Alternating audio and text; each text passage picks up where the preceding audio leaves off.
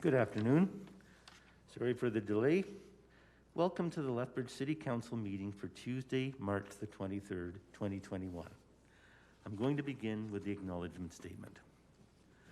The City of Lethbridge acknowledges that we are gathered on the lands of the Blackfoot people of the Canadian Plains and pays respect to the Blackfoot people past, present, and future, while recognizing and respecting their cultural heritage, beliefs, and relationships to the land. The City of Lethbridge is also home to the Métis Nation of Alberta, Region 3. We'll now move on to Bouquets. Deputy Mayor Miyashiro. Nothing today, thanks. Okay. Councillor Carlson. Thank you, Mayor Spearman. Happy spring, everyone, although it didn't look like it this morning. Just a big shout out to our Youth Advisory Council. They've been working incredibly diligently over the last few months, providing input to different projects and things in our community. One thing that they're trying to promote right now, and I'd like everyone to check out if you can, it's the YQL Mask Challenge.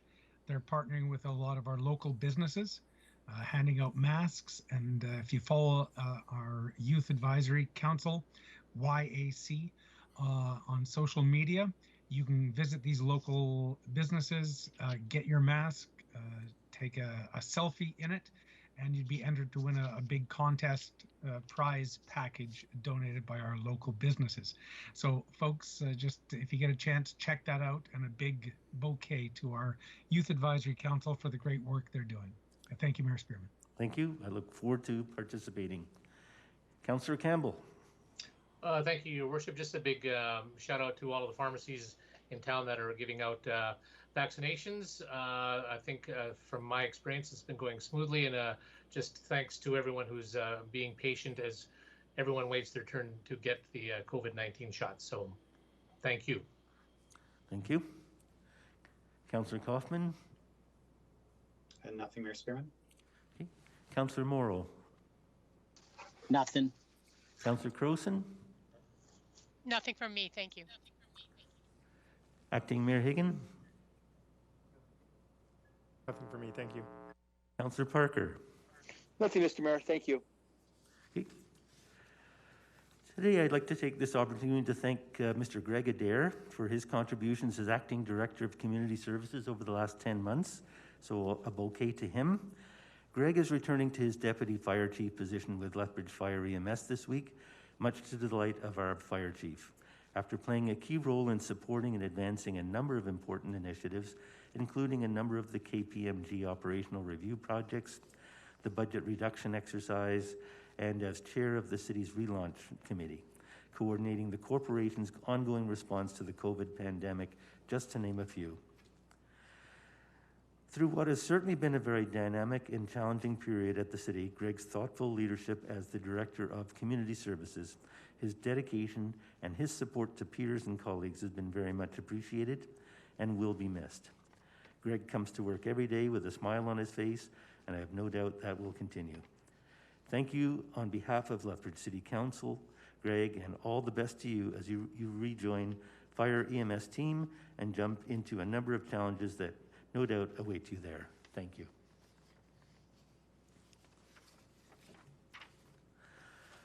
And to the City of Lethbridge, I'd like to thank everyone who's doing their best under these past recent weeks where we've seen the numbers go up to keep each other safe and to keep businesses open in the city. It's really important that we continue to do that and make sure that everyone stays safe until they can be vaccinated. Thank you to everyone who's doing their best. My bouquet goes out to you. Thank you.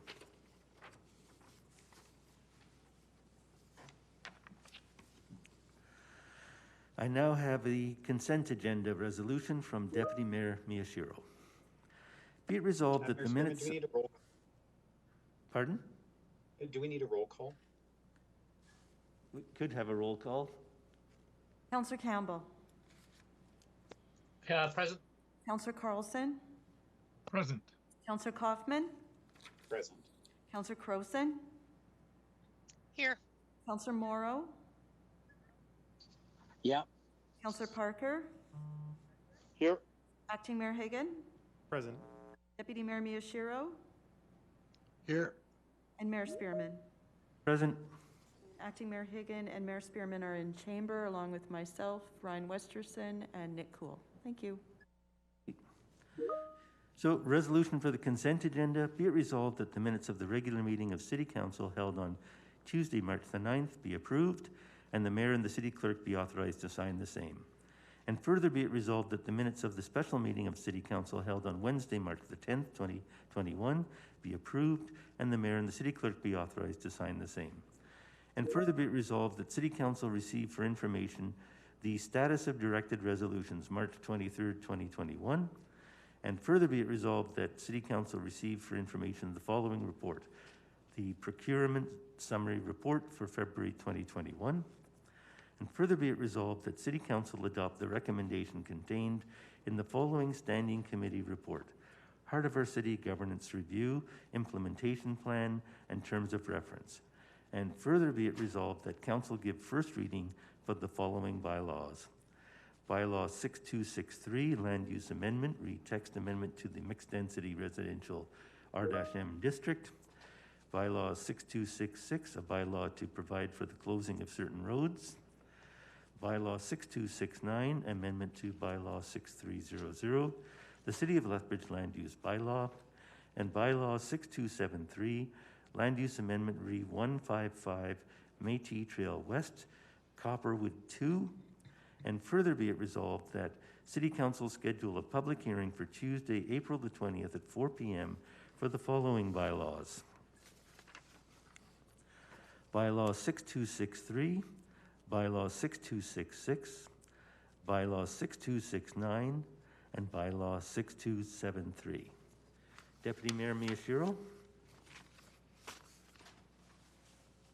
Thank you, Mayor Spearman. I'm open for questions from my council colleagues. Councillor Kaufman. Thank you, Mayor Spearman. Just on the procurement report, 2 questions. COL 2135, Snow Clearing Canyon Boulevard. Is there a reason why we contracted that out and didn't undertake that clearing ourselves? I could speak to that, Councillor Kaufman. It's Doug Hawkins. The only obligation we have to snow clearing is for an expanded pathway network that runs down from the upper bench to the lower bench, and that was constructed 3 years ago now, and we've contracted directly with the golf course because it requires some specialty equipment that they already have as part of their obligation to actually clear the roadway as well. That is the agreement that we had with the lower bench at the time, back in the mid-90s, when we took over the infrastructure, that they would provide a certain level of snow and ice control there. So, but the path is new, and it is ours in terms of operations and maintenance. So we're piggybacking on the service that they have and the equipment that they have already deployed to provide a higher level of service to the hill. Okay, thank you. COL 21-27, purchase battery powered extrication tools. I don't have an issue with the purchase, but I note that the funds come from D28, which is what council approved for the construction of Station 5. When and how did we reallocate funds from the purchase or from the building of Station 5 to the purchase of equipment?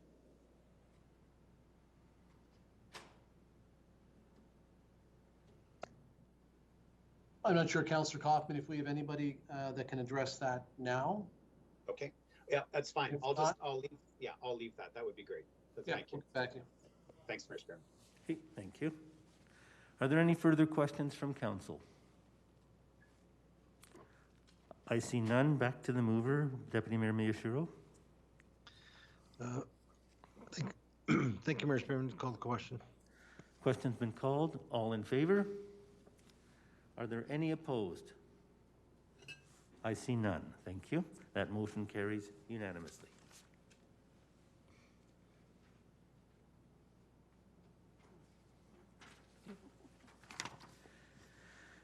I now have adoption of the agenda from Acting Mayor Higgin. That the agenda of the regular City Council meeting of March 23rd be adopted as presented, including all communications as submitted by the City Clerk. I'll ask your City Clerk, are there any amendments? Mayor Spearman, we did receive the Clerk's Office 15 late submissions with regard to the public hearing for 110 13th Street South. We also received one request to withdraw a submission that was published in the agenda. The procedure bylaw states that these were due last Monday, but council does have the authority to waive that section in their procedure bylaw if they so desire to have these distributed to council, the public, and in the corporate record if somebody would like to make that amendment. Thank you. Acting Mayor Higgin? I'd like to make that amendment, and I just want a confirmation first that, it's got a buzz on this mic, that someone could bring this information still forward today in person anyways, correct? That's correct. If they're speaking, they can hand out a distribution, yes. Oh, okay, so it's still, we could still receive this stuff publicly today, so I would like to make that change. So moved by Acting Mayor Higgin that late submissions to the public hearing be accepted. Any questions? Do we treat that as an amendment? Yes, that would be an amendment. Okay. Do we have to vote on the amendment and then on the main resolution? No, we can all be in one because I think it was all by Acting Mayor Higgin. Okay, thank you. Okay, any debate? I see none, so the motion is amended to include late submissions from Acting Mayor Higgin. Adoption agenda with that addition and those changes. I'll call for the vote. Question's been called. All in favor? Are any opposed? I think that's unanimous. Thank you.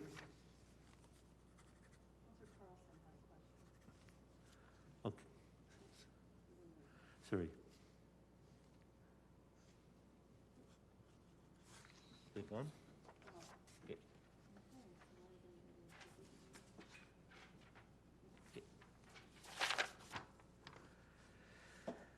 Okay. We're now moving on to presentations. The first one is from Recreation and Culture.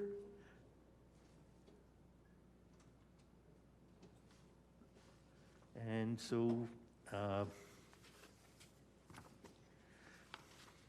the presenter is Mr. Robin Harper. Mr. Harper, please proceed. Thank you, Mayor Spearman, members of council. We're pleased to be here today to complete Project D39 from CIP, which is the master plan, to follow up on some of the KPMG recommendations, and to ask City Council to accept the Recreation and Culture Master Plan. Next slide, please. Next slide, please. We were extremely pleased with the level of engagement experienced as part of the development of the master plan and the accompanying documents, which were the What We Heard document and the State of Recreation and Culture document. All face-to-face engagement took place in a virtual format, and the level of participation was impressive. We had almost 3,000 household questionnaires responded to, which were coded. 106 were non-coded. Engagement with 56 community groups, 18 sessions with 45 different stakeholder organizations, as well as we engaged with other business units internally, which totaled 45 city staff, as well as some sessions with City Council. Next slide, please. The foundation of the master plan was grounded in the plan goal, which was in turn grounded in the 9 identified outcomes. These were key to the realization of that goal. These outcomes included specific items that ensured healthier people, as well as providing opportunities for people to feel connected to the community. The guiding principles that are listed are an overview of the city's role in the provision of the services that will achieve those outcomes. Next slide, please. The plan outlines 9 directions which Recreation and Culture will endeavor to undertake as we move forward. Direction 1 will involve ensuring that the foundation's outcomes and guiding principles are incorporated within recreation and culture planning practices and processes. We will ensure that those same foundations, outcomes, and principles are shared with our community partners and stakeholders. Next slide, please. As mentioned previously, we were able to utilize the process of developing the master plan to work towards some of the KPMG recommendations. These included the development of some key tools in order to ensure that the city utilizes the best way to deliver services, as well as to ensure that we continue to manage the service delivery in the most effective, efficient, and cost-effective manner. These tools will be used in an ongoing manner to both analyze existing delivery, but also to evaluate any new potential opportunities. Next slide, please. We are currently working through business unit organizational structure opportunities, which will include direction and functions identified through the master plan. This will also include working with human resources during the process of the learning management system development to identify skill set gaps and appropriate training opportunities. Next slide, please. The master plan re-emphasized the effectiveness of the existing service delivery model, as well as the importance of working with and supporting our delivery partners. We will continue to work with our partners in maintaining and strengthening our relationships. This will include ensuring that there is alignment with desired outcomes and improved reporting requirements to convey that. Next slide, please. It is important to ensure that the community is keenly aware of the benefits of recreation and culture in the community. We will develop a communication strategy for this, working with communications. As part of our work identifying the appropriate structure and identifying required functions and skill sets, we will work to develop a system and process to gather this information. This will include ongoing engagement with the community and our stakeholders in an attempt to reduce barriers to participation. Next slide, please. In order to ensure that the business unit continues to be a leader, we will need to work to ensure that all pertinent information regarding opportunities, gaps, barriers, utilization statistics, and trends is gathered on a regular basis. This will involve ongoing and continuous engagement with our partners and community groups.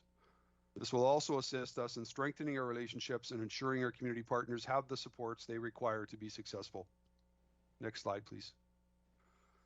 Laying out a vision and strategic direction is essential to ensuring that the community and our stakeholders achieve success. The Recreation and Culture Master Plan is part of that vision and strategic direction. We have continued this work by reviewing the existing sport and recreation policy and have started work on a corresponding civic culture master plan and policy. As part of the next steps, we will be going through a process to share the key findings of the State of Recreation and Culture document, the What We Heard document, and also the key findings from the master plan. Next slide, please. We will periodically review these documents to ensure that we remain on track, as well as continue to engage the community to ensure we are current with the needs and the trends. We will work with our community partners, stakeholders, and the community overall, and will continue to identify opportunities to increase the quality and frequency of engagement to gauge preferences and satisfaction. Next slide, please. We will continue to work to maintain and reinvest in existing infrastructure. This will involve working closely with facility services and other business units to identify opportunities for enhancement during life cycle and reinvestment projects.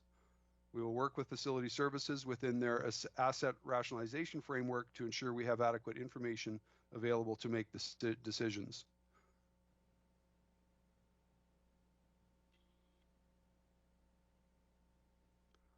Sorry. The engagement process and the analysis of the recreation and culture amenities has identified some priorities in the community. These include such things as further decision-making and planning related to the development of a performing arts theater venue, exploring the feasibility analysis for additional indoor gymnasium multi-use space, and exploring feasibility analysis for the development of outdoor festival and performance venues. These were just a few of the highlighted items. Next slide, please. As previously mentioned, we were able to utilize the master planning process to address some of the recommendations brought forward in the Fiscal and Operational Review Report from KPMG for Recreation and Culture. Next slide, please. In summary, our next steps will be to close the loop with the community, our stakeholders, and our community partners, communicate the key findings and direction to the stakeholders, partners, and the community overall, develop new policies and update current policies, and continue to work with our delivery partners to ensure alignment and support. Thank you very much, and we are open for questions. Thank you, Mr. Harper. That's a lot of information in a very short period of time. Councillor Kaufman. Thank you very much, Mayor Spearman. Thank you very much, Mr. Harper. Appreciate all the work that you've done, and I do have to say as well, I appreciate the fact that City Council was included as part of the consultation group. I know that that's a transformation we're trying to make, that we are theoretically key stakeholders. So giving us the opportunity to meet with the consultants and have a conversation about this was greatly appreciated as well. Thank you for that. The motion behind this is actually to accept it. If we're accepting it, is that the go ahead, is it the permission to engage or start to work with this document is the fundamental guiding document? Councillor Kaufman, that is our hope, that if this is accepted by City Council, that we would have the go ahead to start to implement some of these directions as we move forward. Okay, thank you. The reason I ask that is that I know that the city manager is and the clerk's office are consideration for the next council, considering a service level conversation, and there's an awful lot in here that actually reflects service levels. So if this council approves something, is it with the understanding if there's any revision or conversation around service levels, it will be impacted as we go forward? Yes, any decisions that council would make in regards to service level would definitely be implemented by the department within the context of this plan. Okay, thank you. I'm not certain if edits are possible before this actually becomes a public document. I figure that the consultant wrote this though. Page 14 under population and demographics, the bottom bullet states the area surrounding Lethbridge is on the traditional homelands of the Blackfoot Confederacy. Our own reconciliation statement actually recognizes that Lethbridge is on the land of the Blackfoot people, so it's not the areas surrounding. Additionally, we don't use the word traditional in any of our literature either. Traditional implies it's no longer, and I think many of the Blackfoot people would have an issue with that. So I don't know if that can be edited out or references to that can be just clarified with our own language. I don't see a problem with us editing that small piece to that, Councillor Kaufman, before it's finalized, if City Council approves of that. If that meets the approval of my colleagues, correct. If I can just ask for clarification about Appendix A and Appendix B. Appendix A, you talk about the replacement value. What do the figures represent? So that's replacement value of all of our facilities. What do the values represent? So ATB, I believe, is $100 million. What does that represent? My understanding is that would represent what it would cost in today's dollars to replace that facility like for like. Okay, that's good to know. Thank you. And just if I can, final question, Mayor Spearman, Appendix B. How does Appendix B guide future investment decisions? So that's the weighted scale. For the infrastructure? Well, for infrastructure requirement, there seem to be some programming things tied in there as well. I'm just wanting to get an understanding if for example, interpretive and educational spaces tops it at a prioritized score of 47. What does that mean? Does that mean if you get that and leisure swimming pools coming forward, the weighted value of interpretive and educational spaces trumps leisure swimming pools? We do have the consultant, Mike Roma, on the call. Mike, can you just offer some clarification on that?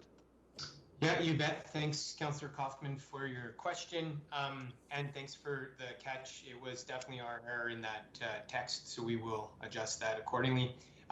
As far as the prioritization goes, what we initially did with all of those criteria that are outlined in the report is first looked at what we've called the needs assessment to see if the levels of service are appropriate right now, or whether they could, I guess, warrant expansion, or potentially there might actually be too many of a certain amenity in the community. So after that first level of assessment, we arrive at a conclusion that there are some amenities that are provided at an appropriate level, some that might be reduced, and some that could be expanded. After that, we look at another set of criteria, which includes the prioritization criteria, and that's the entire table that you've referred to in Appendix B. And based on the scores that each of those amenities gets, then we arrive at the actual priorities. So we have two different pieces of information. One is whether or not we have the right service level. The next is what the priority of those different amenities are. And then we marry those to the either actions that are required for certain amenities that we know about, i.e. reinvestment or expansion possibly, and that gets translated into an action plan that we've provided in the report for each type of amenity. And that starts on page 76. It's fairly high level. I mean, we can't get into a great level of detail for every amenity, but it starts on page 76, gives the needs assessments, conclusion, the prioritization, what next steps and considerations would be, and then what the timing could be. Oh, perfect. Okay. Thank you. That's, thank you. I appreciate that clarification and the linkage. Thank you. Thank you, Mayor Spearman. Thank you. Are there any further questions? See no further questions. Does any member of council? Councillor Carlson? Thank you, Mayor Spearman. Sorry, I couldn't click the button for some reason. Mr. Harper, Mr. Roma, thanks for the presentation and the information. It's, I think, the third time I've gone through it. Appreciate it. A question I wanted to ask when we were dealing with this in committee. When doing the work on this and the reviews, did we look for anything about policy that maybe policy that needs to be redone or updated, or any gaps in policy in doing this master planning work? We, Councillor Carlson, we did have conversations with the team that were tasked with drafting the updated MDP. So we did have discussions in regards to policy, guidance policy for those, and we've worked to incorporate that into the document. Obviously, we have a couple policies right now. The sport and rec policy is one. We do not have a corresponding civic cultural policy, but as mentioned, we're going to be starting work on that and bringing a draft forward for that eventually. So those are the two key policies that would really drive both the sport and recreation avenue, and then also the civic cultural piece as well. Excellent. Thank you for that. It's around the civic cultural piece that I was curious about. In my early days on council, or actually just before I got on council, I was involved in quite a lot of work on an arts policy, and I can't find it anywhere. And so I'm curious, where is that, or does that exist? I don't recall what happened to that. My understanding, and this obviously is a little bit before my time, but my understanding was that there was one that was drafted that really, it was around arts and culture in the community. It was looked at, it was drafted, but it was never officially approved by City Council. Ah, that's what we found. Yeah. Okay, because yeah, I was, I think, heavily involved in that before I was on council. So interesting. And would that be rolled up into that civic cultural policy then? We would use that as kind of a starting point. I mean, it should have a lot of good information in it.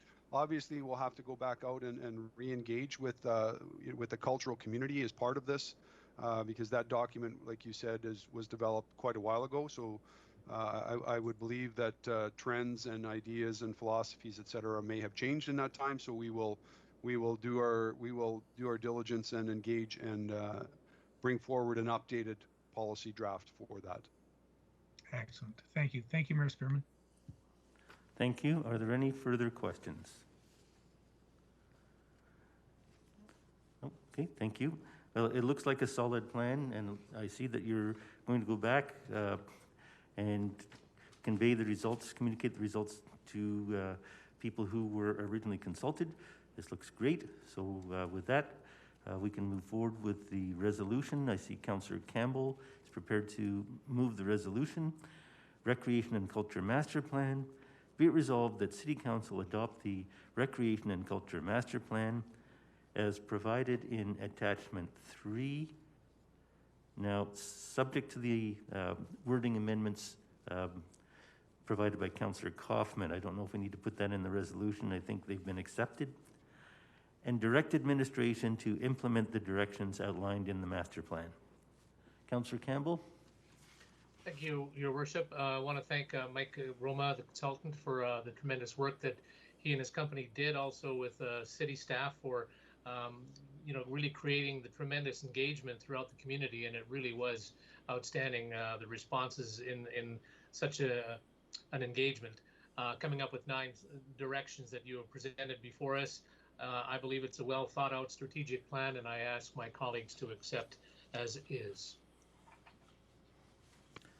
Okay, any questions? I see none. Any debate? I see none. Question's been called. All in favor? Are any opposed? Okay, that is unanimous. Okay. Thank you. Thank you very much, Mr. Harper. We'll now move on to 4.2, and we'll look for Jillian Bracken, Manager, Community Arts and Culture, and Mr. Harper again to speak to us about the 2021 Public Art Work Plan. Good afternoon, Mayor Spearman and members of City Council. My name is Jillian Bracken. I'm the Community Arts and Culture Manager in the Recreation and Culture Department. Next slide, please. I'm here today on behalf of the City's Public Art Committee and the Recreation and Culture Department to request from Council approval of the 2021 Public Art Work Plan. Members of our committee are watching online today in support of this plan. Next slide, please. On September 21st, 2020, City Council approved changes to the public art policy, which include the adoption of a new gating process for Council. To enable greater clarity and increased transparency, Council will now approve public art projects before they are initiated. This work plan is the first step in transitioning to the new policy language. Next slide, please. The 2021 Public Art Work Plan includes information on public art projects currently in progress and outlines projects to be initiated this year. This one-year plan will bridge the gap to the next CIP cycle. Next slide, please. Moving forward, the Public Art Program will return to Council with 4-year work plans following each CIP funding allocation and with annual reports on work completed in the previous year. Next slide, please. The City's Public Art Program is guided by a policy and a master plan. The policy provides a framework for developing public art, while the master plan offers a forward-looking vision statement and values. Together, these 2 documents guide the work of the Public Art Program. Next slide, please. While all initiatives outlined in the 2021 work plan help move the Public Art Program closer to realizing the program's vision, the plan focuses in on 6 specific objectives detailed on page 2 of the plan. These objectives include diversity, Indigenous representation and inclusion, placemaking, support for local artists, public-private partnerships, and collection care and sustainability. Next slide, please. 2021 will see the continuation of several in-progress public art projects. Large public art projects can take upwards of 18 months to complete, from the launch of a request for proposals to completed installation.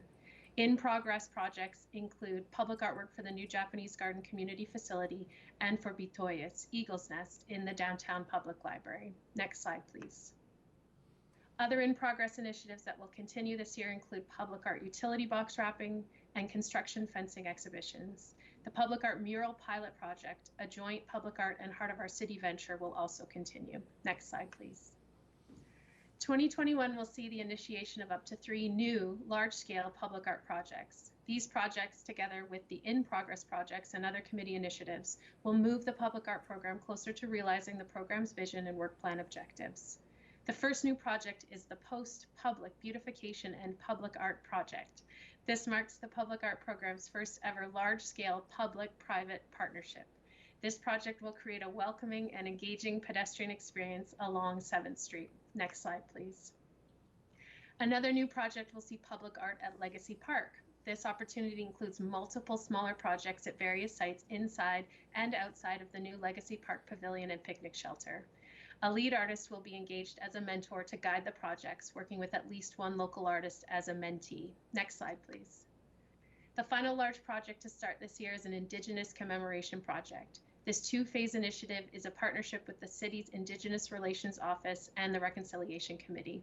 It will start with artist-led engagement to consider the community's aspirations for commemoration projects identified in the city's Reconciliation Implementation Plan and Calls for Justice of the National Inquiry into Missing and Murdered Indigenous Women and Girls. The second phase will see the initiation of projects that emerge from the engagement phase. One opportunity for projects is a large multi-panel mural on the exterior of the Transit Park and Ride facility. Next slide, please. The Art Committee endeavors to undertake strategic work that furthers policy mandates while also moving the program towards realizing Council's vision for a vibrant Lethbridge. On top of the projects included in the work plan, the Art Committee has identified several key initiatives for 2021.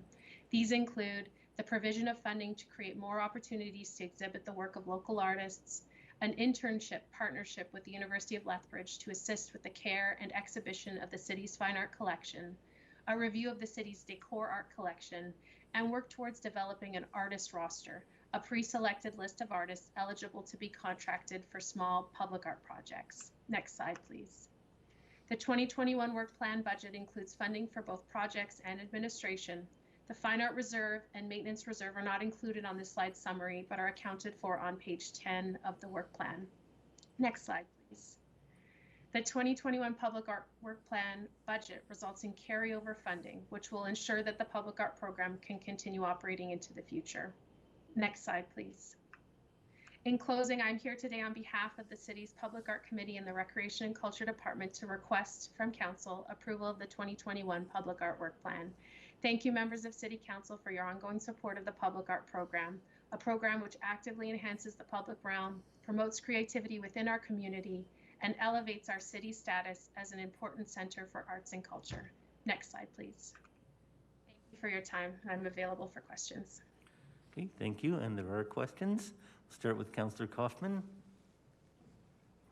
Thank you, Mayor Spearman. Thank you very much, Ms. Bracken, for the work on this.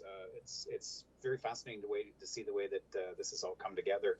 Can you just, on the public art document, the 2021 Public Art Work Plan, Recreation Culture, City of Lethbridge, on page 2, you've got the work plan objectives.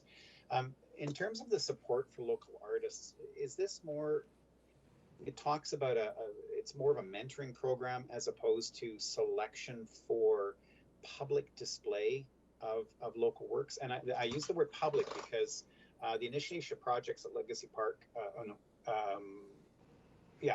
increased opportunities for emerging artists to exhibit in auxiliary and ancillary gallery spaces, which would be more private access requirement. So I guess twofold, is this more about a mentoring program? And is it about private spaces as much about public space? Councillor Kaufman, I'd say it's a balance of both the mentorship and supporting exhibitions. On the mentorship front, our committee believes that helping emerging artists develop is just as important as exhibiting art. So we're working to expand kind of professional development opportunities that are embedded with some of these projects.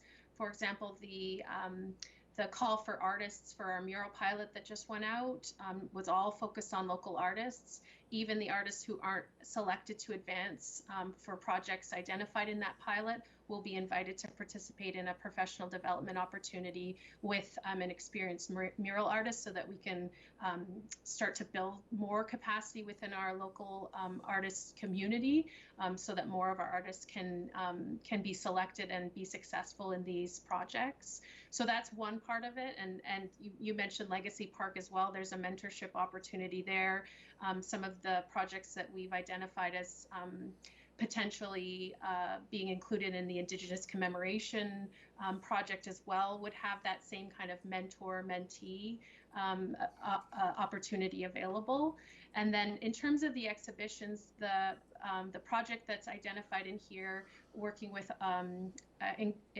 increasing opportunities for exhibitions would be in public buildings. So we're looking at more support for exhibitions within the Yates in the gallery upstairs there, more exhibitions within CASA, and then also supporting additional exhibitions at the Nature Center in those spaces. So those would all be accessible to the public.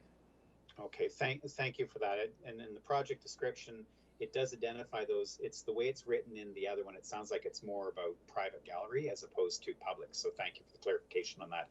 This component of it seems very hands-on. Are we as a city organization, and I guess you, the one who's mentoring and stewarding this, or is this part of our fee-for-service agreement with the Allied Arts Council?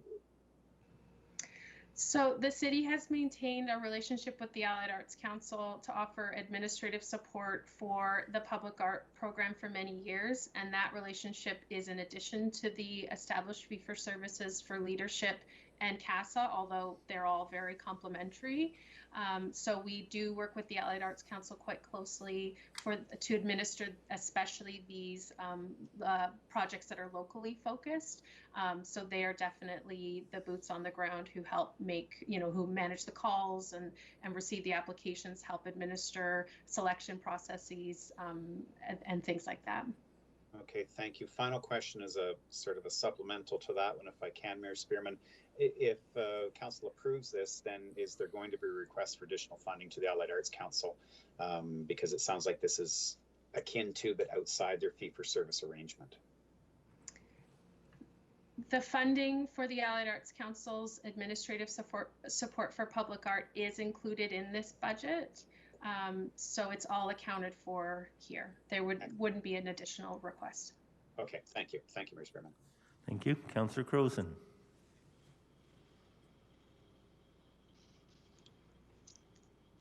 Thank you, Mayor Spearman. Thank you very much, Ms. Bracken, for the presentation and for the work that's gone into this. It is nice to see things as they're being developed and not after the fact. But I am curious about the post-project first. When you look at projects like this, I know you bring in a lot of different perspectives, but is safety or SEPTED one of the concerns that you have? Because here you have that screen, the LE screen, and in the image it looks see-through. Will it be see-through? Will it block the view? So I'm just wondering if safety and security downtown or something like that has been considered with such projects. Thank you for the question, Councillor Crowson. Absolutely. Public safety is one of the key tenets that we always consider when we're identifying projects, when we're engaging artists, and when we're realizing projects. We work very closely with our facility services department here, who can offer that SEPTED experience and knowledge. And for this particular project as well, we have access to Andrew Malcolm and his wealth of knowledge working in the downtown. So this one is still very much at the conceptual stage where we identify an opportunity, we then build a call to artists. Within that call to artists, again, safety, security, sight lines, things like that would be identified as considerations. Artists would respond with proposals that have to demonstrate an awareness and an understanding of those concerns. And then evaluation would also kind of review and take into account what the artist was thinking, what the intent of the call was, and then select with that as one of the criteria that's considered. Going one step further, have you ever considered just running it past some, member of the police, just to make sure that they have no concerns about it? We could absolutely do that. For this one, I know we're going to be working quite closely with Andrew and his team, so we could absolutely review this particular project with them. And my next question, I know that whenever we do projects, one of the concerns, and I think every member of council has heard it, is the balance between ensuring there's work for local artists, but of course we also have to follow the guidelines of, tender and all of those requests for proposals. When you're planning something like this, and this is a year plan, the next one's going to be a 4-year plan, how does the committee think about that? What sort of work do you do to ensure there is a balance and so that the needs of our local artists are met, but you follow the rules that you have to as well? Yeah, it's a difficult balance, as you've identified. It's a challenge that we always have to contend with. I think for the committee, we started with our objectives and looked at those, and then from there tried to make sure that we were putting together a plan that did the best to address all of those. We are bound by the same procurement guidelines and rules that all other city departments and city programs are. So over a certain threshold, we have to compete our opportunities beyond just local artists. And then under a certain threshold, we have some flexibility to do that. So I think from the committee's perspective, we just try to offer a balance of opportunities that would, that would engage both local artists, but also bring to the community art from artists outside of our community, so that there's benefit for the local artists directly, but also opportunities for the public at large to, welcome these beautiful pieces from artists who may not necessarily reside within our community. And sorry, just one more follow-up. That is communicated to local artists, because I know that's always a concern. Yeah, we do our best to communicate that to them. The other thing I should point out too is the Legacy Park project, which we've identified, is one where we're trying to strike a balance between local and not local. So assuming if the larger opportunity were to go to an outside artist, and that's not guaranteed, we would still balance that with a partnership with a local artist who could work with that mentor. So we're doing our best. We understand it's a balance that we need to strike, and it's a challenging one to do so, but we've tried to address that with a diversity, like with a diverse number of projects within the plan. Thank you, Ms. Bracken. Thank you, Mayor Spearman. Acting Mayor Hagan. Thank you, Mayor Spearman. Oh, sounds like my mic is, I'm going to hop over to another mic here, because I think we've got, can you hear feedback there? Okay, I'm going to hop to another mic if that's okay.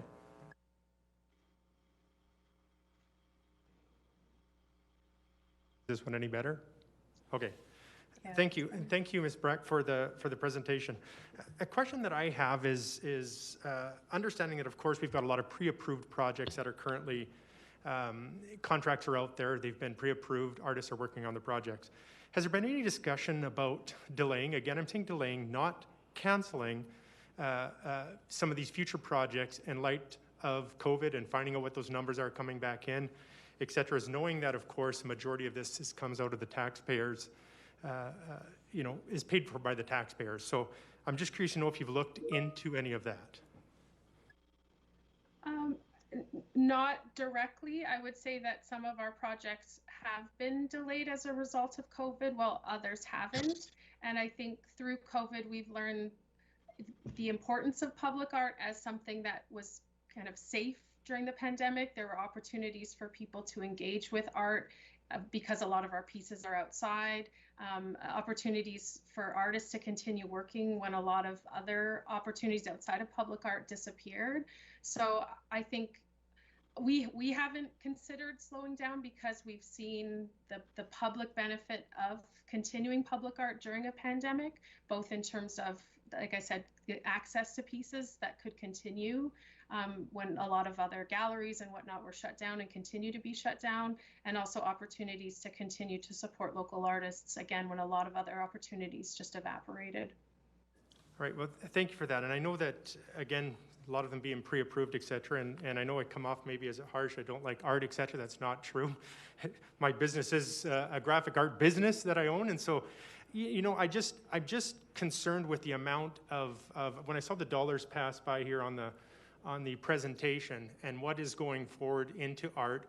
Again, a lover of the art, and I've got no issue with that, but just in the situation in the current pandemic that we're in, understanding that all of these projects are funded by the taxpayer, I'm just concerned going forward that we haven't done more of delaying, if you will.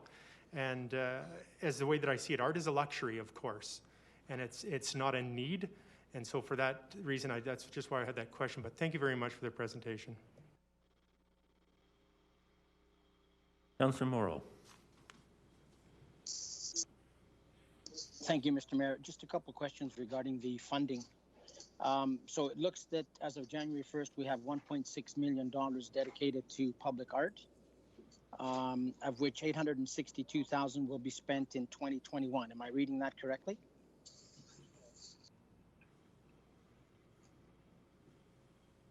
Yes, so just scrolling down to that page 10. So that 1.6 million identified as available as of January 1st, with 350,000 of that committed to projects and administration. and then 862,974 would be our annual budget for this year, including those in-progress projects and administration. Okay, and then the last 3 years, 22 to 25, or 4 years, I guess, whatever that is, then we have a remaining 740,000 dedicated to that. Is this the only amount of money, or could there be more added to this pot? And I may defer to Haley here. I see she's just popped up. Public art goes with the CIP, not the operating budget cycle. So we received our final allocation of the current CIP this year, which I think was about $5,000. What's outlined there at the bottom of page 10 in the work plan is a projected budget. Public art, when the policy was established, is funded by the CIP and has been allowed to carry over funding from one CIP to the next. So that projected budget is demonstrating how we would spend the money that we would carry over from this CIP cycle to the next. Haley, if you want to add anything to that, I'll defer to you. Mayor Spearman, through to Councillor Morrow, that's correct. We would revisit the public art program for the next 4-year window during the budget deliberations and the information that's coming forward through the CIP process for 2022 to 2025. So this is the funding that's available within the existing approved CIP that is being presented today. Okay, thank you. And my other question is, I thought I heard you say, and I just want to make sure that I picked up on that correctly. I thought I heard you say that, especially during COVID, that public art has been a benefit to the community. Can you maybe share some of the local data that you have on that statement that you make? Because you talked about, I think I heard you say that people will engage and interact or whatever they do with public art. So yeah, can you just elaborate on that? And is there, like, how do you know that, I guess, is kind of what I'm thinking in the back of my mind. Councillor Morrow, that's a fair question, and I'd have to say that it's based on anecdotal evidence. And, you know, I'm thinking specifically of my experience installing the construction fencing exhibitions at Henderson in the midst of the pandemic last November, and the time we spent seeing people, you know, stop and engage with that at a time when there wasn't a lot else to do, and some of the comments that came back from that. Same with, again, just anecdotal experiences, walking around in Galt Gardens, seeing the public interact with the utility boxes that, again, were wrapped right in the midst of the pandemic, and also a lot of the interactions we had with artists and with businesses when we were able to launch the mural pilot project, again, right in the middle of the pandemic, to offer some support and to local artists and some projects that could continue to move forward when a lot of other things were shutting down.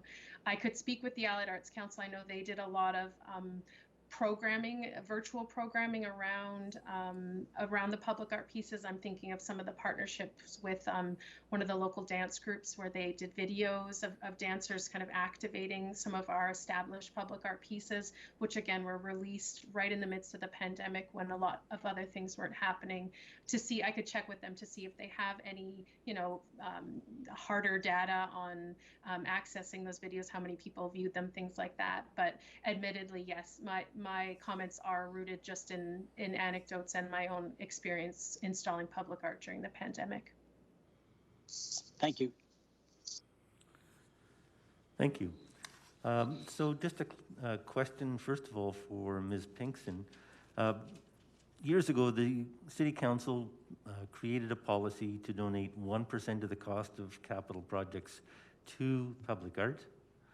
And that's where the funding is coming from that we're seeing today. Is that correct? It's coming from, that's under that same policy? Mayor Spearman, yes, that's correct. Okay. So if we wanted to change that, we would have to revoke or amend that policy as a council in the future, right? So right now that funding exists and it has been provided under the current policy. Is that correct? That's correct. Okay, thank you. And I guess to Ms. Bracken, the $862,974, does that all just go to artists? I see there's some for administration, but there's other people involved in building public art, right? Are there construction people? Are there other people who are assembling these works of art? Yeah, so looking at that $862,000 breakdown for the next year, there are some administrative costs listed there at the bottom. Everything above that is funding connected to projects, understanding that the way we contract artists, they're provided a budget. That budget would include all of the costs associated with realizing the project. So materials, any services, trades they need to subcontract, and then they take a portion of that contracted amount as an artist fee where they're paid directly. But the vast majority of this money is going directly into realizing projects that are taken on by both local and not local artists. Okay, so in a way, next year we're going to spend, or I think it's this year, we're going to spend over $900,000 on 3rd Avenue South for upgrading, and we're adding about almost $900,000 in public art in other areas. So in a way, investing in the economy, in a different aspect of the economy, in artists. Is that correct? Yeah, and the other thing I would say is just to my earlier comment in the presentation about how long it takes us to realize these large projects, because they are one of a kind, they are custom made for a specific location with a specific intent. These large projects will be initiated as soon as we can this year, but the costs will be spread over a couple years for several of these large ones. And with the Indigenous commemoration project as well, there's that first stage of artist-led engagement that we would start this year, and then the projects identified in that engagement wouldn't start until later this year or next year. So although it seems like a big budget for this year, these are just projects that we would be starting this year. Okay, so and that one, the Indigenous commemorative project could actually spread over 3 years. It sounds like you might it might be 2021, 2022, and 2023 before it's complete. Okay. Okay, thank you. Councillor Morrow. Thanks again, Mr. Mayor. Just a few more questions further to what I was asking earlier. So again, I'm looking at the financial page there. So committed funding, projects and administration is $351,000. Is that, just to make sure I understand, is that committed funding for this year, 2021? We've already started and obviously committed those funds. Is that the only part of this whole budget that we have committed? Councillor Morrow, yes. So the public art program and our policy, we're in the midst of a transition from the way we used to receive approvals for projects and the way that we're hoping to receive approvals moving forward. So all of the in-progress projects were approved under the previous means of approval, where we would come at the end of a project. So those ones are all in progress, committed funds, contracts signed. The other ones, 7th Street Post, Legacy Park, have not yet started. Indigenous commemoration, as it's a partnership, we've made some tentative commitments to the Reconciliation Committee and the Indigenous Relations Office that we would like to partner with them on that initiative. Auxiliary exhibitions will be delayed until we can get access to exhibition gallery spaces again, and the administrative support administration, again, that's kind of started. We've been stuck in this transition for a few months, so we've used some of those funds already, just to allow us to work through these first 3 months of the year, but those have not all been spent yet. Okay, so where I'm going to go with this, and I'll be right up front right now. I'm going to put in a motion to postpone the art project, but obviously not the committed. So would I just be committing the $351,000 and the rest could all be postponed until after COVID, until the new council. So is that the amount then? I just want to make sure that I've got the dollar figures amount. Maybe Ms. Pinkson might be able to address that.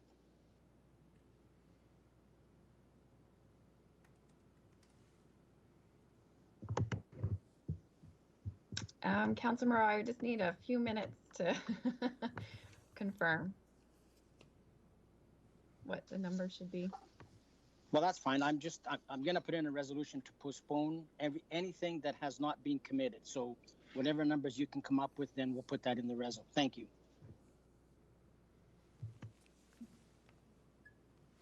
Any further questions from council?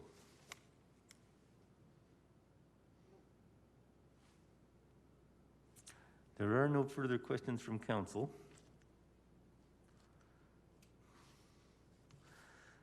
So I have a resolution from Councillor Campbell, 2021 Public Art Work Plan. Be it resolved that council approve the 2021 Public Art Work Plan as in attachment 1. Councillor Campbell? Will we wait for the amendment by Councillor Morrow first? Yes, Mr. Mayor, I'd like to put in the amendment, yes. Yeah. So what I heard from Councillor Morrow was he would like to make an amendment that all funding that hasn't been committed to this point be postponed. A seconder, Mayor Spearman? Yeah. We would need a seconder. Yeah. I'll second that.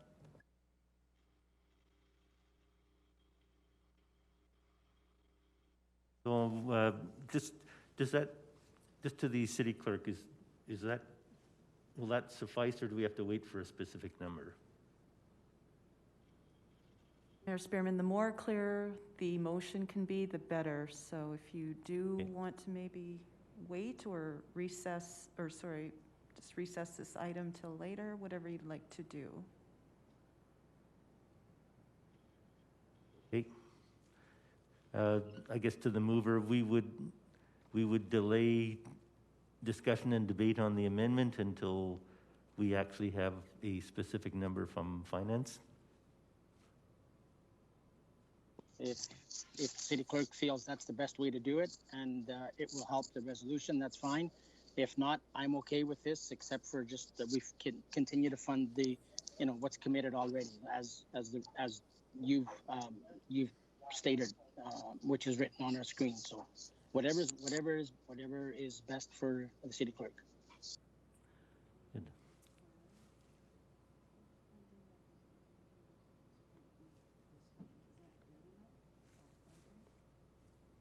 Mayor Spearman?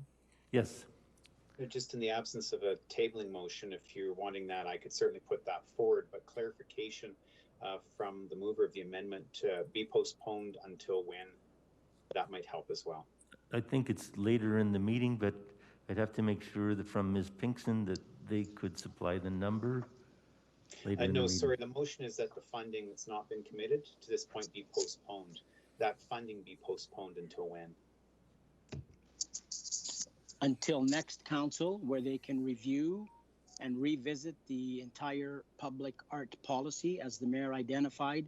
And I know I have put forward before where we reduce the 1% to half. And I just believe that maybe the new council should at least have an opportunity to discuss that, given the times we are in. So after November the 1st, 2021. So I'll make a motion, Mayor Spearman, then that we table this to later in the meeting, which gives Ms. Pink some time and perhaps Councillor Morrow some time for the wordsmithing so that we come back knowing what it is that we're debating. Okay. We'll table it to the call of the chair, and that way when the numbers are ready, the mayor can bring it up. We don't need a resolution, we're just doing that by consent? Correct. Okay. Consent if everybody agrees to that. Does everyone agree to that? I hear no objections. Okay, we'll move on to 4.3. So Ms. Pinkson doesn't get a break because it's the audit committee report, unaudited year-end financial information. I'll ask the chair of the audit committee, Mr. Rob Miyashiro, to introduce the topic. Thank you very much, Spearman. This is the report from the 2020 General Fund, Utility Fund, and Reserve Fund operations for the year ending December 31st, 2020. This was approved by Audit Committee at our last meeting, and sorry, I'm just trying to read my stuff here. That the attached report also includes a proposal to establish a $14 million line of credit from the MRSR to fund the commitments for the expansion of Sharing Industrial Park and the airport commercial development. I'd like Ms. Pinkson now to go through her presentation, and then we'll have questions. Thank you, Mayor Spearman and Councillor Miyashiro.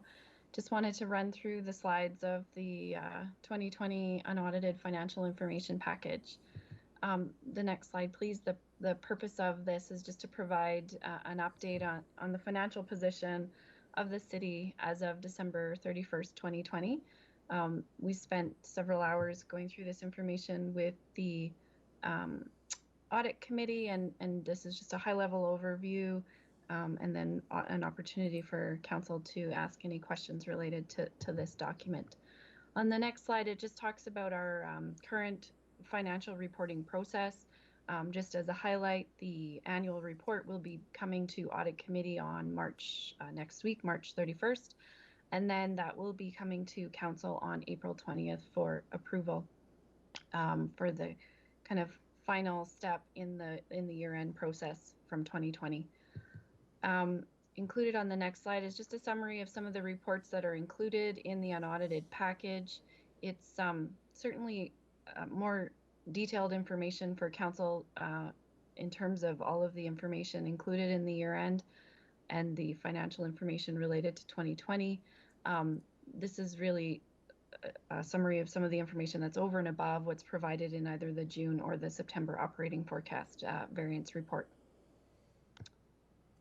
The next slide just summarizes kind of the high-level overview of the corporate position. A lot of that positive variance is related to support from the province in terms of the most grant funding, as well as business units reducing expenditures where they could to ensure that we could operate within the challenging year of 2020 that it was, related to COVID and some of the uncertainty and other things that were happening. On the next slide, we just highlight high-level kind of summary. There's an executive summary in the package that provides kind of touches on many of these significant kind of budget variances and the impact to operations. Just highlighting some, like, for example, COVID, as well as some of the property tax revenue information, as well as just operational changes and some lost revenues as a result of closures and health restrictions. On the slide 7, it talks about the MOST grant, which was received from the province, flow-through funding from the federal government, and just some additional information in terms of how that was allocated.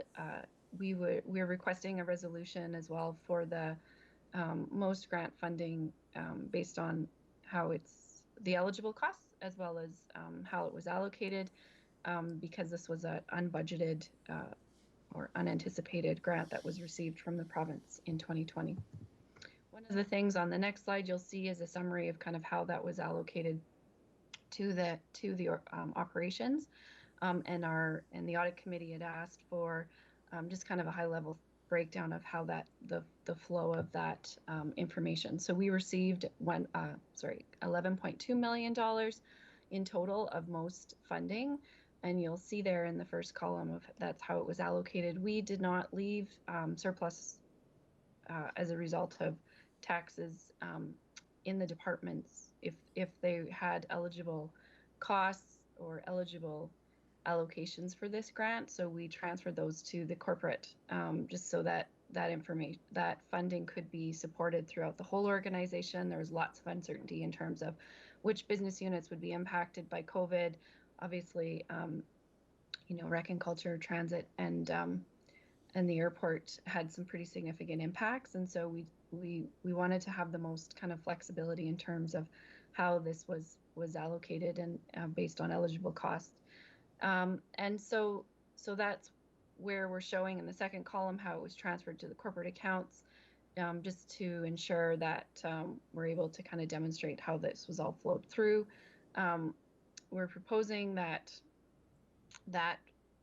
funding be set aside and allocated based on the summary of the transfers and allocations below in terms of supporting the airport reserve, as well as the off-street parking reserve, which is experiencing some pressures in over and above COVID, as well as just lost revenue in terms of activity in the downtown.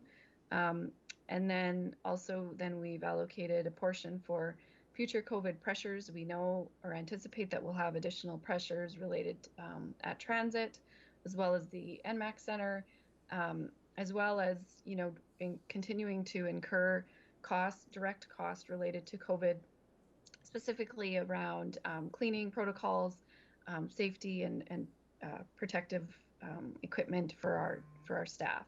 So this was intended to kind of give some additional information on how the most grant was allocated.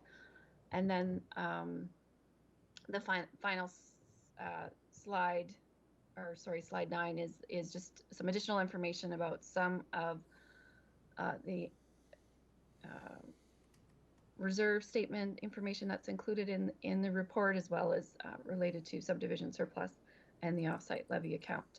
We are requesting that a resolution be brought forward for a borrowing, internal borrowing from the MRSR related to Lethbridge land to help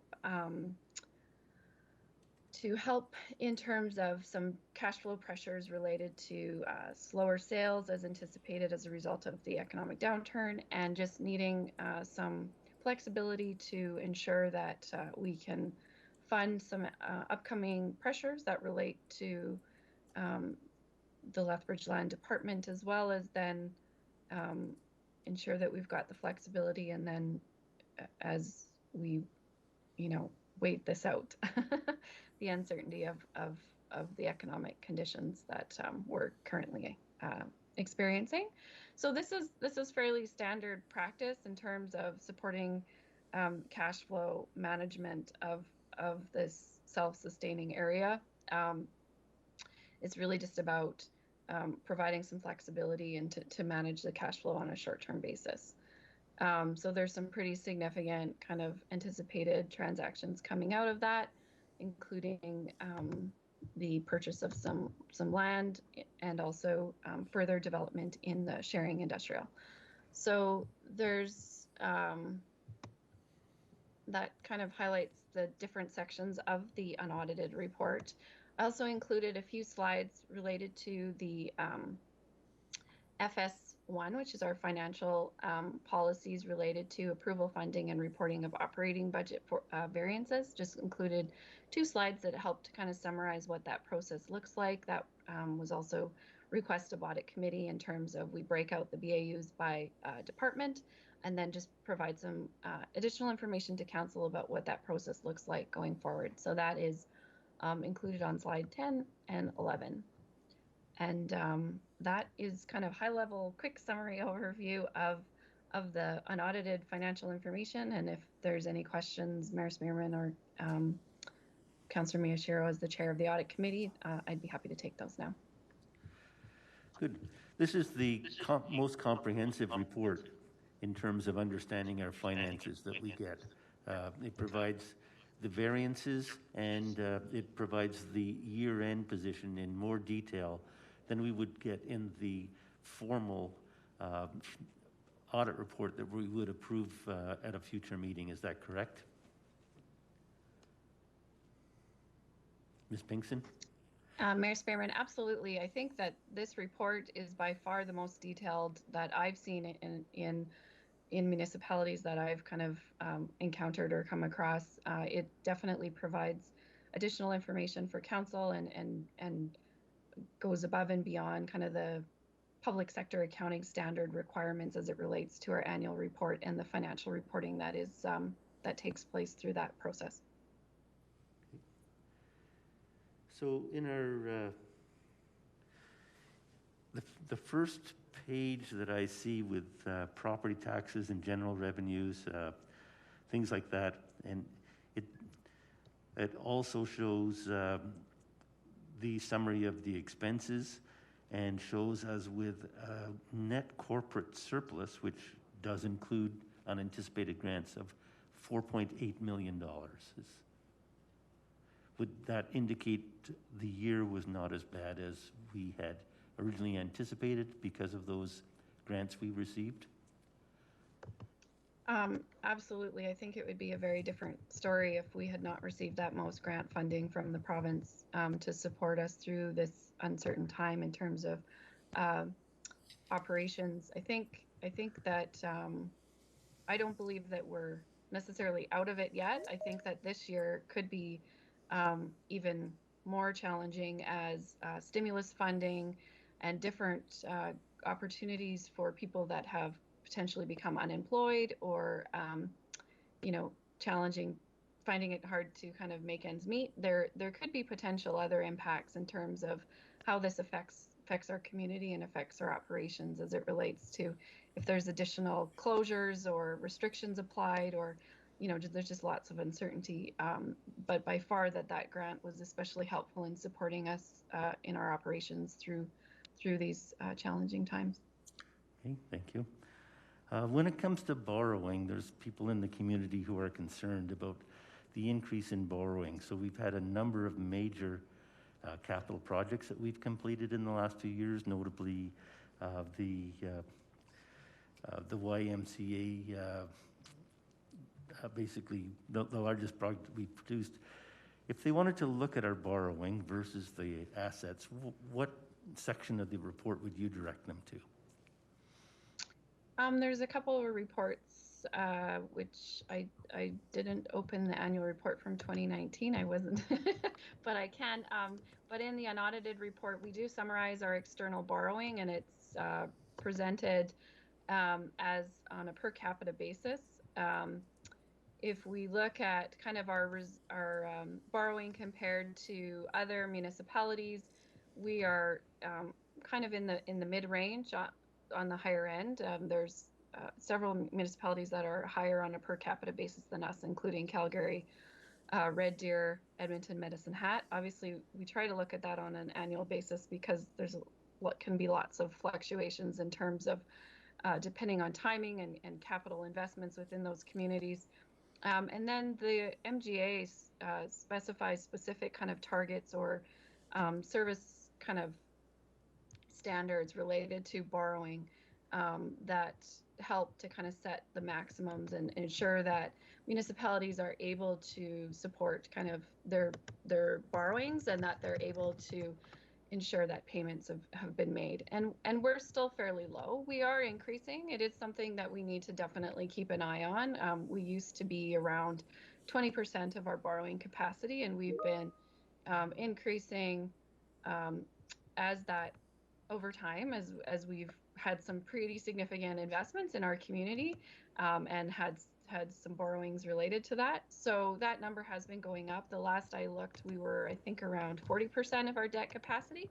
So we're not in a position that would send up some alarm bells at this point. But I think that's definitely something we need to keep in mind and manage, and that continuing to increase and get that capacity level close to the 100% mark would definitely not be recommended. We want to keep our borrowing as low as possible, and it's that balance between investing in our community and managing our debt capacity and our debt. That's good, thank you.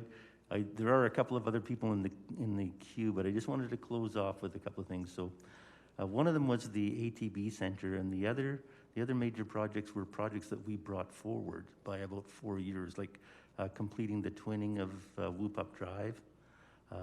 We brought forward from 2022 to 2018. So we incurred those expenses ahead of time, but those were projects that contributed to the debt where we incurred the expense before we had planned to. Is that correct? So they would have been part of the capital budget and we would have kind of managed or forecasted those borrowings during that process. So council, I think at the time, decided to push the twinning ahead, and so those are managed in terms of timing and within our debt capacity, if that was the question you were asking, council. Right. Or sorry, It would Spearman. lead to higher debt levels by bringing projects forward, right? Okay, thank you. Councillor Carlson. Thank you, Mayor Spearman. Thank you, Ms. Pinkston. Thank you, Deputy Mayor Miyashiro and your committee, audit committee, for the work on this. Much appreciated. A couple questions on the line of credit, if I can. First and foremost, Ms. Pinkston, your dog made a guest appearance there, and it brightened my day. Thank you. I encourage it more often. On the line of credit from the MRSR for RELD, is this standard practice? Absolutely, Councillor Carlson. There's a few instances where we've done this in the past.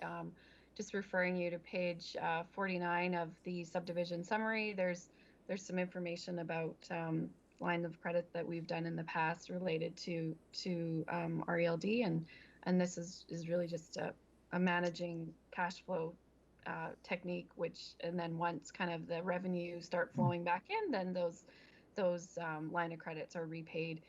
It's just a timing issue in terms of we've done some pretty significant investment and commitments included in the unaudited report. I believe there's about $21 million of commitments related to RELD over the next few years, and so it's just a timing of cash flow in terms of needing some flexibility. Because we propose it be internal, because then there's the opportunity and the flexibility to repay that, as opposed to if we had proposed a more structured external loan with ACFA or the new kind of entity that the province is creating for borrowing for municipalities. Just the repayment terms and the structure of that just loses that flexibility and the opportunity for us to kind of manage that in a different way. Excellent. Thank you. I just want to make sure it's not out of the ordinary. We've done this before. It's a good practice. My follow-up question on that is because of cash flow. I get that this is helpful to RELD for their cash flow. Any concerns about the cash flow from the MRSR? We do use it as the revenue stabilization. Any concerns on that? Yeah, I think it should be okay. Based on our review of the cash flow related to RELD, we did look at kind of recovery, and they'll start to be able to kind of repay some of that in the next couple of years, depending on how sales go in terms of the industrial subdivision and different things like that. So I think it's manageable. It just kind of shifts in terms of other projects. If council was to approve any borrowings, they would be done externally, just because of the capital projects in nature. There's more consistency in terms of repayment flexibility. RELD is just a little bit less structured and consistent. Thank you. And if I can, Your Worship, final quick questions. Is there any timeline on the line of credit, and is it only for these two projects that are identified, Sharing and the airport? It was just to kind of summarize some of the additional information that is related to the reason for the impact. There's some investment that was in the work plan that RELD presented, as well as the annual report that they presented a while back there, in terms of about $7 million related to Sharing.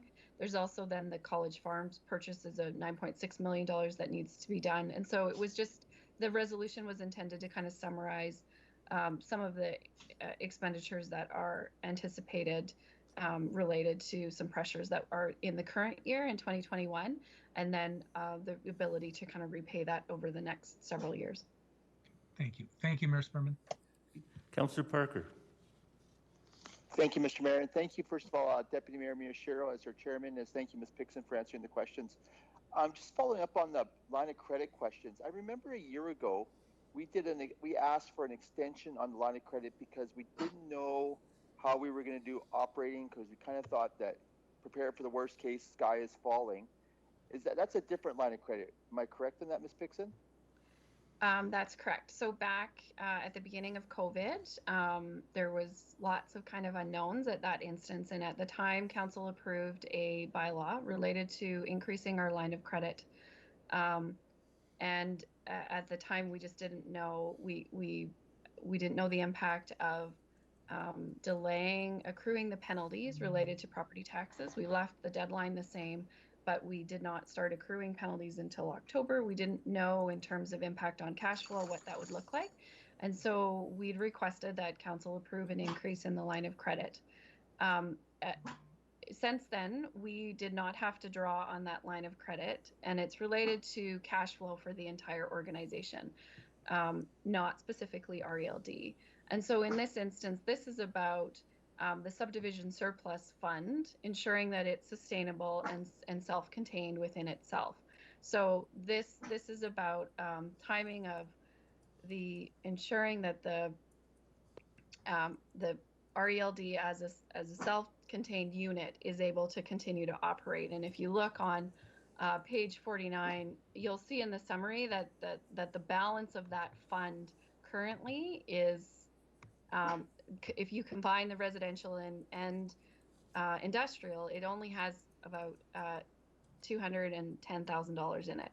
And so we've got some really significant dollars coming up related to RELD specifically, like that I just mentioned previously. And so this is about how does RELD remain self-funded and contained, not related specifically to the cash flow of the whole corporation. So are you guys recommending that we no longer need that line of credit that we did a year ago, or do we still need to keep that in place now, almost a year later?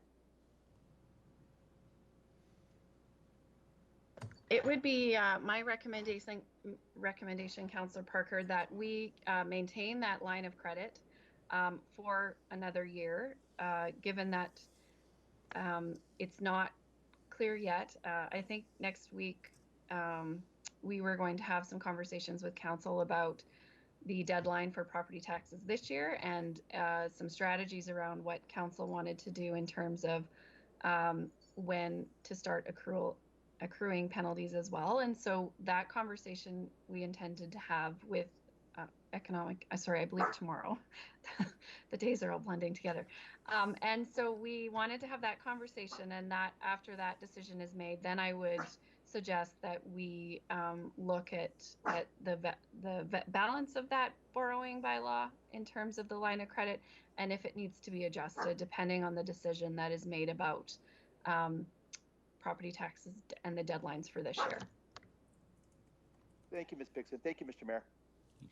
Councillor Morrow. Thank you, Mr. Mayor. To Ms. Pinkston, I guess, so the $14 million in the resolution that you're asking to approve as a borrowing from the MRSR, can you maybe just break down, I know it's going to those two projects, can you tell me the amount of the money going to sharing and the amount going to the airport? Can you break that down? Yes.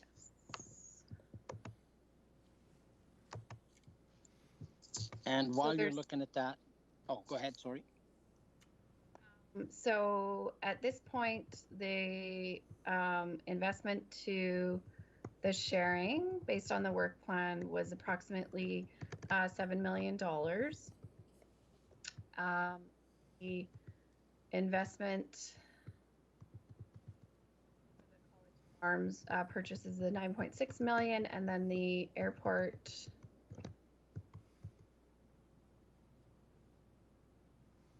I'd have to look at it's in that. I'll have to just double check what that amount is. Okay, so we're gonna, looks to me that we're gonna borrow 14 million. Is that what we're doing from the MRSR? Yeah. So if we look yet we have 7 million that you said is going to sharing. 9.6 million is, I guess, payment to College Farms for the land that we purchased a few years ago or whatever. That's more than 14 million. So I'd just like to know the total of these three now that you've mentioned it. and where the money is coming from. Obviously, 14 million is coming from a line of credit from borrowing. Where's the rest of it coming from? So there are sales that are anticipated in 2021. So this is looking at the cash flow of RELD over the next 4 years. And so we anticipate that we will be approximately $13 million in a deficit in 2021 based on all the ins and outs that will be happening this year related to some sales are coming in, but there's also some significant expenditures going out. You can see a summary of all of the committed funds related to industrial and residential in the unaudited statements on page 49 and 50, just all summarized, in terms of debt payments that are coming out related to other borrowings that are related to RELD. And then we anticipate that starting in 2022, 2023, things will start to turn around. We'll have, we're anticipating about a $2 million surplus in 2022, about a $3.5 million surplus in 2023. And so things will start to turn around as sales come in. But this is really just about managing what we anticipate will be a roughly $13 million deficit, cash flow deficit in 2021 related to all the in and out cash flow transactions that are anticipated this year. So the resolution just kind of summarizes some of the transactions that will be incurred, and we're just asking for this flexibility to kind of manage so that the overall subdivision surplus fund does not go negative in total, including industrial and residential combined, and that will help us manage that fund.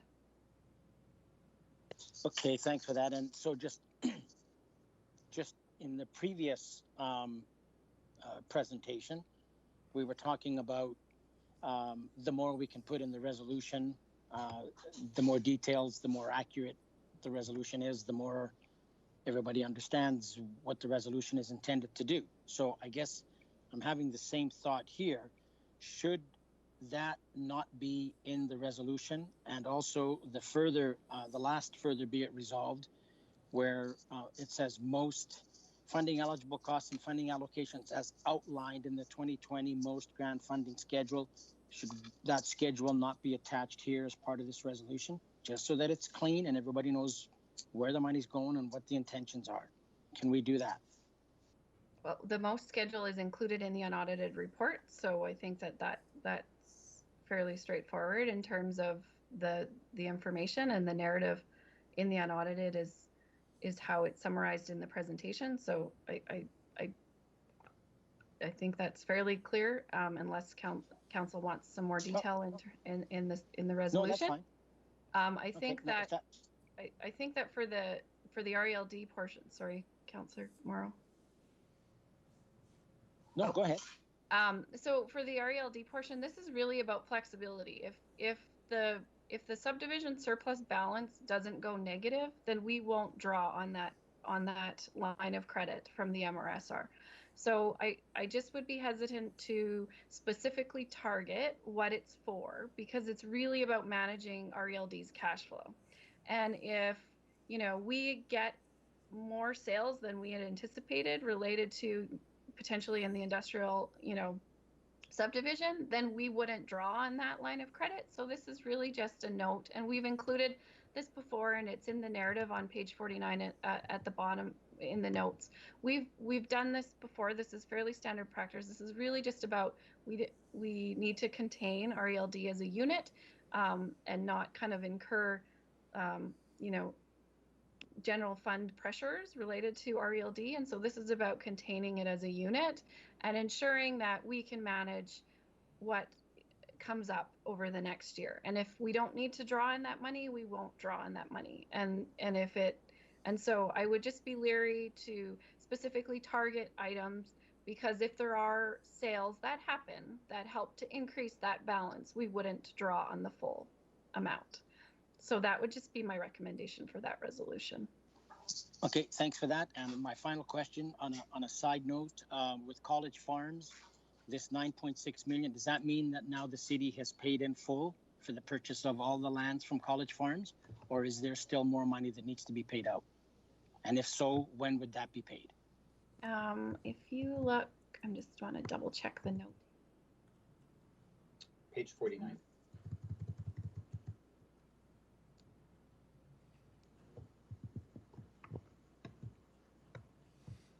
So this is note 1 on page 51, and this would be the full amount would now be repaid. Thank you, and sorry I can't find stuff as efficiently and as quickly as you two. Thank you. Okay, are there any further questions from council? Yes, Mr. Spearman, Councillor Carls. Jeez, I don't even know who I am. Councillor Kaufman. Councillor Kaufman, go ahead. Thank you, Mayor Spearman. Thank you, Ms. Pinkston. Just the reason I had, it's page 49 on hard copy, I guess 51 on the PDF. I had note 1 open because it states that payments have been made, the full amount will be funded from subdivision surplus in 2021. Is that changing then with this borrowing, or is the intent still on subdivision surplus? I missed that point, I think, in audit committee, and I'm just curious about that now. So it is 2021, and the transfer. So there's $210,000 in the subdivision surplus balance right now. Yeah. And so this line of credit will help to make that final transfer. Okay, I just didn't know if the note then need to be amended that it was actually coming from a line of credit, or if we'll track that elsewhere, and as you say, it's going from line of credit to subdivision surplus will pay it off. I just didn't know if it was apropos to have that in the note that it's coming from the line of credit, but I see what you're saying. Okay, thank you, Mr. Chairman. Are there any further questions from council? I see none, so we'll go back to the mover. That's Deputy Mayor Miyashiro. Thank you, Mr. Spearman. I just want to thank Ms. Pinkston and her team for pulling the report together for council in a really quite understandable manner.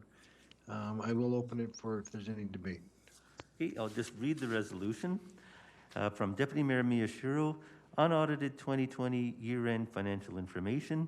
Be it resolved that Council received the report from the Audit Committee providing City Council with highlights of the 2020 General Fund, Utility Fund, and Reserve Fund operations for the year ended December 31st, 2020 as information.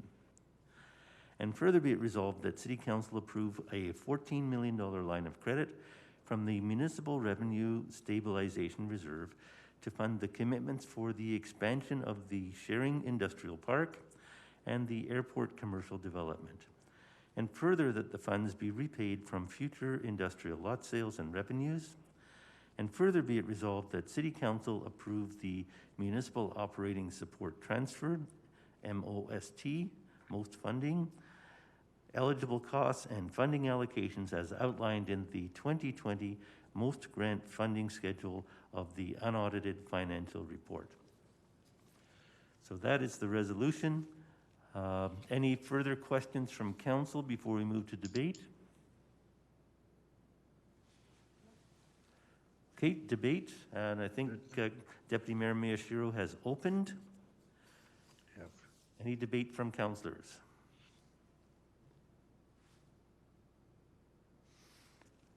I see none. I'll ask Deputy Mayor Miyashiro to close. Thank you very much, Mayor Spearman. And again, thank you to Ms. Pinkston and her team. Thank you to Audit Committee for the work they put in to go over this report as well. And on that, I'll call the question. Question has been called. All in favor? Are any opposed? That's unanimous. Thank you. Thank you. Okay, we'll now move on to 4.4. Presentation. Presenter is Mr. Andrew Malcolm, Urban Revitalization Manager. Targeted Redevelopment Incentive Program, TRIP Program Update. Mr. Malcolm. Thank you very much, Mayor and members of Council. So I'm here today to provide you with a presentation update on the Targeted Redevelopment Incentive Program, which will then specifically lead into the context for 3 submissions that are within the agenda for further decisions. Next slide, please. So back in November of 2020, as part of economic recovery efforts, Council passed a series of 6 new or improved development-based incentives. One of those programs was an amended or modified targeted redevelopment incentive program. Next slide, please. So the TRIP program is in place to support redevelopment by reducing the effect of an increase in municipal taxes attributed to the differential between pre and post renovation assessments. Amendments to policy CC53 included expanding the area of eligibility and including brownfield sites, adding a lower volume or value of construction from 500,000 to 1 million, the ability to stack multiple grants up to the maximum established in the policy, and the addition of a second grant-based stream, which would open up projects that were previously restricted due to ownership. Next slide, please. So I'll draw specific attention to the 2 streams as it is appropriate for today's conversation. So the stream A is more or less what existed prior to these modifications. And this is for projects where ownership would be retained through the application, construction, and the incentive period. In Stream A, this is offered as a true municipal tax cancellation, and only the registered owners at the time of commencement would be eligible, and they'd have to be retain ownership throughout that period. If it changed ownership, the municipal tax cancellation would cease. The second stream, or the Stream B that we added, was for projects where ownership would be changed or altered through subdivision of registered plan or set up as a condominium with multiple owners. This incentive would be calculated based off of the Stream A method, but offered as a grant as opposed to municipal tax cancellation. This would allow transfer to ownership through those condominium process, and it would also be afforded the opportunity for assignment if the property was purchased. Next slide, please. So currently, we have 1 application that was approved back in 2019 for the 608 5 Avenue South property. And since our amendment, we have been in receipt of 3 applications. One for 316 5th Street South, 704 4th Avenue South, and 1244 3rd Avenue South.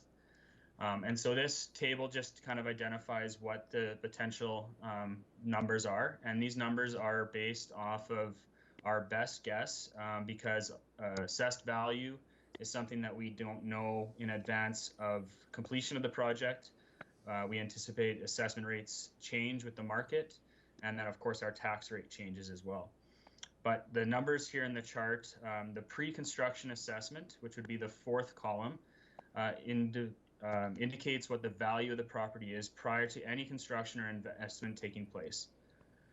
The next column is our post-construction assessment, and this is an estimate based on the increased the value of the investment. We do an estimate to figure out what we think the completed construction assessment would be.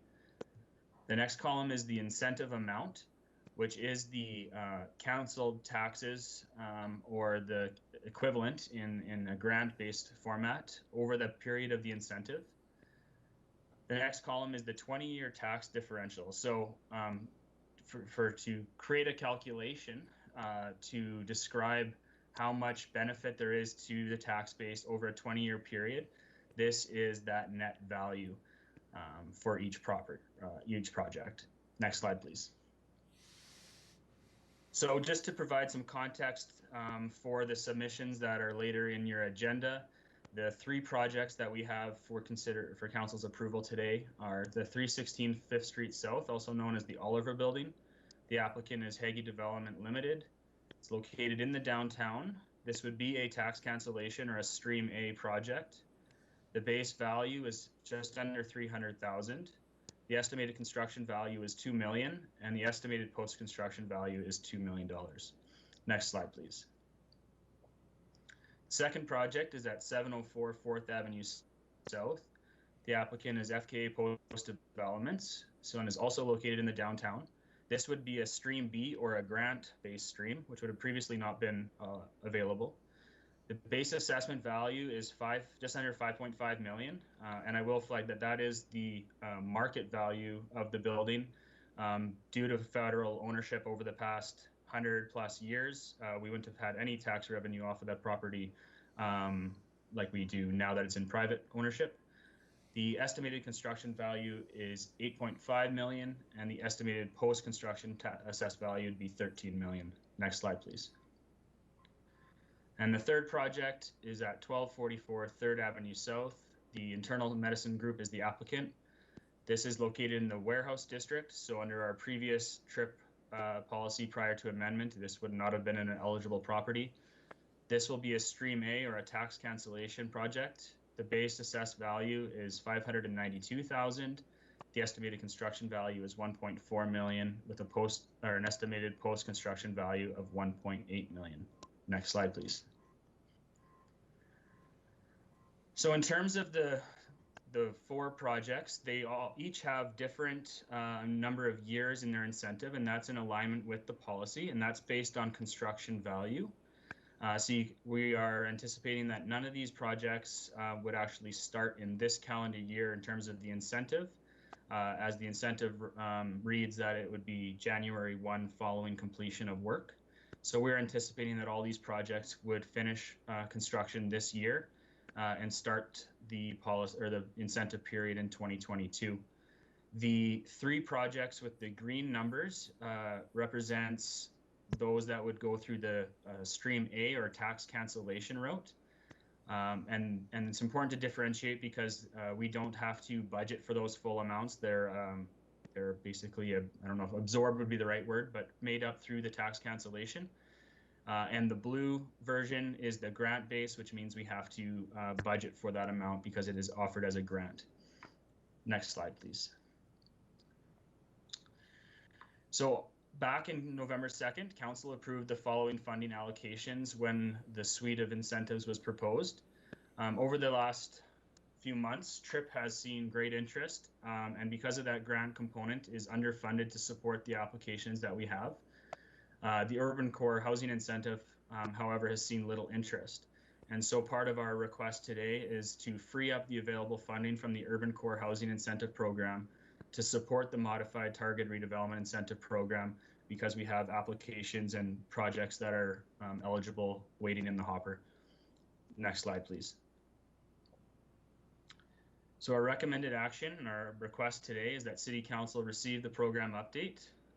Further, that City Council supports the use of available funding through the Urban Core Housing Incentive Program to support the Modified Targeted Redevelopment Program, and that the 3 applications presented later in the agenda as submissions be approved for funding. Next slide, please. That is all for my presentation. I'd be welcome to take any questions that you may have. Councillor Carlson. Thank you, Mayor Spearman. Thank you, Mr. Malcolm, for the presentation. Most of my questions you answered through the course of the presentation, so I appreciate that. So the request here is to take the, and I'm trying to remember the acronyms, UCHIP, I think it is, dollars, and apply them to the TRIP program. Is that's what's being proposed here? Yes, we're not asking for all of the funding. We're asking for the flexibility that we can pull from that allocation as required for this program. So at this point in time, it would be 408,000 of the 684 that was previously identified. Now we had actually this morning 150,000 that was tied up in that urban core housing became available, so that number is actually in the 800,000 range. Okay, thanks. So it would be tying up or transfer half. Okay, thank you. And is that is the UCHIP not seeing a big uptake? Is that what I'm hearing? Yeah, so tomorrow at the Economic SPC, we'll be providing an overview of the all the incentives. But yeah, the urban core housing, I think we've had 2 inquiries and no applications since those amendments, which is a similar path that the former Heart of Our City housing incentive was on as well. Okay, Thank you. Thank you, Mayor Spearman. Councillor Kaufman. Thank you, Mayor Spearman. Thank you, Mr. Malcolm. Appreciate that. Just for clarification, when you look at the second and third project, you see the original value plus construction costs, then a significant difference in terms of post-construction assessment. Just for clarification and for the public's awareness, the reason you don't see that on the Oliver building is because Mr. Hagee did the impossible and took a shell, invested in it, and that's where the assessment sits right now, correct? Yeah, that would be a good way to describe it, is that with the Oliver building, there was a great deal of investment that would never be realized through an assessed value. Underground shoring up, asbestos removal, all sorts of things that just you won't see the value, unfortunately, directly in the assessed value.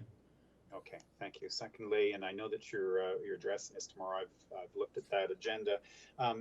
What I don't see, and I'll plant the seed for you now, maybe a conversation tomorrow, is about moving UCHIP into M-TRIP or into TRIP and pooling the funds so you have a little bit more flexibility. But we can have a chat about that one tomorrow as well. Thank you.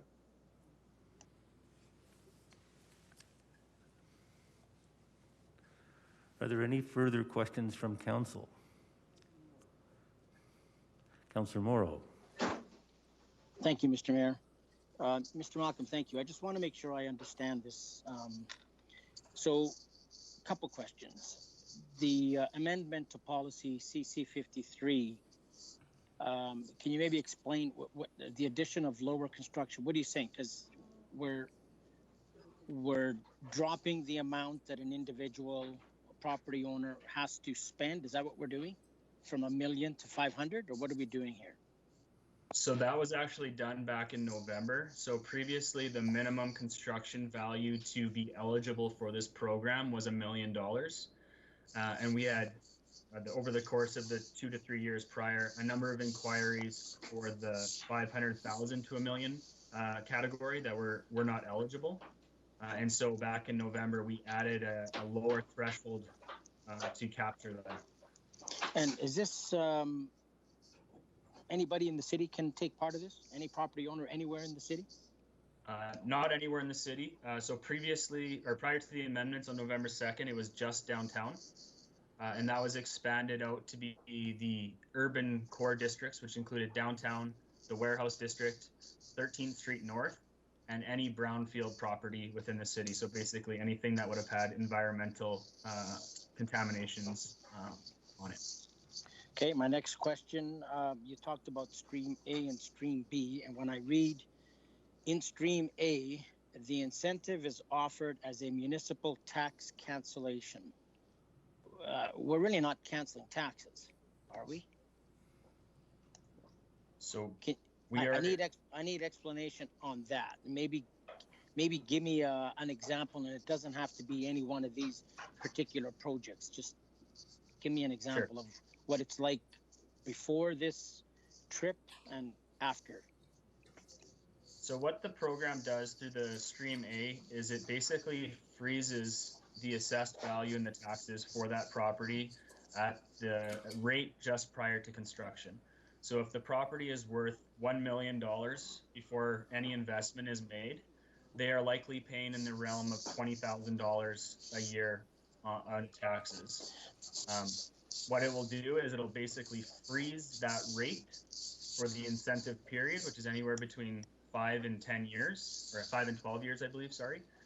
And so that project will pay that $20,000, the same amount of taxes they're paying prior to construction throughout those years. What we are canceling is the increase in taxes due to construction. So if at the end of construction, their $1 million building is now worth $5 million, and they are now paying, should be paying $100,000 in taxes, we are canceling or not charging that difference, which is the $80,000 per year. And you said between 5 to 12. Who decides whether it's 5 years or 12 years?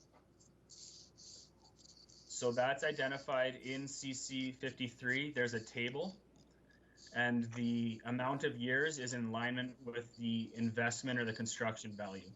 So the lowest value is a construction value between 500,000 and 1 million, which makes an incentive period of 5 years. And if the construction value is over 12 million, then the incentive period is 11 years. And then there's a series of periods of years in between those.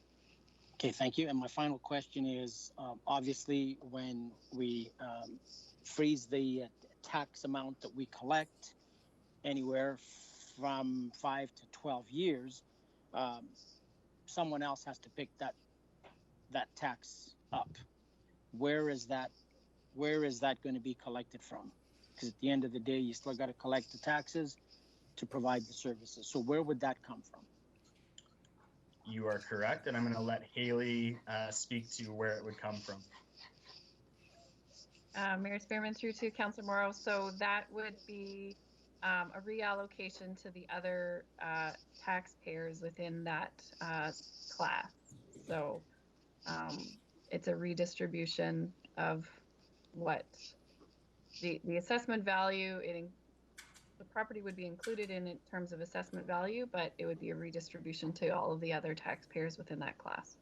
So if I'm a building owner, just to make sure, if I'm a building owner next to one of these or across the street from one of these or anyone else that has their taxes frozen, I would then assume that my assessed value would go up and I would be paying extra taxes to compensate for what we're not gaining by these new investments.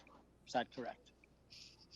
Not the assessment value of the property, but the amount of taxes paid would likely increase, yes. Well, wouldn't my assessment have to go up for my taxes to go up? No, we would need to adjust the mill rate to collect the same amount of taxes over a smaller group of properties. Thank you. Any further questions from council?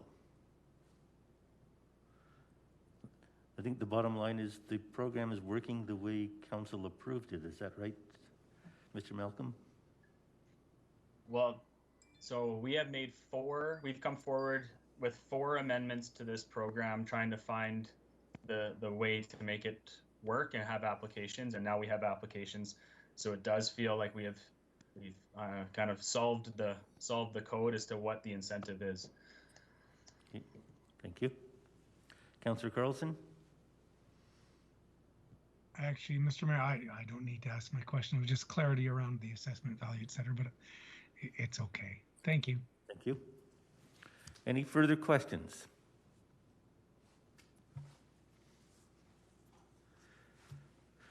I see none. Okay, so then we'll move to the resolution. I have a resolution proposed by Councillor Carlson.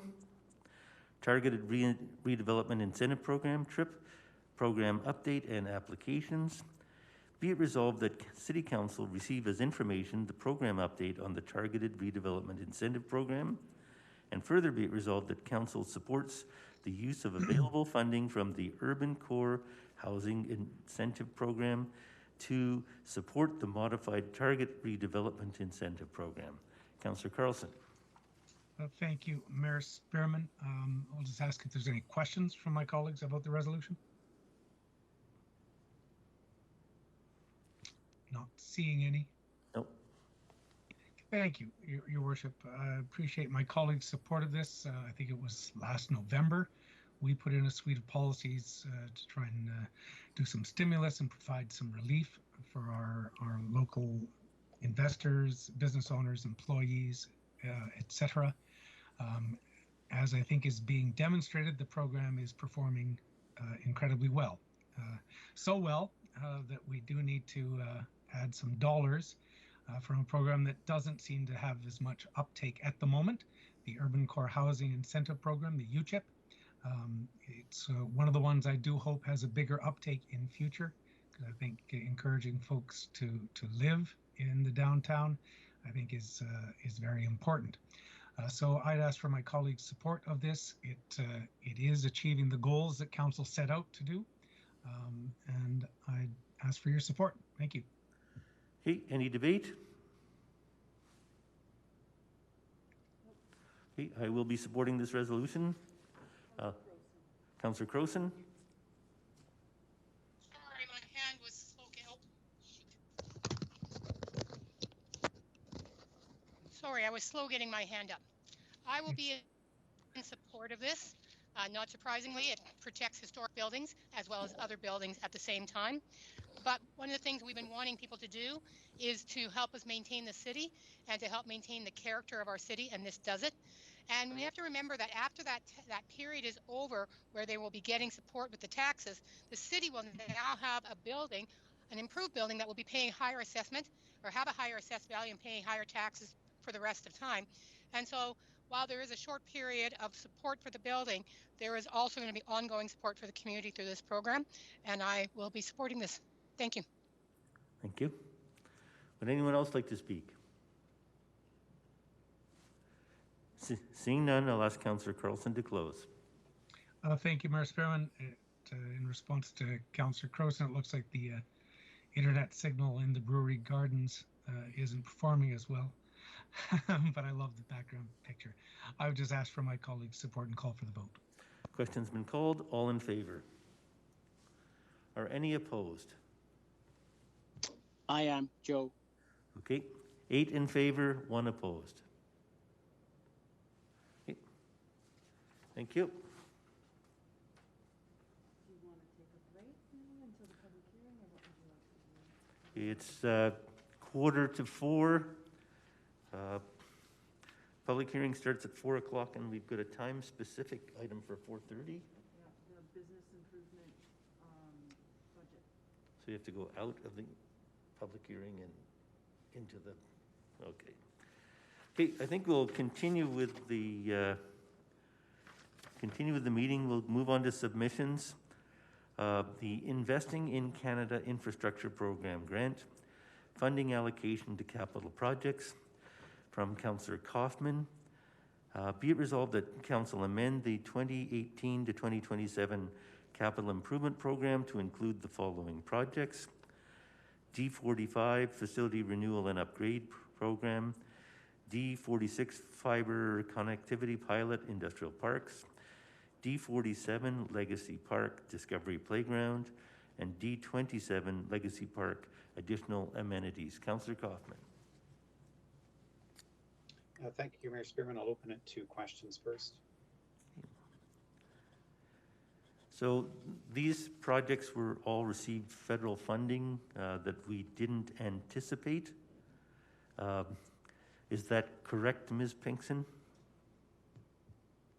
That's correct, Mayor Spearman. This is funding that wasn't anticipated and requires a matching component of 20% for the municipal portion. So this is our proposed strategy related to funding these projects and receiving the grant funding. Okay, thank you. It's about $12 million in federal grants. And what's the amount in total that we have to match from the municipality?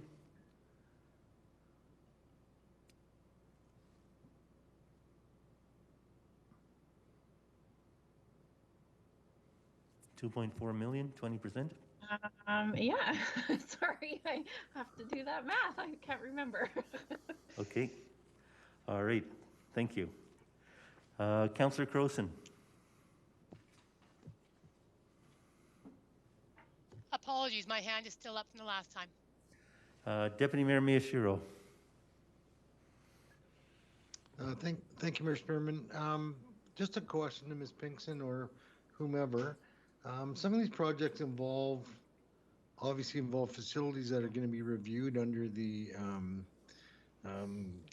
facility. What do we call it again? Whatever the plan is to look at all our assets. So for example, Fritzik steam boiler replacement. That project I think that building is getting assessed this spring. If it's, let's say it's seen to be a useful life of less than that makes it viable to put a new boiler system in, would we just reallocate those dollars, or how would that work? Councillor Miyashiro, the approvals for these were very specific to those projects. So if the decision, if council's decision was to, I think you're referring to the asset rationalization project, if that Yes. was to indicate that one of these facilities should be disposed of, I think it would be a lost opportunity from the grant funding. We'd have to go back to the grant funder and see if there was some flexibility in that, but they were very specific in the applications, and so I would think that that would be a little bit difficult to do. Great. Okay, thank you. Any other questions? I see none.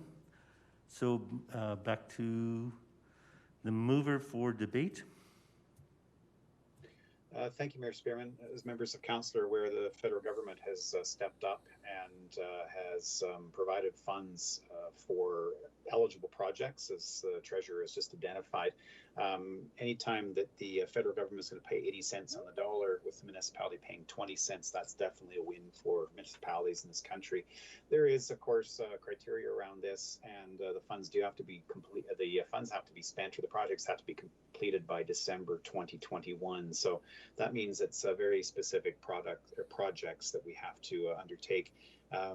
$2.4 million of local funds, with the rest being covered by the federal government. Yes, there's one taxpayer, but at least it's a broader pool from which we're drawing for the federal portion. So I would ask for my colleagues' approval on the motion. Okay. Any concerns? I think I might write a letter of thanks to the federal minister, Mr. Jim Carr, for this infrastructure money, if that's acceptable to council. Councillor Croson. Thank you. Yes, that time my hand really was up. I think this is great. We had a long discussion around this at Recovery when we put together what we would be sending in for the grant funding. And one of the things we knew we wanted to focus on throughout Recovery was maintenance, making sure that we weren't adding to the tax base, but that we were protecting community assets that we already had, and that we were ensuring the maintenance of those facilities. The other thing, of course, with Recovery, we wanted to make sure that we were, working to have as many jobs as we could and working on projects that would support the local economy, and this will certainly do that. The other thing I know that people will see in this is the pilot project for fiber connectivity pilot in the industrial park, which will be a long-term benefit to businesses in Lethbridge. So I think this is a wonderful thing, and I will be supporting it. Thank you. Councillor Carlson. Thank you, Mayor Spearman. Nothing to add to that debate, so I just would add my support. Thank you. Okay. Does any other councillor wish to speak? Okay, I'll ask Councillor Kaufman to close. Thank you, Mayor Spearman. I don't know if it needs to be added to the motion, but I do think certainly a letter of thanks or a card of thanks or note of thanks to the federal minister would definitely be in order to express our appreciation, as well as perhaps a note of appreciation to the president of Federation of Canadian Municipalities. FCM does an awful lot of this work on our behalf to ensure that the federal government is thinking about municipalities and understanding municipal needs. So both of those bodies would certainly probably appreciate a note of appreciation. Otherwise, I will call the question. Question has been called. All in favor? Any opposed? There are none. Okay. Okay, it's now 9 minutes to 4. Can we take a 9-minute break, and we'll be ready to go at 4 o'clock with the public hearing.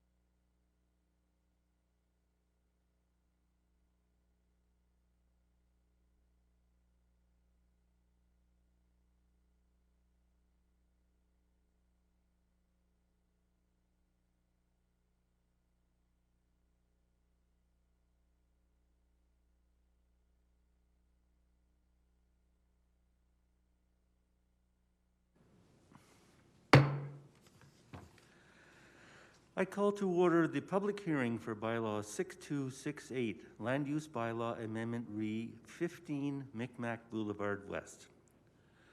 The procedure for this hearing will be, we will begin by calling upon Genesis Havia Oreo, Community Planner, to provide the background to the case. Those else who wish to speak on this bylaw will then be called upon. We will then ask 3 times if there is anybody else who wishes to make a presentation. City Council will then have the opportunity to ask questions of any of the presenters. The hearing will then be closed. Consideration of second and third reading will be made by City Council immediately following the public hearing. I now call upon Genesis Havia Oreo to provide the background to the case. Ms. Oreo?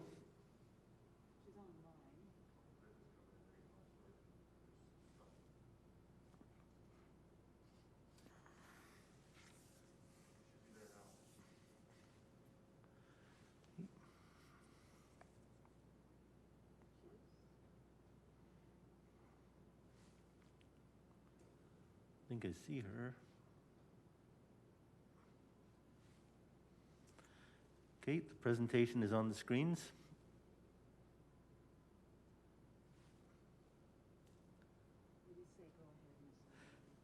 Please go ahead, Ms. Oreo.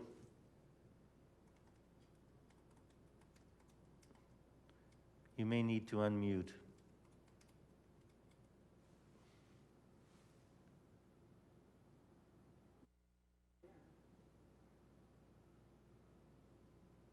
I can hear you, Jeff.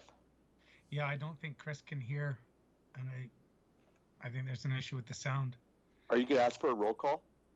Well, we need to do roll call. Yeah, we could do a roll call. I can hear you all. Yeah. Oh, okay. Okay, good. Thanks, Chris. Chris, not just a roll call, but just a question on process to Bonnie afterwards, if I can. Sure. Okay.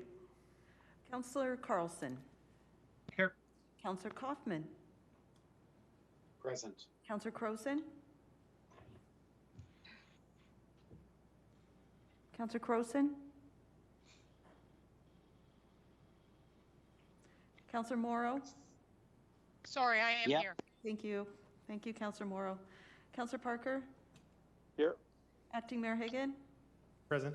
Deputy Mayor Miyashiro. Here. Mayor Spearman. Here. And Councillor Campbell. Present. All accounted for. Councillor Carlson, you had a question about process? Yeah, thank you, Mayor Spearman. Just because I do know that some folks were going to be presenting from our public through Teams, but maybe it's just me. I can't see anyone from the public who's joined.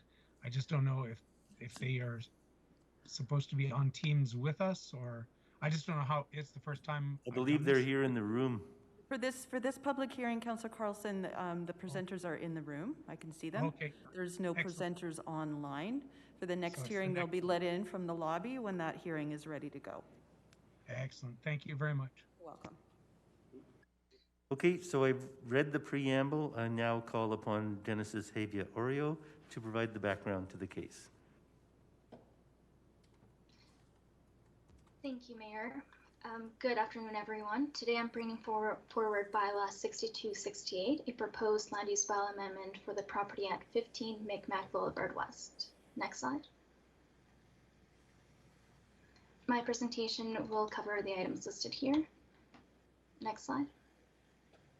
The applicant is Bridgebud Supply, and Chase Bennett is here representing them today. The purpose of the bylaw is to allow retail cannabis stores at permitted use.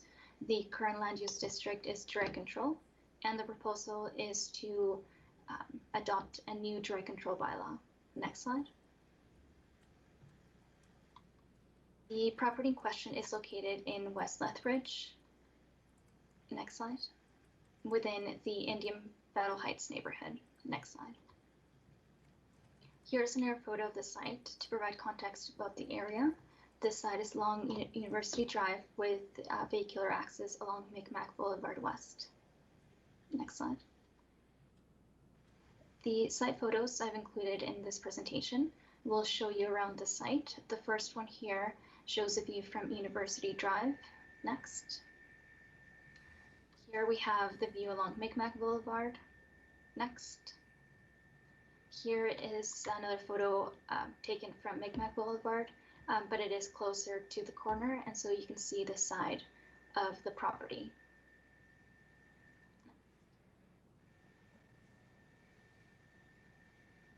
Next slide. There's a view from Micmac Court West.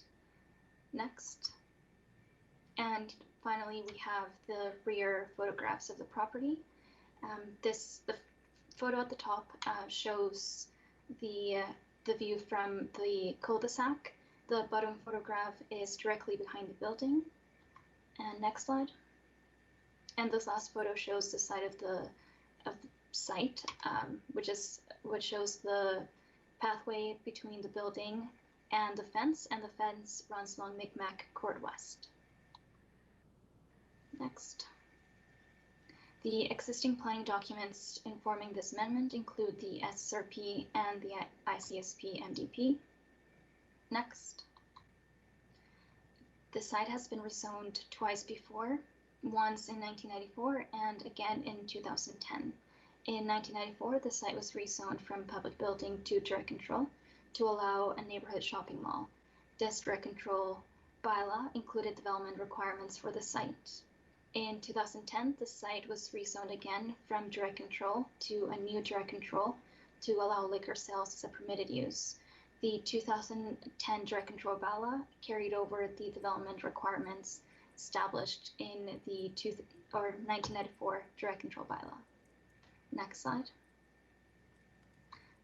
Here's a side-by-side comparison of the land uses. These maps more clearly show the type of residential that's around the site, which include low density to medium density dwellings. Next slide. The permitted and discretionary uses listed here are part of the proposed direct control bylaw. The permitted retail cannabis store use is the only addition from the existing DC bylaw.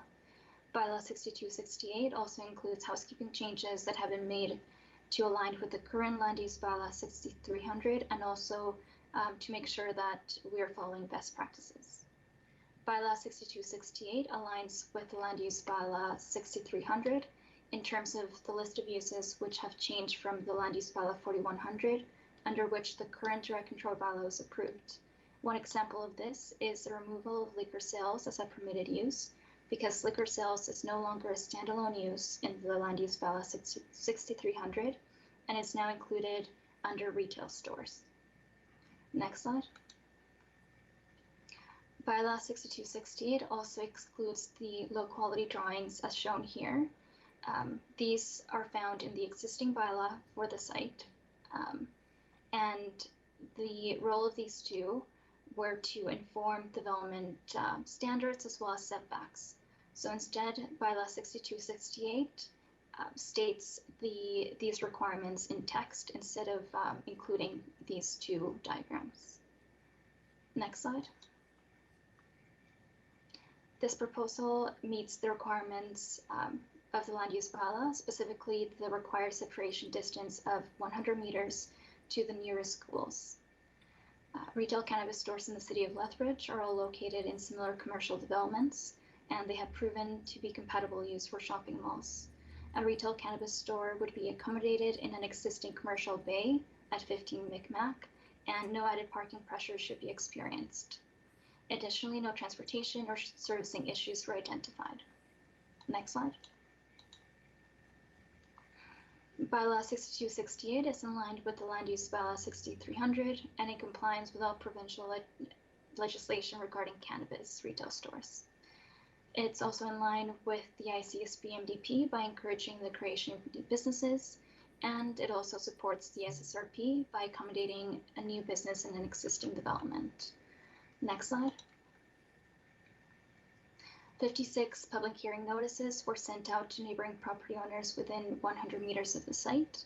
Feedback was received from 3 neighboring property owners early on in the process, and they were all in opposition of the rezoning because they believe that an additional retail cannabis store is not needed at this location, given that there are, I think, 2 retail cannabis stores north of here and 4 in the west side in total. Next slide.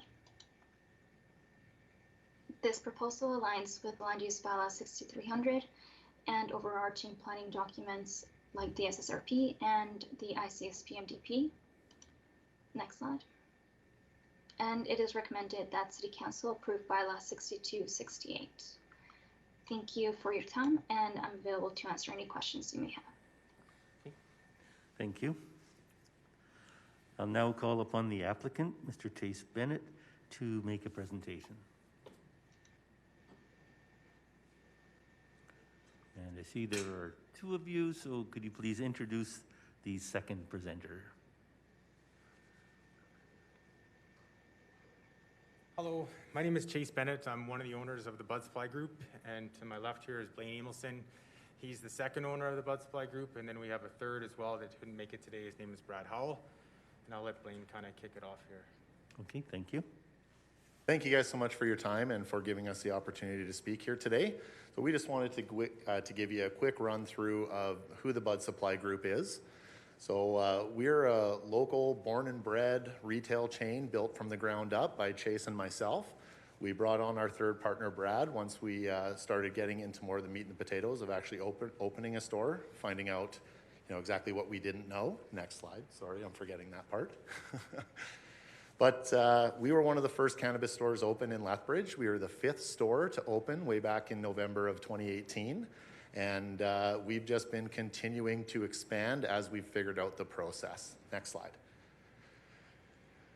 So why do we exist? It's to provide an escape from life's daily stresses through simple access to cannabis. And one of the big things that we really strive to do is to end the stigma.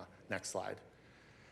So our mission is to be leaders in the products we offer, the genuine service we provide, and the teams we build, all while improving every community we operate in. Next slide. Big thing for us is leaving a good impression in our customers and non-customers alike wherever we operate. Next slide. This shows our timeline. So we incorporated in 2018. November was when we opened our first store.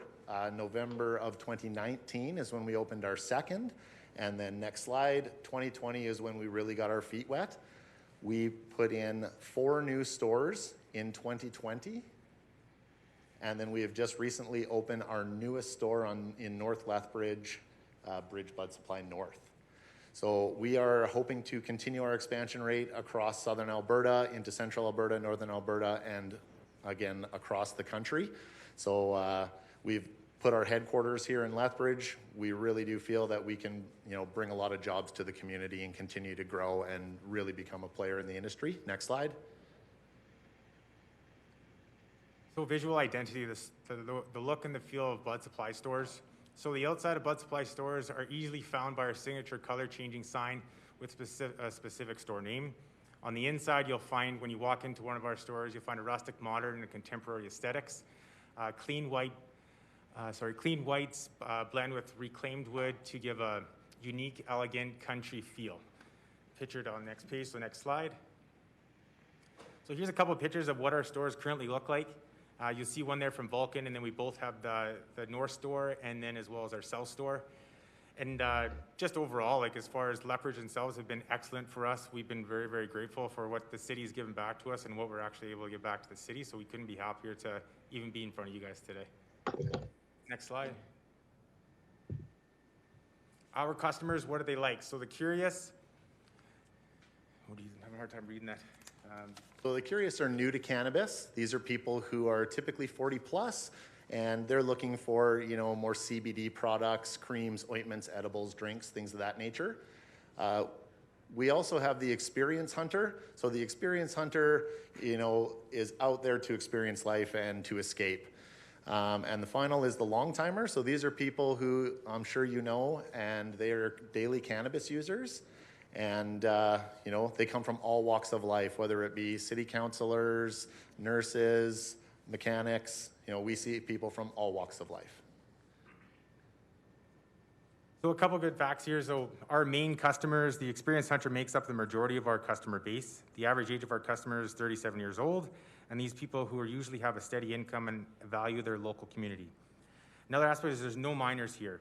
So all customers must be 18 years and older to be allowed in store. All Bud Supply staff are required to ID anyone who appears under the age of 25 years, and the failure to implement this age verification could result in a hefty fine to us, or the retailer may face suspension or loss of AGLC license. So we must keep those issues under check.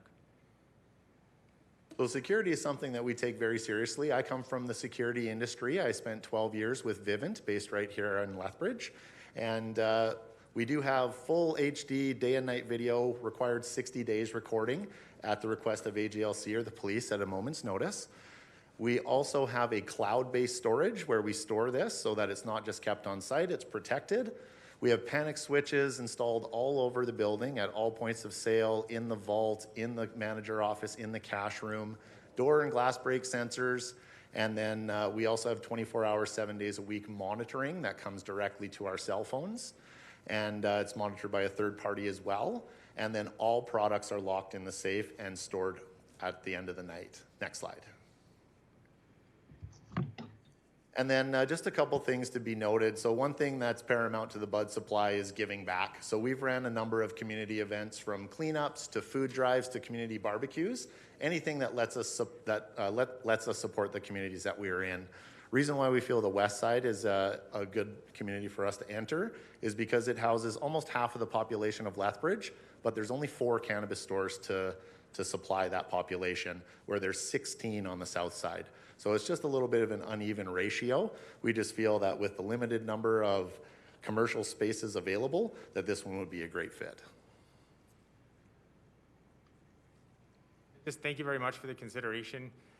For us as a company to be part of this is just awesome. So now that you've arrived here, you should have a better idea of what Bud Supply is and what we're about. Should you have any questions or look for any more clarification, feel free to ask myself or Blaine.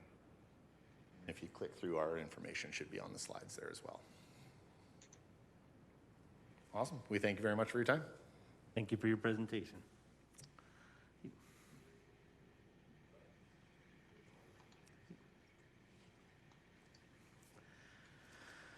Okay, are there any members of the public that wish to make a presentation on this matter?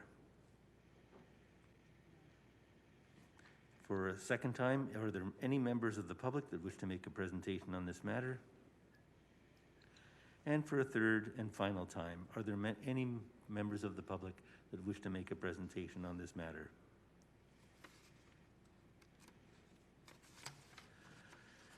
Hearing no other presenters, it is now time for City Council to ask questions of the presenters. Councillor Carlson. Thank you, Mayor Spearman.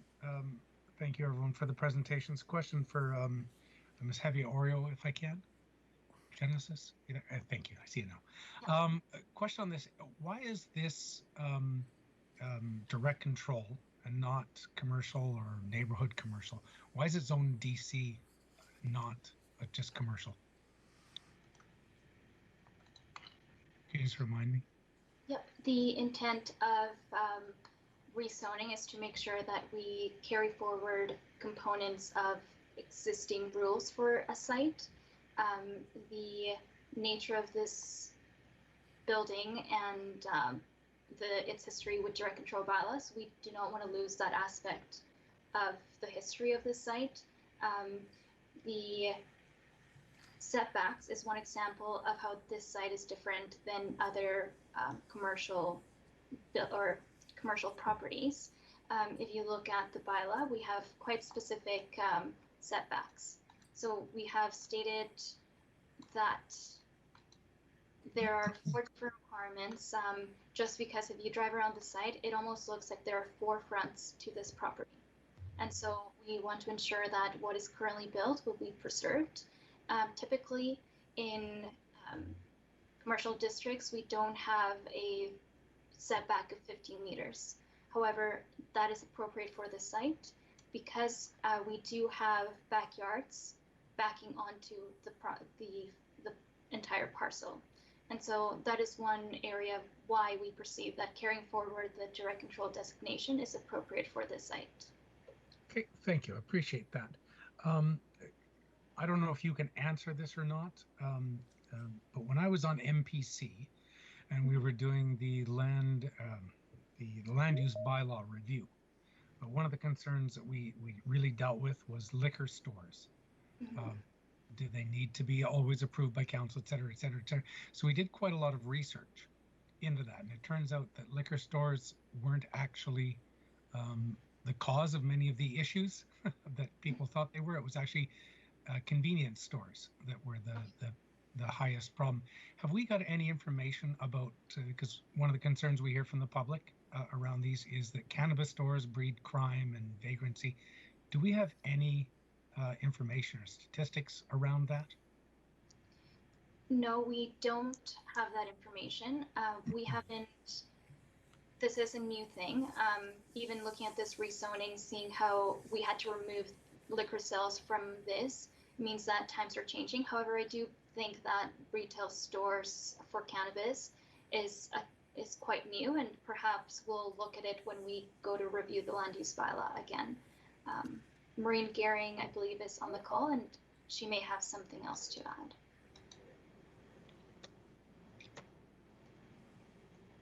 Hi, Councillor Carlson. I do remember that discussion when you were on MPC. I was on MPC as secretary and still am. That was in regards to, I think, some of the complaints that we heard. We as a department haven't really heard any complaints in regards to these cannabis stores, right? So I think usually we would only have a look at something when there was a generation of interest from the community that they were causing an issue. We just haven't heard that with these. And as Genesis said, it's still fairly new. I mean, it's been 3 years or so. Yeah, but we don't see the impact at all from our perspective in terms of complaints. Okay, thank you. Thank you, Mayor Spearman. Are there any other questions? I see none. Hearing none, I now declare the public hearing closed. This matter may be decided later this afternoon following the public hearing. I think we're going to go back to the City Council meeting now and hear the BRZ motion.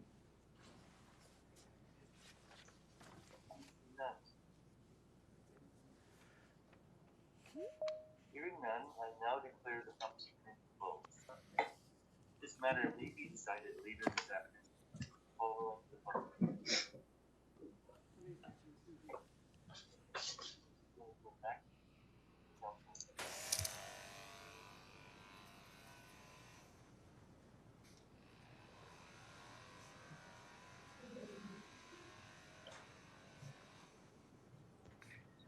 I think, is Belinda mowing the brewery garden hill there?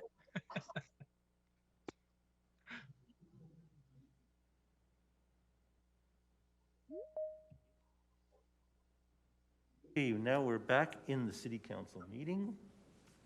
You have a resolution for me?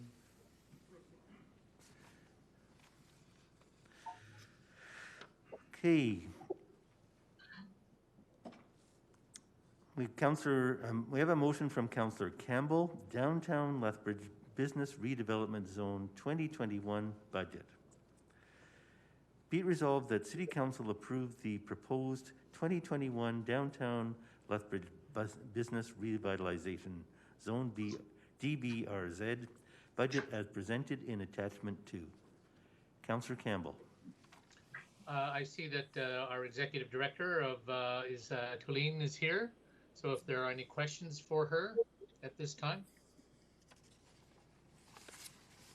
Are there any questions from members of council? I'd love to call for the public to see if anybody would like to speak to this, or members of the downtown BRZ. Is there anyone in the public gallery who wishes to speak to the Downtown Business Revitalization Zone 2021 budget? Ryan, is there anybody online? No? Okay. So I guess my question would be is it Tulane? The budget here has been approved by the Downtown BRZ Board of Directors, is that correct? That is correct. Thank you. And we have no dissenters with us today. So, Councillor Carlson? Thank you, Mayor Spearman. A question I've never thought to ask you, but it sort of struck me when I was just reading the resolution. Is council actually approving the budget as presented, or are we approving the levy?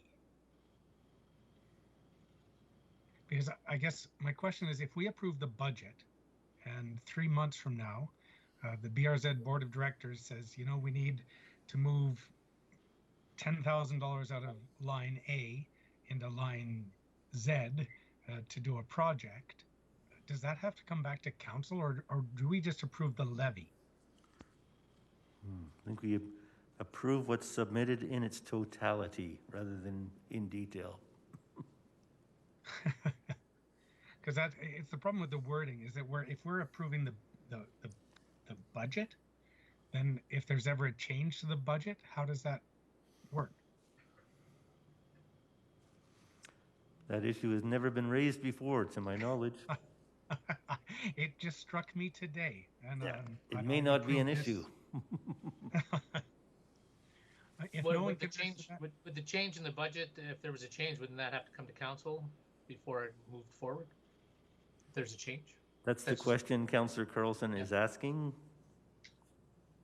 Right, okay. That's never happened before.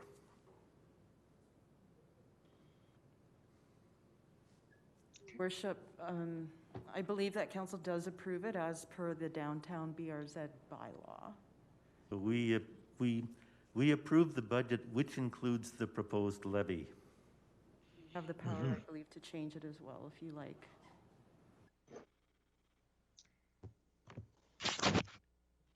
Sorry, Your Worship, to bring it up, it's just a semantics question with me. We're approving the budget, and I know that then the board has the authority, I assume, because they've done things before, projects come up, projects change.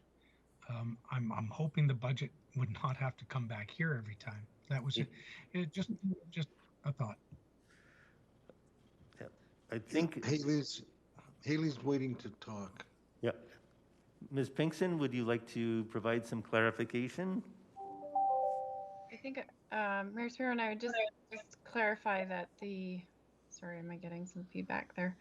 That this is kind of the first step in the MGA process in terms of once this is set, the budget is set, then we bring forward the next bylaw to kind of approve the levy that it's based on. So it's about establishing the budget. You know, individual line items within the budget would be managed within the BRZ preview, but the total budget is set so that then we can establish the levy based on that dollar figure. I'm not sure if that helps to clarify or not. That's exactly what I thought it was. We approve the budget in its totality. Now you would then set the levy, and that ultimately gets approved by council.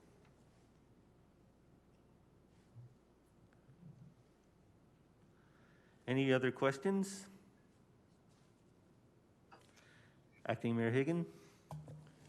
Thank you, Mayor Spearman. I just want to confirm that I'd heard that the Downtown BRZ board did indeed support this, and I just want to make sure that is clear. Is that correct?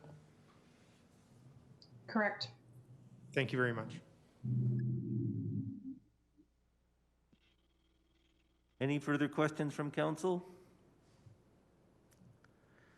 Okay, Councillor Campbell, would you like to open debate?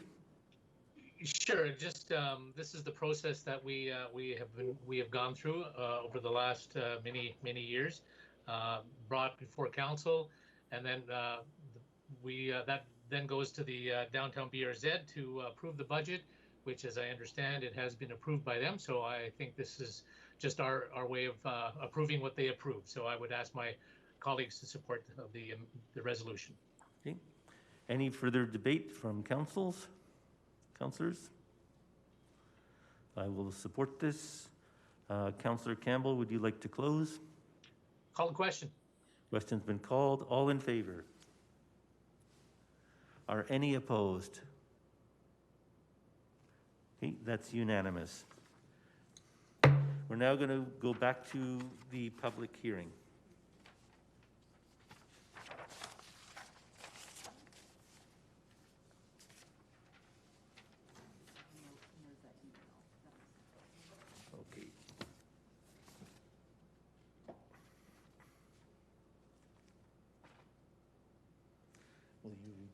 Sorry? You won't read that. That was just on the printer. But somebody will. Who's going to do that? I can summarize it if you want to give it back to me. Okay, good, good.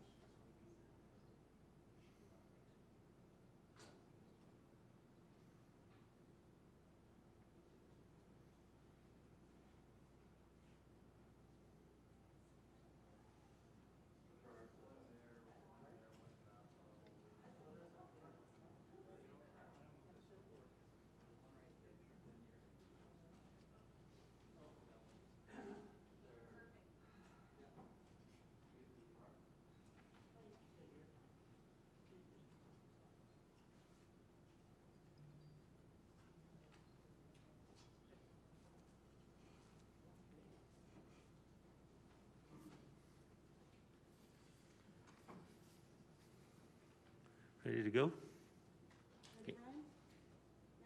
Okay. I call to order the public hearing for bylaw 6267, land use bylaw amendment re 110 13th Street South. The procedure for this hearing will be, we will begin by calling upon Sheila Graham, planner, to provide the background to the case. We will then be calling upon the applicant to speak to their application. Then, those who wish to speak on this bylaw will then be called upon. We will then ask 3 times if there is anybody else who wishes to make a presentation after all presenters have made a presentation. The procedure will be slightly different for this public hearing because we have a number of presenters, and what we would like to do, I believe, is have, I'll ask our city clerk how it will work, just to provide clarification.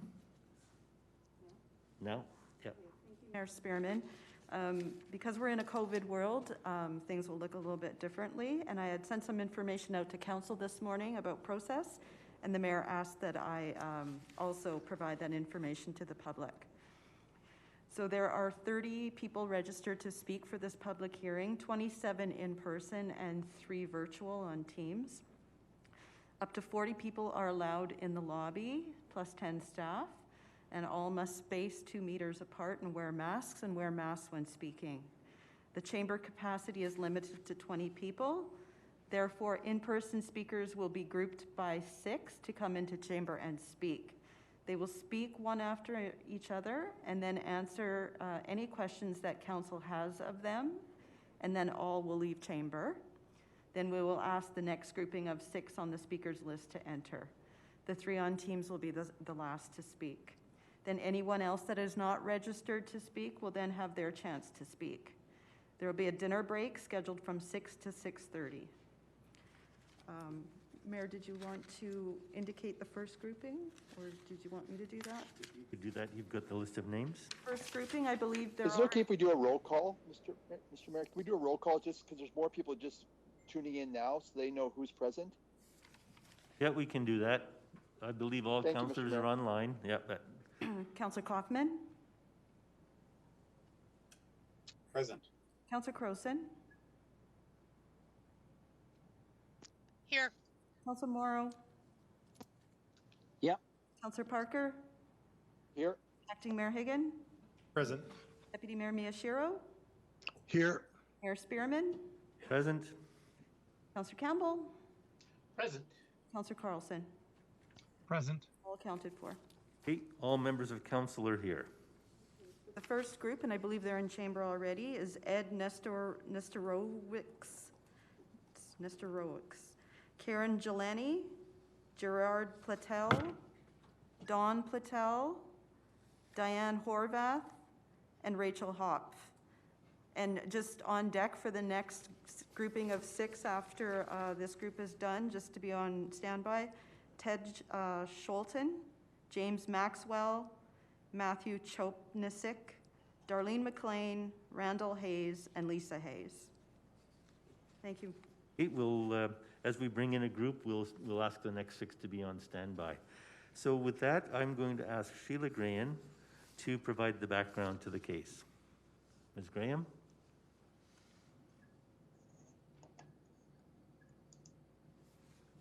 Hello, good afternoon. Today, I am here to present Bylaw 6267, a proposed amendment to Land Use Bylaw 6300. Next slide, please. As always, I'll provide an overview of the amendment, reviewing the items listed here. Next slide. An application has been received from the Mustard Seed to rezone the property at 110 13th Street South from general commercial to direct control. The proposed direct control bylaw would allow drop-in center, food bank, resource center, shelter, and soup kitchen as permitted uses, along with all the other permitted and discretionary uses listed in the general commercial district. Next slide. The relevant planning documents for the rezoning are listed here. Next slide. We'll move on to looking at the site itself, starting with a map where the red star indicates its general location in the center of Lethbridge. Next slide. More specifically, 110 13th Street South is located on the northern edge of the Upper East Side neighborhood, also known as the Warehouse District. Next slide. The property spans the block between 12 B Street and 13th Street South and is directly south of Crow's Nest Trail. It is surrounded by commercial and industrial development. Next slide. This is a view from the west, looking east if you were a bird. On the left of this photo, you can see the two existing single-story buildings on the site, one up at the top along 13th Street and one in the middle of the photo that is closer to 12B Street. The building to the west, closest in this photo, is currently used by a moving company. This use will remain. There is currently vehicle and pedestrian access onto the site along the First Avenue South right-of-way, as seen in the bottom left of the photo. Next slide. And here is a view from the other side with a more clear view of the second building closest to 13th Street. This building has been vacant, though it has been used by the current property owner as an office over the past couple of months. This is where the applicant is proposing a shelter, soup kitchen, and drop-in center use. As seen in the photo, vehicle and pedestrian access is also currently possible from 13th Street South. Next slide. This map shows the existing land uses for the property and the surrounding area. Next slide. There are two approved uses currently operating in the existing buildings on the site. The applicants are currently proposing to make small additions to the eastern building, adding office and cold storage space. With the current zoning of general commercial, drop-in centers, food banks, resource centers, and soup kitchens are listed as discretionary uses, while shelter is not a listed use. A direct control bylaw is required to accommodate this combination of uses in this location. Next slide. And this map shows the proposed land use for the property. Next slide, please. I'll now review some details of the proposed bylaws regulations. As mentioned earlier, permitted uses for the property would be as in the general commercial district, with the addition of drop-in centers, food banks, resource centers, shelters, and soup kitchens. The discretionary uses would also be as in the general commercial district, but with drop-in centers, food banks, resource centers, and soup kitchens moved to the list of permitted uses. Next slide. Site development regulations will be the same as for the general commercial district, with some additional requirements for the proposed additional permitted uses. One of these requirements is that vehicular access from 13th Street South be removed for these uses and for any new development on the site. Next slide. Other additional regulations address landscaping and site circulation. Components of the development approval will include a neighborhood communication plan, landscaping, including fencing between uses on the site or on the property, and site circulation, including pedestrian access that connects the main entrance of the building to all adjacent street sidewalks surrounding the site. Next slide. The need for the proposed development is supported by city and planning documents. The South Saskatchewan Regional Plan includes policies focused on efficient use of existing infrastructure and on housing diversity. The Integrated Community Sustainability Plan / Municipal Development Plan identifies accessibility and inclusivity as community goals and includes supporting policies on these topics. Council's strategic plan calls for safe and secure housing for everyone and identifies facilitating proposals that satisfy gaps in the city's housing market as a step towards the goal of a compassionate community. Next slide. The Municipal Housing Strategy background research identified gaps in the current supply of emergency and transitional housing in Lethbridge. It was noted that existing shelters are often at or above capacity. Next slide. The proposed amendment has been reviewed by city technical staff. Vehicular access from 13th Street South is no longer supported from a transportation safety perspective, given the proximity to the Crow's Nest Trail, underpass, and access. This has been addressed through the bylaws development standards. The development standards also address additional servicing requirements that may need to be met for any new development on the site. Next slide. Notifications were sent to 31 property owners in the surrounding area. This public hearing was initially advertised in the newspaper on February 13th and 20th, but due to an error was rescheduled and re-advertised on March 6th and 13th. Over the past 2 months, members of the public have contacted city staff to ask for clarifications and additional information regarding the rezoning process, as well as to provide their perspectives regarding the proposal.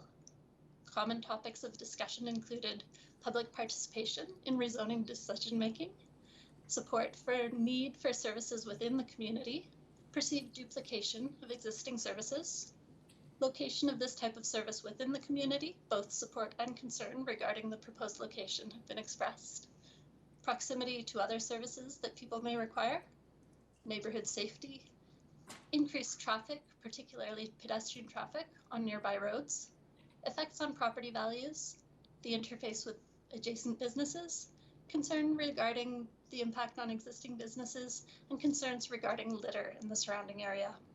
Next slide.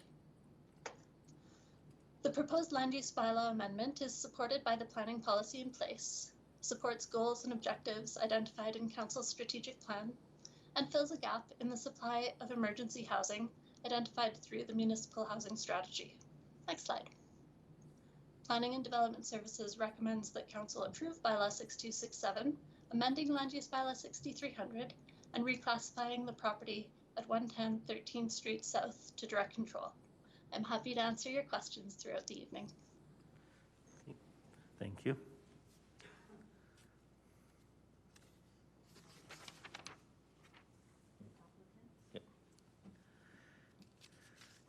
Okay, we have the applicant with us.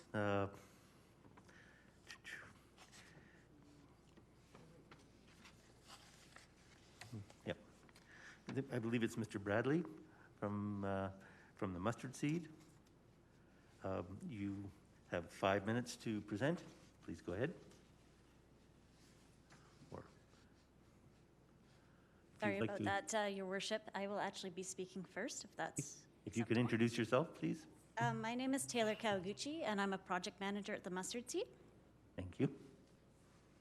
Okay, please proceed. Thank you to City Council for considering our application for this project. Many people associate homelessness with the chronic homelessness that we see on our streets. Our work here at the Mustard Seed has shown us that in reality, poverty is deeply rooted in community and isn't as simple as it seems. Many of our clients we serve every day are those in poverty that live paycheck to paycheck, have to make a choice between nutritious food and paying utility bills, and who struggle to purchase basic necessities that keep them sustainably employed, healthy, and housed. Unfortunately, some of these clients lose this battle and end up losing their housing, forcing them to experience homelessness, especially for the first time. The community of Lethbridge is no exception to these struggles. The proposed project in front of City Council today is to renovate a building currently classified as a commercial property to create an alternative, safe, physical space for those experiencing poverty and homelessness to feel valued and respected. In this building, the Mustard Seed is proposing 2 programs that provide services that will empower the sustainability of the community. The first component is a 24/7 emergency shelter that will directly respond to the demand for emergency shelter services in the city of Lethbridge. According to the Government of Alberta's emergency shelter statistics, the current Lethbridge shelter system is continuously the most utilized in all of Alberta. In the month of March 2021, occupancy is at overcapacity at 113%, compared to the other 7 cities in Alberta of Medicine Hat at 32%, 60% in Red Deer, 65% in Grand Prairie, 40% in Fort McMurray, 65% in Edmonton, and 68% in Calgary. The renovations will allow the building to be converted into a shelter that will support up to 45 individuals per night, including exterior and interior upgrades to allow for a commercial-grade kitchen, washroom facilities, enhanced fire safety and security measures, and barrier-free accessible design for those experiencing mobility issues. The proposed emergency shelter will directly complement the current shelter and homelessness programs in Lethbridge by incorporating an alternative emergency shelter model concentrated on supporting individuals who are not under the influences of substance or alcohol. The shelter will diligently work to reduce homelessness by prioritizing diversion into sustainable housing in collaboration with Lethbridge's Integrated Coordinated Access Initiative and other community partners focused in housing. The second pillar of this project is the operation of a day program focused on providing daily meaningful activity. In partnership with the Lethbridge Soup Kitchen, the day program will allow those experiencing poverty to access meal programs and a space to connect with wraparound supports from the Mustard Seed's frontline team, facilitating programs, services, and community activities that will allow any struggling community member to access the space is a vital principle in the development of this project. This project is the Mustard Seed's investment into combating the cycle of homelessness in Lethbridge. By investing our time, experience, and best practices in operating diversion-focused emergency shelter, we hope to show our commitment to working with the community to be part of the solution to the poverty crisis in the city. Thank you for your time. Thank you. Mr. Bradley? Your Worship and Council, thank you for having us here today to speak about the zoning application at 110 13th Street South. My name is Byron Bradley. I'm the Managing Director for the Mustard Seed in Central Alberta and Lethbridge. Back in November, we saw the cases of COVID-19 begin to rise alarmingly, and the Government of Alberta was very concerned about the lack of beds and space for the most vulnerable citizens in Lethbridge. This population, already dealing with many health barriers, were and still are incredibly vulnerable to this virus. These often overlooked and ignored members of our community do not have the luxury to have their own space to keep away from COVID or the cold weather. One of our guests in our shelter put it this way to me not so long ago in Red Deer. She said, "Byron, imagine I came to your home at 6:30 in the morning, 7 days a week, and told your family to get out, regardless if you had anywhere to go and regardless of the weather." The Mustard Seed was contacted to assist with the situation, but as we know, unfortunately, we could not open a temporary location, but that's what brings us here today. Concurrently, we were looking for a permanent solution for the city of Lethbridge. Many people in the community, because there's not a substance-free place to call a temporary home, they don't feel they have a way out or much hope for their future. The Mustard Seed has been in conversation with the city of Lethbridge for over 3 years and partook in consultation discussions during the Lethbridge Community Wellness and Safety Strategy Planning. From those key findings in that work, the proposed substance-free shelter will address and welcome 8 of the 9 priority populations identified in that report. In effect, this permanent shelter will offer a safe and highly accountable environment where people cannot be under the influence of drugs or alcohol. We have looked at a number of sites across the city, met with a number of groups, and landed on this current location in consultation. From the Yale Journal of Biology and Medicine, one of the leading minds in our nation on the topic of addiction recovery, Dr. Stephen Melamis, discusses the critical aspect of the environment around us when we as humans attempt to find recovery from addictions.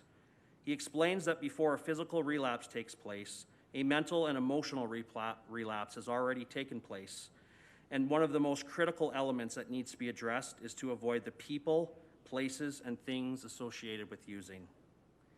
This is what the Mustard Seed has been doing over the last 36 years across Alberta and BC, providing safe, loving, and substance-free environments, offering support to people entangled in addictions or struggling with other health challenges like mental health barriers, that they would have an environment with the necessary supports on site to build a healthy future for their lives. On each of our properties, we work with the whole community to build an environment with a high level of dignity, respect. People seeking our services are surrounded with a diverse level of professional supports through collaboration and partnerships. The hope is that through motivation and with positive people in their lives walking beside them, they will be encouraged towards becoming a sustainable member of the community, maybe for the first time in their lives. Just a few weeks ago, as I drove by a bus bench, a couple of individuals saw the Mustard Seed logo on the side of the vehicle. They started yelling and waving their arms at me. It was after a very hard discussion with a local business person. When I pulled over to talk with them, they said, "We heard you were coming to town. We are being very patient, but we are desperate down here for you because at the Mustard Seed you care so deeply for us. Please hurry and open your doors." I encourage them to hang in there and that we are working very hard to open our doors in their community. In Lethbridge, we are planning to provide a substance-free environment for up to 45 individuals, as Taylor shared. Shortly, we'll be officially merging with the Lethbridge Soup Kitchen. We want to avoid duplication, and we want to stand beside other organizations that are well established in this community and have a lot of their support here today. The Downtown Policing Unit and the Community Peace Officers at the Lethbridge Police, in their letter of support for this rezoning, said the following: "Having the soup kitchen away from the current shelter and working with the Mustard Seed is viewed by police as a very positive direction, and it is anticipated that a reduction of calls for service will occur at the current shelter. Although there is no perfect area, The downtown policing unit and the community peace officers do hereby support the Mustard Seed with their intentions of maintaining a substance-free shelter at 110 13th Street South. Over the past 4 months, we have personally connected with over 100 businesses, churches, social serving organizations, and various community groups. We have heard their feedback, and we promise to stand beside them and do this with the whole community. Our vision is to eliminate homelessness and reduce poverty where we serve. The Mustard Seed is not coming to town to open a shelter. The Mustard Seed is coming to town to bring hope to people's lives, giving them real solutions to stop looking over their shoulders at the days behind, but to look forward to a healthier tomorrow. A tomorrow where the sons, daughters, moms and dads, brothers and sisters in this community can breathe, feel safe, supported, and loved. On a personal note, during my 17-year career at the Mustard Seed in the cities of Calgary, Edmonton, and Red Deer, and soon in Lethbridge, I've had the extreme privilege of witnessing hundreds of people that I have met and know by name get off the streets and gain full employment. In closing, we are not coming to Lethbridge asking for a building, nor are we asking for land. We are bringing private money from the other cities where we're currently located. And to quote our fabulous CEO, Stephen Weil, we are simply asking for your permission to help your people. By approving this zoning application today, you are telling those in your city that are entrapped in addictions and experiencing homelessness that you see them, you hear them. You believe that having a safe and substance-free shelter where they will find refuge, where they can rest, be fed a nutritious meal, is important to you and important to your community. Thank you very much for your time today. Thank you for your presentation. Okay.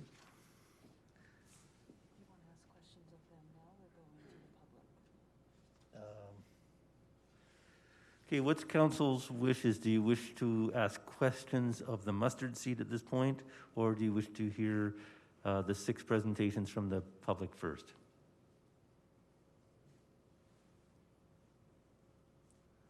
The first 6. Okay. Councillor Kaufman? Thank you, Mayor Spearman. I'd prefer to do questions at this point and then stop after each group and do questions for the specific groups as well. Okay. That would be my preference. I'm one of 9. Right, I saw some heads nodding. I agree. Okay, so councillors. Can I be contrary? I'd like to ask some questions now and later too. Oh yeah, for sure. Okay, So. good. And of course, Ms. Graham also presented. So, okay, for the first 3 speakers, we'll take questions from council, starting with Acting Mayor Higgin. Thank you, Mayor Spearman, and thank you very much, everyone, for your presentations. I do have there, get rid of that buzzing. One of the questions I had is to Mustard Seed. I'm not sure which one of you can answer this question, but I just noticed that you'd commented about bringing private money to the community. So you're not asking for anything from City Council. There'll never be any funding requests from City Council, from what I understand them by saying that? Thank you for your question, Acting Mayor Higgin. Currently, we do not have any funding from the City of Lethbridge. We have not applied for any funding from the City of Lethbridge. So over the last 4 months, everything that we've been doing in the City of Lethbridge has been funded from our operating budget, which is raised in other communities across Western Canada. So we have not received any funding, and we have not applied for any funding from the city. Okay, so that's future as well, that there seems to be the plan that you're going to be self-funded for operational costs as well going into the future? We may look and consider applying for various grants, but that would be looking at all levels of government. And so we would definitely take a look at that after we know if we're able to open operations in the city. Thank you. And my next question is, if I could, for Ms. Pinkson, if she's on. I think she's on, okay.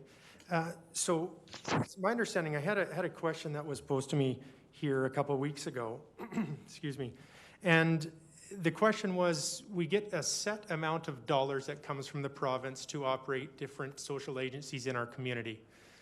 And that money is kind of a finite money. Here's the money that you're getting, and then we go through the different programs that we have, and we distribute it through the different organizations. Having a set of money, would this mean then that if in the future there's Mustard Seed requires operational funding, that would pull from other agencies as well, or do you know if we've received more as more agencies come to town? Has it been a set amount for some time, is what I'm saying, the OSSI and FCS? Councillor Hagan, I'm assuming you're talking about the FCSS funding. So that's been fairly consistent amount of funding over multiple years. I think it's changed slightly. I mean, I'd have to go back and dig into that a little bit more, but it's fairly consistent funding from year to year. And so then associations or organizations, community groups would apply for that funding based on their eligibility criteria and different things set by the province's requirements. All right, thank you. I think Marty's here. I see the city solicitor is in the queue. Mr. Lowen, did you wish to say something? Thank you, Your Worship. I just, at this time, given some of the questions and comments that have been made today, I wanted to take the opportunity to gently remind Council that this is a public hearing with respect to the land use only, and to consider your questions and comments not to be focused on the user, i.e. who the applicant is, but rather the use that is proposed. Okay, thank you. Councillor Kaufman. Thank you, Mayor Spearman. Councillor Hagan was done. Acting Mayor Hagan was done? Yes. Okay, thank you. Ms. Graham, just for clarification, in your presentation, you stated that a drop-in center, a food bank, a resource center, and a soup kitchen would all be considered discretionary use under the current zoning. Is that correct? Yes, that's correct. Thank you. So if an applicant was wanting to do one of those, the decision could just be up to the development officer themselves? Correct. It could be approved as a discretionary use. Okay, thank you. To either Ms. Kawaguchi or to Mr. Bradley, the statement was made that the people attending the site would not be under the influence of drugs or alcohol. Is it possible just to expand upon that in terms of the mechanisms you utilize to ensure the safety of people and to ensure the safety of those who do show up at the site who are perhaps under the influence? Thank you, Councillor Coffin, for your question. Yes, the Mustard Seed has been operating substance-free sites for over 3 decades. And so our staff are trained on looking at the effects of drugs and alcohol and the way that it affects people's behaviors. And so we have a screening mechanism that we do at the door when everybody shows up. The first and most important thing for us that has a very high level of dignity and respect for a person, and talking to them and having a great conversation with them. And but yeah, we maintain a very safe environment for people, because it's very difficult for somebody, if they're trying to fight for sobriety and move forwards from addictions, to have that in the community. So we work very hard at maintaining that. And if that's not the case, then we would contact the great folks over at Alpha House and make sure that we do everything we can do to get them over there safely. And so we, in a few of our other centers, we have an account with a local taxi company and do our best to get them over there. We'd also work with the other fantastic groups here in Lethbridge that have already been doing some great work, and just partnering with them to make sure people are safe. Okay, thank you. Thank you, Mayor Spearman. Those are my questions for the moment. Councillor Crowson. Thank you, Mayor Spearman. Ms. Graham or perhaps Ms. Gearing will want to answer this one. One of the things we get whenever a public hearing happens is we get concerns that the city has a side, that the city has a perspective that they're either for it or, well, usually for it because it's coming forward with a presentation on behalf or from the planning department. Can you speak towards that? Why is there a presentation from planning? Why is it done? And does it show a bias, or is it done for a specific reason? And hello, Ms. Gearing. I thought you'd want to answer that. So thank you for your question, Councillor Crowson. In this particular case, we've actually had people sign a comment on both sides that we are not facilitating the process enough and that we're being too facilitative. So I will state that the planning department doesn't have a bias. We're not really allowed an opinion. We process an application when it comes in. It is true that usually we come with a positive recommendation, but there are instances where we have actually recommended against a rezoning application. And so we just look at the facts and we do an evaluation based on the process, as Ms. Graham has stated in her presentation, knowing that it is City Council that is the final decision maker. So our presentation merely just puts the facts in front of you in terms of the process that was used. Thank you, Ms. Gearing. I just wanted the public to have a better understanding of the process about why there is a presentation, and it is for information so that we have the research and material to make our decision at a later time. Thank you very much. Mr. Bradley, if I may ask you a question about this project. Go ahead. So I know we're going to be hearing a lot from members of the community, and so I'll ask this question now, though I may ask it again later. Is this the right place? Of all the places in Lethbridge for a sober shelter, for a food bank, or a soup kitchen, is this the place? Thank you for your question, Councillor Croson. And yes, we have worked very closely with a number of stakeholders in the community, including the city. We also met with the downtown BRZ, and we did look at another property in that vicinity and more of the downtown core. And so we've met with over 100 businesses, probably well over that. And so we've taken those conversations to heart and taken that feedback to heart.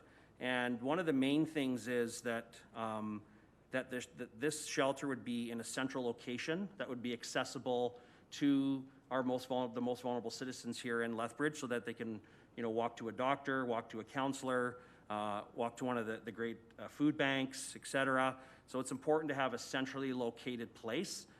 Even if you were to have a shelter maybe on the outskirts or whatever, people will still end up back in the center of the community. And that's where an establishment like this needs to be. And because it's a substance-free facility, we want it to be accessible. And because we want people to recover. We want people to become sustainable members of the community again, help them to become gainfully employed, and have local businesses maybe give them a chance at hiring them, etc. So being centrally located is very important. And so a lot of conversations went into this particular property. And we have had, although we know there are people that are in opposition, we have had a lot of very positive conversations with businesses very close to the shelter. And we're committed to sitting down with them and doing all we can to improve the quality of life in the city of Lethbridge. Thank you. That's my questions for the time being. Thank you, Mayor Spearman. Deputy Mayor Miyashiro.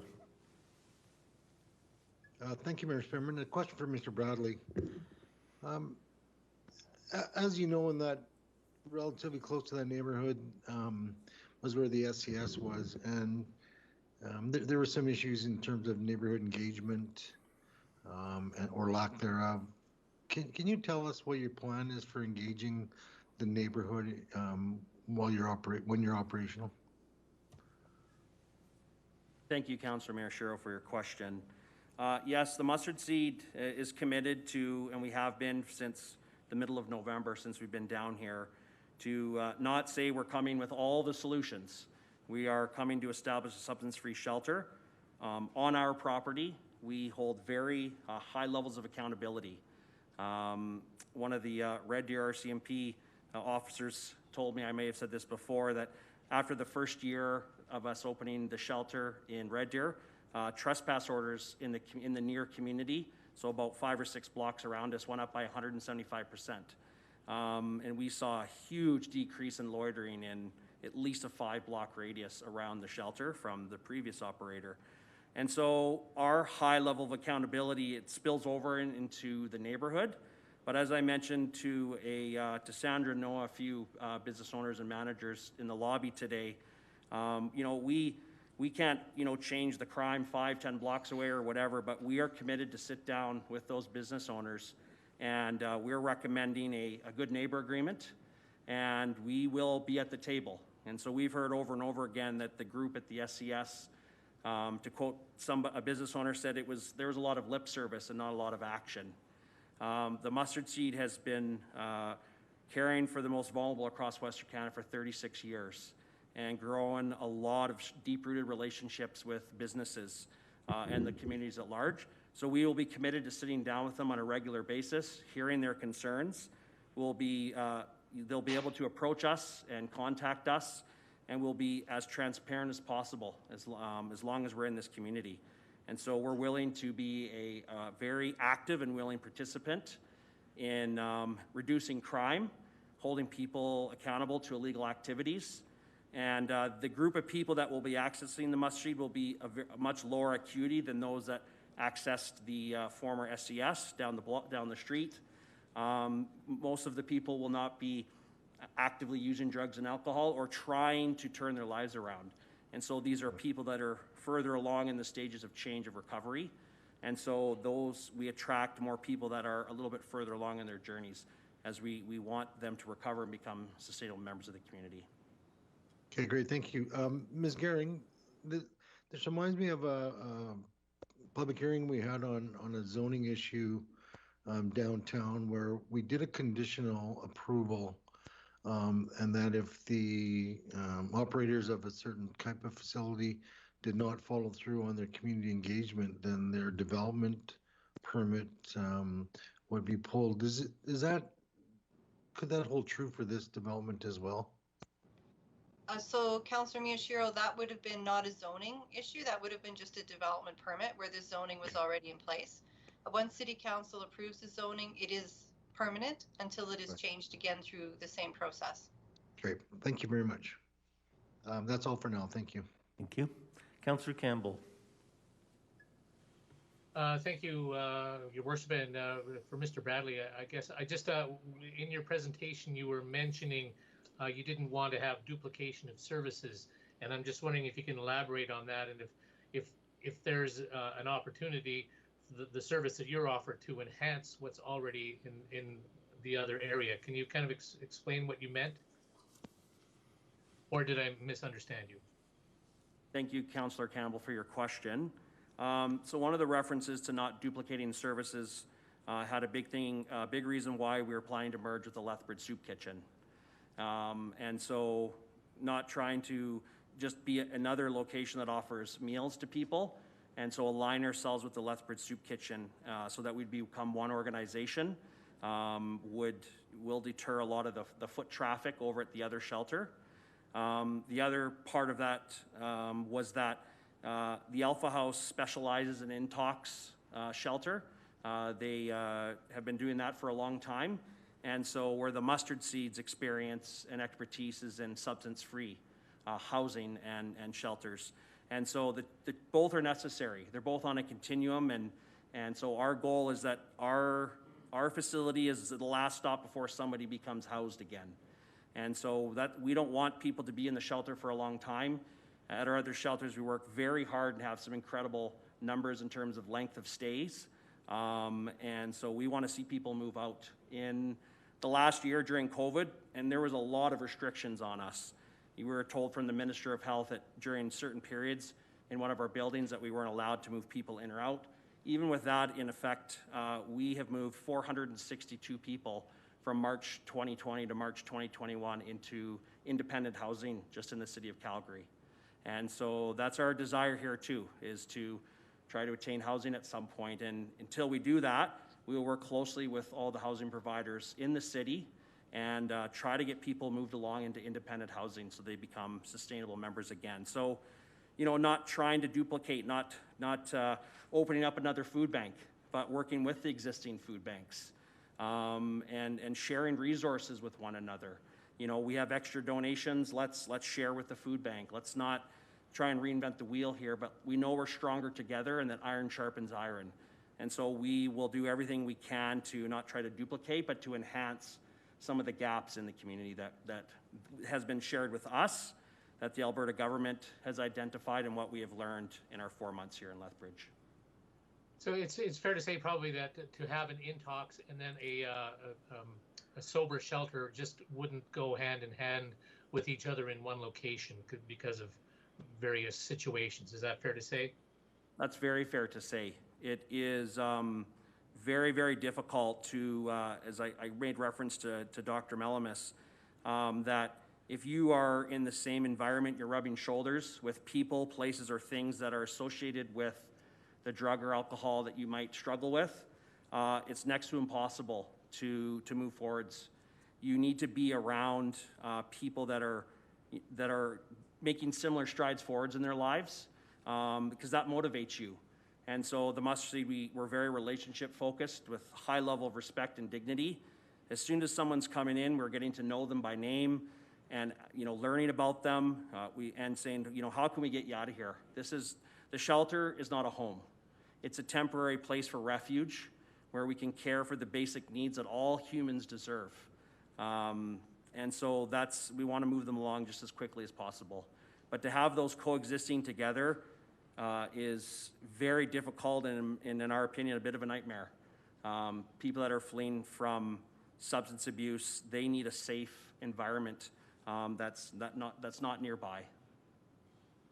Thank you. Thank you, Your Worship. Councillor Carlson? Thank you, Mayor Spearman. Thank you, Ms. Graham, Mr. Bradley. And I'm sorry, I missed the project manager. Was it Ms. Kawaguchi? I didn't catch it in time. That's correct. Oh, excellent. I did catch it in time. Thank you for that. Thank you for the presentations. First, Ms. Graham, if I can, I thought at some point during your presentation, you talked about utility challenges or constraints on the site. Did I catch that correctly? Yes, if they wanted, or if a future developer wanted to do something much more substantial on the site, there could be servicing limitations to the existing infrastructure. So we wanted to ensure that those would be addressed if such a proposal were put forward. With the proposal currently outlined, that is not a concern. The size of the additions are such that we don't have servicing concerns, but if something major were to be put forward. Okay, thank you very much for that then. A question to Mr. Bradley or Ms. Kawaguchi then. I believe, Mr. Bradley, you said that you'd had some very positive discussions with the business community in the area. And I'm asking questions. I think most of my colleagues are combing through the correspondence we've have attached on this, and some of the correspondence would not lead me to say that they felt the same positive discussions.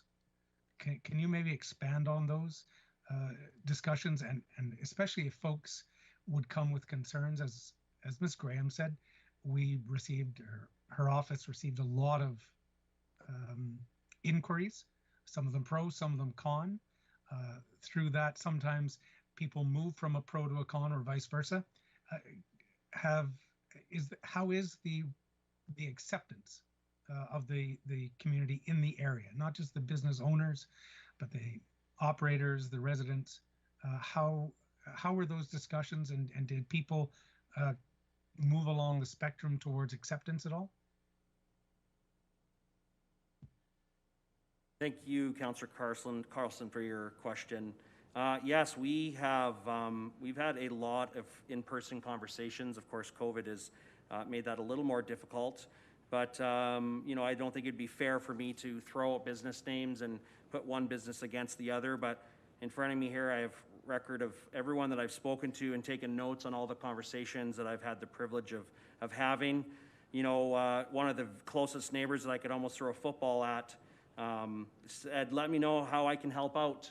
And that, it may not be easy to have you close by, but we're going to be in this together, so let's see how we can help one another. Another business just a few doors down, it was a very positive conversation. And we started talking about doing the possibility of planting a community garden between the two properties, and having the clients at the Mustard Seed coming and being a part of that community garden. We have community garden plot in Edmonton. We grow some stuff at the Mustard Seed in downtown Calgary. In Red Deer, we're part of a community association there that has a community garden. And so we were dreaming about that and how the two organizations together could help beautify and bring dignity back to this neighborhood. This particular business owner said, Byron, I've been dreaming about bringing some dignity back to this community for a long time. And she said that she'd be sending in a letter of support and is excited to be a neighbor. And we are dreaming about all sorts of things. Yeah, some others, I ran into a few in the lobby today that I think are going to share.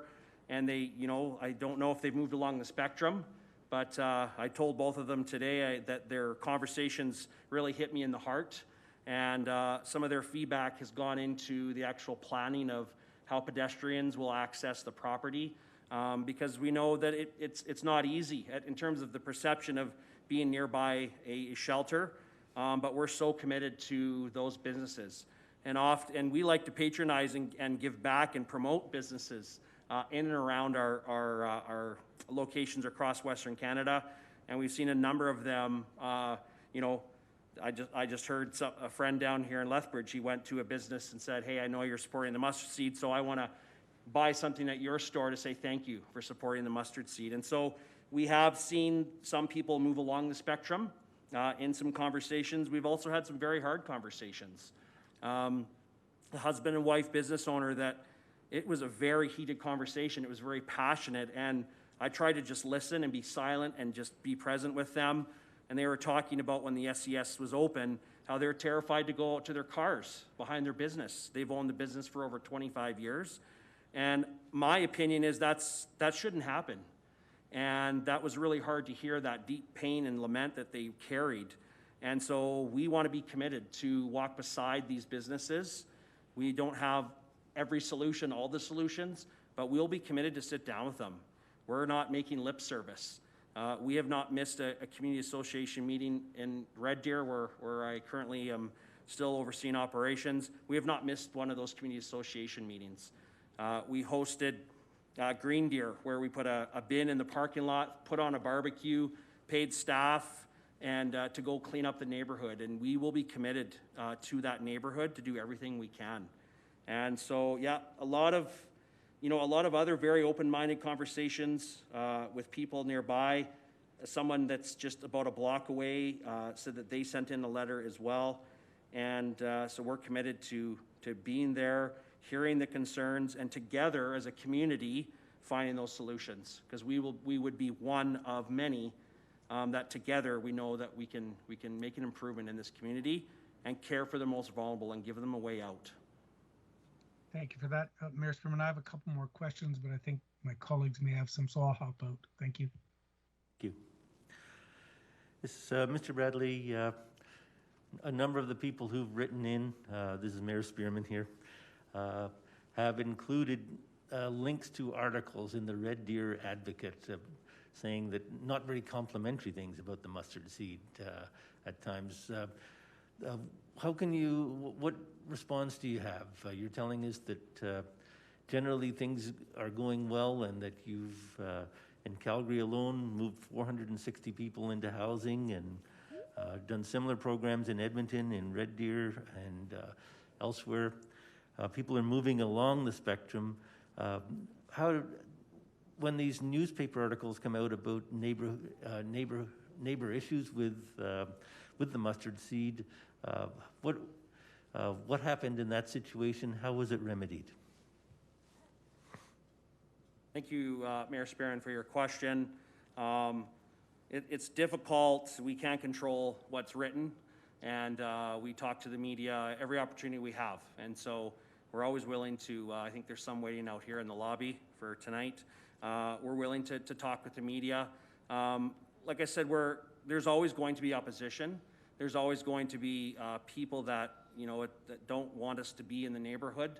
The common is, I believe in what you do, just the location you've chosen does not work for me. To quote one of the Lethbridge police officers, he said, Byron, if you listened to everyone that said no to you, you'd be nowhere. So we do have to go somewhere. And so if there is a concern from somebody in the community, in our other cities, they know they can come they can talk with the staff at the Mustard Seed. They can come speak with anybody, the leaders at the Mustard Seed. It's, you know, that's very important to us. And so getting to know the neighbors by name, getting to know business managers and owners by name, and starting a relationship with them, and just responding in person. You know, there was an article here in Lethbridge. Before the article went to the paper, we went to that business. We had a conversation. We thought it was a very positive conversation. We left our card and said, if you have any questions, please call us. Next thing we know, we're getting called by a newspaper saying, the owner of this business has some pretty hard things to say about you. Will you respond? Yes, I will respond. We met with the media, gave our response. I then called back to this business. I've left 2 voicemails, 2 emails, and I've not heard nothing back. But I continue to eat there, and I continue to try to build a bridge and try to build a relationship with the businesses. It's not going to be easy and perfect, but we're committed. We just want permission to come help people. Your people, the people of your community. And it's tough work, and it's often not popular work to care for people. But these are people, citizens of this community that need a place of refuge. And so anyone that has a concern, we'll sit down with them. Again, we don't have all the answers, but we hope together we can find the answers. And we care, number one, that they feel heard and respected. And hopefully together we can come to some kind of agreement. But we're always willing to meet face to face. We'd rather do that than go through the media. Or even emails aren't wonderful. So we'll meet you, or at least talk to you on the phone, and we hope to build a relationship and build a bridge. Because we know the whole ecosystem of a community is healthier if there's less people reliant on public service, on social services. And so that we know that, and a lot of business owners know that. And so our goal is to try to get more people into their own homes where they feel safe, where if there's another pandemic, they have a roof over their head. They're paying taxes, they have a job, and they're not relying on a place like the Mustard Seed. That's our goal. Thank you. You're going to provide the soup kitchen, overnight accommodation on a short-term basis, and meaningful daily activity. Are any of those in their operations in other communities a disruption in the community? I would imagine there's some disruption, but again, we work very hard at trying to have as little a negative impact on that community. And so trying to avoid lineups, for instance, so people aren't standing outside, especially when it's -20, -30. Try to give that dignity to people so that they're not, standing in a big lineup. Sorry, I lost my train of thought there for a second. And the key thing is to have as many wraparound services as possible for people, so those daily meaningful activities. So yes, there may be some people that will come looking for those supports, but then if they get the supports that they need, maybe they'll find housing that day. Maybe that person might be able to get support to get ID for the first time and maybe apply for income support to get on their 2 feet again, to give them another shot at life again. And so even yesterday, I was contacted from a graduate student here in the city of Lethbridge that wants to do a master's level practicum with us. We've had, I think, 8 graduate students over the past 2 years in our Red Deer operation that have done over, I think last year we did over 900 hours of counseling out of Red Deer, which would be a very similar sized operation. And so again, those are all volunteers. Those are all volunteer hours from graduate students getting a Master of Arts in Psychology and Counseling. And so someone might come for counseling. But then again, as they get these types of supports, the goal is that they get off the street. They're not on a mat on a floor anymore, because that's not an appropriate place for a human being to live or to sleep. Thank you. Councillor Kaufman.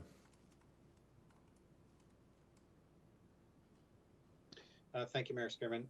To either Ms. Kawaguchi or Mr. Bradley, probably the largest concern that members of council have heard from business community as well as residents in the area, citizens at large, really, is the issue of drug paraphernalia. Will there be any distribution of needles or any drug paraphernalia on site? Thank you, Councillor Coffin, for your question. No, the Mustard Seed does not distribute any of the products that you mentioned. Thank you. You've got a sober shelter. You've got 4 other facilities there, or 4 other operations, so to speak. What's the policy on use of drugs or alcohol, any substance really, on the property? It's not allowed. And so if a person is seen using illegal drugs or drinking in public, that's against the law. And so we will work very closely with the Lethbridge Police. We don't want to run to the police every time there's an issue, but we want to build a strong rapport with those individuals, and they will know over time, as they have in our other properties, that we mean business, that we hold people accountable, and then people will be suspended from accessing our services. If it's severe, then they get trespassed and they're not allowed on the property or in the vicinity at all. So again, we hold a very high level of accountability, but also treating people with dignity and respect. Often relapse is a part of recovery, and sometimes people, you know, they don't turn their lives around maybe the first time a relapse enters their life. It's you know, the emotional and the mental relapse is such deeper than the physical one of actually using the drug or the alcohol. So we strive to work on those root causes of that addiction, or the root causes of poverty, because poverty is such a diverse thing that affects everyone differently. And so very higher level of accountability for any illegal activities, and people know that we hold that bar high with them. Thank you. One final question, if I can, then Mayor Spearman. And maybe this is something that Mr. Lowen and Ms. Gehring can address perhaps later, because we do have people waiting to speak. But it's about the Good Neighbor Agreement. How that's going to work in terms of enforcement. As was stated earlier, lip service has sometimes been played in this community, so it's about ensuring that there is a process with feedback. I note that it's mentioned as part of the development approval, but it's not included in section 11. So for the sake of time and respect for those waiting to speak, I'm wondering if you two can work on a response and provide that shortly. Sure, if you'd like, Councillor Kaufman, we can do that. Okay, thank you. Thank you, Mayor Spearman. Councillor Carlson? Actually, Mayor Spearman, I can save my questions till later. I think Councillor Kaufman reminded me that there are many other speakers waiting to speak, so I'll reserve my questions till later. Thank you. Okay, at this point, we're going to go on to presentations from the public then. And after the 6 presentations, we will have questions again from councillors. So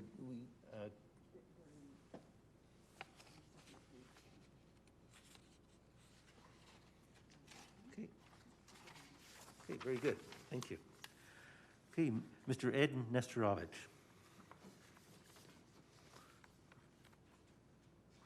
Your Worship, councillors, my name is Ed Nestorovich, and I own the property directly beside the proposed rezoning area. And I'm a little surprised that Mr. Bradley said he spoke to a lot of businesses around it, but he hasn't spoken to me, who I own the property that's going to be affected mostly by his proposal here. I'm not against what he proposes to do, and I wish him all the good luck that he can do this and whatnot, but I'm just wondering whether it is really in the right spot. We've just gone through a year or 2 or 3 years of harassment, problems up the street. Now you're just moving it 2 blocks, 3 blocks further east. I've had nothing but problems in my property. My property is adjacent to his. There's the back alley. They're going to kick him off their property. Where are they going to come? They're going to come on my property. The city has painted my back where there's graffiti, where people have left graffiti. I go consistently pick up beer bottles. I pick up needles. I pick up clothing, pick up bike parts. I kick people off the back. There's a transformer back there, and it's a gathering spot. I agree that they're may be sober. If they don't let them into their place, where are they going to go? They're attracting this type of person. They're coming into my backyard. I'm the guy that has to pay our taxes here. I'm the guy that has to repair the windows that they break. I'm the guy that has to repair my building. You guys don't give me a break because I have a shelter next to me. I'm a taxpayer. I own 4 or 5 properties in this, and this piece of property has given me more problems because of this. I think Mr. Bradley has given us a fantastic speech, and I think if everything works the way he's saying, I'm thumbs up, but we all know that doesn't happen. It doesn't happen that way. All you have to do is watch the people that are going to the soup kitchen today. They're not all sober people. They're not all non-drug use. They're going to kick them off their property, but they're going to go to our neighbors. They're going to go all the way up the street and use our doorways, harass our customers. I have 7 tenants in that building, and they're a little concerned. And we're right across from this. So I'm here to request that you do not approve this rezoning. I think there's better places where the soup kitchen is right now. There's a building there. The people want to sell it or will rent it out. Eldorado. And that's an established area where the soup kitchen's been there, and it would work perfectly for what these folks are looking for. I, for one, I hope that you do not approve this rezoning. Thank you. Thank you, Mr. Nesterovich. Next is Karen Jeleni.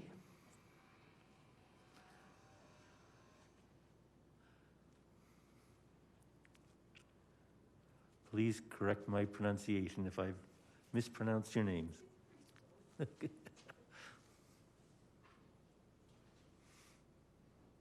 Good afternoon, Mayor, Council, and affiliated members. My name's Karen Glaney, and I'm part owner of Thomas Radiator, which is within a block and a half of the proposed mustard seed. And I don't doubt that they're a great organization. I haven't heard from them personally. I'm also here because of the consumption center. I did not speak up for other businesses around them, and I feel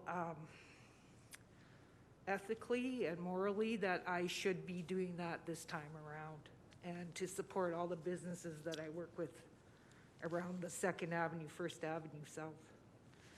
I'm opposed to bylaw 6267. I don't believe the shelter should be located at the proposed site. I don't believe the city's homeless shelter should be run by an outside non-Lethbridge organization. I do not agree that the city should willingly give an outside organization that amount of control over a site. I believe that the shelters, they do a great service to those that they let in and help. However, that is the extent of their accountability. Any problems that are attracted to the vulnerable, such as the drug trade, alcohol, there's also, these places don't want to let in people who actually need the shelter. They still need to have somewhere to go, even if they're not eligible or they don't fit into the eligibility for entry into that particular shelter. So what happens there is they then become the problem of the surrounding businesses and community, just like with the consumption center. And that's scaring me because, just like Ed said, we're all helpless there. We weren't heard. Well, eventually we were heard, but there was so many horrific things that went on, and they're still going on. And this, I'm asking the city to please not make the same mistakes we witnessed with the consumption site. We're all human and we all make mistakes, but better planning and thought should go into this decision. All of us businesses have been hit so hard by the before and after effects of the consumption center. And I'm not lying on that. Now we're dealing with COVID, and a lot of my business colleagues in that area have had such a tough time, a really, really tough time. And I can't continue to be quiet about it. So I'm just asking you please to really take a look at where you're putting these places. And yes, the homeless need a place to go, but also those that are drug addicted, transient traffic that we see, they also need a place, not just the mustard seed. Thank you. Thank you, Mrs. Delaney. Gerard Littell.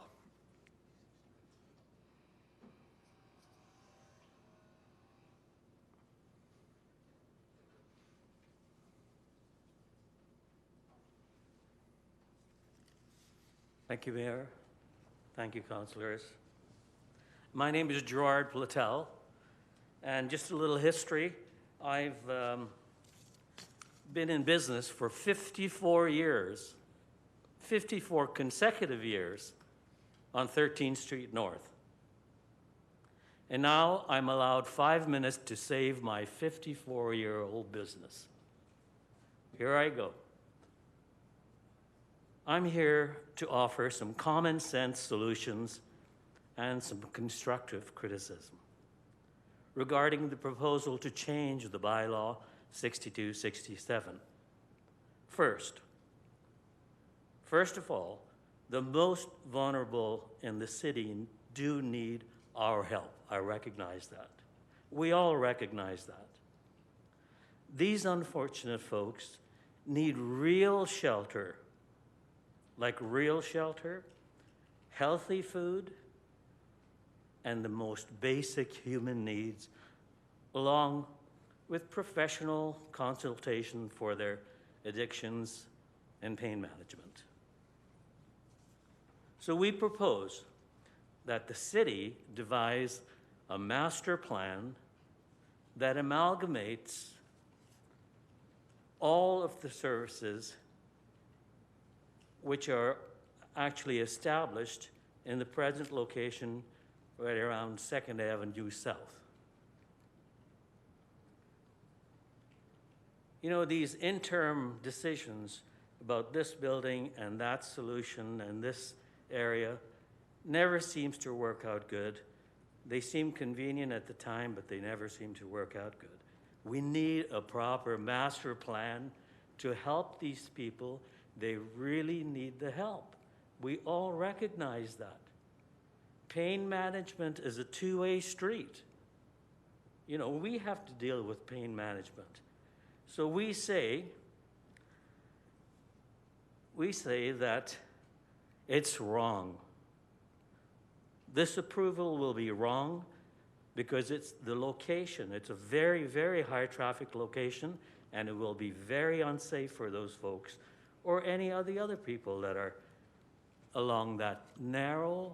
Have any of you guys been down to that actual location and seen the embankments on the sides of the, like it's a dark railway underpass? And people are going to be walking around on that narrow sidewalk. It's not much more than, 3 feet, and then the embankment. It's very unsafe. Even, sorry to say it this way, but even when you're sober. So it's wrong. It's wrong because this is also an entrance to a major shopping and business, residential, and schools and churches and restaurants. This is our entrance to that whole side of the city. We don't want it starting out with, people hanging about. It's wrong because it's bound, again, to increase our costs in business. Extra security, more fencing of the yards and all the recessed entryways. You know, stores being locked and barred and chained is not very inviting to consumers. And it's not a very good shopping experience. So I kind of read that there's about 70 against and 24 this bylaw change. You know, we have a vested interest in this no vote.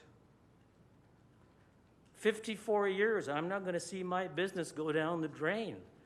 We've been putting up, oh, incidentally, breaking news. 2 weeks ago, 2 weekends ago, at 2:30 in the morning, my store was broken into at the back alley. The guy jimmied the locks, even the deadbolt. But fortunately, we had a really good security system, a real high-tech video system. We alerted the police. We were down there, my son was down there, and fortunately, the alarm scared the heck out of the guy and away he went. But they did catch him, thanks to the good work of the police and my son. We don't need this kind of stuff going on. We've been putting up with this thing for months and months and months. I know that pain management is important. These folks need the help, but you need to have a master plan of some kind. You can't address these things, these issues over and over and over again. So,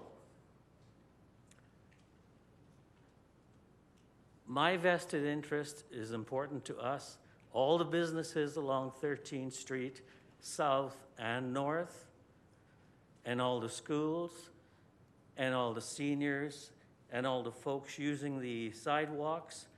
You know, unfortunately, I see it day in and day out. My office is right on the street. People walk across the street, jaywalk. Sorry, we don't have police to look after jaywalking. People are riding bikes on the sidewalk, little motor scooters, you name it.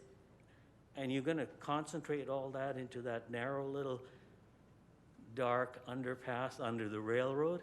Not good. Please reconsider, and we are definitely opposed to the bylaw 6267. And yeah, I did hear some rumblings, well, maybe the York Hotel, right across the street from Smith's Audio. I also heard a rumor about removing a traffic lane for a bike path on 13th Street. And I'm thinking, you know, like the famous Joe in the US, come on, man. Thank you very much. Thank you. Mr. Don Platel?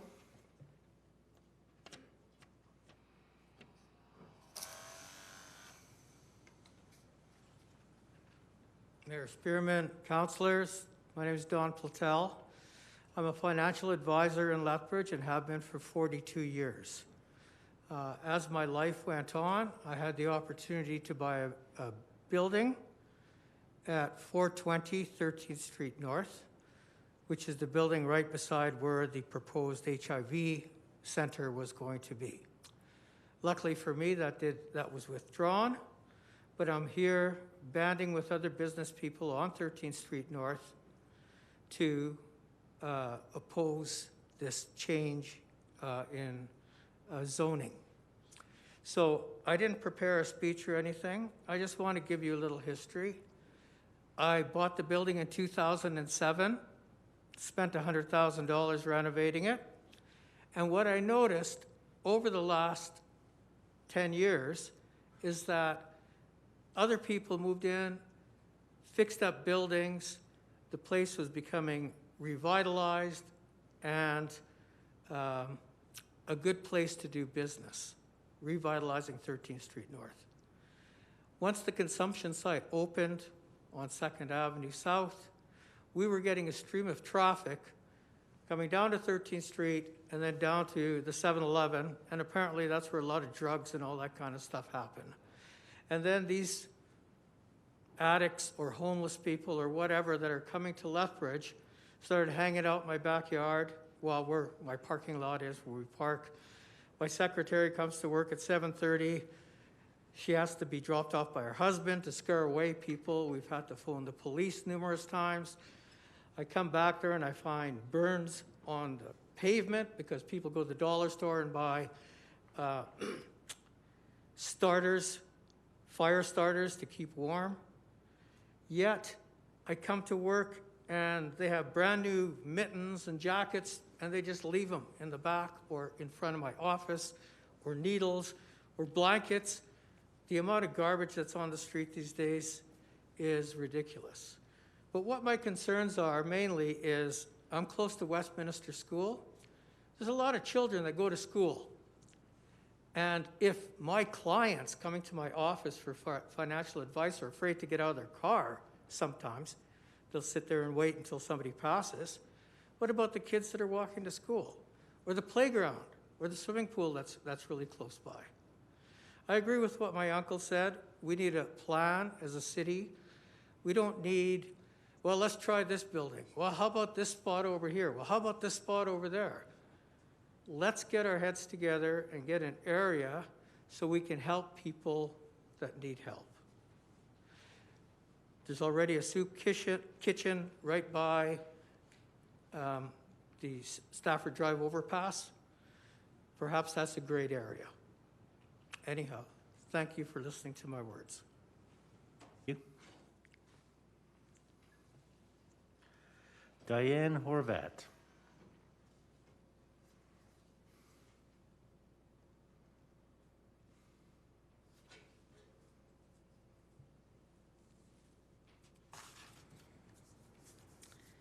Thank you, Your Worship, Mayor Spearman, and members of council. Again, my name is Diane Horvath, and I'm here to speak in opposition of bylaw 6267. I did submit a letter into the package, and so again, that'll let you know that I am a homeowner on 4th Avenue South, and I co-own a business with my husband on 2nd Avenue South. So all within a couple of blocks of what we're looking at. I do want to speak on issues other than what's in my letter, so please bear with me. I think it's important, the most important thing I want council to hear today is what I believe you need to base your decision on. You must believe, with no doubt or reservation, that this site is unquestionably appropriate for the development of a shelter, food bank, soup kitchen, drop-in center, or resource center at 80% site coverage and 4 stories tall across the entire site, with any group operating it. This is not about the mustard seed and how they run their operation.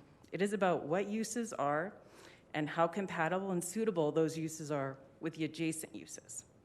Plain and simple, unquestionably appropriate. Why am I using that term? Permitted uses, when placed in the land use bylaw, have been adjudged by council as being unquestionably appropriate. So much so that a permit must be issued, and there is no statutory right of appeal afforded to a permitted use that meets the bylaw by affected persons. The executive summary presented to council in the agenda package states, a direct control bylaw is required for this specialized combination of uses. Untrue. This combination of 5 uses currently exists in bylaw 6300 in both the downtown commercial and public building land use districts as discretionary uses. So this is not unusual, nor special, or necessary to rezone this land to direct control. To move this development forward, the following options exist. Zone the parcel to either downtown commercial or public building, or find a property that has the correct zoning to develop on, or add the use shelter to the commercial general district as a discretionary use. None of those options limit the appeal process, so maybe that is why they haven't been considered. The city website states, direct control zones are used to manage special, one-of-a-kind land use situations. These zones have unique characteristics and have regulations created for the circumstances. We have established that the combination of uses exists, so therefore this is not unique, this is not one of a kind, but we are still in the path of direct control. which puts council in the driver's seat. What is council controlling in this bylaw? Both the landscaping and the site plan approval are designated to the development officer, not council. The site coverage, the height of any new building, and setbacks to property lines are exactly what's required at the GC district. So this doesn't sound like there's any special controls being placed on this development to make it compatible or a better fit. We are really here for the shelter portion of this bylaw, as the applicant could apply for any of the other 4 uses today without a bylaw amendment. The executive summary states that the definition of shelter was developed in 1999, and the thinking of the day that the CD and PB districts were the appropriate districts for the use. Not so much anymore. Council adopted a completely new land use bylaw a mere 6 months ago in September of 2020. During that review, hopefully the authors of the bylaw realized that social issues are a pretty hot topic in the city, and additional work would have been done around these types of uses.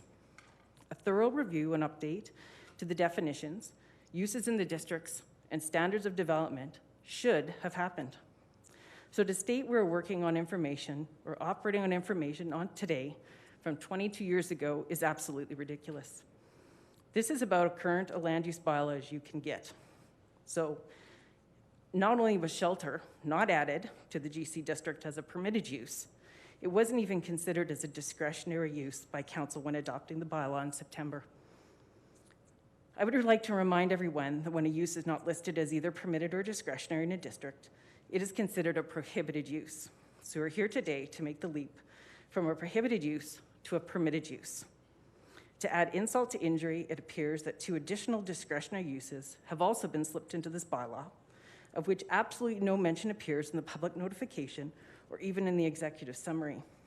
Given the recent withdrawal of the supportive housing project of the applicant, it appears the bylaw is all playing a fast one by adding apartments and apartment mixed use as discretionary uses. Are we to expect a 4-story supportive housing development to go along with the shelter in the near future? It appears to be a deliberate omission, and while it might be an honest mistake, it calls into question the transparency of the process we are currently in. What's really going on?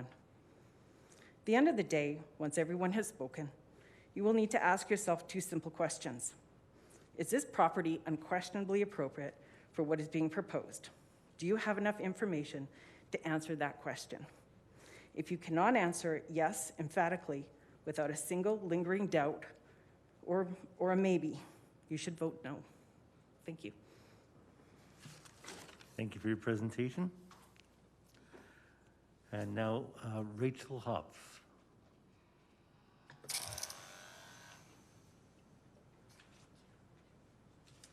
Yes, good evening, His Worship Mayor Spearman and Council.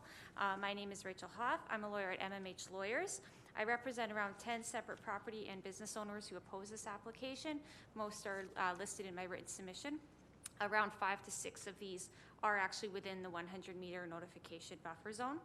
I trust you've read my submissions already before today, or will have the opportunity, so I just want to summarize my main points and address some of the issues I've heard so far tonight. One of the first issues is the concern with the lack of public engagement through an open house, and I think that's where a lot of the comments I've heard so far tonight may be coming from. And this is contrary to the city's own rezoning process document.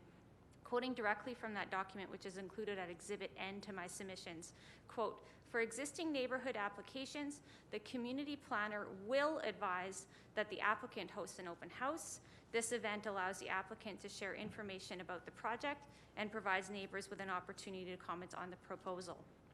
While I do understand Mr. Bradley has gone door to door to some neighbors, this is not sufficient to address and put before them questions that all neighbors attending the open house can hear, comment on, and have a discussion, and present their concerns prior to tonight.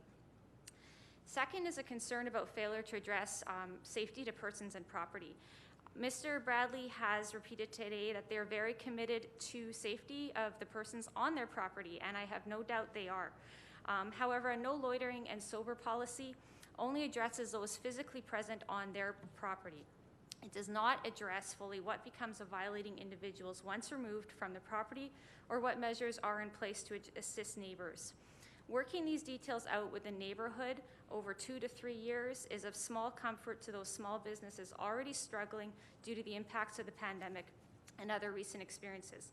And perhaps this is a bit of a question that Mr. Bradley can answer later. I did hear him answer that for the other facilities, they will not tolerate consumption of alcohol or use of drugs on the property. That doesn't quite answer what happens of those who are actually intoxicated or impaired, especially those accessing the Lethbridge Soup Kitchen. Is it their intent to turn those people away? Tying to this is the fact that the parcel is also considered to be within an area of influence in this city's heart of the city master plan. The Subdivision and Development Appeal Board recently overturned a decision of the Municipal Planning Commission, who had issued a development permit for supportive housing in the downtown area, in part as there was limited information regarding the safety or perception of the surrounding community, not just the persons on the property, but the surrounding adjacent community. I also want to briefly address the written submissions that were provided in support of this rezoning. And I make these points to call for your worship and council to weigh those submissions and support far less, if at all, to those that are adjacent to this property and the business owners. Only one submission in support includes an address that is near the proposed site. I also understand the writer of that submission is a director for the Lethbridge Soup Kitchen, so while of course it is unsurprising that is in support, this is not disclosed in that letter. 2 of the submissions are in support of from persons who live outside of Lethbridge in Fort Macleod and Red Deer. At least 7 of the submissions in support are from persons who are associated with the Evangelical Free Church of Lethbridge, which is over on 24th Avenue South, and most provide no personal address. Some submissions in support appear to be unaware of what the plans for the site even are. One submission, for example, is in support of supportive housing at the Ramada, which was that application that was withdrawn. Mr. Bradley also addressed a letter from Sergeant Mike Williamson of Lethbridge Police Service, and I'm not sure if council has seen that, but I understand that that letter was actually withdrawn from the Lethbridge Police Service earlier this morning or yesterday. I believe Mr. Richard Daly, who will be speaking later, has a copy of that letter if you've not seen it. However, just to address that letter in any event, the letter actually notes that when the Soup Kitchen was a standalone entity from the current shelter, there was a reduction in calls for service. Now that the shelter and the Lethbridge Soup Kitchen are at the same facility, the calls for service have been increased in volume due to congregation at the facility while waiting for meals. I also just, as I only have 20 seconds left, I just wanted to ask for clarification if the Mustard Seed has in fact remitted their application fee for this application, as the copy I have does not show that it is actually remitted to the city. Thank you. Thank you for your submission.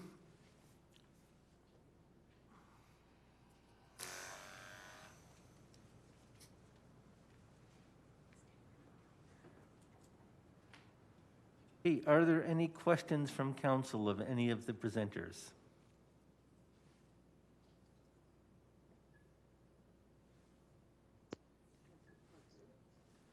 Councillor Parker? Thank you very much, Mr. Mayor, and thank you to everyone who's presented here. I have a question to, maybe I'll speak to Mr. Nestrovich first of all. Mr. Nestrovich, as you're coming to the microphone, I'll have my question for you. And I don't know if you can speak on behalf of everyone, but yourself, is there anything that this organization or this application could do to give you peace of mind in moving forward? Is there anything that, you know what, if they checked off this box, this box, this box, I think I would feel good with it? Well, I'm not sure they could give me any peace of mind, because I think the people that they're going to attract, I know they're talking about they're going to handle sober people and turn away people that are drug addicts and that. My concern is that those people are the ones that are going to come on my property. Those are the people that I have to look after or do something with. I'm not sure. There's a back alley there, and that seems to be a highway to wherever they're going, up to the soup kitchen. And of course, that's where they stop and congregate. And I have all kinds of problems back there. And this is right across from where they're going to kick these people out, and that's where they're going to head up that road. They're not going to take the street or the sidewalks. Beautiful to say these people walk on side. They don't. They walk up back alleys, and that's where they get into trouble, breaking my windows and painting my walls and with graffiti and things. I don't know whether the city can put a fence across the back alley. I mean, they've got cement blocks which close the back alley off, but that's of no deterrent. So to answer your question, Mr. Barker, is I'm not sure. A fence would work there, but I still think I agree that the city needs a plan. That property that they're talking about going to is way too small to what they're talking about. And they're going to handle 45 people. I mean, we're talking 300, 400, 500 people in the city that have a problem, from what I gather. So, okay, that answers my question. Thank you. Thank you, Mr. Nestrovich. And just one more question, Mr. Mayor, and I may have a follow-up. Sure. Mr. Bradley, and thank you very much for your presentation. And I know you guys are completely different in what you're offering compared to the SCS. And I think a lot of people have this bad taste in their mouth thinking you guys are similar, and I know you're completely different. You offer a different service, a different philosophy.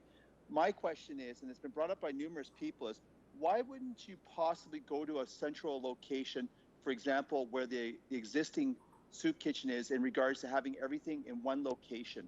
Why wouldn't that be the most appropriate, and why is this more appropriate than that? Thank you.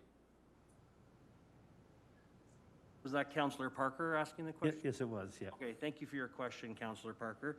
I'll build on the answer before, and it's a very good question. And one of the biggest things is for a person that because a person might be experiencing poverty and homelessness does not mean that they struggle with substances in their lives. And so if you're a person that, for instance, a guy I know that had a serious brain injury at work and ended up losing his job and unable to pay his rent, ended up on the streets and didn't have any substance abuse issues. When he's around people that are using drugs and alcohol, he quickly fell into a very deep path of addictions at another shelter in the city. When he came over to our place, he said he felt like a new person. He said, I could breathe again. So it's very important, if you are a person that's trying to recover from drugs and alcohol, that you are not in the near vicinity of another organization that actually specializes in caring for people that are under the influence of drugs and alcohol. And so by moving the Lethbridge Soup Kitchen over, it becomes a soup kitchen that's for people that are sober. And then the folks over at Alpha House will start looking for ways to feed people over there, because it's very important to have a distinct environment for people that's substance free. Otherwise, you feel very entrapped and stuck, and it's very, very difficult to move forwards in your life. So it's important to be in another area. Thank you. And my last question, Mr. Mayor, if I may. Go ahead. To the city thank you for your answer, Mr. Bradley. My question is to the city solicitor. Obviously, the people that are not in support of this are painting the worst case scenario, or possibly they're concerned. Now, if some of these things did come to fruition where it didn't work out, the city has no way of saying, hey, we should have never done this. Maybe we can't go backwards. As soon as the genie's out of the bottle, it's out of the bottle. Am I correct? I would answer that in two ways.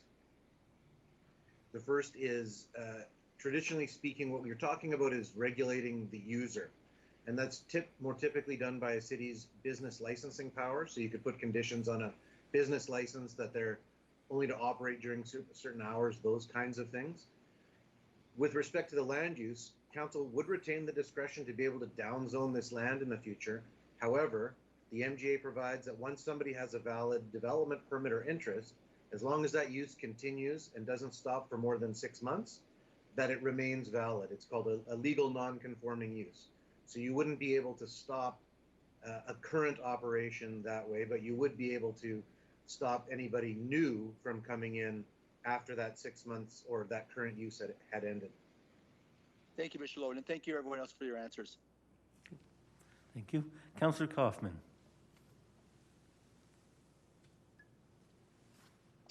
Thank you, Mayor Spearman. Is Ms. Horvath, is it Horvath? Is she still in the room? Can Yes. she come to the microphone? please. Thank you. Thank you for your presentation, ma'am. Thank you for coming prepared. You gave a very compelling argument. And I just want to probe that a little bit. You mentioned a couple of things. First of all, the reference to housing, that housing remains in. Is that where you're looking in the land use bylaw under discretionary for dwellings, apartment, mixed use? Is that your contention there? Actually, it was pointed out by legal counsel that spoke earlier, and I'm sorry, your name. It is in your agenda package in the bylaw on page 197 of 359 that indicates that dwelling apartments and dwelling apartment mixed use is part of the discretionary uses being added for bylaw 6267. Okay. But nowhere Excellent. has that been mentioned. Okay, excellent. Thank you very much. To Ms. Gehring or Mr. Lowen, then following up on Ms. Horvath's presentation, why DC versus what it was that she was proposing or stating? Yeah. Firstly, Councillor Kaufman, I would like to address the apartment mixed use. So Council received first reading of a bylaw today to re-add that into the CG district. That was a formatting error. When we did 6300, it was always supposed to have been in there. In regards to the mention of apartment, Ms. Horvath and the lawyer from MMH are correct. That was an oversight on staff's part to add that in. So council may wish to delete that as a use if they decide to pass the bylaw. In terms of DC, in terms of using the downtown commercial district, that's a geographic specific district that we felt was just not appropriate to apply in this case, being so far away from downtown. Secondly, the public building district means the owners of the property, should they change in the future, would not have the ability to use any of the commercial uses that are currently in place. So that is why we went with the direct control. Thank you. But if somebody went with public building and the ownership changed land and somebody wanted to use it as commercial, it would just be rezoning to commercial, correct? That's correct, but again, that seems to be an unnecessary hurdle. Okay, thank you. Thank you, Mayor Spearman. Thank you. Deputy Mayor Miyashiro. Thank you very much, Mr. Spearman. And my questions were along the same lines as Councillor Kaufman, and I think now that he's asked mostly what I wanted to know, I'll ask Mrs. Gehring, are there any of the zoning or development issues that were mentioned by either Ms. Horvath or Ms. Hopp that you'd like to address at this point? No, Councillor Miyashiro, I think that those were the only ones in regards to apartment mixed use and then the use of the DC. There's nothing I need to rebut or Ms. Graham needs to rebut at this point.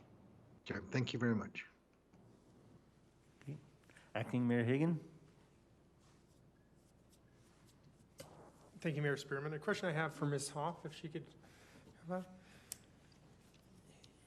You'd commented throughout your presentation about a fee that you didn't know has been paid or whatever for rezoning, and I didn't really catch that. Could you maybe touch on that a little bit more? Yes, sure. Can I just grab my binder? Absolutely.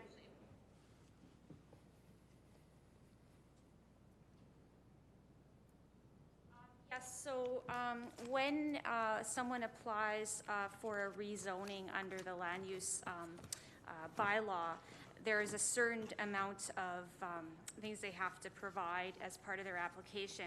One of those is actually a fee, and the things they have to provide are actually mandatory. And I'm just trying to see, I did have a copy of the fee. I believe it was $5,500 or something. I don't have a copy of the actual application that was made, but the draft I did see did not have the actual box ticked off for the fee payment. Awesome. Thank you very much. And so my next question would be for Ms. Gehring. Do you have anything to add to that? Is that correct or incorrect of what's been presented? No, the fee was paid. The applicants or the front counter staff didn't check the box, but the fee was definitely paid with the application. Okay, so it's just that it was not checked off then. The fee was paid. Correct. All right. Yep. Thank you. Thank you, Ms. Hoff. Appreciate it. Thank you.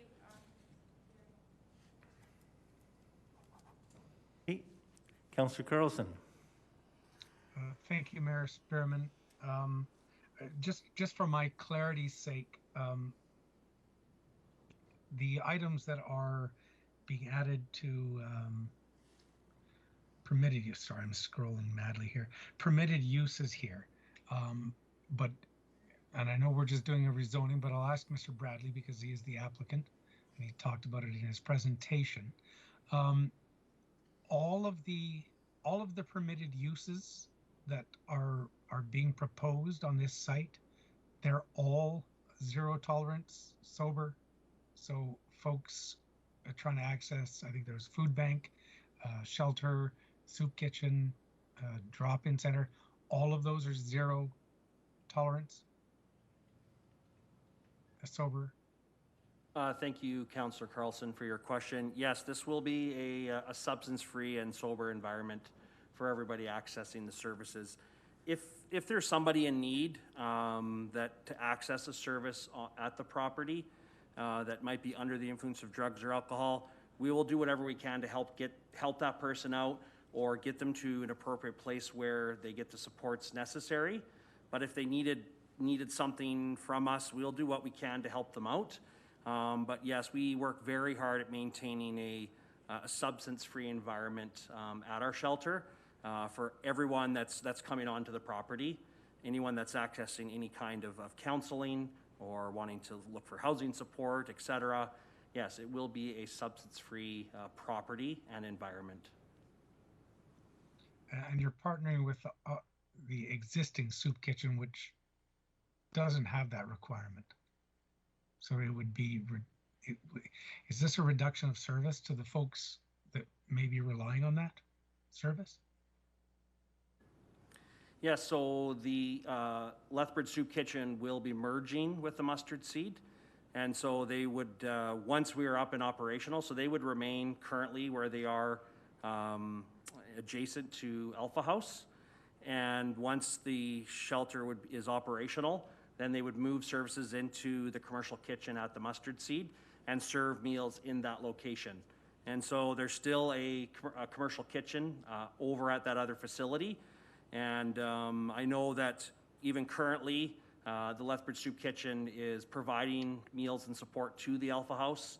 And we have a long-standing partnership with the Alpha House. They actually use one of our buildings in downtown Calgary as overflow. And so we would work very closely with Kathy and her team to see how we can support them. You know, and we've had similar conversations so far with one of the food banks, and we'll meet with the other one on how we can work together to provide food security for the whole community. But again, not trying to reinvent the wheel. And so that's why merging with the soup kitchen is, let's not have two different soup kitchens, and let's have the Lethbridge Soup Kitchen on site at our substance-free shelter. Okay, thank you for that.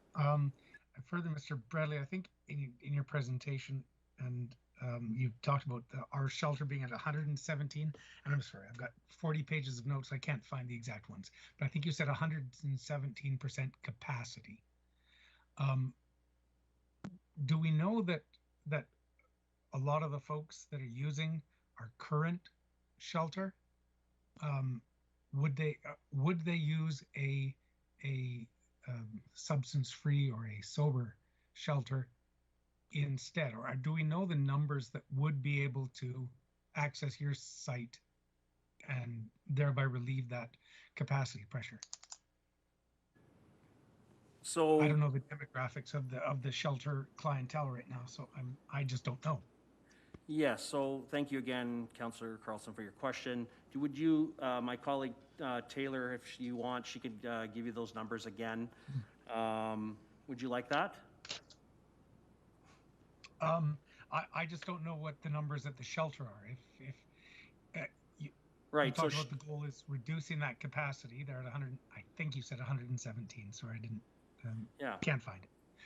But I'm just wondering, is it how many of the folks that are currently clientele of the shelter would fit your criteria and reduce that capacity?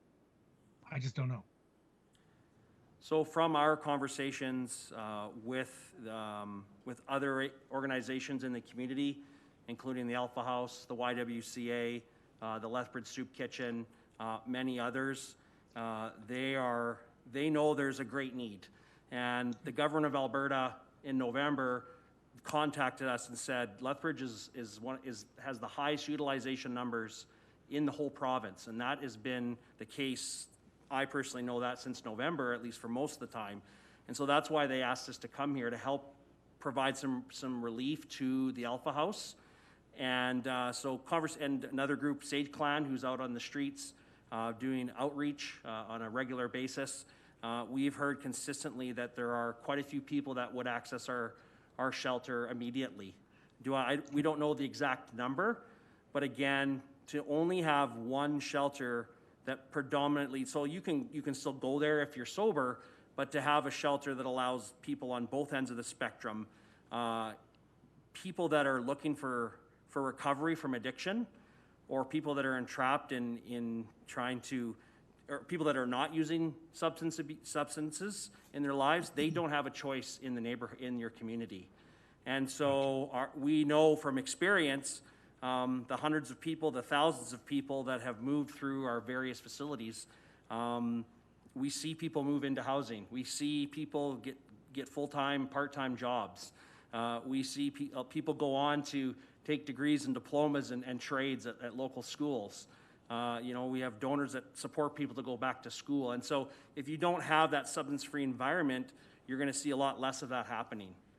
There's a lot of positive change in people's lives when you open that space up, and even we have people that drop off elderly parents at our front door. I was at the shelter one night and a lady in tears came to the door and said, "I can't care for my elderly mother anymore." So it was very great that the Must-Feed was there that night to help her give a place to stay. She stayed with us for a few weeks and we helped her find a more appropriate place because she shouldn't have been on a shelter floor. Thank you. Thank you, Mayor Spearman. Councillor Crowson. Thank you, Mayor Spearman. Thank you to all the presenters. I will have some questions that they have brought up that I'd like to have answered. And I see some members of CSD. I think Marty Thompson is here. If I could ask him a question about some of the things we've heard. Is that possible? Yes, Marty is here, and I'm happy to answer any questions you have. Perfect. One of the things we've been hearing from people, and I think is going to be a theme of a lot of people who are speaking to us today, is they're talking, put everything over with the other shelter, put it all in that one location. Is there any research, is there any information when we're looking at services like this? What does the research say? Is it better to consolidate, or is it better to spread services around, or does that depend on the type of services? What is the research saying about this? So it very much depends on the type of service. And so for this particular service, it would be inappropriate to mix that sober client population with active users. And so in the current shelter facility, we have the homeless shelter, we have the overdose prevention site, and we have the Intox program combined with the soup kitchen. And what you're doing is you're mixing acuity levels or clients that have highly complex, they're highly intoxicated, with clients who are not intoxicated. And so, so to answer that question again, it is not appropriate to mix those client populations. It does cause problems. So the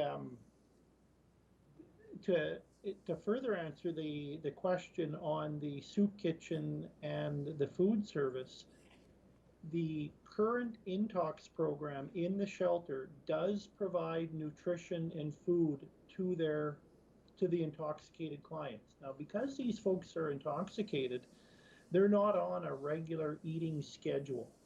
And, they may, when they sober up, it may be 2 in the morning rather than your standard breakfast, lunch, dinner. So the clients in the Intox program will be fed. The Alpha House program has a great nutrition program, and so by moving the soup kitchen away from that facility, what you're doing is you're really moving the typically the sober clients away. Now, currently, of course, any client can access the soup kitchen, but it does create problems by mixing those populations in one area. My second question, following up from many comments we've heard, is the city should develop a master plan. What would be your response to that?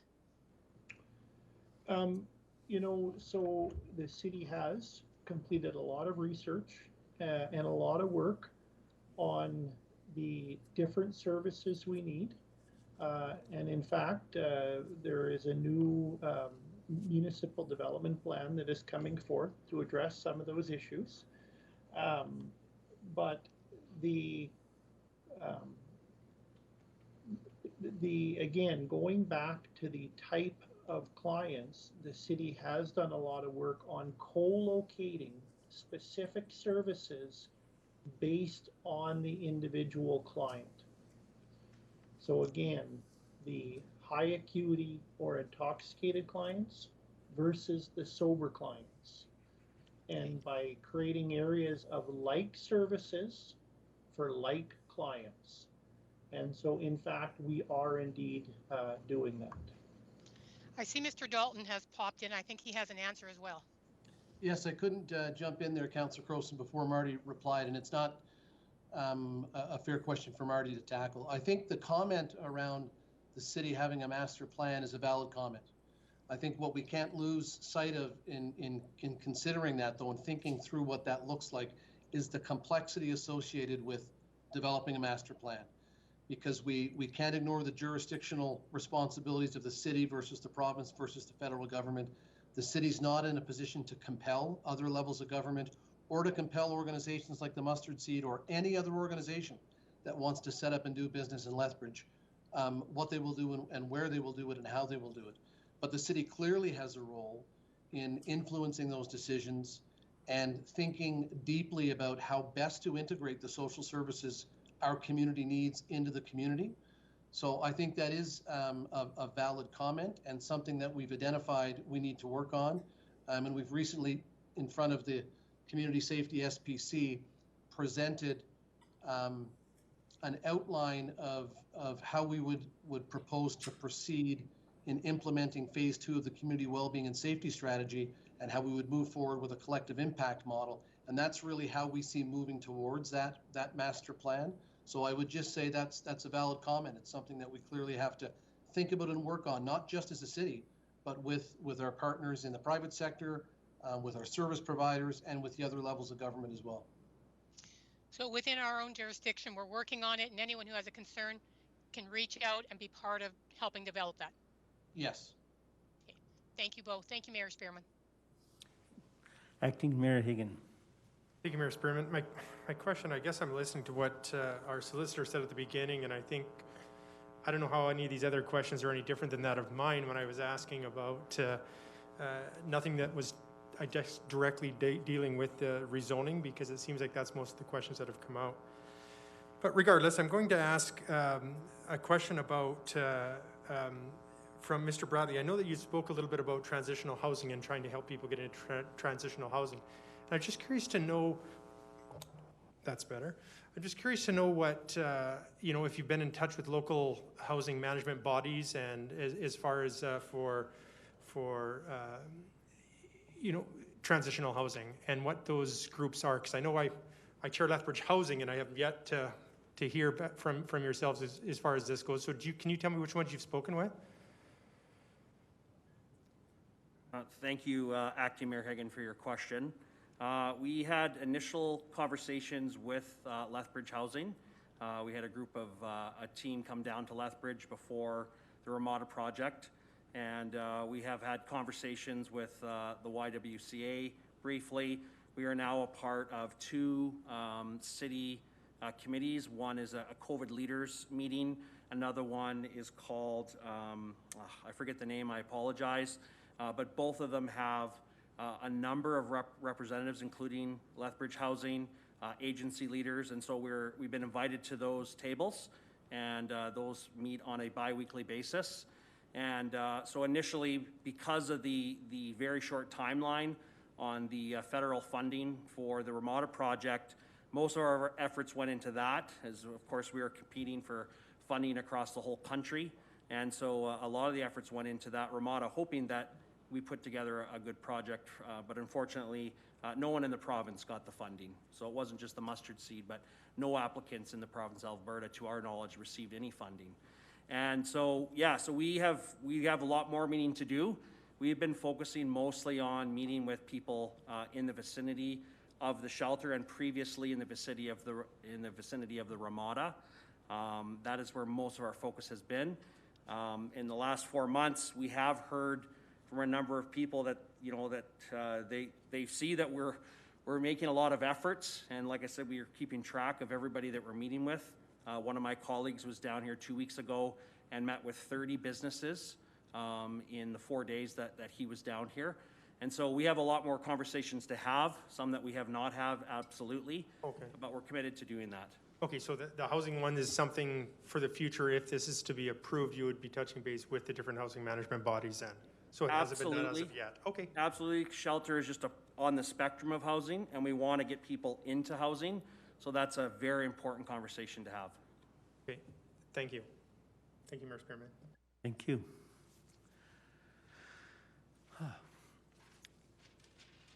I'm not sure if this question is appropriate or not, but in other communities, they seem to have organizations working together. I'm thinking of the Calgary Homeless Foundation. So it's agencies and private business people. We don't seem to have that in Lethbridge. And so we end up in situations like we have. I just wonder, would any of the people in the room at the moment, would anybody be interested in participating in solutions going forward, like what they have in other communities?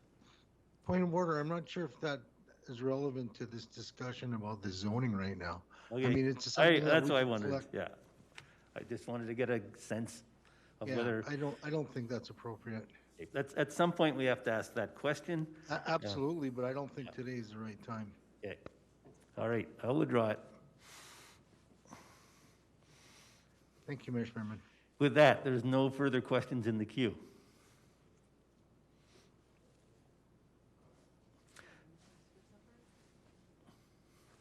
Okay, we could take a recess till when, 7? 30, a 30-minute recess, then we will invite the next 6 people in. That would be Mr. Schulten, Mr. Maxwell, Mr. Schopenisic, Darlene McLean, Randall Hayes, and Miss Lisa Haynes. And following them, Jeff Heth, Myron Krause, Noah Townsend, Leroy Schock, Richard Daly, and Paul Kenwood. So we will resume at 7:06. Mayor Spearman, to the clerk, do we have refreshment or anything for the people that are waiting? Do we have the ability to offer them anything? They've been out there at least for 2.5 hours already, or 2 hours already.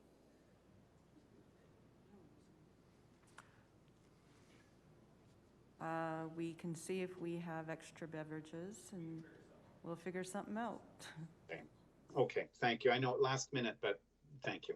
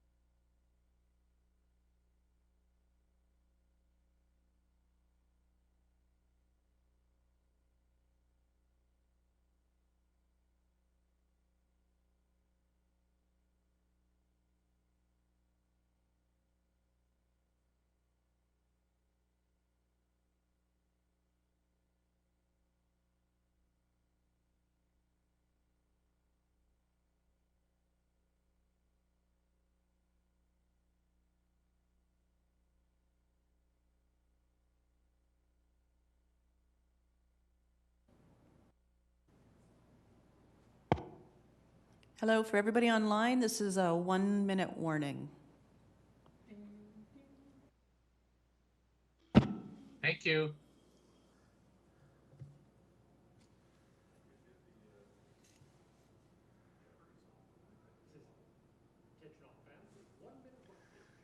Sorry, my computer's broken. I think I have to go. I can't hear Sound's you working now. okay, so you I'm can sorry, I stick can't around see with you. I sound. can't hear you either. What? Something's going Pardon on. me? Pardon? Everybody can see what you guys are doing. It's not me. I don't know what it is. I think it's Blaine. Yeah, it's that mic of his. Gosh.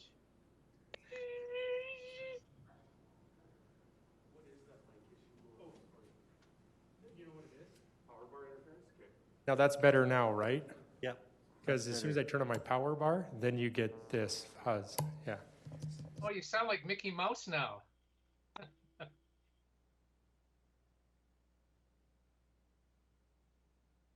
Okay. We're ready to resume. So we will take the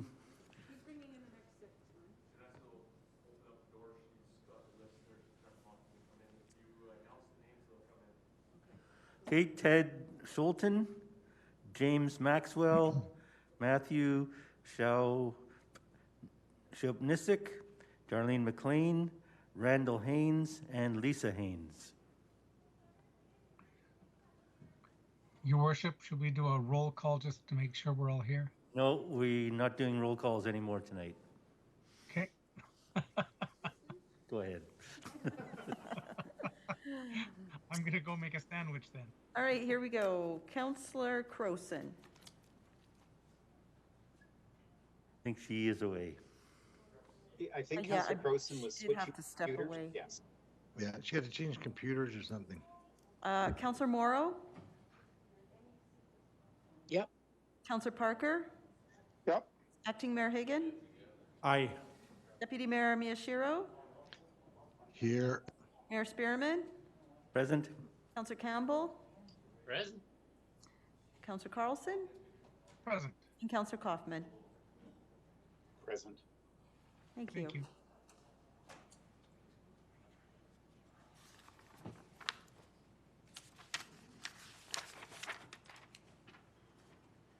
Okay, our next speaker is Mr. Ted Schulten. Mr. Schulten?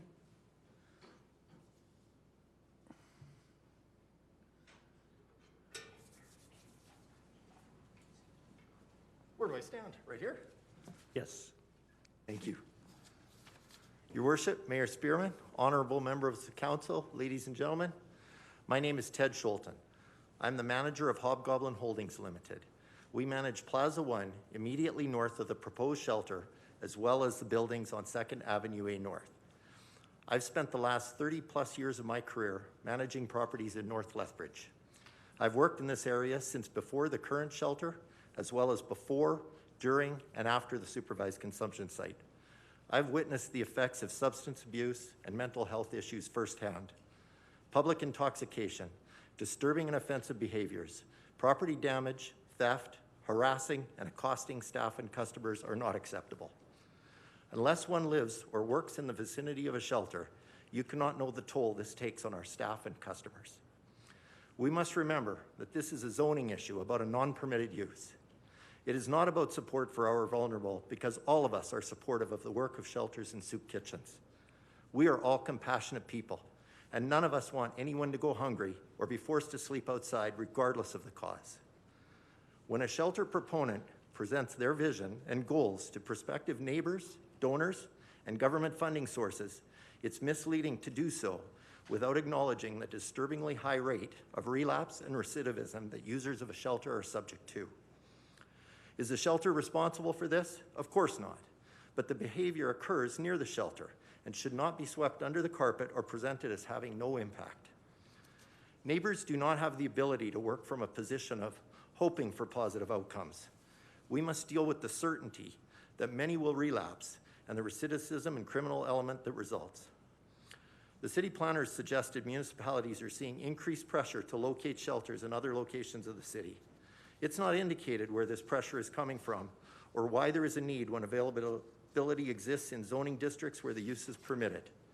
Or is this suggestion because the same proposal at the former Average Joe Sports Bar was met with lots of opposition despite shelters being permitted in that zoning district, showing how impactful this use is to neighbors? Perhaps this might be better explored in the new municipal development plan rather than using direct control to place it in a non-permitted zone. It would show complete disregard to the businesses and residents along 13th Street who have the same concerns, have made long-term investments under the assurance that the character of the neighborhood be maintained as per the list of permitted and discretionary uses. Direct control zoning should not be used to circumvent existing zoning restrictions or in lieu of a strategic plan to address homelessness. We've heard about the mixing of the populations, and it makes sense that you don't want to have sober people influenced by addicts or alcoholics. No discussion, though, has been made what the correct distance of separation might be. We're talking about a group of people that primarily walk to services and will move across that spectrum depending on the level of success they have at achieving sobriety and eliminating substance abuse, or the impact that we're going to see as a result of people moving on that spectrum. When choosing a location to set up shop, businesses often ask about complementary uses. Common co-tenancy requests include grocery, home improvement, clothing retailers, or restaurants. In over 30 years of developing and managing commercial properties, not once have I been asked, where is the shelter?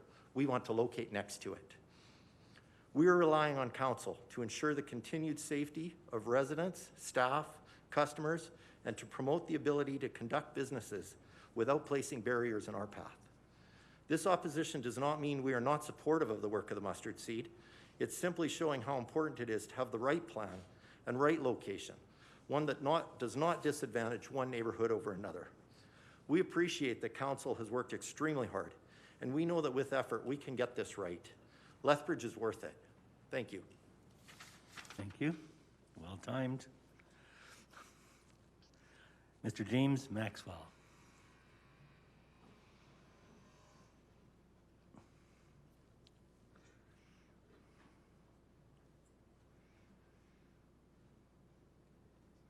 Your Worship, Mayor Spearman and members of council, my name is James Maxwell. I own a property and operate a business at 1120 2nd Avenue South. I submitted my objection in writing, however, I wish to speak to an additional matter. I've timed my speech and tried to be as concise to meet the 5 minutes, but I asked for some latitude should I go over. I intend to focus my time on the process. I've read through all the letters in the public hearing agenda package, and in reading the letters of support, an important fact is absent in each of them.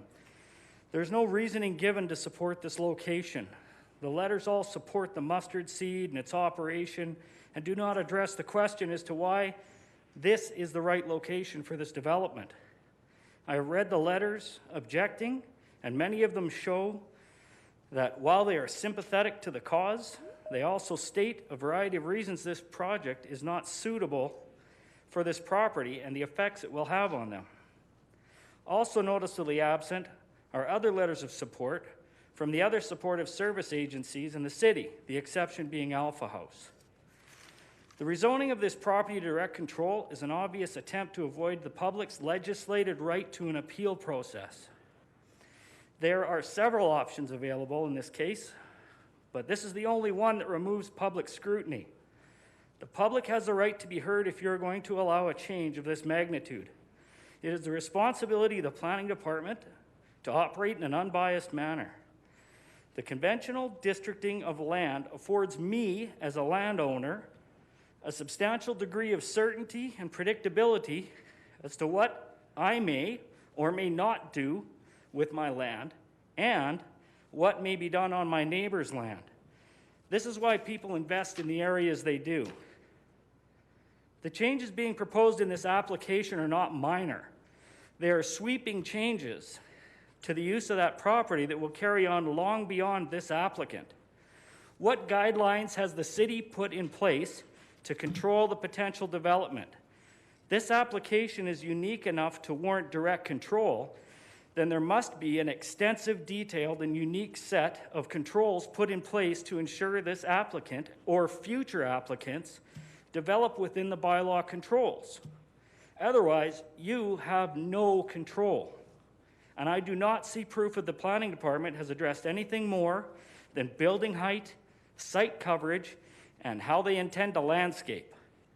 Recently, an application for a needle distribution facility was applied for under the Usage Resource Center.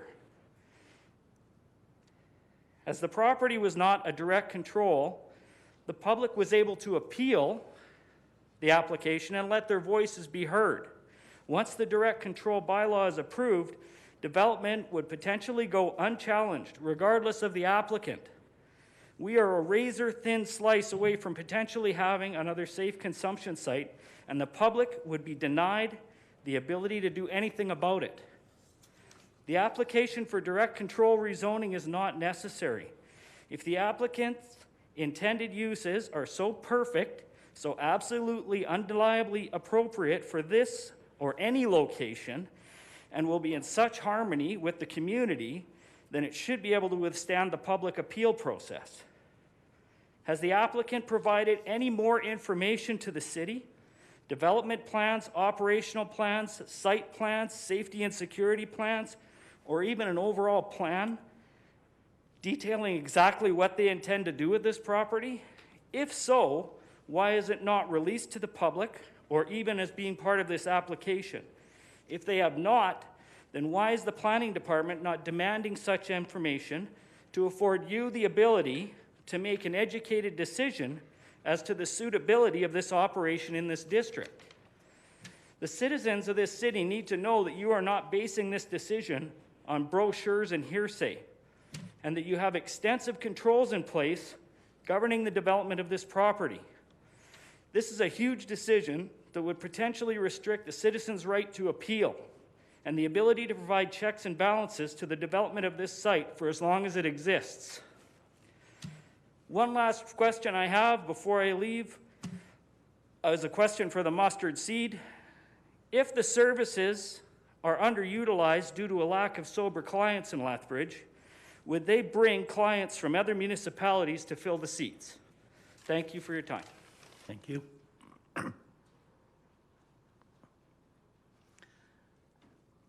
Okay, Matthew Chelpnisik,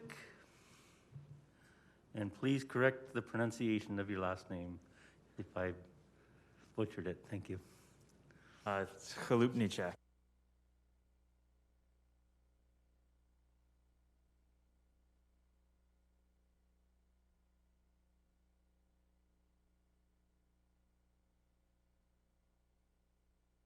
Oh, sorry. Can I start that over? Sure. Thank you for having me, people of council.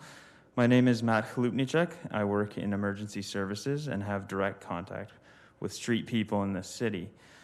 I moved from Calgary some years ago, and one of the things I noticed here was the large homeless population for a relatively small city, as well as the rampant drug use.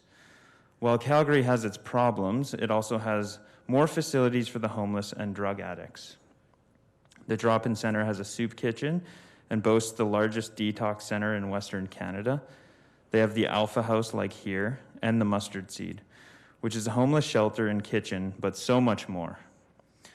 Calgary has so many options, whereas Lethbridge has the soup kitchen and Alpha House, and they share the same small building.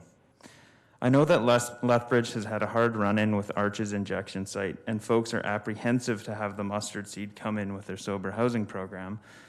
But because of lack of knowledge and the fear it may ruin their communities, I believe that fear shouldn't lead us to inactivity.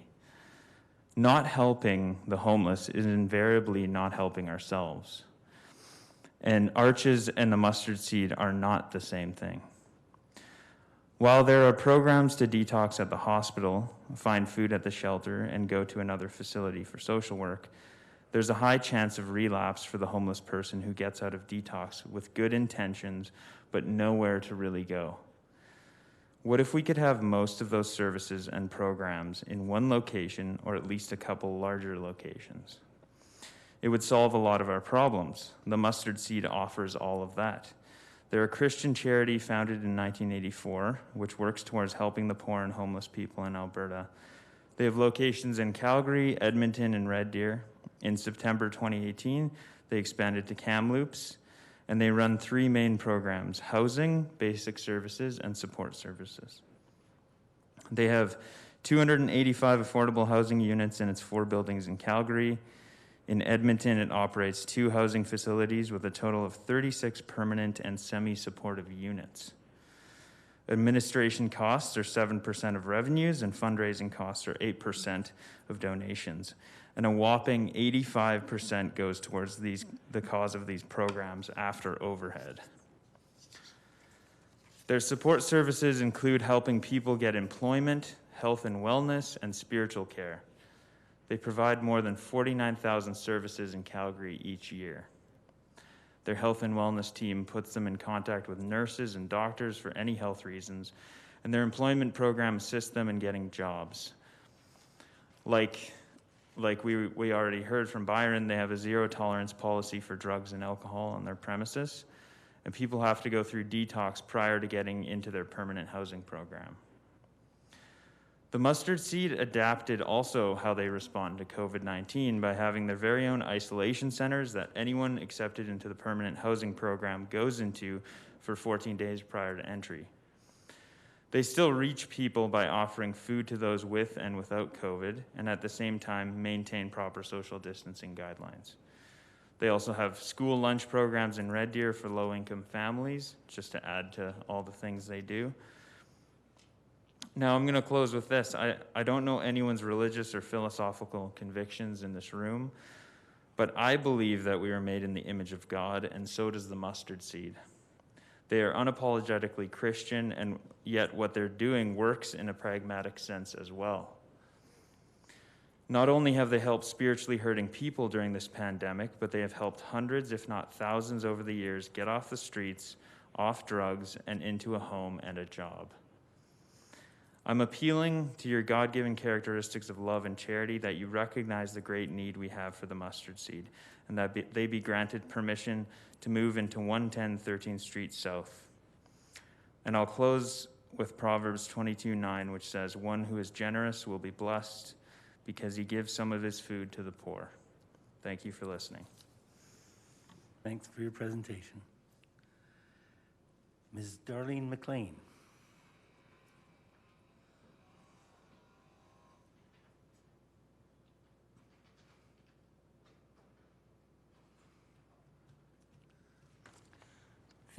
Thank you for your time. Can you hear me okay? Yep. Welcome. Okay. As you know, this is not a hearing about whether or not these services listed may be in some combination required somewhere. This is a hearing about this particular location for these services, and that this is certainly not your average rezoning. There appears to be a number of differences. This appears to be a request for variations and exceptions on a number of regulations from the norm. And in fact, the acceptance of gaps or holes in regulations. This tying together of one part of one rule with one part of another rule in one application request suggests to me and others a state of recklessness on the part of the community planner's approval. I do not pretend to understand the complexities of apparent rule bundling / omission, twists and turns, but I know when they smell bad. This approval from the Community Planning Department smells like another let's see how far we can push it project.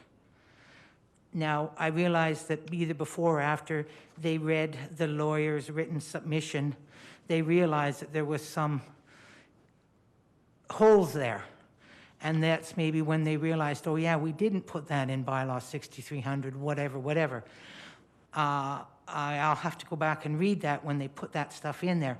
But it still smells of a let's see how far we can push it project. That this proposal may be approved by council, 1/2 block from Westminster residential area, where in other areas it has failed, will far from surprise many people. And it will please those on social media asking council to approve so as not to wreck, primarily for the reason so as not to wreck, and they say this right on social media, the Southside residential neighborhoods too. Thank you for your time.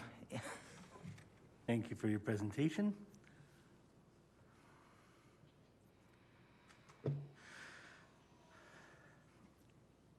Mr. Randall Haynes. Mr. Randall Haynes.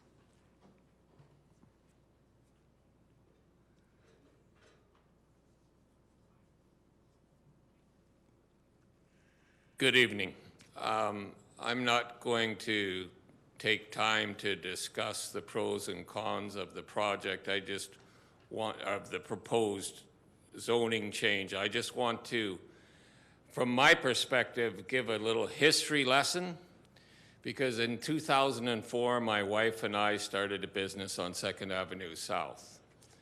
About a year later, after we had purchased the building, the building next to us was vacant, and an organization came in very similar to the Mustard Seed to buy the building next to us, but it had to have a zoning change. Now, this was close to 16, 17 years ago, so, and I believe Ryan Parker, Councillor Ryan Parker, is he even present somehow? He is. He is? Okay. He was on council at the time, but I think he was the only one that I can recall. This was a few years ago when this came up. And it went through much the same process as we were doing now, and actually even went to an extra council meeting, which very well could be the case tonight. But at the second meeting, Councillor Dodick, Honorable Councillor Dodick, who later became, he was on the council then, and was also on, became mayor shortly thereafter. His presentation at the meeting was really quite informative, and those of you that don't know him might be made aware that he was quite a respected attorney in the city, and still is, I might add. He indicated to the council that if they were to pass this zoning change, that the council was opening themselves to a very serious civil suit or court action that could be very expensive, and really his feeling at the time was that the city had very little chance of success if they passed this zoning change. Because zoning is for a purpose. And this, regardless of the merits of the Mustard Seed or those against it or whatnot, zoning is for a reason. And past councils have upheld zoning for a reason. And to just change it, he was adamant that the council should not do this. And therefore it was rejected. And it's a very similar situation. I would ask the council to check their history and check their process. Thank you. Thank you. Thanks, Mr. Haynes. Lisa Haynes.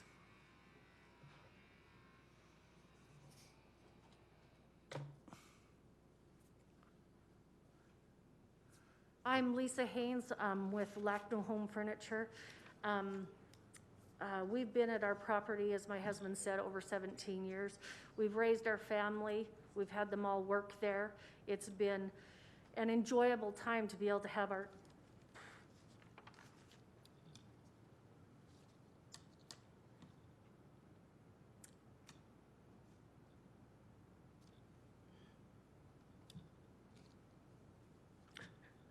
difficult not to be emotional when it's something that we built for years and have the hopes that we'll be able to hand it down to our children to run. We purchased the building in that area because it was commercial. This is not, as my husband said, the first meeting that we've gone to with changing of zoning and commercial to direct control. As you drive through the Upper East Side, there are many small businesses that have been there for years. There are many that have handed down over generations. Struggling to keep afloat amid dealing with the hardships of these last few years, the downturn of the economy, the injection site, the pandemic restrictions and closures that we have had to endure, and now dealing with the rezoning, once again, of commercial to direct control. And I guess my question would be, what oversight is there once direct control has been implemented? And you and I know, once direct control happens, there's no oversight. And so what ramifications are there then for we as business owners? I can't just move my business. I won't be able to sell my property. There's serious concerns. There seems to be either poor planning or no planning, which has placed a burden and a stress and an anxiety, once again, on us as business owners who have made our business plans based on the commercial zoning that has been placed here for years.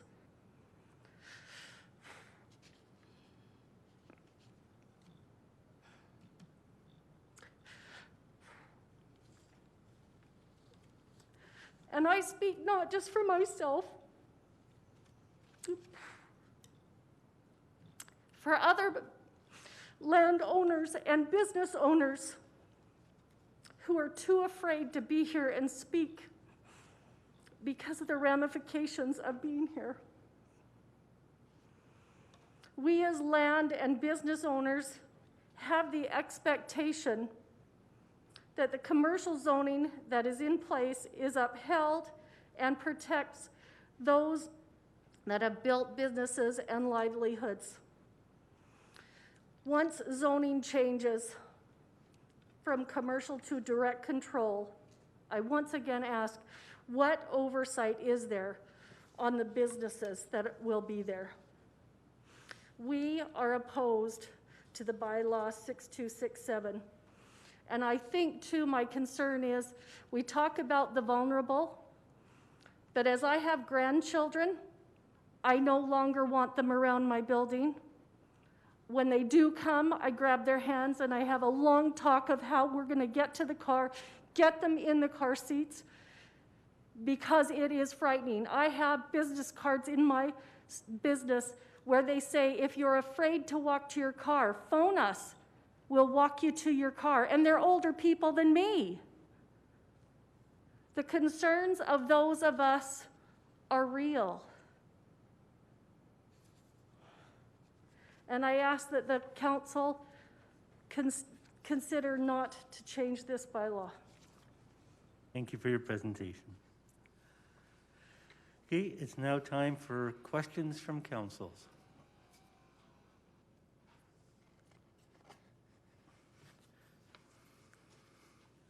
Does council have any questions of the presenters?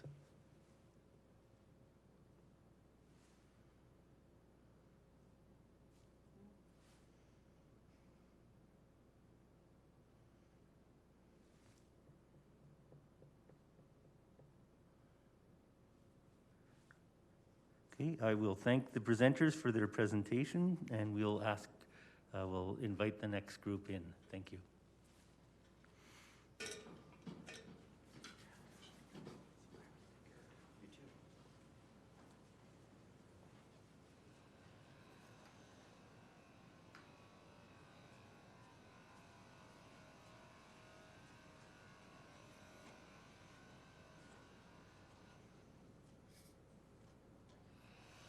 Jeff Heth, Myron Kraus, Noah Townsend, Leroy Schock, and Richard Daly.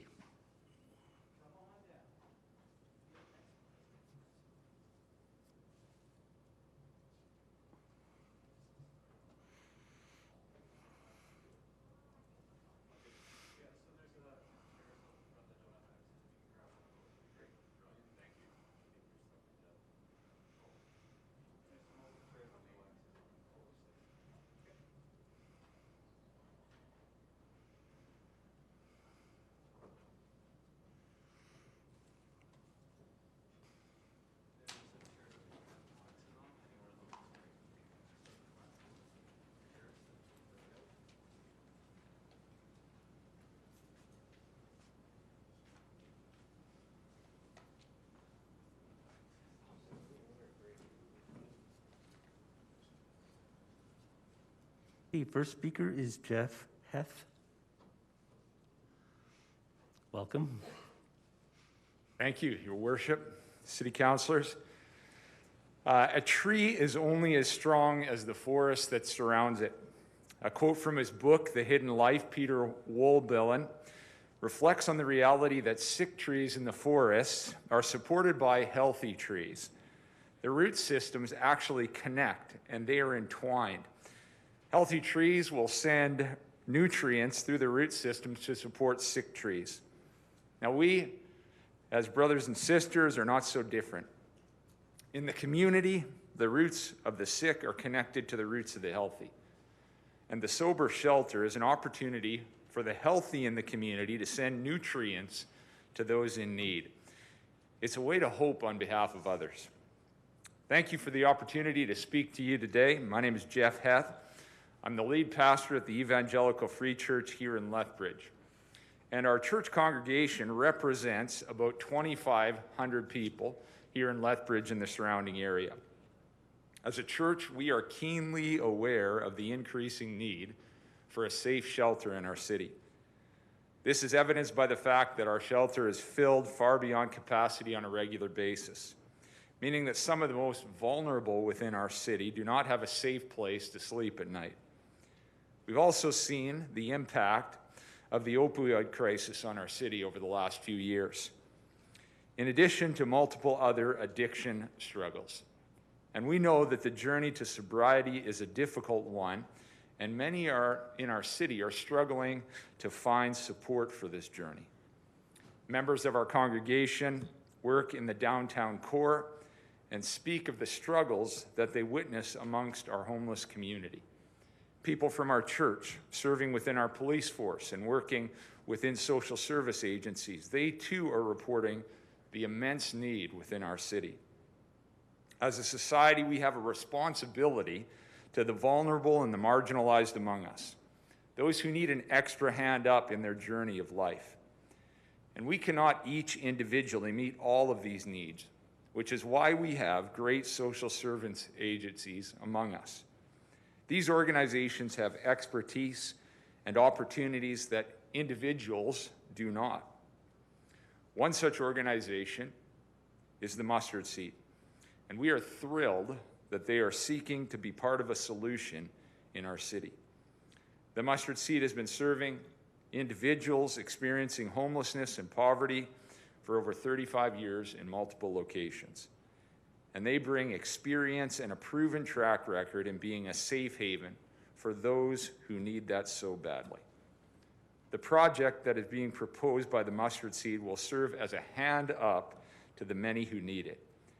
And the proposed sober shelter and resource center will provide not only a safe place to stay, but a step forward in a journey towards sobriety for those seeking to overcome their addictions. As part of our vision statement as a church, it is to boldly love our community, speaking hope through Jesus and reaching out to those in need. And we desire to work alongside the city and other agencies in order to reach out to the poor and the needy among us. We've been involved in supporting a number of local organizations serving the homeless community, including Streets Alive and the Soup Kitchen.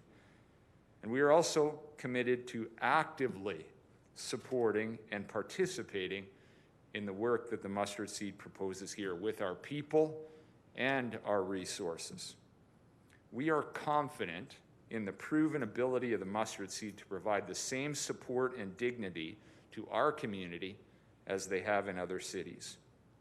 There are too many citizens in our city who are struggling to find simple, basic necessities of life, and the Mustard Seed is desiring to be a part of meeting these needs.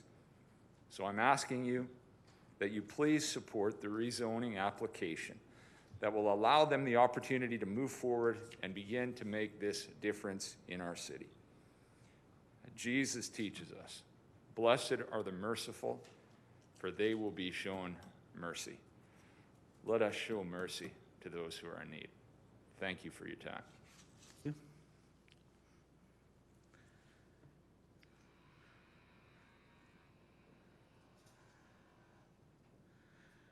Next speaker is Myron Krause. Thank you, Mayor Chris Spearman and City Council, for the opportunity to speak on this important matter today. My name is Myron Krause, and my family and I moved to Lethbridge in 2013, and we very much enjoyed this community and appreciated the quality of life that it has to offer. During our time here, though, we began to notice that many people in our community are not experiencing the same quality of life that we were. Addictions and homelessness was evident and seemed to be on the increase. And my observations were confirmed when in 2019, the municipal housing strategy and the community well-being and safety strategies were released. And they confirmed that indeed homelessness was on the increase and emergency shelter usage rates were high compared to other municipalities of the same size. And while I know there's a number of agencies that do good work here in Lethbridge, it seemed to me that the needs were exceeding the resources and the capacity. And I could not help but think of another organization that I had been involved with in Edmonton and in Calgary that has considerable experience and capacity in addressing the needs of the homeless, the Mustard Seed. And the Mustard Seed is committed to a housing-first model. They've become an example of how to effectively help people move from homelessness to being sustainably housed. And I recall hearing Tim Richter, the president of the Canadian Alliance to End Homelessness, talk about the Mustard Seed's homeless shelter in Calgary, and he stated, "This truly is a housing-first shelter." The Mustard Seed seems to have found a niche in working complementary to other shelters that house people under the influence, while they focus on helping the people who need and want to distance themselves from those who are actively using. The Mustard Seed Sober Shelter has proven to be a key entry point to the homeless serving sector for those wanting a new start. Now, beyond the Mustard Seed's reputation for helping people move from homelessness to being sustainably housed, I'd like to mention a few other assets that I've noticed about this organization. A large network of resources across Alberta and even Canada that they could bring expertise and resources to our city. An ability to rally community support, which leverages professional services, student placements, and volunteers. An intentional focus on community partnerships, which is evident in their extensive conversations they've already had with the faith community here in Lethbridge, and also the plans that they already have in place for the soup kitchen and them to serve under one roof. Today, consideration is being given to a land use amendment so that the property at 110 13th Street can be used by the Mustard Seed to bring their expertise to our city and to help end homelessness for many people. I believe a decision today in favor of this amendment could help turn the tide on an issue that impacts our entire community. And I acknowledge that there are people who have concerns about the potential negative impact that a shelter could have on their neighborhood and on the businesses, and I understand this considering their experience of the SCS site that was here. But I have to say that, and I want to be clear, that my experience is the Mustard Seed Sober Shelter is nothing like the SCS. They're completely different. I can only speak from my experience and what I know, and here's my perspective. The Mustard Seed is held in high regard as a result of their long history of working effectively and with professionalism. Opening a sober shelter would not be new for them. The Mustard Seed services are deeply valued by the people that they serve, and consequently, they are able to set expectations and hold them accountable.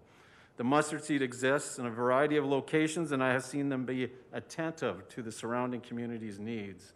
And the Mustard Seed does not negatively impact communities or cities. Rather, my observation is that they bring long-term solutions to people's needs and enhance the quality of life for everyone.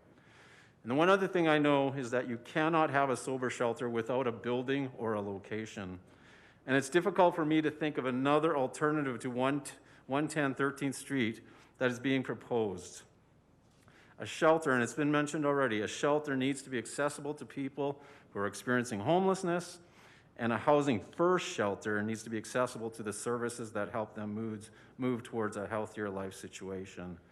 And I just want to remind ourselves that these are human beings that we are talking about here, people who have inherent value and are full of potential. And I've seen that people recover and move forward with their lives. In conclusion, I would like to say that I appreciate the work of the Mustard Seed. I admire that, and I know many others who do as well. I have adult children who are already volunteering with groups of friends at the soup kitchen, and they are ready to get behind the Mustard Seed's efforts. I have colleagues and circles of friends for whom the Mustard Seed has already become a household name, and they are ready to get behind this. And I know many people in the faith community are wanting to see our city take a step towards addressing homelessness and are ready to get behind this. So our hope today is that a decision will be made in support of bylaw 6267 to help make our city a better place. Thank you. Thank you for your presentation. Now invite Noah Townsend. Welcome.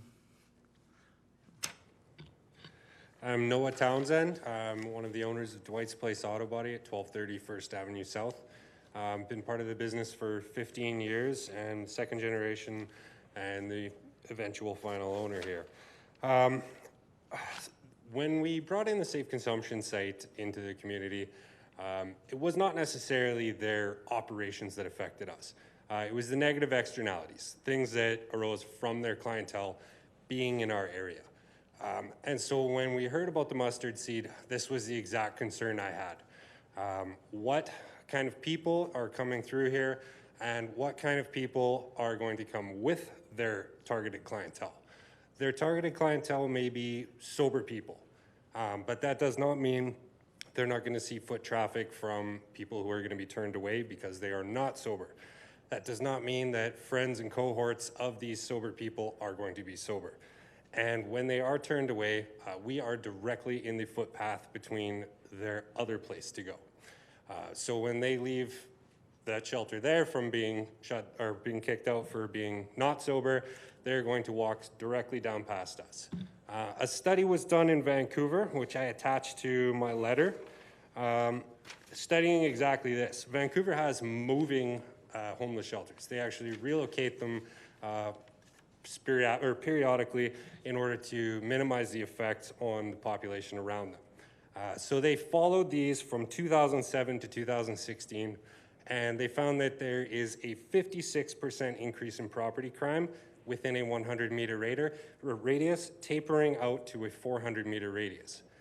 My question is, if this does go through, what is the city going to do to mitigate that extreme risk within that range? A 56% increase in property crime is not a small number. I would like to see some type of plan or some type of funding put in place or some type of support from the police service saying that they're going to put extra protection on that, as well as a plan to guide that foot traffic away from the businesses. As there is no sidewalk on the other side of the road, they will all be walking directly in front of all the businesses. So I haven't yet to see any type of plan showing anything, any type of ideas to mitigate that. They've talked about we'll work as a good neighbor, we'll try and make a plan, but absolutely nobody has committed to that cost, and I don't think that cost should fall on the businesses that have been established there before the zoning was changed. So that's all. Thank you for your presentation. Next presenter is Leroy Schock.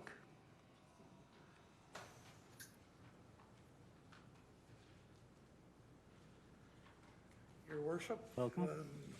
Council members, thank you for giving me this opportunity to speak. I live at 1319 First Avenue North, Lethbridge, Alberta. I've owned my property for 22 years. I've lived in the area roughly 38 years out of my 53 years of life.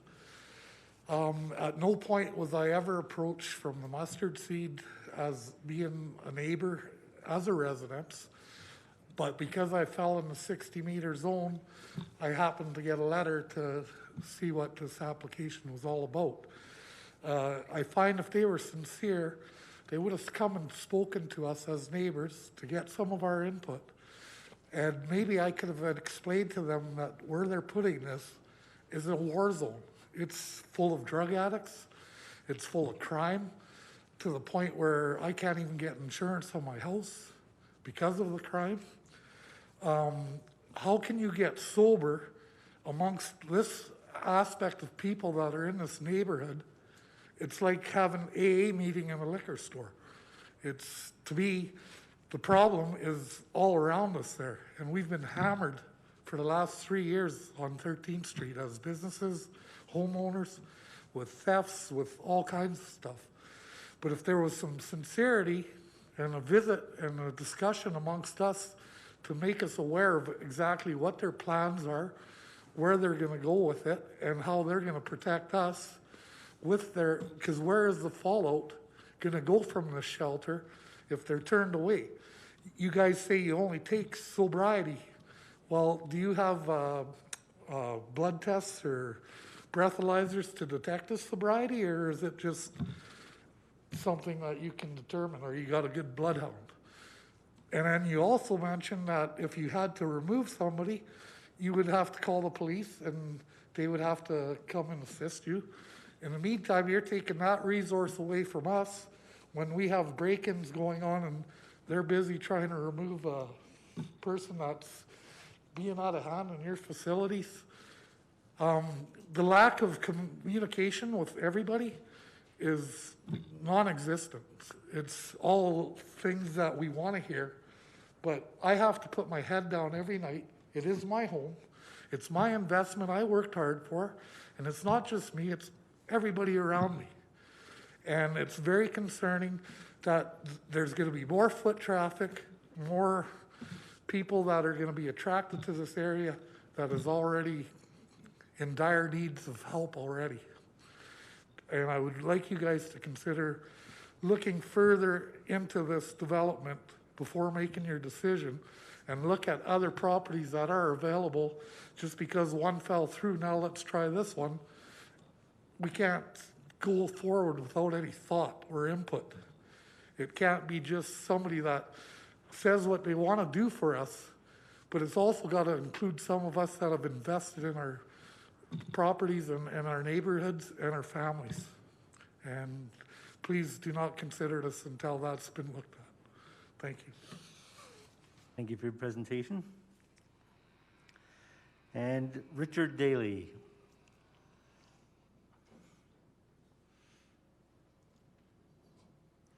Mayor and council, guests, applicants. I'm Richard Daly. I'm the owner-operator of Earl's Restaurant in Lethbridge. I came to this town in 1989 and have been a major part, I think, of the Upper East Side, as we would refer to it.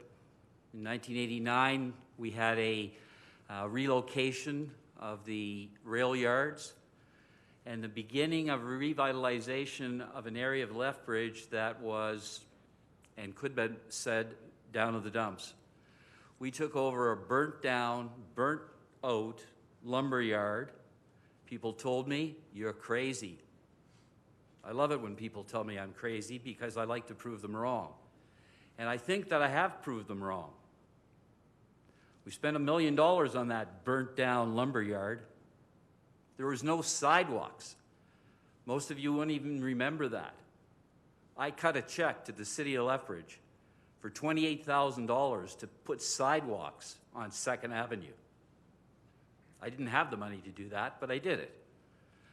I think that we have been a major part of the Upper East Side revitalization, and it is that to which I speak to today. I have 0 problems with the mustard seed. I have 0 problems with the work that you wish to do, that you may be able to do. I have every problem with the fact that your strategic plan is the sites available. That is the only reason you're there. The zoning is in place to have had that shelter in the downtown zone so that we are not here today looking at the rezoning to a prohibitive use. Why did they come? Because the site's available. Tell me if that is a strategic plan. I run a small business. Might have a big name, but it's a small business. It's myself, my wife, my son. We've been here for 33 years. We've employed half the students in this town. We've educated a great deal. There's very many prominent citizens, including people who sit in this room, who have worked in my establishment. We have committed to this community. And again, I have no issues with what the mustard seed wants to do. I do, on the other hand, have an issue when they come into my facility and present a sober shelter and say nothing about resource center, soup kitchen, food bank, drop-in center. So when he singles me out this afternoon in his initial presentation that I won't return his emails, it's because the transparency hasn't really been there.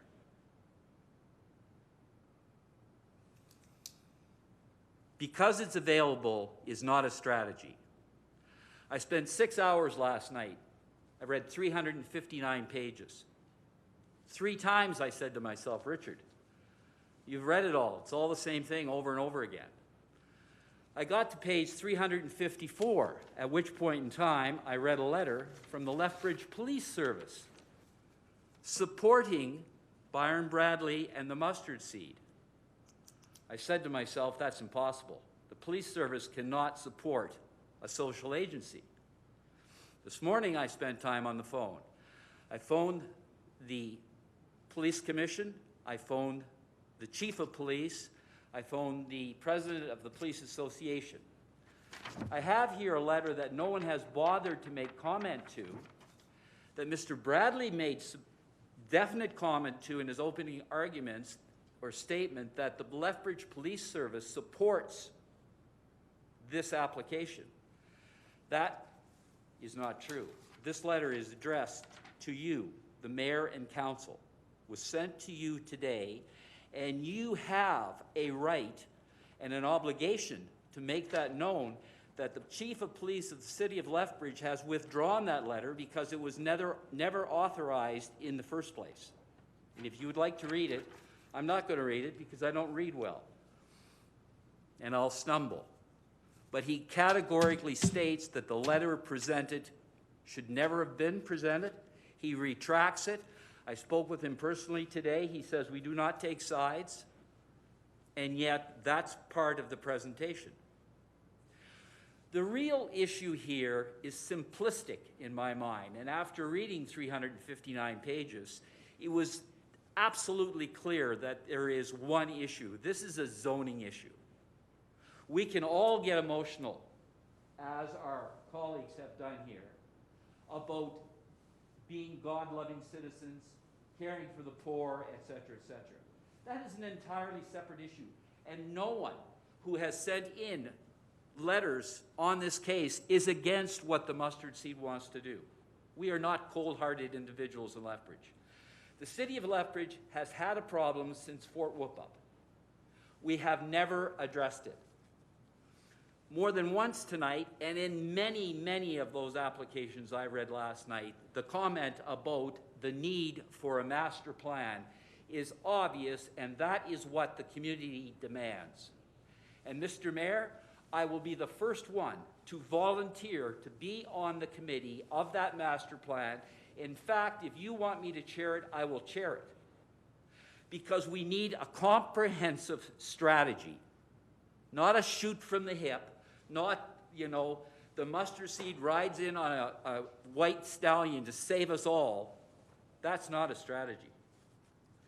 If that facility goes where it is proposed, I can categorically tell you that it will probably, without question, end my business. In those letters I read last night, I read letters where customers said, we will not go to eat at Earl's because of the problems we already have, let alone the increased problems. It's been talked about it concurrently today. Yeah, you run a sober facility, and that's great. We all applaud that. But it's the non-sober group who destroy my facility, who light fires in my compound, who break into my staff's vehicles, my customers' vehicles, who panhandle on the front street, and you're not even on my street yet. You will destroy my business and the 33 years I have invested in this community. We have been part of every charity that there ever was in this town, including the college and the university. You, as a council, have an obligation to listen to us as your constituents. This is a zoning issue. This is an unacceptable use, as stated by our legal counsel, for all of the obvious reasons. This is an attempt to get around something. There have been no open houses. There has been no open jurisdiction put forth. As a mayor and council, you have an obligation to say no, because we, the people, and I will quote one of your councillors from an article in the Lethbridge Herald, who says, government is of the people, by the people, and for the people. I believe with my numbers today that we're looking at about 15 against 4, 15 who are not in favor of this rezoning, all of which are businesses in the area, versus 4 who have will not be impacted. Their lives will not be impacted. Our lives will be impacted. Our businesses will be impacted.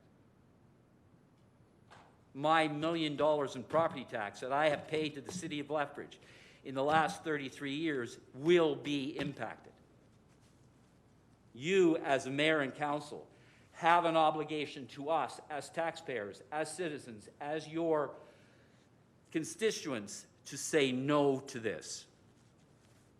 You have the need to have a master plan.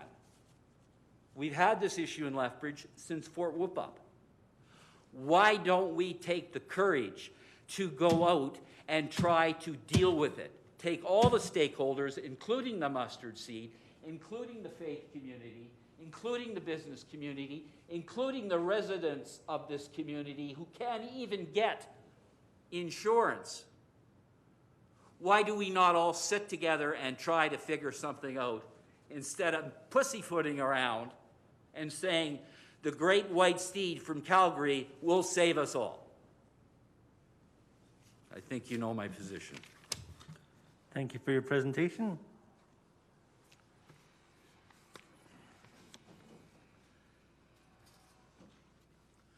Questions for the presenters?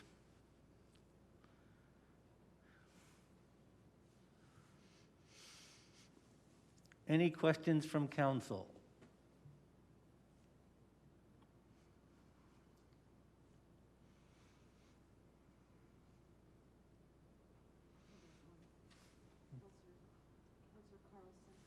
Councillor Carlson? Thank you, Mayor Spearman. Just in response to Mr. Daly about the letter from the police chief, I just want to make sure with the city clerk, because it's in my package, we did make that amendment today and added that letter withdrawing their letter of support, correct? Yes, during adoption of the agenda, that was one of the documents I spoke about, and council did adopt to bring that request forward. Yep. So council will have to also deal with that to withdraw that document. And that letter was dated today, September 23rd. Okay, yeah. Thank you, Mr. Mayor. I just wanted to make sure that it was part of the public record. Mr. Daly may not have seen us accept it earlier today. Thank you. Any further questions?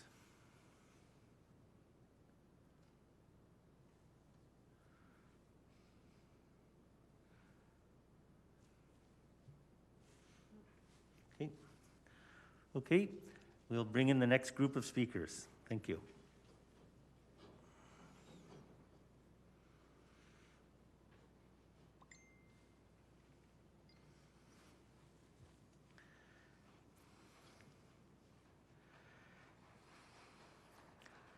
Okay. Next speakers are Rowan Crown, Sue Lilimo, Ward and Susan Takeda, Nathan Takeda, Sherry McCauley, and Rena Wass.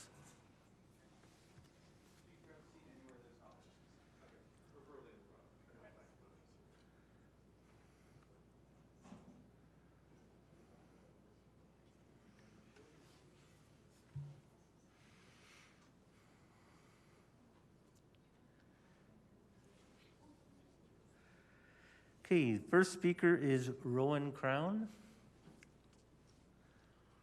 Welcome. First, I want to thank you for this opportunity to speak. It's been actually a privilege. I thought I would not like being out there waiting so long, but it's actually been a privilege to speak to people in the community who care about our city and care about our community. My name is Rowan Crown. I am pastor of Amazing Grace Community Church. We are on 324 13th Street North, which is about 600 meters from the proposed zoning site. Me and my family have lived in this city for 14 years, and we love the city. My kids have grown up in the schools. I was part of the playground design and build at Westminster Elementary School, and in numerous ways through the years, my family and I have been involved in this city because we love this city and we care for this city. I'm up here speaking in favor of this zoning change. We also support the Sage Clan. The Sage Clan make their sandwiches in our church building on 13th Street North. And my family and I, we go out on numerous occasions and go and patrol the streets with the Sage Clan. And just after I heard the mustard seed may be coming, I was on patrol and this man walked up to me. He had a bag on his shoulder, a hard hat, and I walked up to him and said, "Sir, you want a lunch? You want a water? You want a banana?" And he goes, "Yeah, I would love one." I live on the streets. I wake up early. Someone picks me up, and then I go to work. I come back. I won't go to the shelter because it's not a quiet, safe place to sleep, so I find some place to sleep on the streets. He said, "I've got 2 more weeks. 2 more weeks of saving up money, and then I can afford my own place." That was timely for me when the mustard seed came on the need to have a sober shelter in this city. I understand and I appreciate everyone out there. I appreciate your passion for the city. And I think if there's anything as a council we can take away from this is we have some problems. And unless we start addressing the levels of these problems in our city, we're going to have continual divisiveness, right? But there has to be a place where we can come together. I love what that man from Earl said. He's invested in this city, and I appreciate that. But I also see the need in our city. A year and a half ago, we had someone living on the streets. He had no place to go. We put him in the basement of our church for a week because he couldn't go to the shelter. He was an addict to alcohol. There was no place in the province for him to go to get detox, for him to go to get rehab. We flew him out to BC on our own dime, and now 18 months later, he is beginning the path of recovery from an alcohol addiction. That's just one of many stories on this street. In the Bible, and the Bible's being quoted already today, Jeremiah 29:7 says this, "But seek the welfare, the peace, the safety, the completeness," that's what welfare means, "of the city where I have sent you into exile, and pray to the Lord on its behalf, for in its welfare you will find your welfare." I want to tell you, is the mustard seed perfect? No. Will there be problems? Yes. You know, it's not a dream program. It has its flaws, but its concern is to seek the welfare of the city in which it exists. For 35 years, the mustard seed has been doing that. It has a proven track record, and it speaks for itself. It works hard, as I've researched, to build community relationships, and has already, I believe, tried its best to do that. Now, as we've heard, it hasn't been perfect.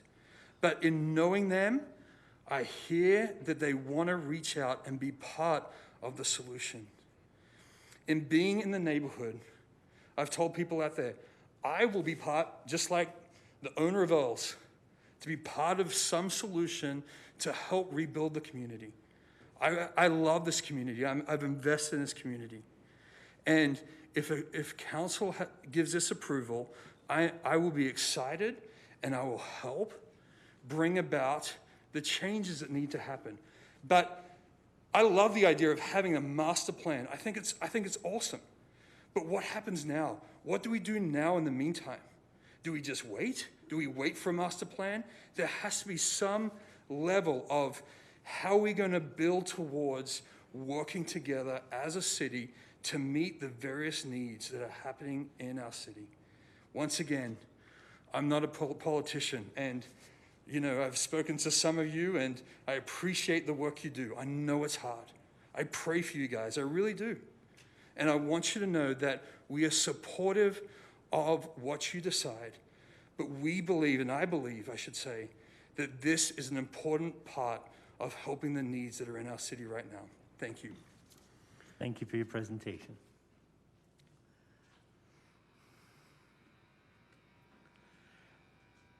Our next speaker is Sue Lalimo.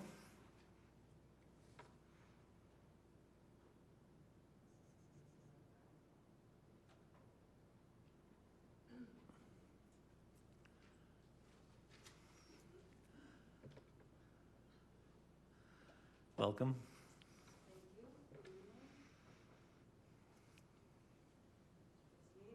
About the merits of the mustard seed, I support what they do. It's all about location, and I do not support the location. I feel like we're here playing whack-a-mole again. Taxpayers, business owners, residents are busy just trying to take care of things and make their way.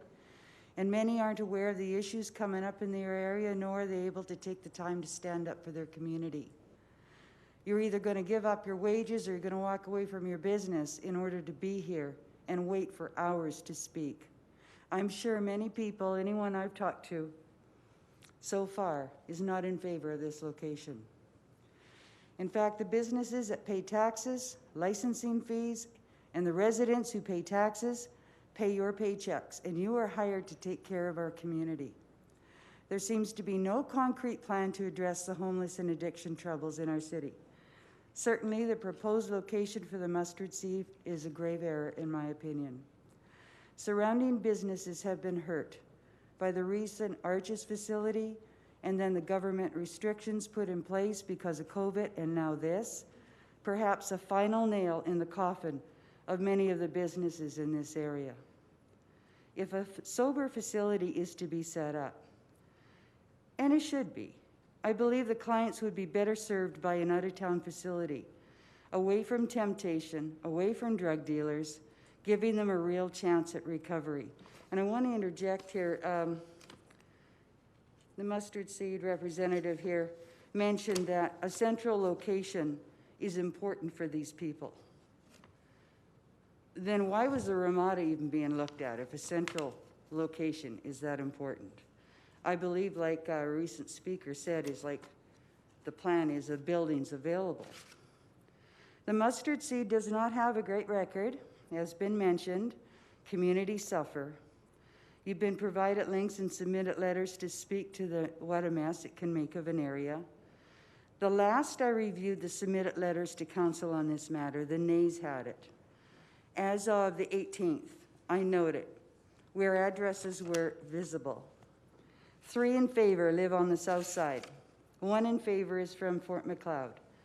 2 churches in favor, now 3, 1 from the north side, granted, but 1's on the west side and 1's on the far south of town. And 3 people in favor from the south side. 2 in favor appear to be government employees, not a group that generally understands the challenges of running a business. And 2 organizations in favor operate on charity. Hardly a credible bunch, given they don't likely operate a business in the area, nor do they appear to live in the area. I don't believe that a person that has no direct interest in the immediate area should be able to weigh in on this matter. I could find no support for this location for the mustard seed from surrounding business or residents. This proposed location is on a main street. It's close to a busy street. It's the very entry to Northside business and residents. And it isn't hard to imagine the loitering and garbage that'll occur in this area should you decide to approve. In fact, it's already a problem area.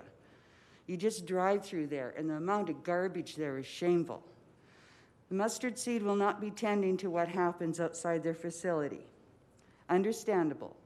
With the police cuts, there'll be even fewer officers to police this area, and indeed, why should the LPS be even further burdened by such a decision? We have many facilities already in Lethbridge. We don't need the duplication. We do need a sober facility, but it certainly doesn't need to be right in a business area. I was writing a couple of notes while I was listening to a talk. Mayor Spearman, you asked the mustard seed representative here about the trouble around Red Deer, the Red Deer facility, the mustard seed. And it wasn't answered. Your question was not addressed. There were only discussions mentioned about more conversations would need to be had, but there were no resolutions. So, I mean, you can't control people. You can't control people coming and going outside the facility. Nobody can. And it is a problem area. If you're concerned about people being close to bad influences, that's not the area to be.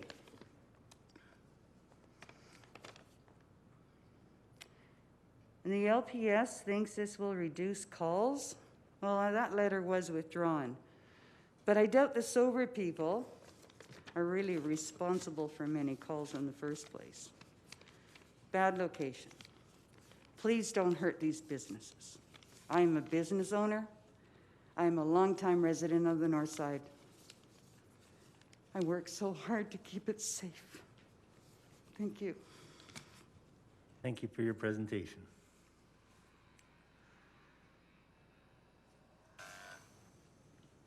Next is Ward and Susan Takeda.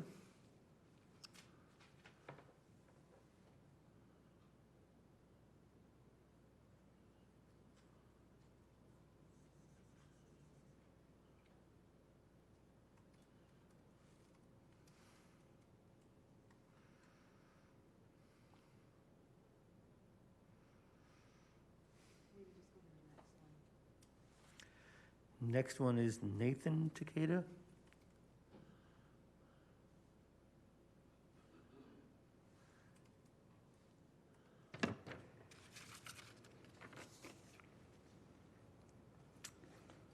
Mayor and Council, thank you for allowing me to speak at this meeting today. I'm honored and deeply humbled. I'm in favor of bylaw 6267. My name is Nathan Takeda. I'm part of a street evangelism group that goes out and shares the gospel weekly, and also a leader for community engagement at the Young Adults for the Evangelical Church of Lethbridge. I'll be speaking from personal experiences today. I've been particularly increasingly worried about the support concerning accessible housing and detox programs regarding the homeless population around Lethbridge. I've been involved heavily with the soup kitchen, and since it is located near the Alpha House, it has enabled me to observe what Alpha is. As we know, it is unfortunately a wet shelter, making theft a very common occurrence and sobriety almost non-existent. I know so especially when interacting with a large majority of the impoverished that stay there and roam around. This is not, however, to say that Alpha is purposeless, as there is a large number of users in and around the city that still require a place to stay, regardless of sobriety levels. I'm simply saying that I see homelessness in effect. I walk around in it and I hear the stories they tell me within the shelter, including many moments of violent acts, and theft is a common occurrence. And there's a consistent safety concern regardless of the security present. Unfortunately, most of the people that I talk to concerning the Alpha House would prefer to stay out on the streets rather than take a chance in the shelter itself. This is contradictory to the idea of having a safe, habitable living space, especially for the ones that so desperately need it. To eradicate homelessness, one needs to find ways to integrate them into society instead of ostracizing them, to continually find ways to stimulate sobriety in the homeless population and place adequate mannerisms in them to encourage one to live independently over time, where they can eventually integrate into society. Enter the mustard seed, a place that is safe and supportive, where individuals experiencing barriers associated with poverty and homelessness can have their physical needs met in the short term, whilst in the long term have a process to heal and grow mentally, emotionally, and spiritually for a better life down the road. Since I'm speaking from mostly personal experiences, I can confidently say that most, if not all, the homeless population have problems that far exceed not just having money and not just an addiction. A sizable number of homeless suffer from mental experiences that would require counseling or generational hurt that would involve companionship. Some just don't have the knowledge to take care of themselves and therefore would need to have proper living habits instilled in them. The mustard seed offers health and wellness services, which in terms of homeless people, they would all benefit from, especially thinking on ways to receive counseling or even getting their proper medication. Not only would these people have a place to stay, they'd have people to interact with. They'd have meals provided for, and in all facets, a safe, habitable environment where they wouldn't worry about things like theft or violence. The mustard seed, in essence, is not just a safe space for the homeless to sleep. It's a space where one can grow in every way, mentally, physically, spiritually, and to receive the care they desperately need. This would slowly but surely lower the numbers of homeless wandering the streets and keep them safely in the confines of a building that would discourage drug use and gang activity in the city. Being a Christian organization, the Mustard Seed would also be looking to instill their mission to build hope and well-being for our most vulnerable citizens through Jesus' love.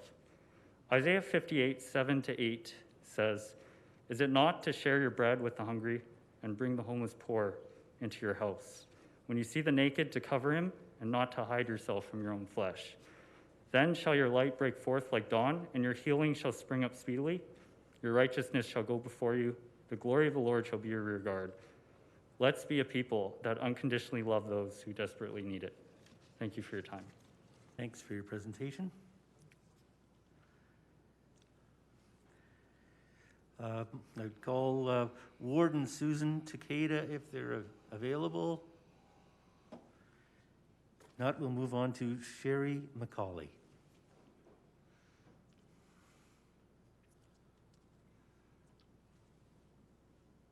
Welcome.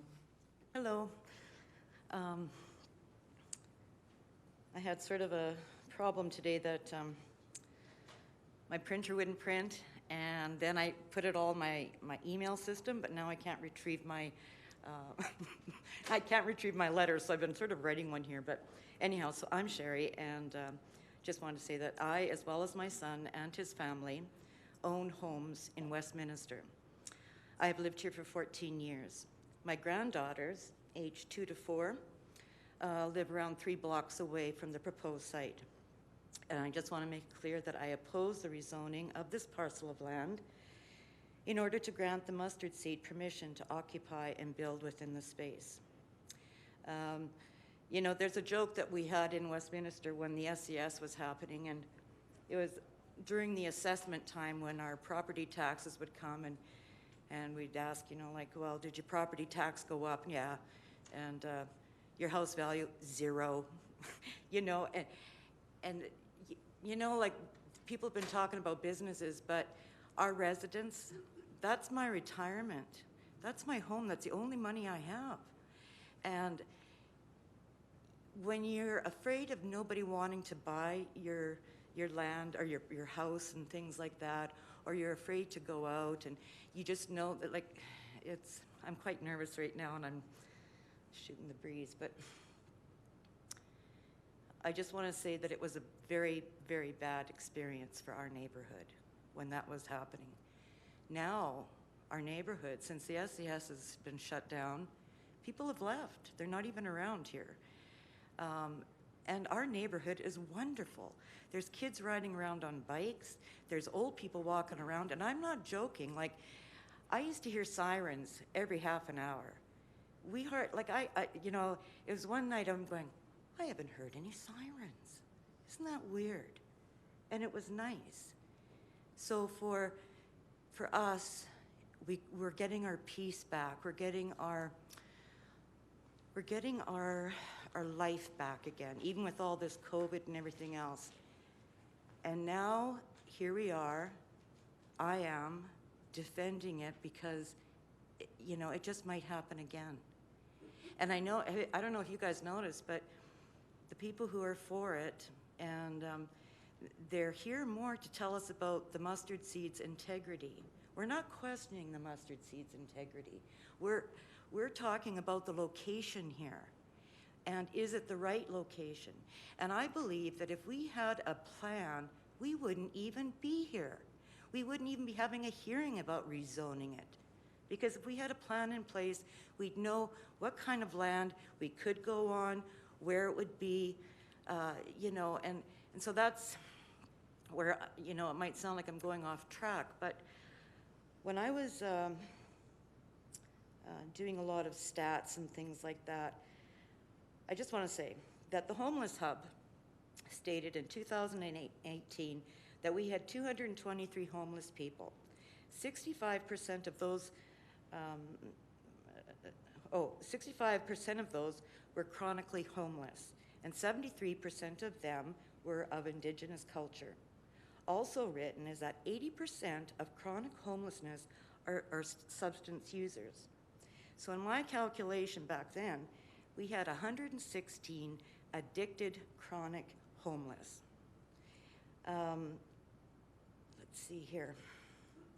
And on page 14 of the Lethbridge Community Plan to Prevent and End Homelessness, years 2019 to 24, it says that the mandate is to end chronic homelessness by the year 2022. That's 6 months from now.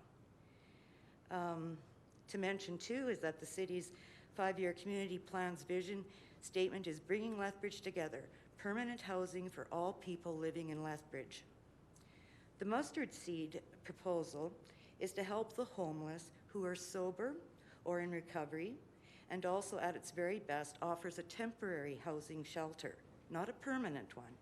So therefore, the mustard seed, and I'm not cutting you down or anything, but you're not addressing our top priorities. We need to look at the demographics of what we need. And also too, what's happening just this month until April is the federal government is launching a point in time to count the homeless. They're also going to give demographics about our areas. What are our homeless? What do they look like, you know?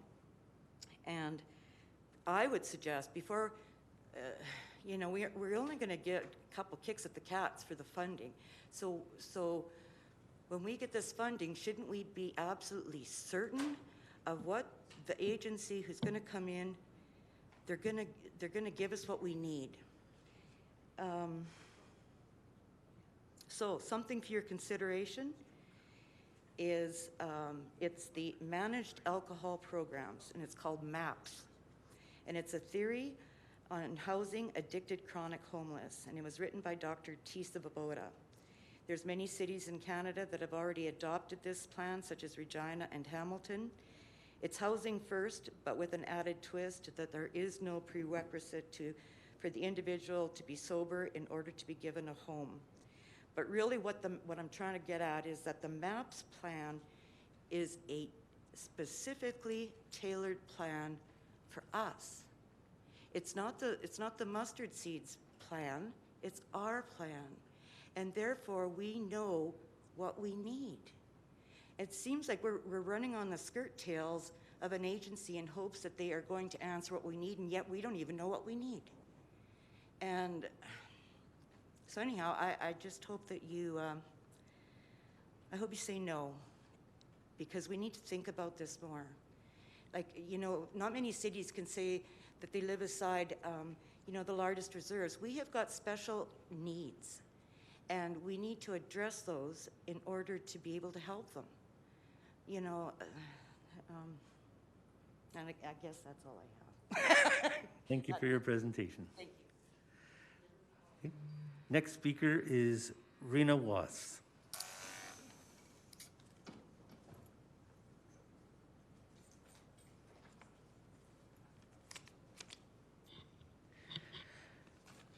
Good evening, Mayor and members of Council. I'm Rena Was, and thank you for the opportunity to speak this evening.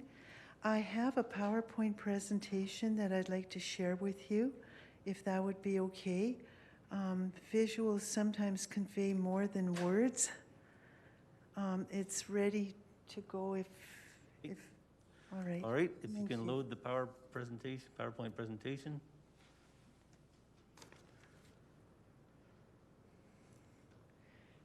And for transitions, do you want me to see next slide? Okay.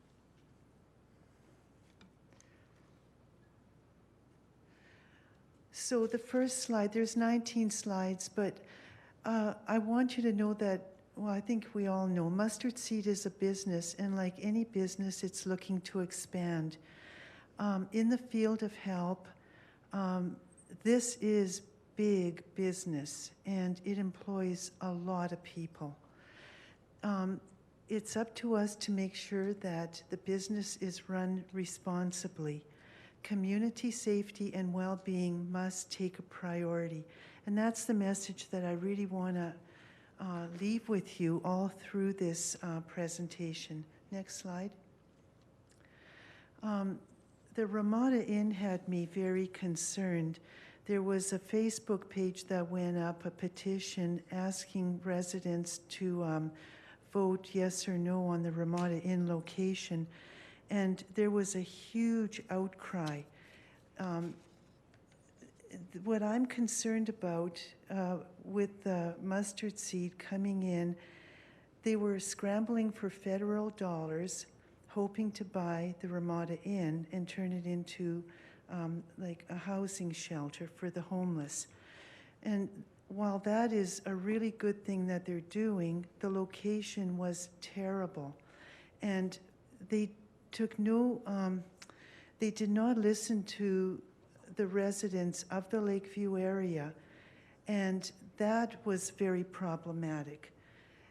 The other thing is, it's very close to Henderson Lake, and we know that overnight, what's happened in Galt Gardens would easily have happened at Henderson Lake. It would have been taken over.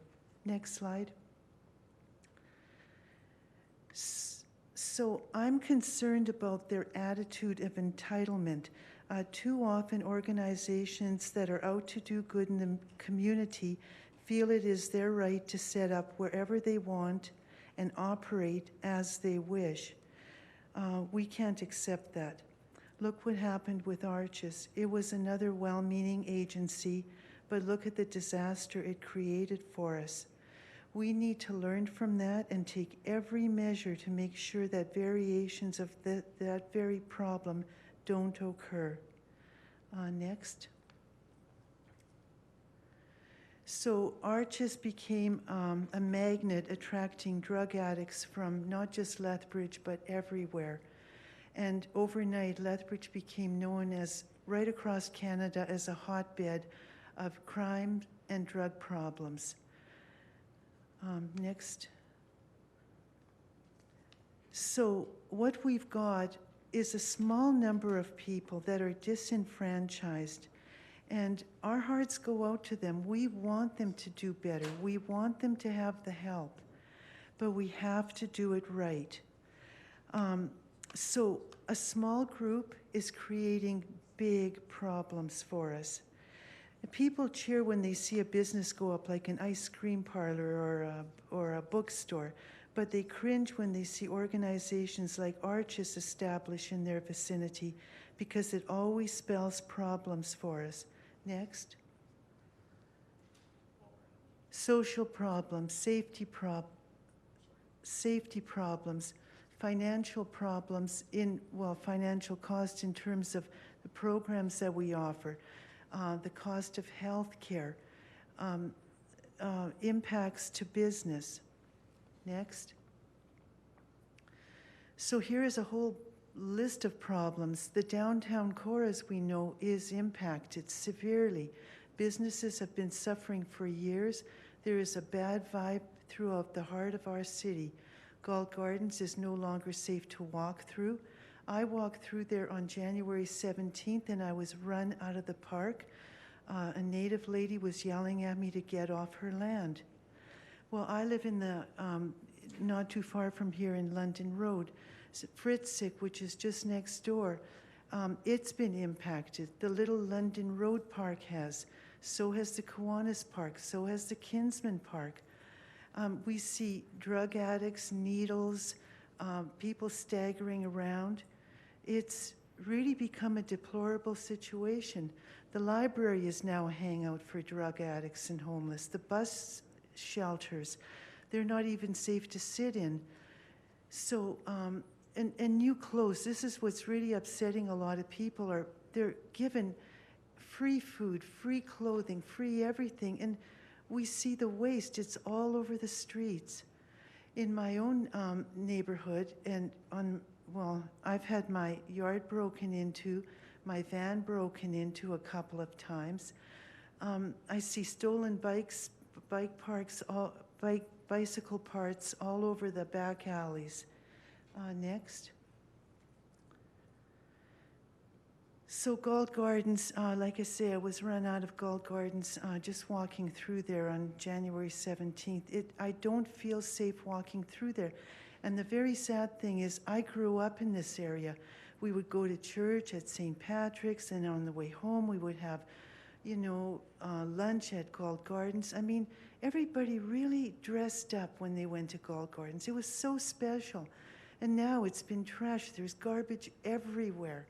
And people are staggering around. It's just not right. Next.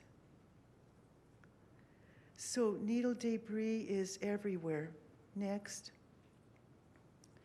And illegal tents are being set up to help these people. Well, that is not the place to be helping them. We need a master plan. We need to have help for them in a location where it's really going to help them, not just a mobile unit or pop-up tents. Next. Look at the money that we're spending chasing after a handful of people. How much is the watch costing us? I think the next slide will tell us, but it says the watch is there to provide safe walk, provides an escorted walk to and from any location within the watch patrol zone. The problem is their patrol zone only goes up to 6th Avenue. I live on 7th Avenue, and they're all the way to Fleetwood Bodden School. So it doesn't go far enough. Next. So the patrol zone does not go far enough. And look what it's costing taxpayers. This is taxpayers' money. And now with the mustard seed in their new location, they haven't even mentioned the watch program. So we've got the watch program funded by taxpayers. Now, when there's going to be all kinds of problems, and there will be at the new location, we're going to need another watch program expanded into that area. And who's going to pay for it? Probably us taxpayers. Next. We're almost done here. And then look at more help. The Sage Clan. They're trying to do their best as well. What we have to recognize is a lot of these problems are originating from the Blood Tribe and other reservations, and we cannot ignore that. Lethbridge has a population of around 100,000.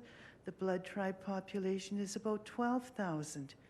You know, why we have to recognize, you know, it's like the elephant in the room. We have to talk about it sometime. Next. So lots and lots of help for the homeless, for drug addicts and alcoholics. Look at the list, and that's just a part of it. Next. Look at all the food that, you know, different organizations are offering to help the homeless and the disenfranchised. Next. We need to show compassion, and we want to, but we need to do it in a smart way, not at the expense of the community. We need to have rules in place. I understand that the mustard seed has no needles leaving the premises. Well, that's a non-issue. But they need to do a proper intake if they come into our community. The days of anonymity need to go out the back door. I mean, a proper intake. We need to know who these people are, next of kin, what Okay, their needs are. you're over time, and you're off topic. So, can you just sum up at this point about? This is my last slide. The last one was my It has to last be about slide. location, okay? Okay, it's about let's do it.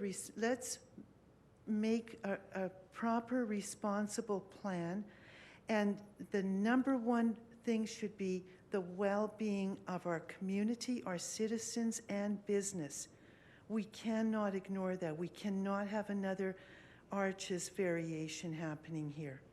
And so I ask that you suspend decision on this and create a master plan. That's what we want. Thank you. Hey, Mr. I don't know if the city solicitor wants to say anything at this point, or? I just thought it would be an opportune time to remind the speakers and council of keeping your comments to land use considerations. Thank you. Yeah. Okay, I think Deputy Mayor Miyashiro, you were going to say about the same thing, so. Yeah, I was just going to ask you Mayor, to jump in and cut people off when they're so far off topic that they're not even in the same city as the rest of us.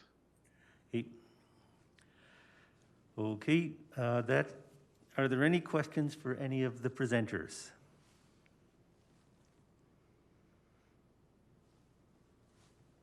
Members of council? I see no questions, so I would like to thank all who have presented, and we will now bring in the next group. Thank you.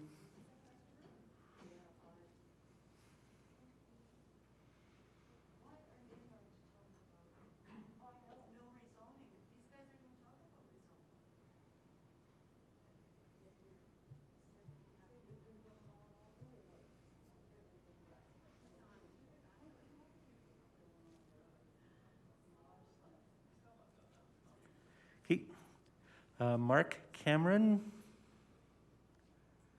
Bill Swartball, Ryan McCullough, Richard Thiessen, and Scott Tucker. I think Mark Cameron was in person.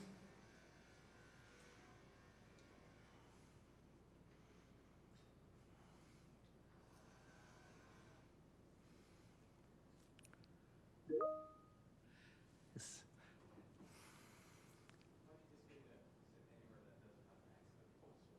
Hey, well, you might be the first presenter, so you're welcome to come up to the podium. You're Mr. Mark Cameron? Yes. Okay, thank you. Welcome. Thank you. Good evening.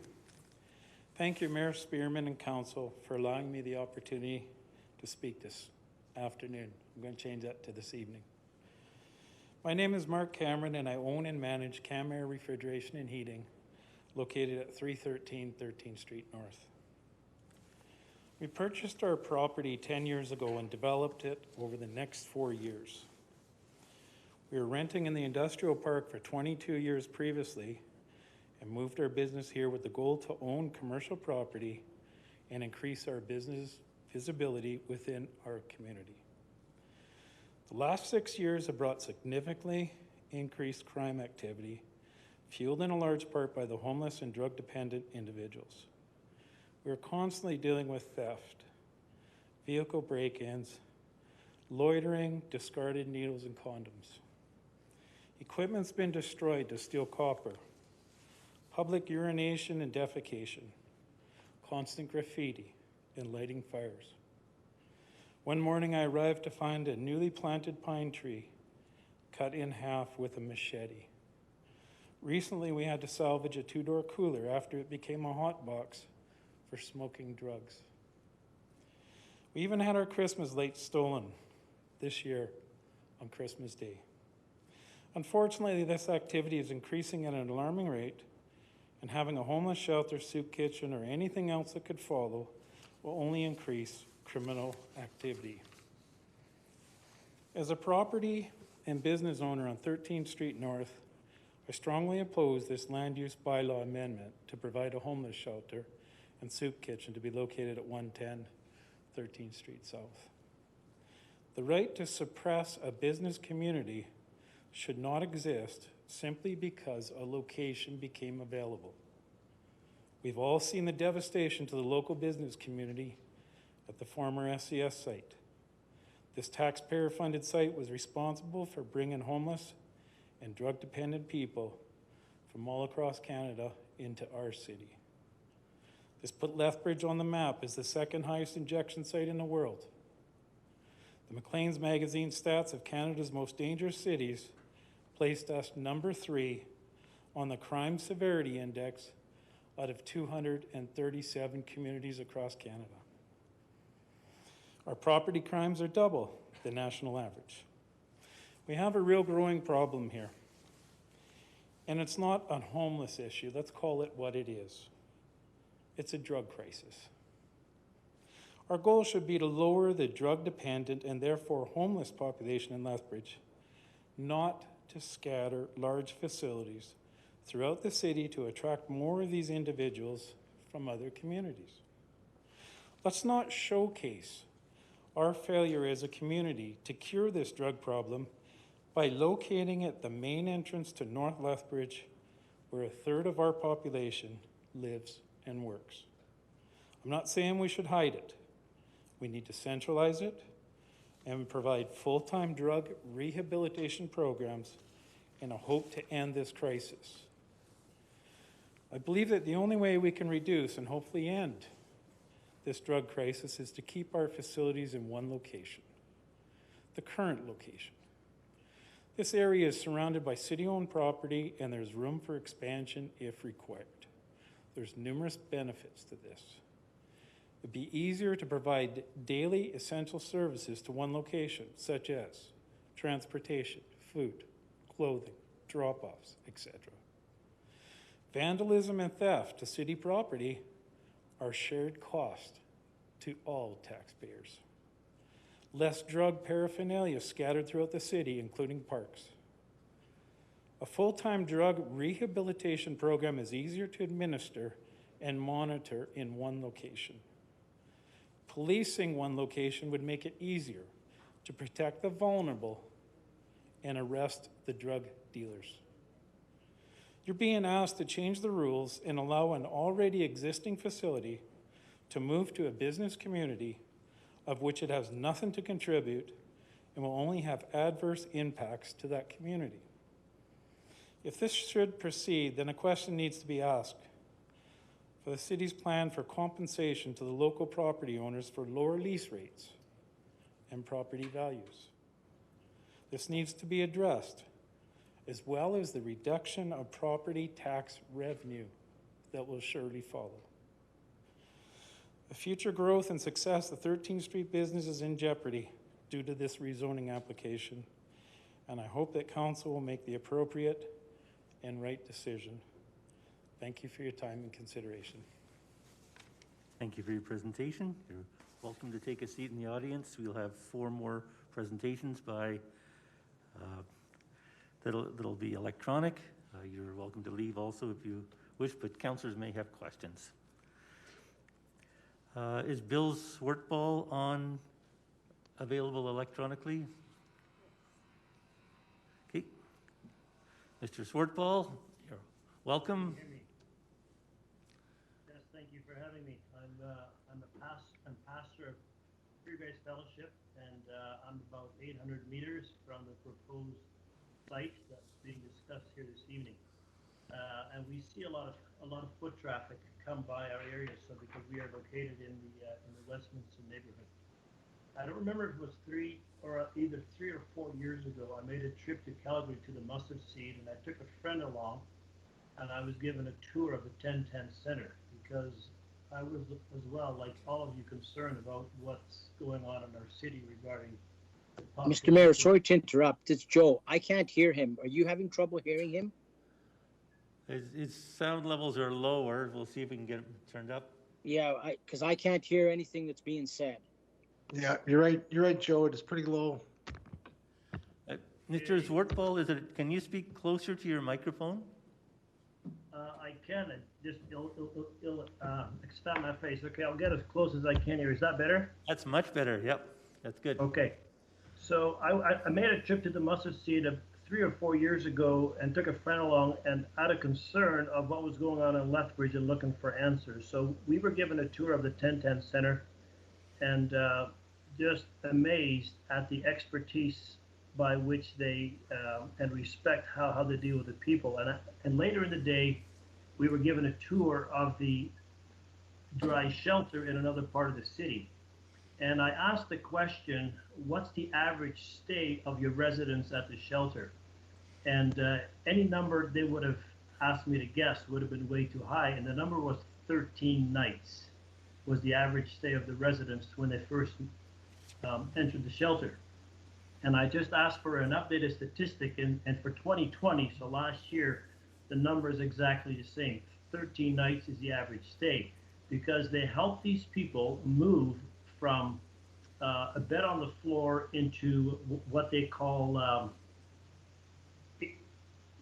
I got it written down here actually, move outs. So the number I was given that last year in Calgary, they had 381 move outs. So people who stay there an average of 13 days, and they are now on their way to a quality of life they haven't had for some of them for a lot of years. And I hear the concerns in the neighborhood, and I can share that, and I can empathize with that. But again, I want to reiterate how the Mustard Seed is not adding to the problem, is not even maintaining the problem, but they are reducing the problem. And in my opinion, the location that is proposed, it is in the area of the foot traffic already. And will it attract more people there? It might momentarily, but if in 13 days these people are on their way to something that is a help to them, I can't say no to a proposal like that. But as a pastor of a church, I know the value of community, and what I hear tonight, and I appreciate every speaker and all the concerns, I hear them, but I've come to so fully embrace the need for community. This is a community problem, but there's also a community solution. So if we just let the Mustard Seed do what they do, it's going to have minimal success. But if we as a city provide the wraparounds, and I'm hearing of the volunteer base, and I'm hearing of the heart, and I can embrace even with those who are in the neighborhood saying, how can we help the Mustard Seed become the #1 success of all the outlets they have? I don't see the location that is being proposed of being a problem at all. Thank you. Thank you for your presentation. Next, we have Mr. Ryan McCullough, or sorry, could be It's Robin McCullough. Could be Ms. Yes. Yep, you got it. It's a Miss Robin McCullough. Okay. Can Welcome. you hear me? Yes, we can. Loud and clear. Right. Well, good evening, Mayor, City Council, and guests. I know it's been a long night, so I will keep mine brief. I am the owner of a commercial building very close to the facility in question, or the rezoning area in question. Tonight, we definitely see, and we've known it for the last few years, that there is definitely a need for somebody like Mustard Seed. But the location is my concern, and that's what we should be addressing tonight. I'm here for our people of Lethbridge, and our people, for me, are the business owners, my neighbors, people that pay taxes, hardworking people that employ people of Lethbridge. We follow the laws, we pay our taxes, we take care of our building. We've had nothing but issues with associations such as Mustard Seed moving into our location. We've heard it tonight. We know there's issues when it arises. We all started businesses in that location because it was zoned commercial. We were secured by the city for it to be commercial. We want to keep it that way. We want to keep it safe. I want to keep it safe for my staff, for myself, for my clientele coming through there. I want to continue being in business. I've been in business for 21 years in that location. I've paid my taxes. I will continue paying my taxes. And I want to support my neighborhood. I believe that, yes, there is a need for this. We can see that. We all know that. We've increased that need because of bringing in the safe consumption site. Over the last 20 years, I only had issues in that location for the last 3 years. Up until that safe consumption site, when we've increased our traffic of people with addictions and homeless, we have unfortunately felt less safe in that environment. I've had my windows broken several times. I have debris around our office. I had people sleeping there. And that's for us to take care of as business owners, and we are helping each other do that. Is Mustard Seed going to come and pay for my window when they turn somebody away and it gets broken? Are they going to come and pick up debris that's left there? I doubt it. And those are some things that really concern me. So my people are the people that are the business owners in that community and the residents in that community that are here for the city. And we do pay our taxes. We want to support and grow, but the rezoning is not appropriate in that location. It's commercial. We all started our business in that area because it's commercial. So I am not in favor of the rezoning. And thank you. Have a good night. Thank you for your presentation. Next presenter is Richard Thiessen.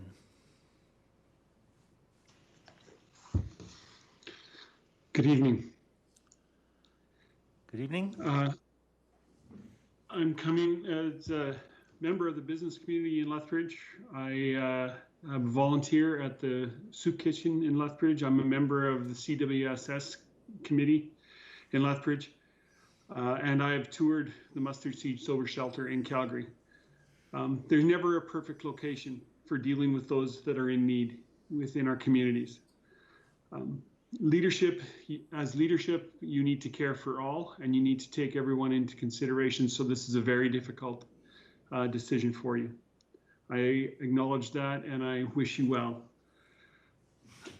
I want to say that the situation that being presented by those businesses in the area that are opposed, the assumption is that the situation will get worse.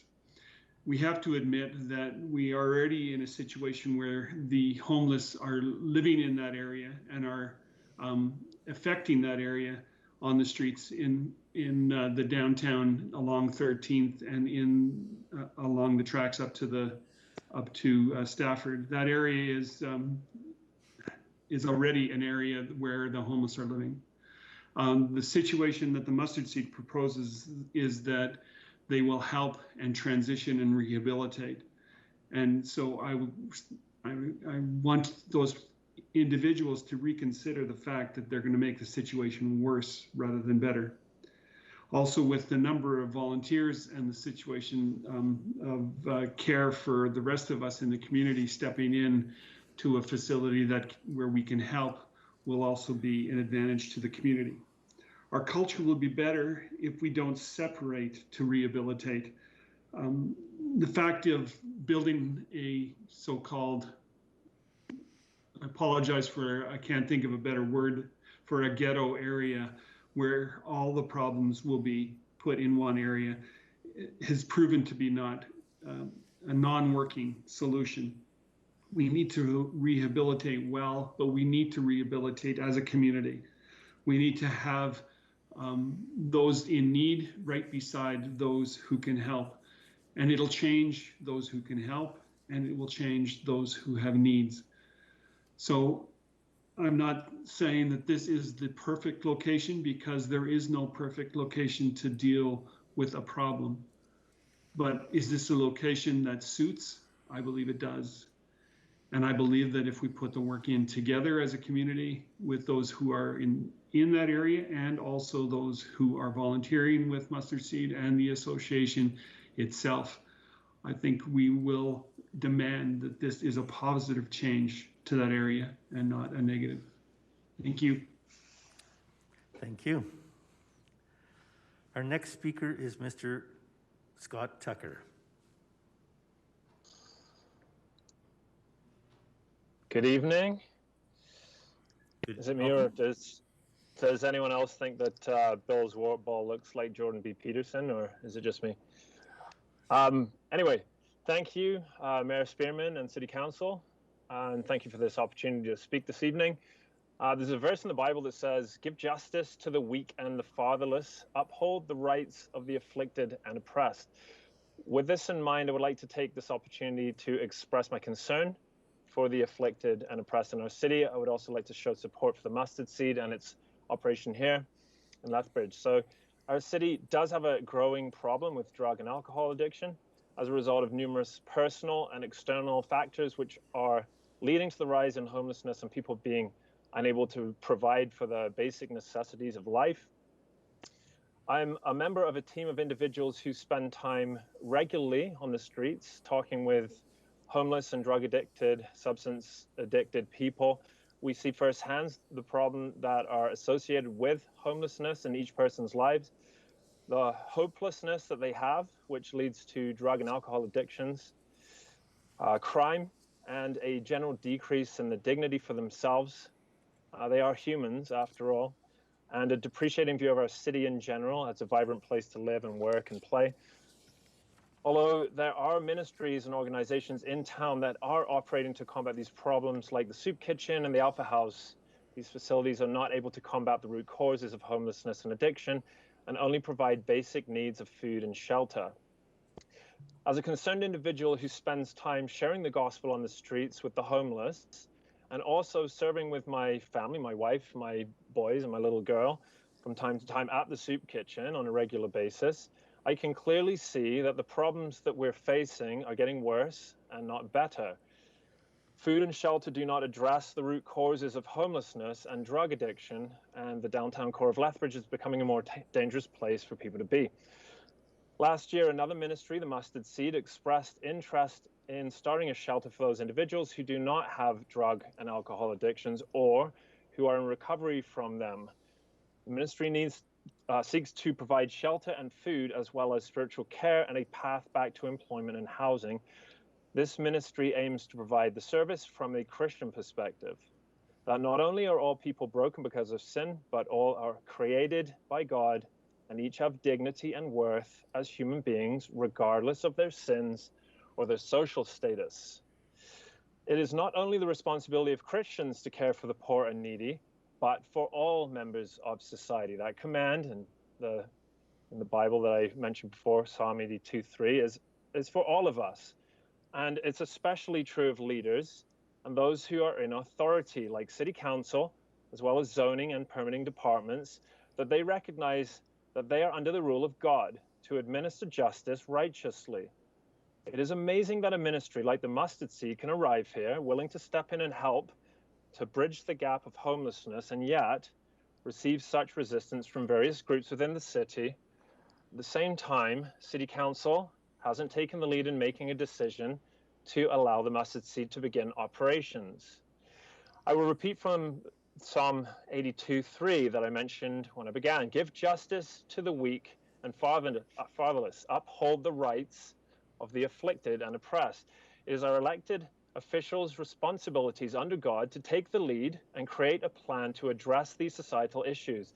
It is not acceptable to turn away your hand from doing what is right and to not create the framework for the work to happen to address the problem and allow for groups to come in and work on resolving the issues, like the mustard seed. I have noticed tonight that they've taken a lot of shots tonight from a lot of speakers. There's a huge misrepresentation of what the mustard seed is. Maybe it's because the SCS was operating before, and that has left a horrible taste in people's mouths. It was a failure. It was not a good program, and people didn't like it. So, of course, the people in the area surrounding the proposed site for the mustard seed probably have some definite worries when it comes to what's going to happen there. But the mustard seed is a much different ministry. It's also the responsibility of the church in Lethbridge to step up and start tackling homelessness in a much bigger way. It is our command under Christ to put our hands to the plow and to work hard for the glory of God and the betterment of our homeless neighbors. The church has responded poorly in this matter. This goes for all churches for the most part, but even E3 had mentioned today that they want to get involved. E3 and many churches, we could end the homelessness problem or take a massive dent out of it in 1 year. And if we were to actually get together and do it. Jesus said to love your neighbor as yourself. And this is how we should show love to our neighbor, by doing what is right as it concerns them. That's the law of God. Okay, that is to love our neighbor as ourself. That fulfills the law of God. And that includes our afflicted and oppressed neighbors on the streets in our city. I spend a lot of time on the streets, sharing the gospel, talking with, praying with people, listening to them, and they are real Mr. Mayor, people. sorry, it's Joe. Sorry to interject. I thought earlier that you, Mr. Mayor, and Deputy Mayor Miyashiro raised the point of staying on topic. I'm sorry, I'm a Christian. I believe in God, but I'm struggling to find where that is the relevant and where this speaks to rezoning of land. So if we're gonna stop one, then I think we need to stop everybody else that's not on topic. So just thought I'd ask. Okay. Mr. Tucker, we're going to ask you to focus on location. Yeah. I know it's getting late and all the other people got to speak longer. That's fine. I've been here for 5 hours. So the last thing that I will say to this, if you end up putting a homeless shelter zoned next to the wet shelter where it currently is, it's not going to work. Nobody is going to be happy if you create a mustard seed in the 13th Street location. Not everyone's going to be happy with that, but you have to start somewhere. And it sounds like the city doesn't have a plan. So I think that I'm worried that the mustard seed is going to back out and be gone, and that you won't have anyone willing there to actually come in with a ministry that's already ready to go. I don't know 100% about the location. It sounds like it's either way, but at the end of the day, the problem is you don't have a plan. Once you have one, you will still have the people that say, not in my backyard. So there we go. Enjoy the rest of your evening. Thank you. Thank you for your presentation. I understand there were a few people who had expressed the desire to speak. Your Worship, we should ask if council has any questions of these 5 presenters first. That's right. Yeah. Are there any questions of these 5 presenters at this stage from council?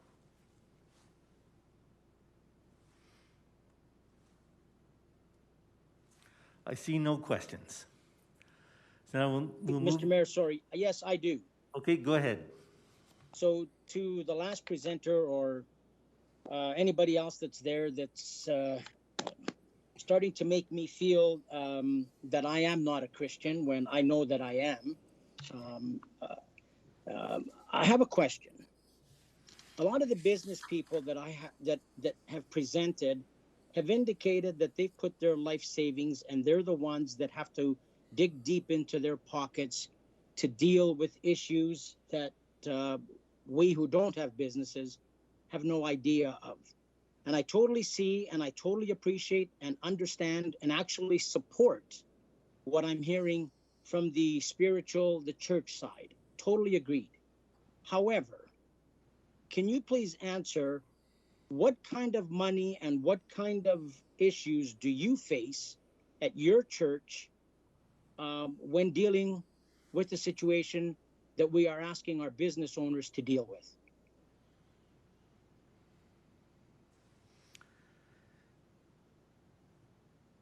So I don't know, Mr. Swartball, Mr. Thiessen, or Mr. Tucker, would you like to answer that question?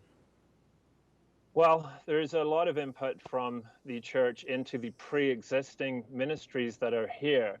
The trouble is that if a church or a group decides that they want to do something, they can't, because the bylaws and the zoning doesn't work. There's a problem, like the city doesn't have a plan. If the city had a plan that was working with the business owners and the churches, we could actually come together and solve this problem. But you're being reactive. There's no proactivity to the to your city's planning. So how can we address the problem when you haven't identified? It doesn't even sound like you've hardly identified it as being a huge problem, because what people get to do is put their money where their mouths are. I'm not trying to be combative or anything like that. I'm just a person that's on the streets all the time. And I see the problems, and I love this city, and I've been here for 20 years, and I want to see us all working together. There shouldn't be antagonism between businesses and religious groups and all kinds of different things. We should be working together, and the city needs to provide that framework, because if the framework isn't provided, we can't do anything. You try to do something, somebody comes along and says, no, not zoned for that, that won't work here. Okay, so we all need to get together and solve this problem. Okay. That's my 2 cents on that. Thank you. We have spent 2 years developing a framework that exists. Mr. Martin Thompson has led that work, and we've done a lot of the research, and certainly the Mustard Seed is using that research to try to design its services. Mr. Swartball, did you want to answer Councillor Morrow's question?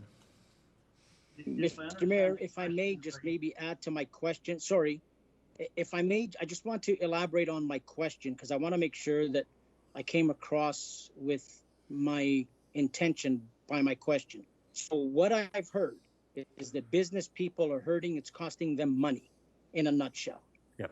And I've heard every one of them say that they would support, and they understand, and they haven't said anything negative against the Mustard Seed or what the Mustard Seed or anybody that provides services to these people stands for. My question is, and I know this is crazy, but I have to ask it. It's all about money. I'm going to guess that if the business owners were not negatively affected, where they had to dig deep in their pockets and dish out money, we wouldn't be sitting here. So I guess my question to the church group who support this, who I don't see any church group coming with money in hand to assist and aid in the problem or assist the business people. And I'm sorry if I'm being blunt, but unless I'm missing it, where is the church with all the funds and all the beautiful buildings that they have and the opportunity to collect from all the faith goers and church goers, of which I am one, to collect Okay, point of money? order. Point of order. Well, We're kind of Okay. go down that road again. Yeah. Okay, we'll get some answers to your question. Both Mr. Swartball and Mr. Thiessen want to answer your question if you'll give them the opportunity. Okay, so as far as resources, I believe the church community has more access to manpower than maybe to dollars. And I don't know what it would accumulate to if you add up all the volunteer hours that is already being invested in the community. And I'm fairly active in the church community and beyond. I have had many meetings behind the scenes at City Hall with Mustard Seed and seeking to look for solutions. And I know there's a lot of heart in the church to see this become as successful as possible. So I can't say I'm here tonight representing all the churches, but what I do know, there is enough heart in the church for people to step up to an opportunity to invest into people's lives and walk with them, to be part of that wraparound, because I believe that's where the greatest success comes in this kind of ministry, not just to throw a program or money at them, but to have someone walk with them. I think if there's anything that COVID has taught us is how we need community. And that would be my response to the question of what is a church willing to pony up? It would be manpower, hours, heart, hands-on. Yes, some money will follow it as well, absolutely, but especially people, hours. Thank you. Mr. Thiessen? I think it's very interesting to say that the church hasn't stepped up, the believers haven't stepped up to care for our community. It's a bit of an overstatement. There's a lot of amazing work that's done by people of faith in this community. And to take out those individuals as far as how they care, I think that's an overlook. Is there work that the churches should be responsible for to step into? Absolutely. And we are more and more seeing a full group response to the needs within our community. But if you look at the work that's being done in the city and the work that's being done nationally, provincially, the work that's being done by people of faith, I think it's a very amazing work that's being done. So I just stand in defense of that. Some great work by some faith-led people in the home building community has contributed social supports that they have totally paid for themselves. Yeah. Are there any other questions?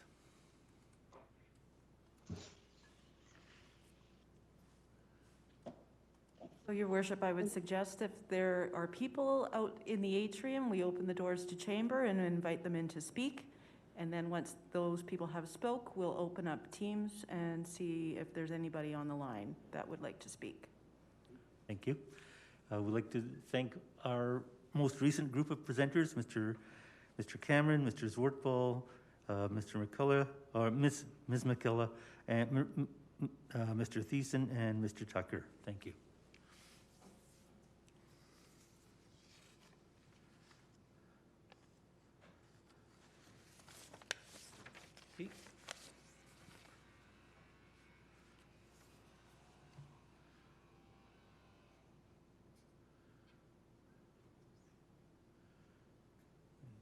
Three.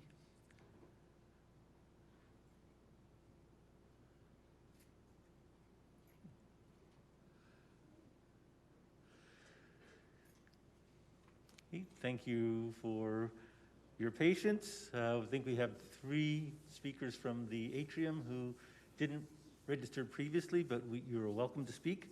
I'll ask the lady to speak first. If you'd like to come forward and introduce yourself, please. I had apparently thought I had registered to speak, but didn't. So I appreciate Council and Mayor allowing me these few moments. And your name, please? My name is Susan Tanner. My husband and I own a business at 1274 2nd Avenue South, Design Signs Incorporated, which we have run for 38 years. And as other businesses who are against this bylaw being accepted, I do concur with them on all the great reasons that they gave. And yes, we too have suffered greatly through the difficulties in the past few years in this neighborhood, but we have yet all wholeheartedly strived to make this business community a gem for the city, and which we would like to see it continue to be able to remain strictly a business community so that we can progress in that objective. I appreciate the people who have spoken tonight also from both sides on the need for compassion for the vulnerable. And tonight I want to be a voice for a minority of people in Lethbridge who suffer silently, because my son is one of them. He will suffer greatly if this is approved and I'll explain why. As a teen, 22 years ago, he was clinically diagnosed with an obsessive-compulsive disorder. If you're not aware of this disorder, it is basically a phobia disorder. A common phobia for these people is that of what is called germs, but specifically is a fear of being contaminated in their minds by people who are exposed to drug users or drug users themselves. This specific phobia is the one that my son has suffered from greatly, to the point of spending a night in his vehicle because a homeless person on the street approached him for money at his car window, knocking on the window, being afraid to leave the car, sleeping in all night at -30 temperature and getting frostbite before he could even come in the house. Being prone on the floor in our family room for over a day and a half because he had been exposed to someone on the street that he felt was a drug user. It is hard to describe the trauma that this brings to a person, to a family. Our family-run business, he's grown up in that business.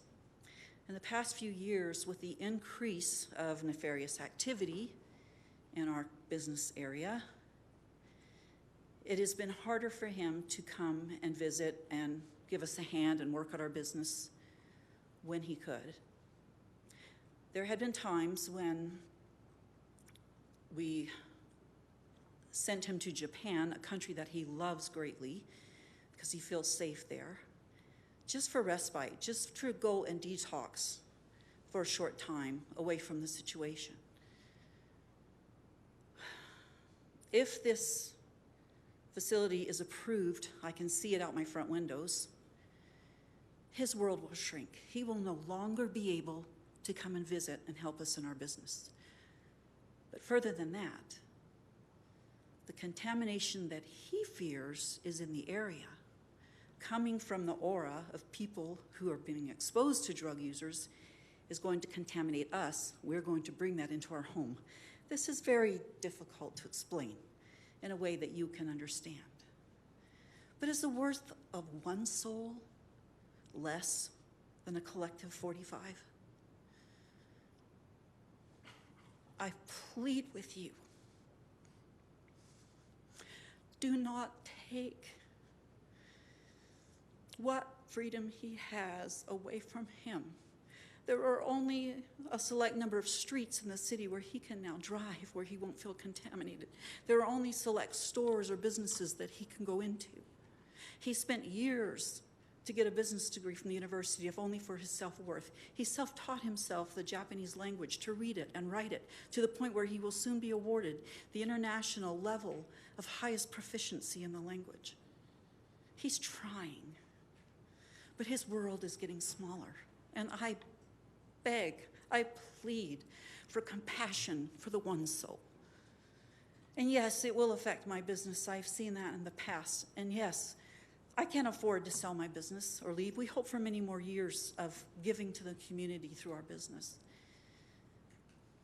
But compassion isn't always necessary for just a large group. There are a few who suffer in silence. Thank you for your attention. Thank you for your time.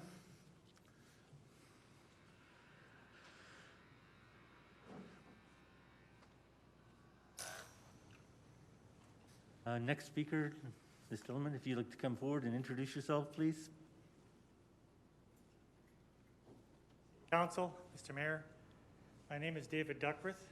I used to have Lethbridge Limousine. I came here 20 years ago after the doctor gave me 30 days to live. He said, if you don't get out of what you're doing, you got 30 days, figure it out. I think with the mustard seed, it's just like anything else. You are the makers of your own demise. If the people choose to do these things, that's on them. Us older people, we are now the vulnerable people that are in this community. When are we going to be protected? Talk about protection. An hour ago, I'm sitting over there in the chamber listening to all your guys' good stories, and Guess what? Some young man broke into my car after it was locked and took out whatever contents that were in the car. How did he get in? Well, the side of the car is kind of scraped a little bit, so I'm assuming that he used a Slim Jim to get in. So, was this person part of going to the potential mustard seed? No, he's a person that lives on the street and victimizes people such as myself or anybody else, any of the businesses. So what I'm imploring is that if we are going to fix this problem of homeless people or do whatever, we totally get it out of the city and into a place where they can be handled properly. My daughter, she said to me, said, Dad, these people that are hard to come by, that are addicted or whatever, they gotta go, not for one day, they gotta be picked up, arrested or done whatever, and put into a facility that can be held for 10 days to get them clean, to give them some purpose. If you don't have that purpose, they have no place to go. So yes, there is a start, there is a need there, but you cannot sit there and say, hey, we're gonna solve all your guys' problems, and when we come to the city, and we're gonna go and cohabitate with all these other people. It doesn't happen. One guy called it vultures. They come in, they take what's yours. If they're beside your door, and they're taking care of you, and they're hurting your children, or anybody else's children, what are you gonna do about it? All the programming and all the guidance and all these other things does not fix it. I'm a Christian. I know Mr. Joe Morrow. I lived beside his dad for 20 years. We helped each other. We supported each other. We took care of each other.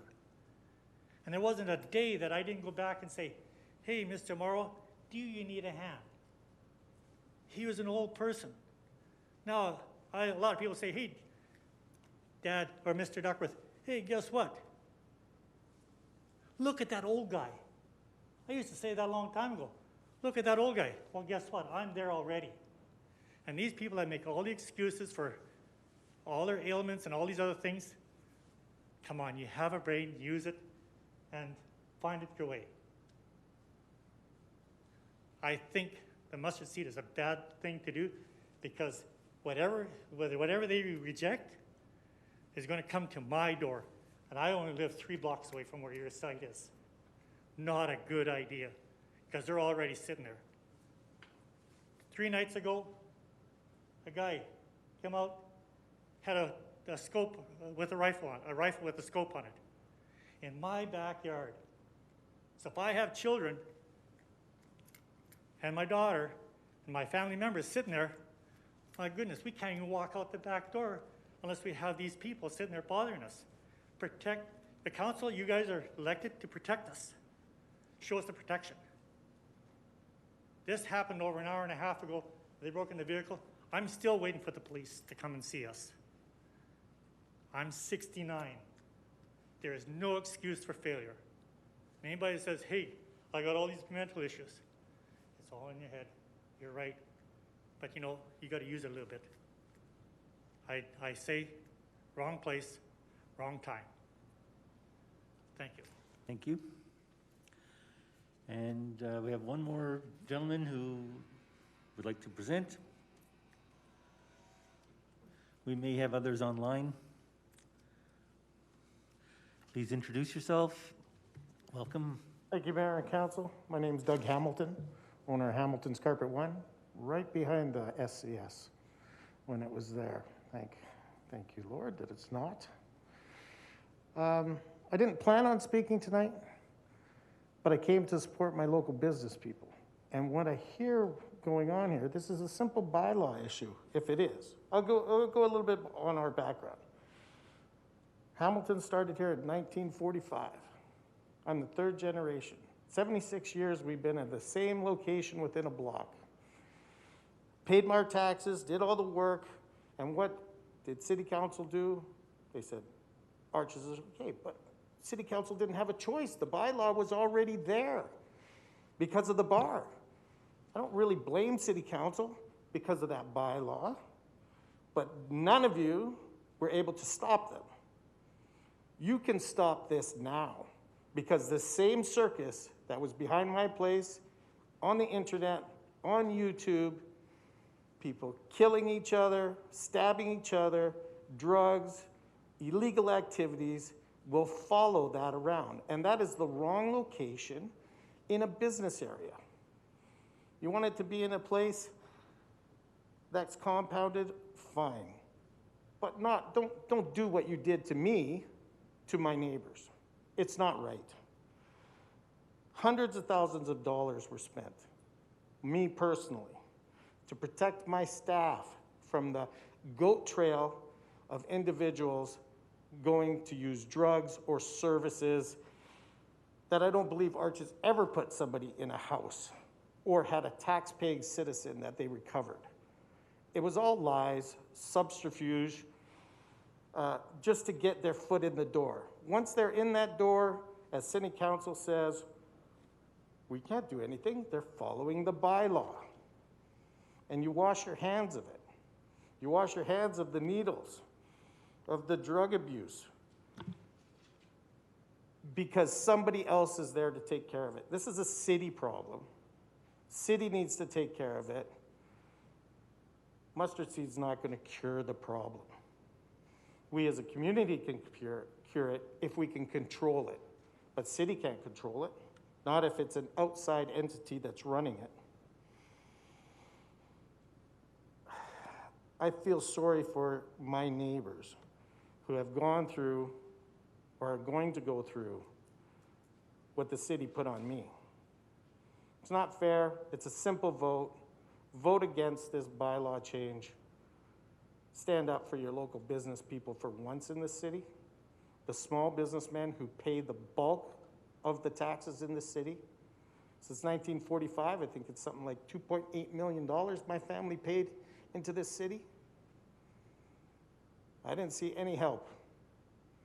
We had a few nice councilmen who could try to do what they had to do, but it's not enough. You can all stand up now and vote no. We'll find another place for the mustard seed and their corporate help. And hopefully, with Marty Thompson's help and a reorganization of City Council this year, it'll happen. Thank you very much for your time. Thanks for your presentation.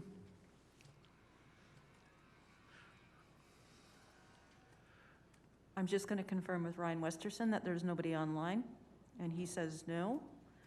So. Okay. No presenters online, so back to council. Are there any questions of the three presenters who just presented?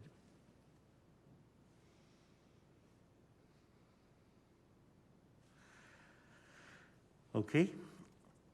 If there's no other members of the public that wish to make a presentation, and I have to ask that 3 times, are there any other members of the public that wish to make a presentation?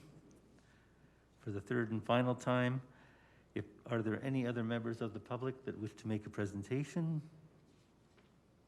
Hearing none, I now declare the public hearing closed. This matter may be decided later tonight or at another time following the public hearing.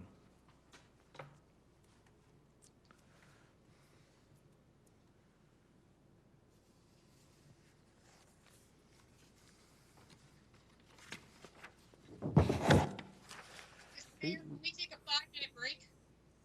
Pardon? Do you want a break? Yes, please. Yes, please. Yes, please. Okay. I gotta tuck my son in. 7-minute break. You want to reconvene at 9:45 in the regular meeting? AM? Yes, sir. Okay, if you need a little more time, say so. 7 minutes, 9:45. Okay, see you then. Yeah.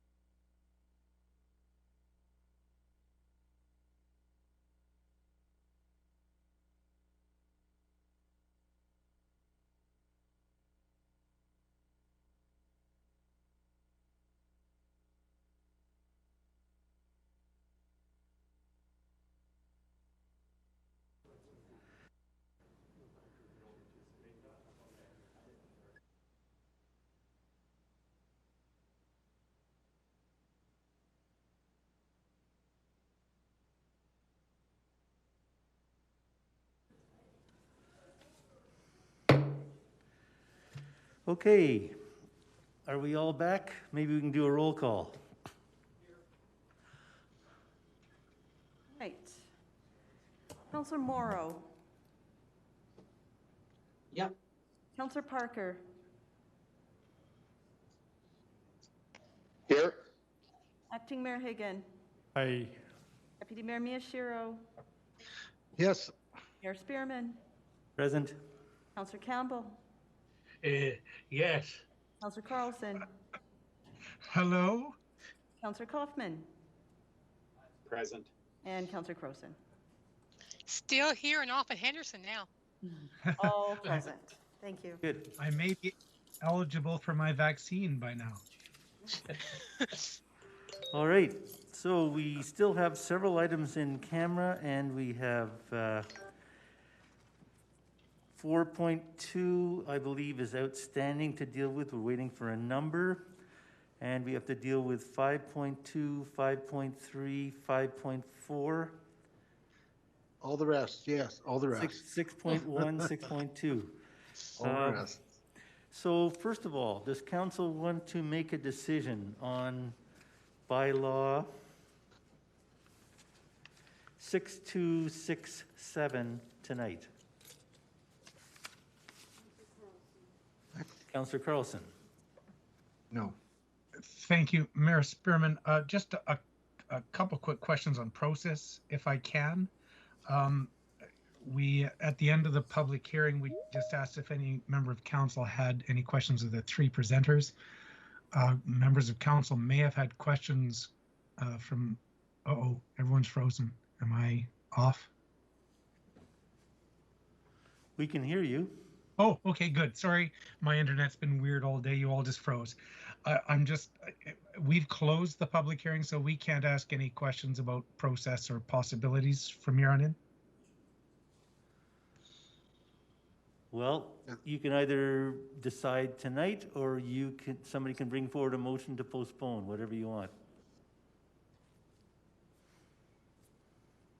But no further questions. Once the public hearing closes, no one's supposed to discuss it any further, or any of the content. Thank you, Mayor Spearman. I'd make a motion to table for 2 weeks, but I don't know what my colleagues are thinking. If someone wants to move it. You just did, didn't you? Okay. That sounded like a motion to me. Yeah, sounded like a motion to me. Is there a seconder? I will.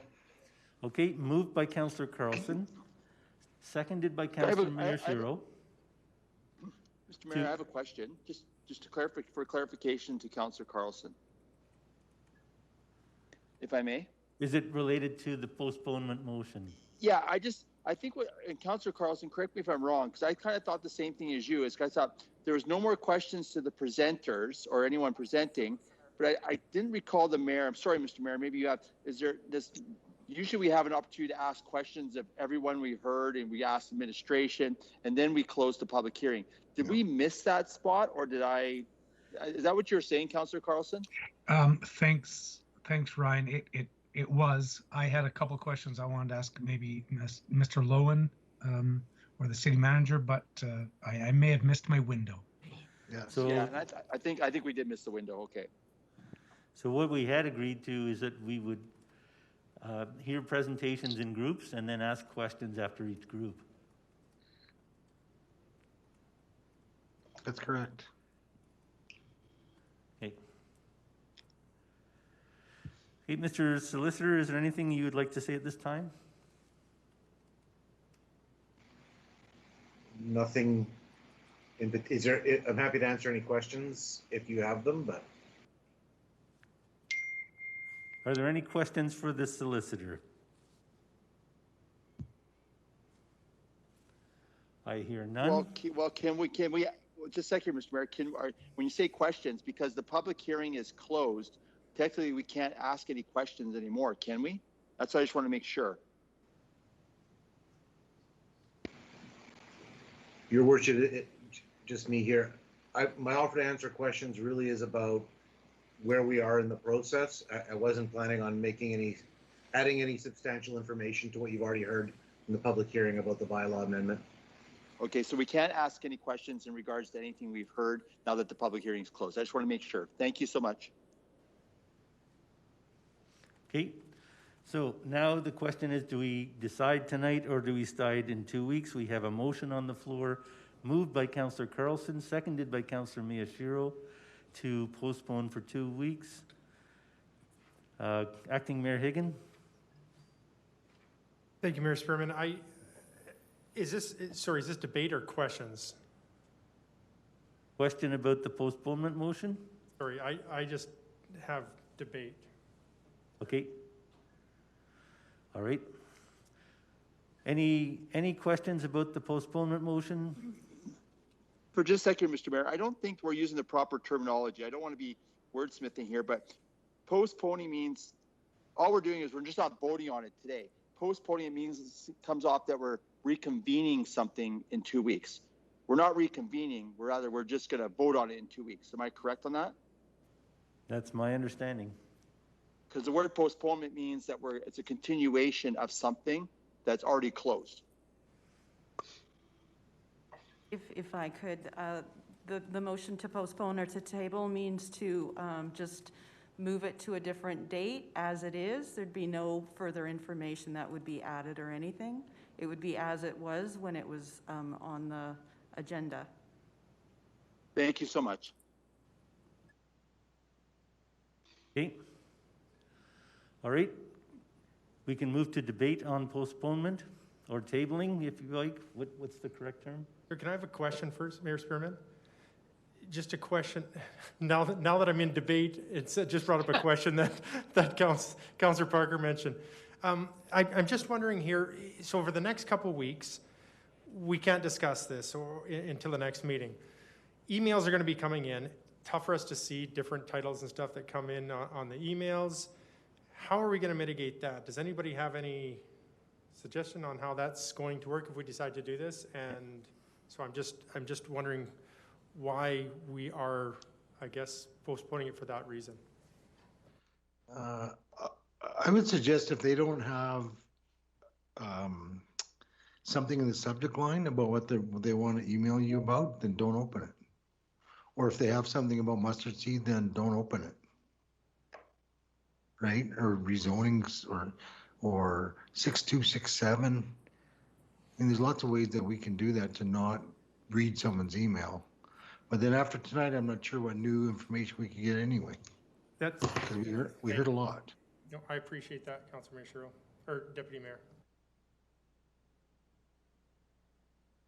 Any further questions? I just have a question to the mover, and I don't know if this is the time to ask. I just, if I can ask, why do you want to go 2 weeks from now? What's the wisdom behind that? Hi, Mark. I'm not sure if I'm the mover or not. Yes, you are. My computer completely froze. I've lost you all for the last 7 minutes, so I have no idea where the discussion was. We all did. Yeah, that's just basically the question is what's motivating you to want to postpone this for 2 weeks after hearing it? Sorry, Mark, I didn't hear anyone jumping up to move it. If you want, I'll withdraw my motion to table. If you want to move forward with the bylaw. It's already been seconded. Okay, then vote it down and go with it tonight. If people are well, if we're in debate, I think for myself, it is 10 o'clock. There's a lot to process, and I'd like to think when I'm a little more alert than at 10 o'clock at night. Okay. So that sounded like debate. Well, since nobody else was debating, I started. Okay. So I think let's forget the questions now. If there's no more questions, we're into debate on the motion to table. So anybody else like to offer debate? My hand is still. I'll just say that for me, I mean, I've heard a ton of information. I think I know where I'm going with this, and I think I've, I think I've been able to process it in the last 6 hours. So I would rather go ahead with this tonight. That's me. Okay, so you'll be voting against the tabling motion, okay? I will. Okay. Councillor Higgin, or Acting Mayor Higgin. Thank you. I too will be voting against this tabling motion. I think it's something we've just heard. It's fresh in our minds. We give it another 2 weeks, and honestly, I just believe that information come in, somebody can get information, someone can be stopped in a grocery store and try to run away, whatever you want to try to do to not talk about it. It's just creating, it's a very contentious issue throughout our community, and so for that reason, I will not support the postponement. Okay. Does anybody else wish to speak? I see none. Does the mover wish to close? Thanks, Mayor Spearman. I only moved a motion to table because I didn't hear anyone making a motion to move forward. So I'd urge my colleagues to vote against the motion to table and deal with it tonight. Okay. All in favor of the motion to table? Do we need to do a roll call? So I believe, let's do a roll call. I know at least one or two we're going to vote to. Okay, Councillor Parker, Opposed. Acting Mayor Hagan, Opposed. Deputy Mayor Miyashiro, In favor. Mayor Spearman, Opposed. Councillor Campbell, Opposed. Councillor Carlson, Opposed. Councillor Kaufman,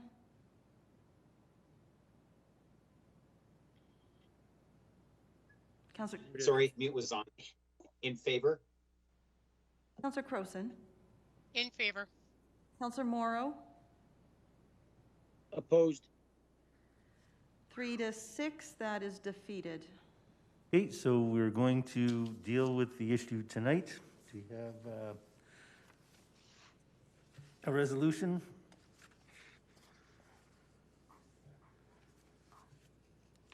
Chairman, with regards to the agenda, what order did you want to do the items, or you want to go back to the first one, or? Can we deal with the bylaws? Why? We have to deal with everything. You want to do?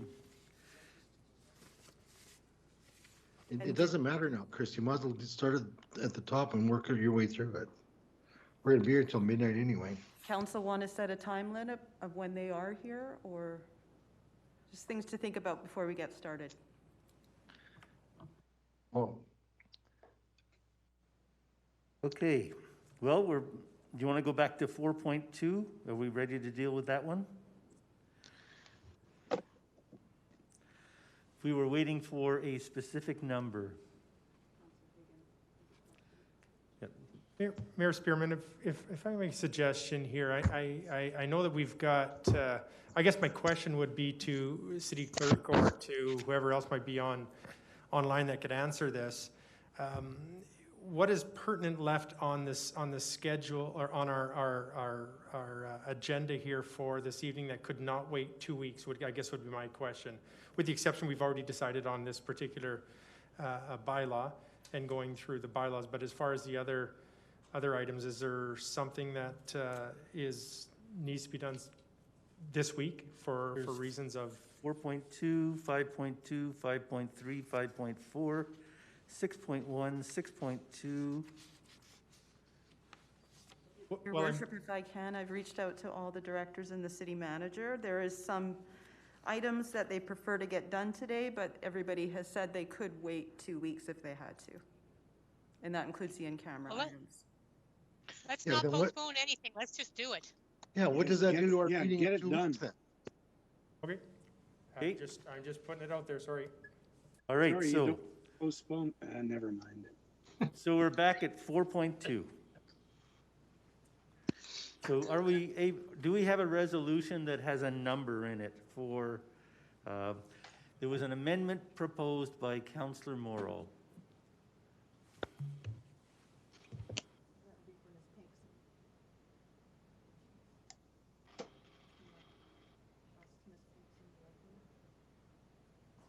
Mayor Spearman, I would recommend that the number that can be added would be that 1.5 million be postponed based on Councillor Morrow's resolution.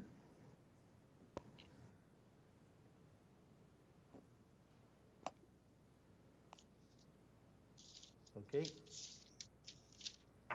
All right, so the amendment reads that the funding of 1.5 million that has not been committed to this point be postponed, moved by Councillor Morrow and seconded by Councillor Higgin. Any questions? Your Worship, Yes, was Mr. there a, sorry, Councillor Moore, was there a date for the postponement Yes. that we decided Yeah. on? That's just what I was going to say. Yes, November 1st. To November 1st.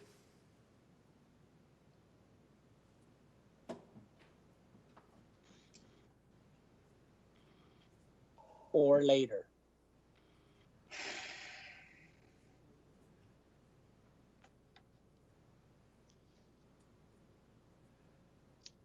Okay.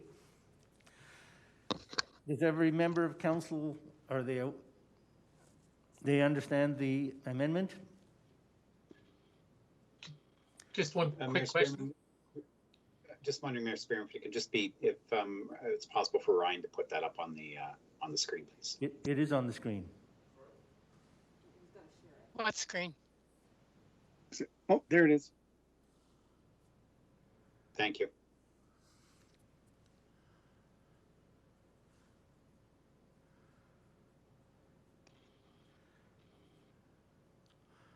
Okay, questions about the amendment, Councillor Kaufman?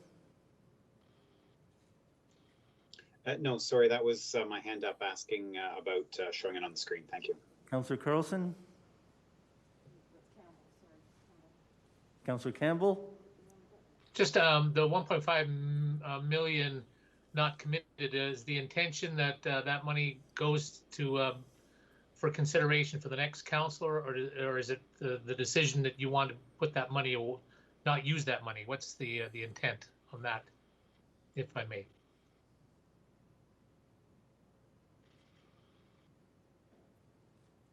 To Councillor Morrow.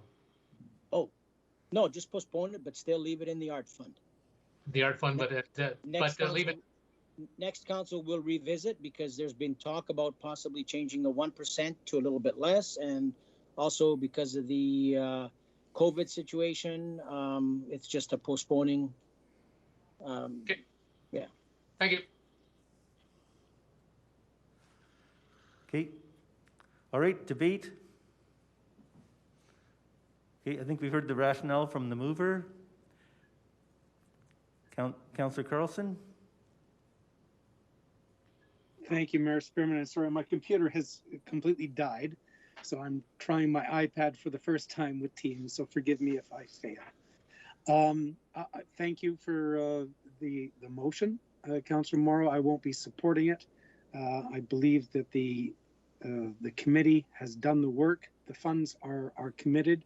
I look at this as a bit of a stimulus package. We know that we've been trying to find ways to keep people working and active and engaged in our community. I think the Public Art Committee is part of that. I know that some people don't consider artists part of the economy. I certainly do. So I won't be supporting this motion. I think this money has been set aside for public art. It creates the vibrancy and life and excitement in our community. It gives people something to look forward to. And I appreciate the work that was done at the direction of Council for the Public Art Committee to build a work plan. They've done the work. I think we can move forward with this. Okay, thank you. Councillor Crowson? Thank you, Mayor Spearman. Thank you for the amendment, but I see this differently. Later on the agenda, we have an OBR about changing budget timelines. I absolutely get the need to have a better budget system that supports good governance, that allows council to have more time to debate budgets, more time to react to changes in the economy. But it has to be done in a very smart way, in a way that has research and community conversations involved.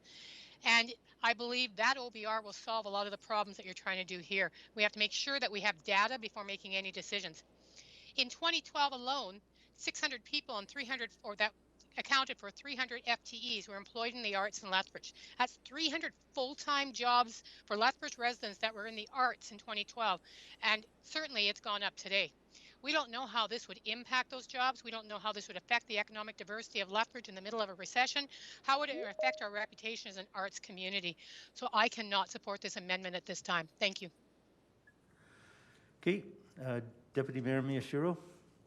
Thank you. I will not support this either. My colleagues spoke very well against this, so I don't need to repeat anything they said.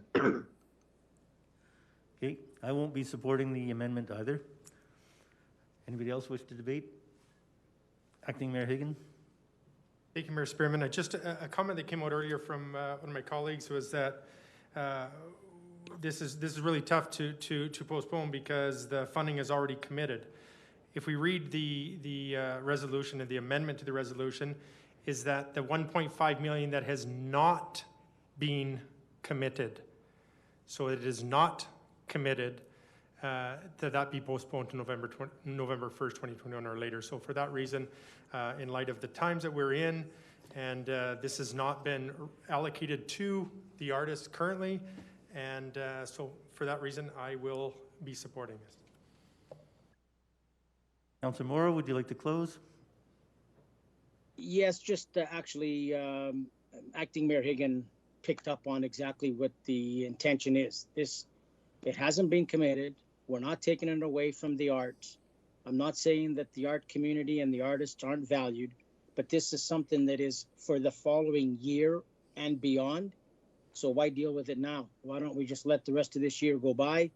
The committed funds for the art is already in place, and the new council will deal with it, and we'll have a better idea of what the situation will be like, what COVID will be like, and so it's not taking away any money from the art. So I'll ask for council to support the resolution. Okay, can we vote on the amendment by roll call, please? Acting Mayor Hagan. In favor. Deputy Mayor Miyashiro. Opposed. Mayor Spearman. Opposed. Councillor Campbell. Opposed. Councillor Carlson. Opposed. Councillor Kaufman. In favor? Councillor Croson. Opposed.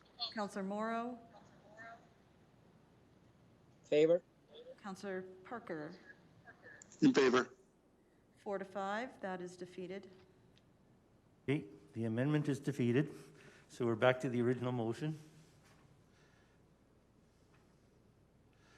Be it resolved that City Council approve the 2021 Public Art Work Plan as an attachment 1. That was moved by Councillor Carlson. I believe it was Councillor Campbell. That Was it me, Campbell? Okay, Campbell? Yeah. Thank you. Yeah, the standing the public artwork plan was had a lot of work and effort put into it. They've been able to greater clarify and increase transparency. It's the first step in transitioning to the new public policy language, and the work plan includes information on public art projects currently in progress and outlines projects to be initiated this year. And they've done a remarkable job putting this all together. A lot of hard work went into it, so I ask for my colleagues' support. Okay. Any further debate? Do we do a roll call vote? Deputy Mayor Hagan, Deputy Mayor Miyashiro. In favor. Mayor Spearman. In favor. Councillor Campbell. In favor. Councillor Carlson. In favor. Councillor Kaufman. In favor? Councillor Croson. In favor. Councillor Morrow. Opposed? Councillor Parker. In favor. Acting Mayor Hagan. Opposed. 7 to 2, that's carried. Your Worship, I just want to mention that there's some people still here from the public hearing. Maybe we should explain the process of timing, that we have 1, 2, 3, 4, 5 more items to go through. We have 5 items to go through before we get to the vote on the bylaws. So could be. Mayor Spearman, is it possible to just move that up so that the people that are waiting, we'll continue with our agenda, but is there any reason why we can't do the vote on the matter at hand? If we have all of these people sitting in chambers right now, can we not move that ahead? Somebody wants to, otherwise we'd follow the normal procedure. I'd like to make, I don't know if it's a motion or just ask if council would support that. Council, do you wish to deal with the bylaws next? I'm okay with that. Yep. Okay. Anyone opposed? Anyone opposed? I would like to go with the agenda as is. Thank I you. would too. I would too. And I'm going to do a roll call. Thank you. Okay, so Councillor Higgins' motion is to bring forward the bylaw 6267, I believe, to be the next item. And Mayor Spearman. In favor. Councillor Campbell. In favor. Councillor Carlson. In favor. Councillor Kaufman. In favor. Councillor Croson. Opposed. Councillor Morrow. Favor. Councillor Parker. In favor. Acting Mayor Higgin. In favor. Deputy Mayor Miyashiro. Opposed. Carried 7-2. Okay, we'll deal with bylaw 6267.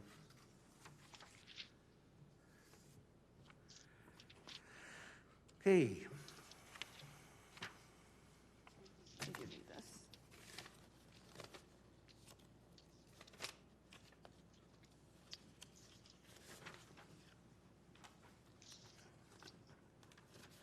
Okay, bylaw 6267, land use amendment re 110 13th Street South. I would need a mover. The way the motion reads is, be it resolved that bylaw 6267, land use amendment re 110 13th Street South be given second reading. Is there a mover?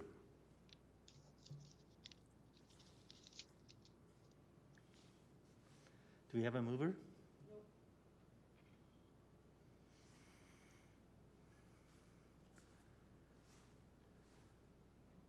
Question, if, can I ask a question here? Yes. If there's no mover, what happens? The motion could die. I could make it, I could move it, but then there would need to be a seconder, but. So meaning it dies is defeated? I guess, is there, is there no mover asking for a final time? Mayor Spearman? Yes. For the purpose of debate, I will move it. Okay, Councillor Kaufman? Letting legislation die because you don't have a mover is not an appropriate way of establishing good governance, so.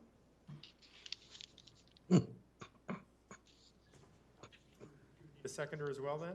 No, I automatically second them, yeah. Okay, so moved by Councillor Kaufman.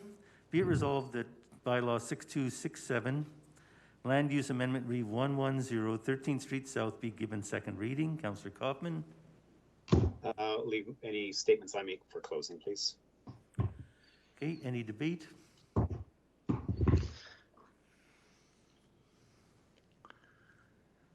I see none. I've got my hand up, sorry. Okay. Councillor, Deputy Mayor Miyashiro?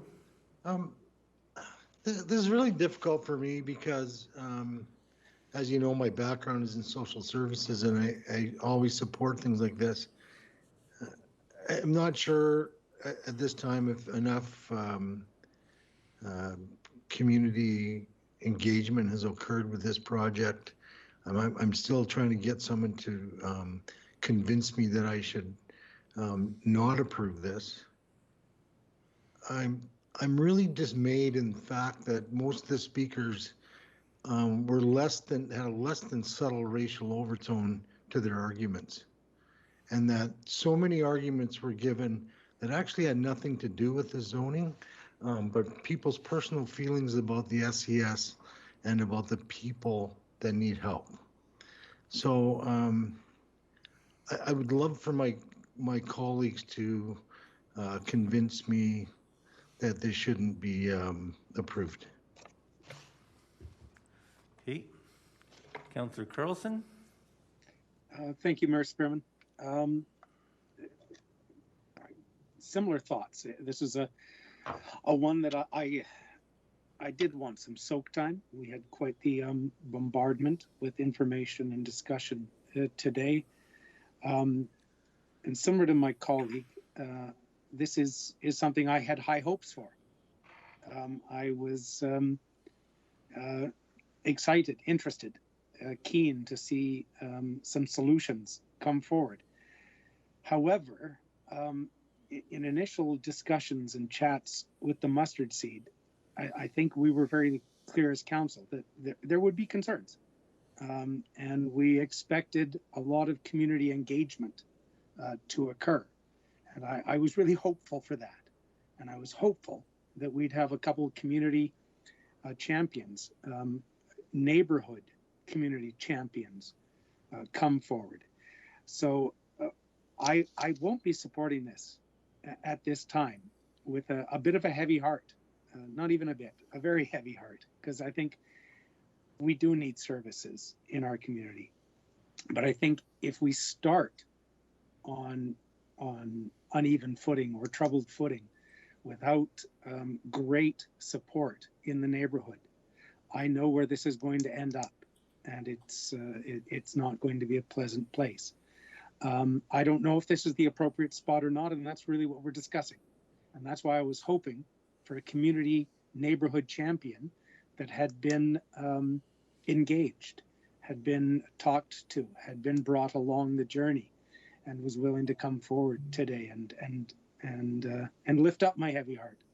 So I won't be supporting this at this time. I hope that if this does not pass, it is my hope that this isn't a dead end, because we need these types of services in our community. I don't believe that there was enough support in the community, and I think that's a terrible way to start. So at this time, I won't be able to support this. I'm sorry. Councillor Campbell.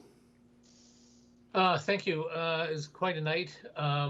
If there's one thing about the community that I've realized, that there is a lot of passion on both sides, and I appreciated all sides of the argument. I appreciated you know, although it was somewhat off topic as well, there's some spirituality that was involved with that.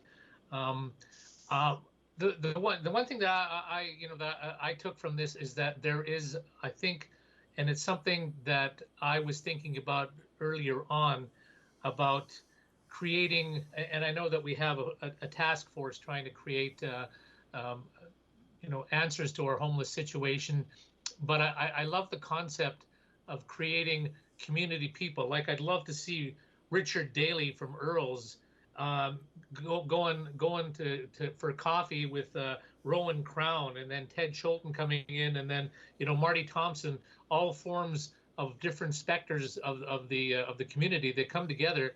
And, you know, I like to refer to my favorite musical, Hamilton. You know, when Alexander Hamilton is having trouble getting support from his colleagues, and George Washington says, "Figure it out, Alexander. That's an order from your commander." So it's about figuring it out, getting it together, being in the room where it happened, and find solutions to the problems. And I think that's that would be the, you know, a real benefit moving forward. But as it is right now, with the incredible passion and some real heartbreaking stories from people who are you know, have been in the business world for a long time, and how much they feel it's going to impact them, I can't support this bylaw. Okay. I'm going to support it from the point of view that it's something our city desperately needs. And many people said that we didn't have a plan. We worked on a plan for 2 years. We have a municipal housing strategy. We've got a strategy for dealing with people who are suffering from these afflictions. But there are some challenges. People want everything in one location, in a location where it can't be successful. So people, we've heard, and you can't have people recovering right next to a supervised consumption site, which basically is planned for that area. You know, so that won't succeed. So putting everything in one area isn't going to work, but we do have to have a plan that relates to locations. What we see in other cities, we see it in Calgary, we see it in Edmonton, we see it in Red Deer, and the supported housing is in other locations in the city. There's a place called Amethyst Place in Red Deer. There's Ambrose Place in Edmonton, and Edmonton just got funded for 3 more supported housing units by the federal government this week. Without having a plan and support from the community, and we hear all these people that are passionate, we hear the faith-based community saying they want to work on that plan, and we certainly hearing from the business community they want it in the right location. So what is the right location? And the right location, I can say, is it's not out of town. We've got to find places in town where we can put supported housing. So because we desperately need it, I will be supporting the resolution, but I can see where it's going. Councillor Croson? Thank you, Mayor Spearman.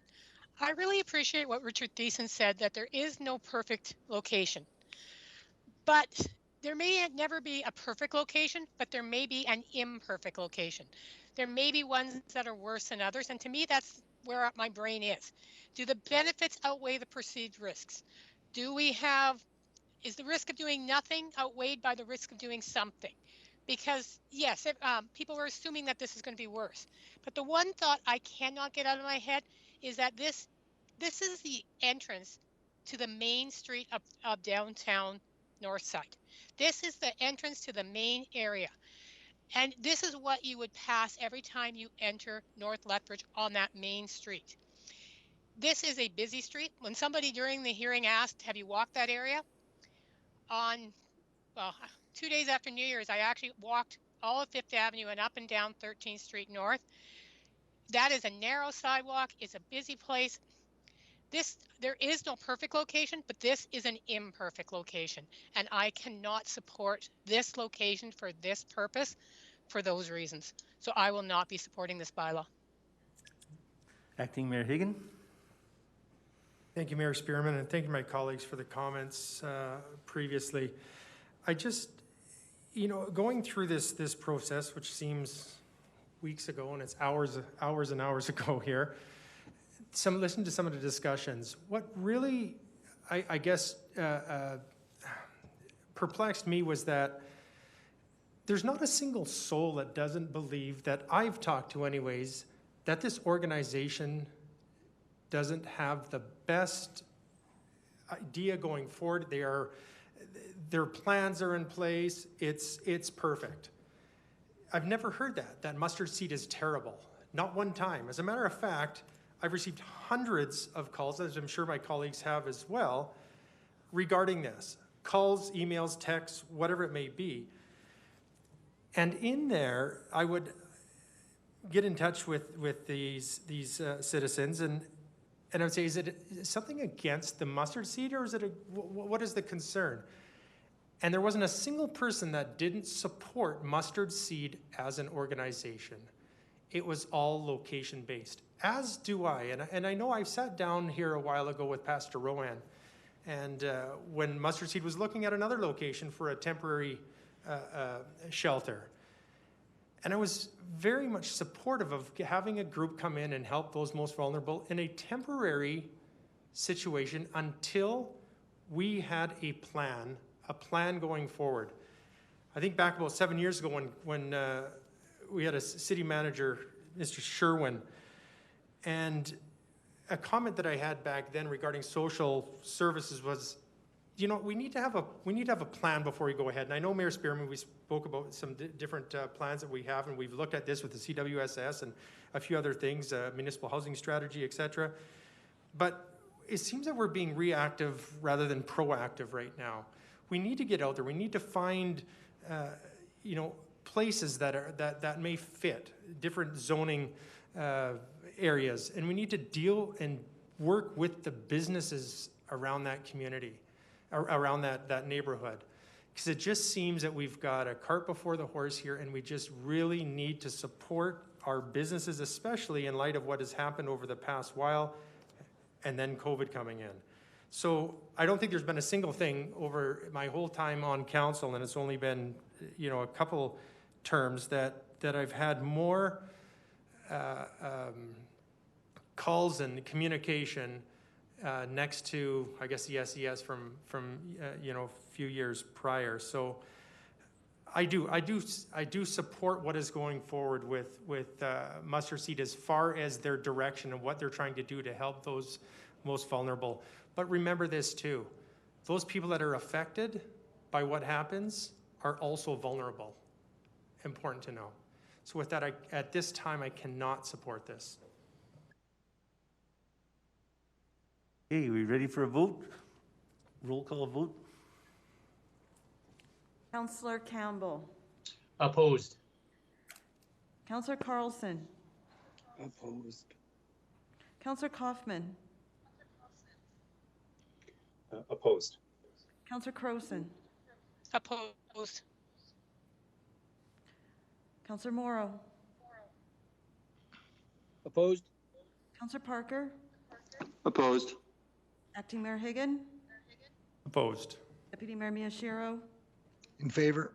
Mayor Spearman. In favor. 2-7, that's lost, defeated.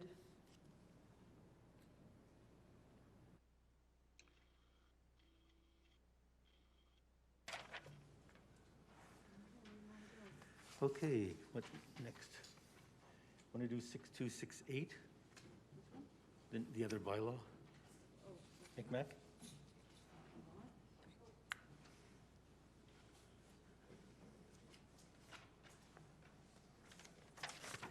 Well, we're on bylaws. We'll do bylaw 6268, which is the land use amendment, re 15 Micmac Boulevard West.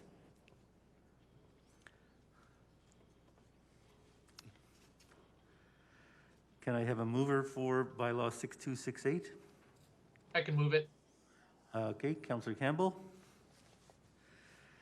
For second reading, be it resolved, bylaw 6268, land use amendment, re 15 Micmac Boulevard West, be given second reading. Councillor Campbell. About 5 hours. Yeah. Oh, yes. So this is about 5 hours ago when we first heard about this is to rezone for a cannabis store on the west side, and guys that have been in the business for a while, and so I asked for your support. Okay. Call a question. Question's been called. All in favor? Is anyone opposed? That's unanimous. And for third reading, be it resolved, bylaw 6268, land use amendment, re 15 Micmac Boulevard West, be given third reading, and the mayor and the city clerk be authorized to sign and seal the same. Councillor Campbell. Call the question. Question. All in favor? Any opposed? There are none. That is carried.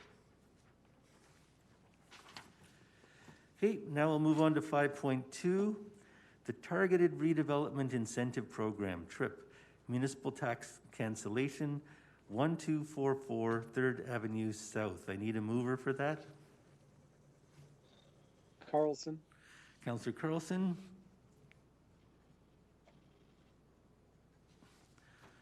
Be it resolved that council approve a targeted redevelopment incentive program application for 1244 3rd Avenue South as a municipal tax cancellation for a 6-year incentive period in alignment with the Targeted Redevelopment Incentive Policy, CC 53.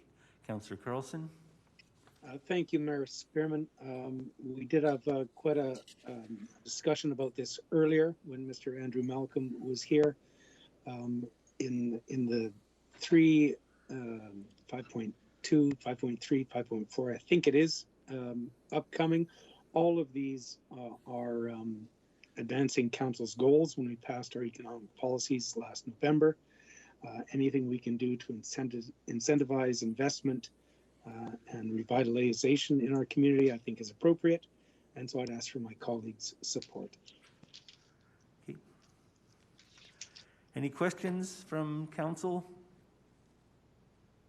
Any debate? Okay, Councillor Carlson, call the question. Yes, he did. Okay, all in favor? Any opposed? Yeah, Joe. Okay. Anybody else? 8-1. Okay, thank you.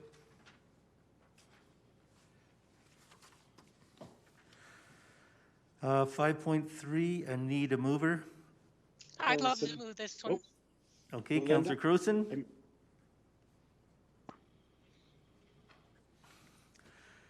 Targeted Redevelopment Incentive Program, Trip Municipal Cancellation, 704 4th Avenue South.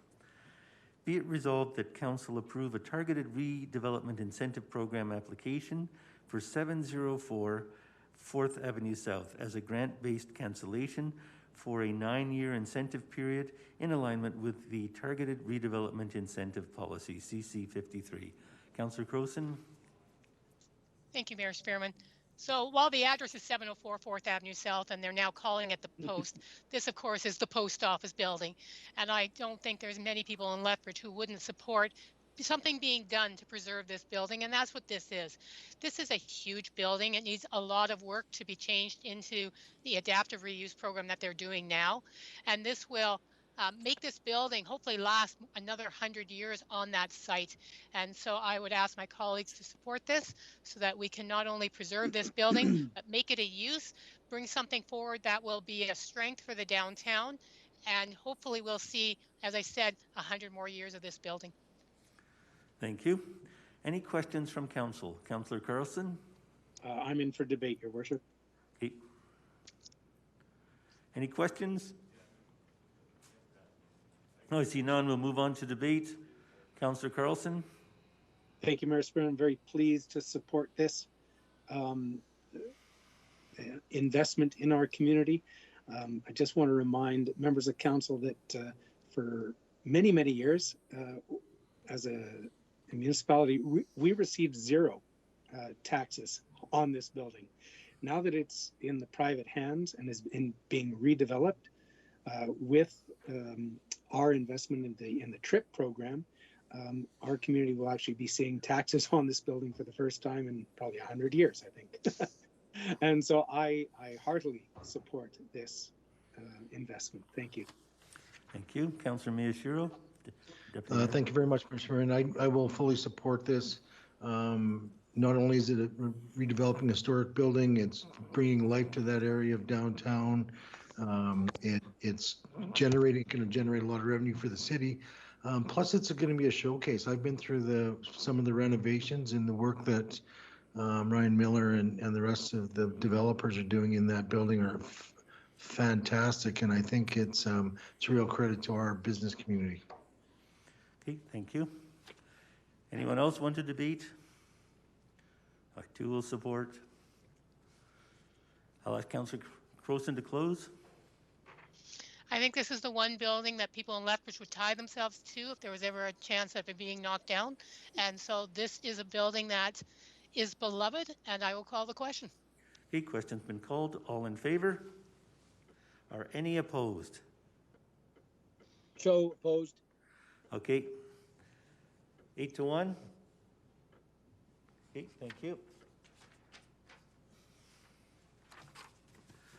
We'll now move on to 5.4, Targeted Redevelopment Incentive Program, TRIP Municipal Tax Cancellation, 315 5th Street South. Can I have a mover? I will, Mayor Spearman. Okay. Councillor Crowson again. Be it resolved that City Council approve a Targeted Redevelopment Incentive Program application for 316 5th Street South as a municipal tax cancellation for a 6-year incentive period in alignment with the Targeted Redevelopment Incentive Policy, CC 53. Councillor Crowson? It is absolutely amazing that we're able to now be talking about an incentive program for a building that was condemned not that many years ago. And it's only because of the amazing work that's been done on this building by Hunter Hagee and the forethought of the past council, which includes many of you, to actually work as hard as you could to save this building. This building is one of the cornerstones of our Main Street, of our 5th Street South.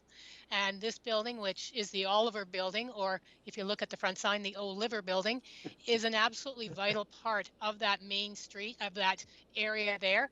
And this is a building that we could have lost, and it might have been replaced by a parking lot with, no tax base essentially. And yet this building has been maintained, and there is a chance now to support the ongoing reconstruction of this building.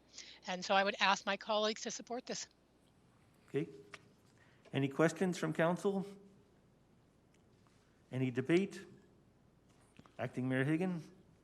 Thank you very much, Mayor Spearman, and thank you. I will definitely be supporting this. I remember this going back to the previous council when we sat and we wondered what was going to be done with that building. Was it going to be a parking lot? Was it going to be just demolished? What was it gonna be? And I'm really excited to see what has happened. And when Mr. Hagee came in and had a plan for this, and I'm just, it's completely moving to look at what it is now and what he's done with that project. So I am very excited to be able to support this. Deputy Mayor Miyashiro? Thank you. Yes, and the amount of work that's gone through the building, and when we had our tour of it last year, we were all just blown away by the work that's been done and the really neat tenants that it's attracted. So I fully support this. I do too, and given what we were told was the dismal shape of the building about 6 years ago, the fact that it's now a thriving building in the city of Lethbridge is fantastic. So I'm happy to support this resolution.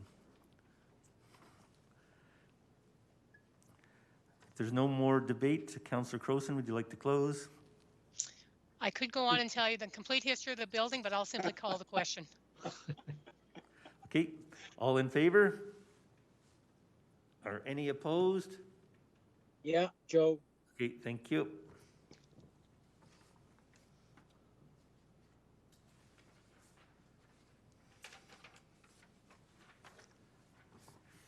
Okay, now we're on to 6.1. Official business from Deputy Mayor Miyashiro. Cancellation of council and standing policy committee meetings. Whereas the 2021 council calendar has scheduled council and standing policy committee meetings between Monday, September the 20th, 2021, nomination day, and Monday, October the 18th, election day. And whereas the Code of Conduct bylaw requires council members to perform their functions and duties in a conscientious and diligent manner with integrity, accountability, and transparency. And whereas the period of time between nomination day and election day is perceived by the public primarily as the period for election campaigning rather than a period for city council deliberation. And whereas city council wishes to act in a manner which is perceived to provide equal opportunity for visibility for all candidates in the municipal election, therefore be it resolved that the 2021 council calendar be amended by cancelling the following meetings. Council meeting of Tuesday, September 21st, 2021. Council meeting of Tuesday, October the 5th, 2021. Governance Standing Policy Committee meeting of Thursday, September 23rd, 2021. And that's it. Okay, Deputy Mayor Miyashiro. Thank you, Mayor Spearman, for this. I brought this up last term as well, but the biggest difference now is that we do have a code of conduct bylaw. This resolution speaks to the fact that in the last month of our term prior to the election, is that it gives council certainly an unfair advantage over other candidates in the municipal election. Council can bring up items, some that might not have any importance at all, but will get them some airtime with media. And not only that, that could lead to some conflicts regarding their own intention for different resolutions or getting their name in the media. So not just that, but it's time at that point. It's time if you're running again to focus on the election. It's also an ability for the people that aren't on council to have a fair shake at the different events that go on. Open it up for questions. Okay, Councillor Crowson. Thank you, Mayor Spearman. Thank you, Deputy Mayor, for bringing this forward, but I do have a few questions. One, if something comes up in the meantime, if we cancel these meetings and something comes up, are special meetings permitted if we have to deal with an issue? Yeah, the mayor can still call special meetings. That's his prerogative. As well, there will still be a deputy mayor and an acting mayor if they need to make the routine decisions that they need to make. the deputy mayor still, or the chair of the audit committee still needs to sign off on certain expenditures. So there's those kinds of things as well, right? That it's not a complete shutdown of everything, but there won't be these, there definitely won't be these meetings. Second question is, what do other communities do? Is this something, you know, Calgary does? Is this something Red Deer does? What's the other communities doing? Calgary and Edmonton for sure do not have council meetings during the election period. Okay. Thank you. Those are my questions. Okay. Councillor Kaufman? Thank you, Mayor Spearman. Actually, I was wondering if we could separate and vote separately on council versus the Governance Standing Policy Committee. As chair of governance, we've got a schwack of work, and we would lose one more meeting of potentially establishing some work that's going to need to be undertaken by the next council. So I'm wondering if it's possible to separate those two bodies apart. I understand the intent. But in my opinion, a Governance Standing Policy Committee is doing some incredibly practical work that needs to be established, and I'm not sure if we've got the time to accomplish everything that we've got in front of us between now and the end of this term.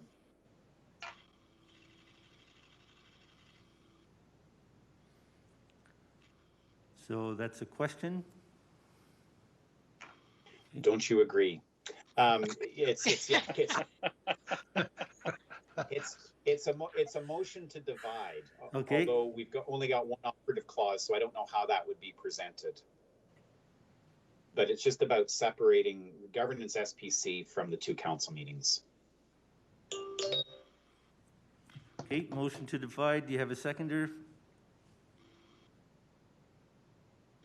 Yes, I'll second. Okay.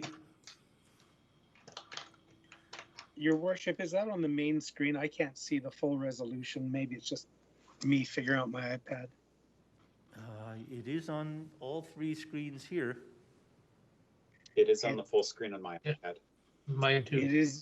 It is me. Awesome. Thank you. Okay, Acting Mayor Higgin? Actually, I'll wait. I do have an amendment, but I'll wait till this is done. Clerk? Your worship, I'm a little late to this, but I just wanted to offer that the governance does come after nomination day. We could always move governance to the 17th to be for nomination day. It seems to be the only SPC that does fall after nomination day, so that's just another option. Okay.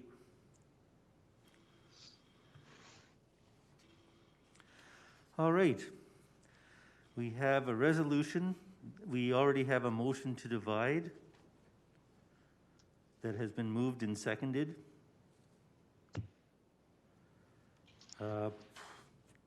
So let's deal with the resolution, including the council meetings. Councillor Kaufman? Councillor Sorry, Kaufman? my hand was up. Yeah, sorry, my hand was up from the previous question. Okay. So I have a question. Go ahead. So you know that 7 months from now, you have so much work that you have to have that meeting in the election period. Well, why don't...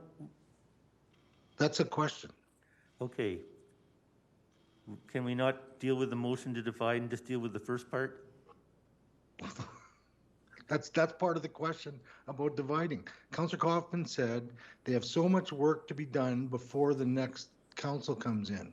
My question was, they know 7 months out from that they have so much work that they can't do that meeting then, or as the clerk said, move it up into August. That was just a simple question. Thank you, Councillor Misher. It was actually a question which I didn't have, so thank you. Given the information of the clerk, which I actually hadn't considered, just looking at the motion, I would actually then prefer to have the governance SBC meeting moved to, I believe she stated the 17th or whatever the date was. 1 week earlier. Move that out of the nomination period.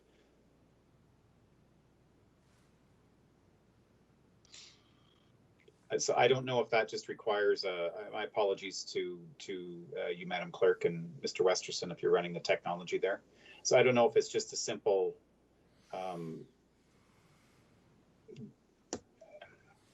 it's late and I can't think of how to word it. Yeah, it would still have to be a vote of council to move a meeting on the council agenda that council adopted. So, yeah, so however you want to word your motion, Councillor Kaufman. So what we could do is just delete the Governance Standing Policy Committee and change the date at a later time.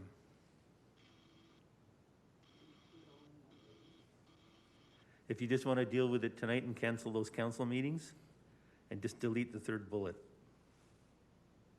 If the mover would be amiable to that. Councillor Miyashiro, do you agree? Just to take it out. Is Yeah. that what you said? Take it out, then put it back in somewhere else? You can just change the date sometime down the road. Yeah, that's probably easier to do, for sure. Okay. The mover agrees to delete the third bullet. So we're just dealing with canceling the council meetings of Tuesday 21st and Tuesday, October the 5th. Any further questions? Okay, on to debate. Acting Mayor Hagan. Hey, Mayor Spearman, I'd like to put an amendment in. For both of those dates there, now it being the last month, what we spend most of our time as council doing is obviously preparing for the council meetings and for the different meetings that happen throughout that month. We're going to be stopping our work. We're going to get out there and campaign if we're going to be looking at seeking re-election again. And so for that reason, I would like to put a amendment that we would stop being paid on our last council meeting, which would be September the, is it the 4th? No, sorry, 7th?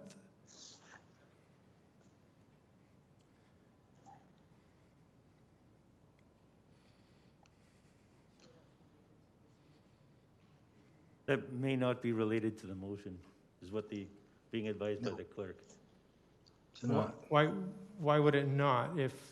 Relating to the dates and cancellation, but if you wanted to bring a motion forward at another date, it's not amending anything within this motion. Okay, no, that's fine. Thank you. Okay.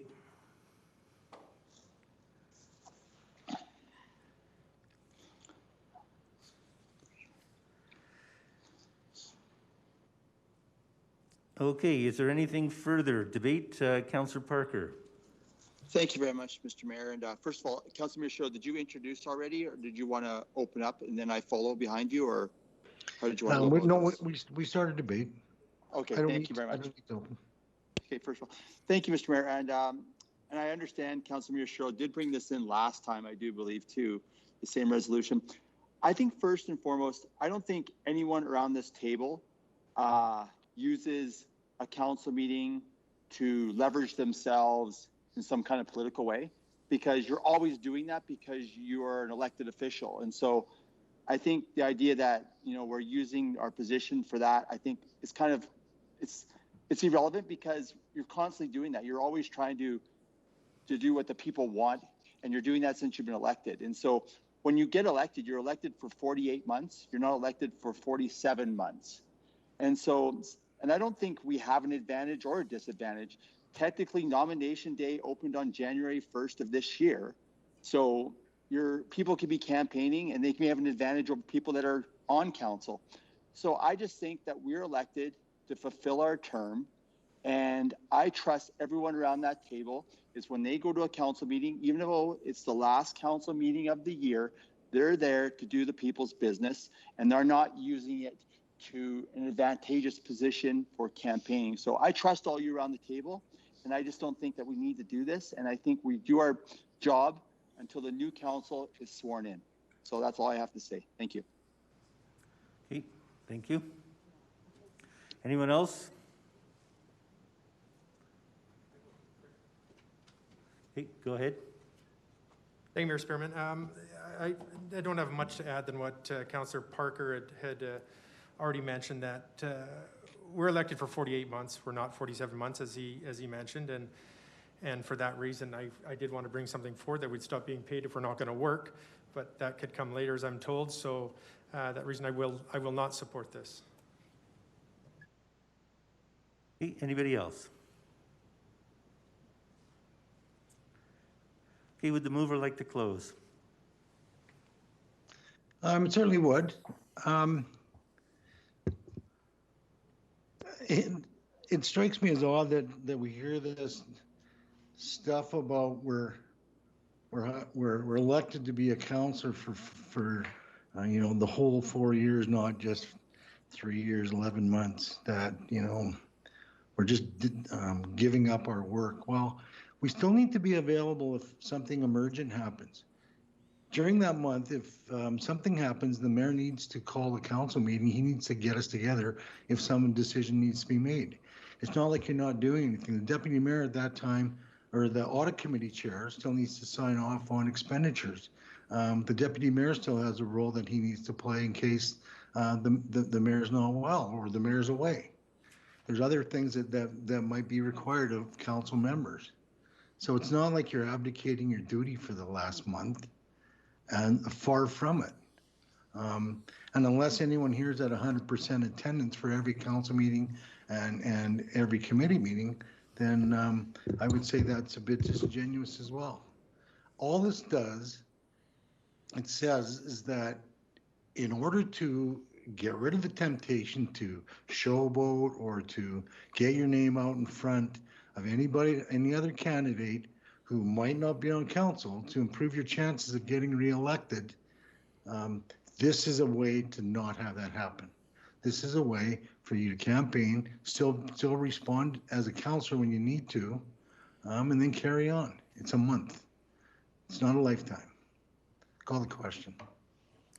Question's been called. Can we have a vote by roll call, please? Councillor Carlson.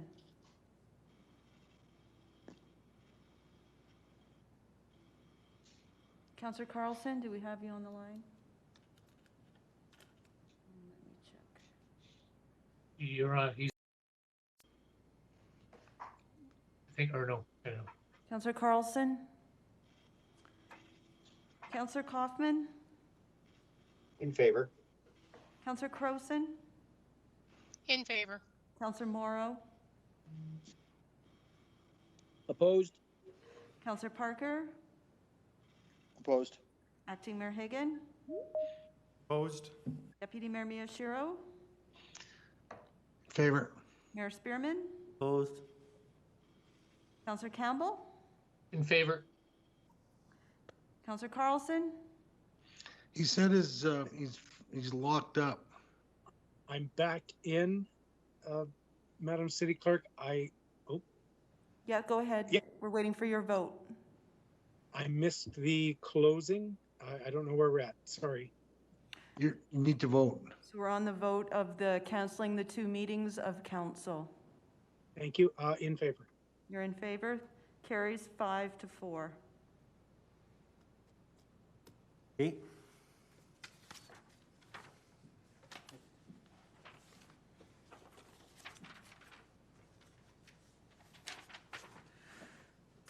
Next is a resolution from Councillor Kaufman, official business, capital improvement program and operating budgets, revisions to order and process. 6.2. Whereas the Economic Standing Policy Committee meeting of March the 10th, 2021, the City Treasurer presented options that would revise the order of the budget deliberations so that the capital improvement program is deliberated and approved first in a term of council, followed by the operating budget.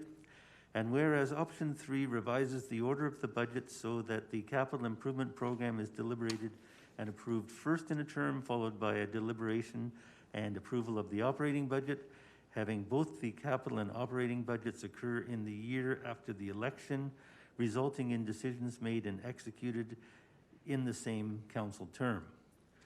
Therefore, be it resolved that the city manager report to City Council by the end of April 2021, examining the structure and resource requirements of the following.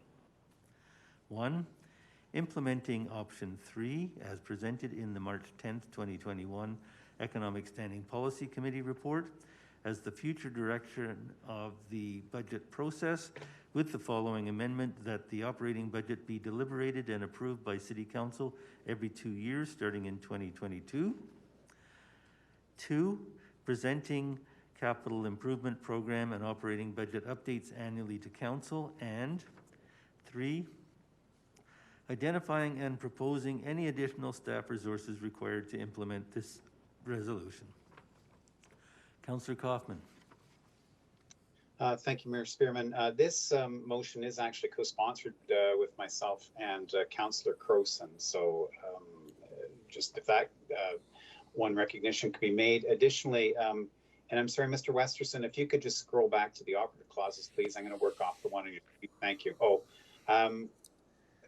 In conversation with City Manager Ms. Pinkson, I wonder if we can change the by the end of to May 2021 instead of April 2021, as Ms. Pinkson would appreciate the additional time by the end of May 2021 instead of the end of April. Yeah, just change the word April to May if that meets with the approval of my colleagues.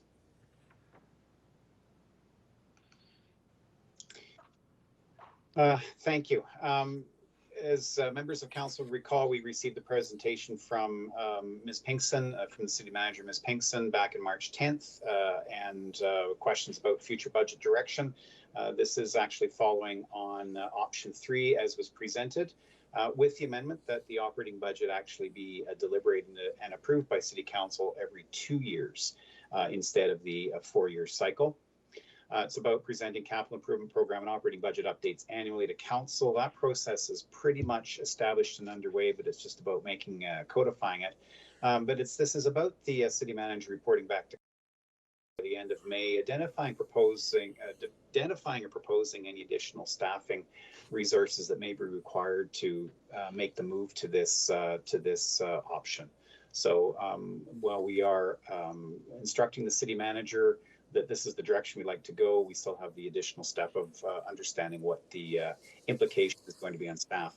Ultimately, this is about governance. This is about council's access to the budget, and this is about financial stewardship, which was one of our strategies in the in City Council's strategic plan way back at the beginning of this term. And I'll open it to questions or debate. Okay, Councillor Carlson.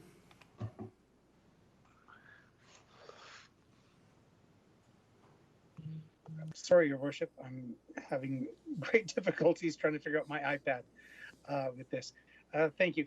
To the mover, if I can, Councillor Kaufman, this resolution would direct City Manager just to report back on the processes. This isn't actually approving them right now, or that's how I read it anyways.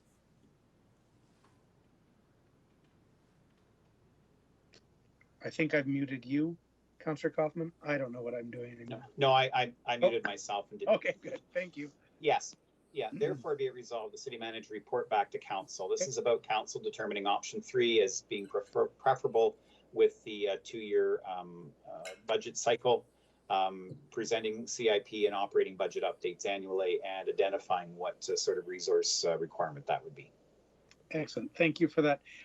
With the in the first clause for the city manager to report back on, with the amendment that the operating budget be deliberated and approved every 2 years, is what you're suggesting is that we just approve a 2-year operating budget, or are you suggesting that we approve a 4-year, but we are mandated every 2 years to revisit? That the operating budget be deliberated and approved by City Council every 2 years. So this is a 2-year operating budget cycle. So we're going back to a 2-year. We've never been to a 2-year. No. We went from 1 to 3 to 4. This is going to a 2-year. This is the compromise. Okay, thank you. Okay, Deputy Mayor Miyashiro. Thank you, Mr. Chairman. Thank you, Councillor Kaufman. This is what you've wanted forever. This is a question similar to what Councillor Carlson said. And this is if we pass this, we pass the process, and then city manager will come back with to council with the resources required. So if they say they need 5 more people in finance to keep up with this, then I guess council would have to find a way how to fund that, I guess. Yes. Okay, thank you. Okay. Is Ms. Pinkson on the line still?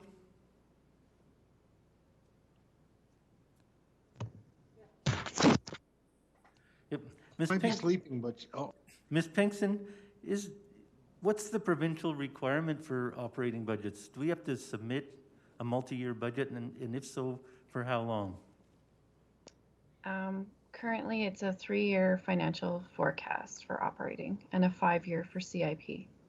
Okay, 3 years operating, 5 years for CIP. Thank you.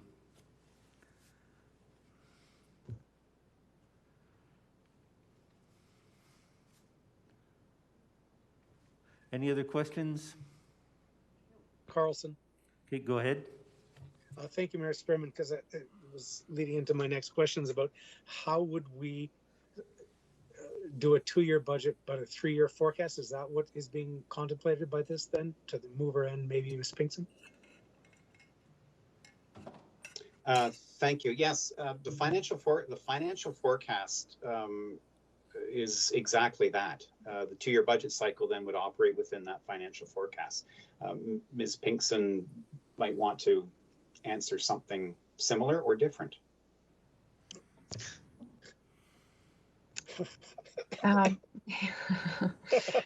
It's late for all of us. It is, but I enjoyed that a lot. Thank you, Councillor Kaufman. Mayor Spearman, through to Councillor Carlson, I would suggest that we would still need to do a 4-year forecast to ensure that we at least have 3 years forecasted within what's required under the MGA. Okay, thank you.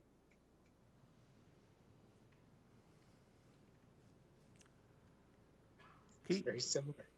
And we move on to debate. If there's no more questions.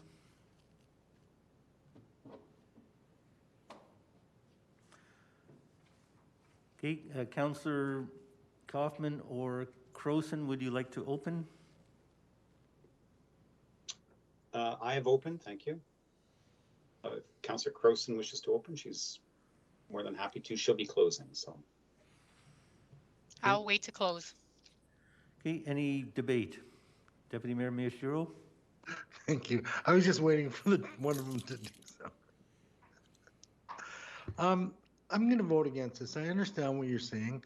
I think what we did this term where we had our original budget and then we actually reopened it to adapt to changing conditions is I think it provides a little better framework for administration from the outset of each term.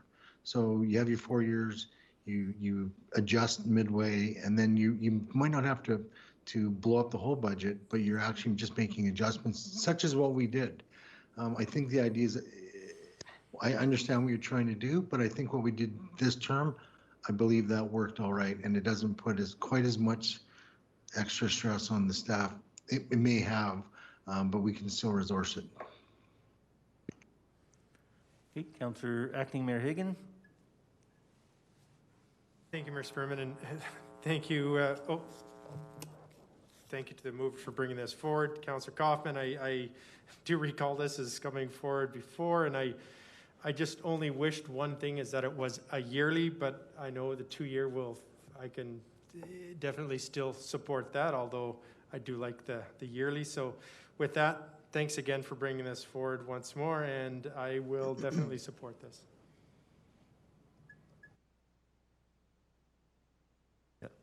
I won't support it. I believe that the knowledge of the budget is better understood when you understand the variances. So we received a report today, and we began getting these variance reports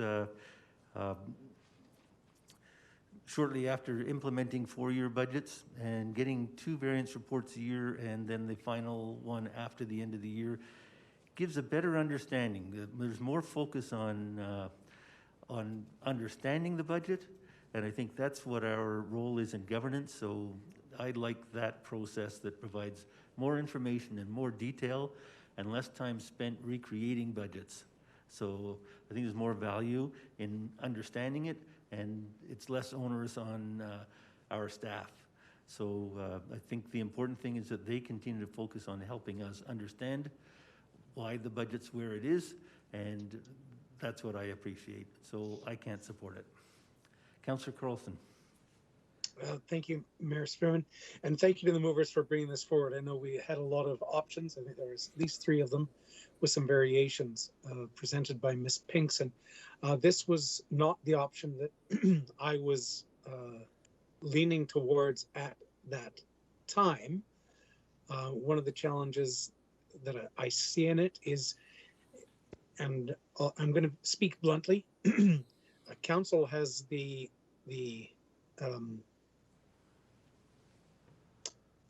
predilection of getting distracted, I'll put it that way, by things popping up and shiny and not actually just focusing on a long-term vision, goal, and strategy.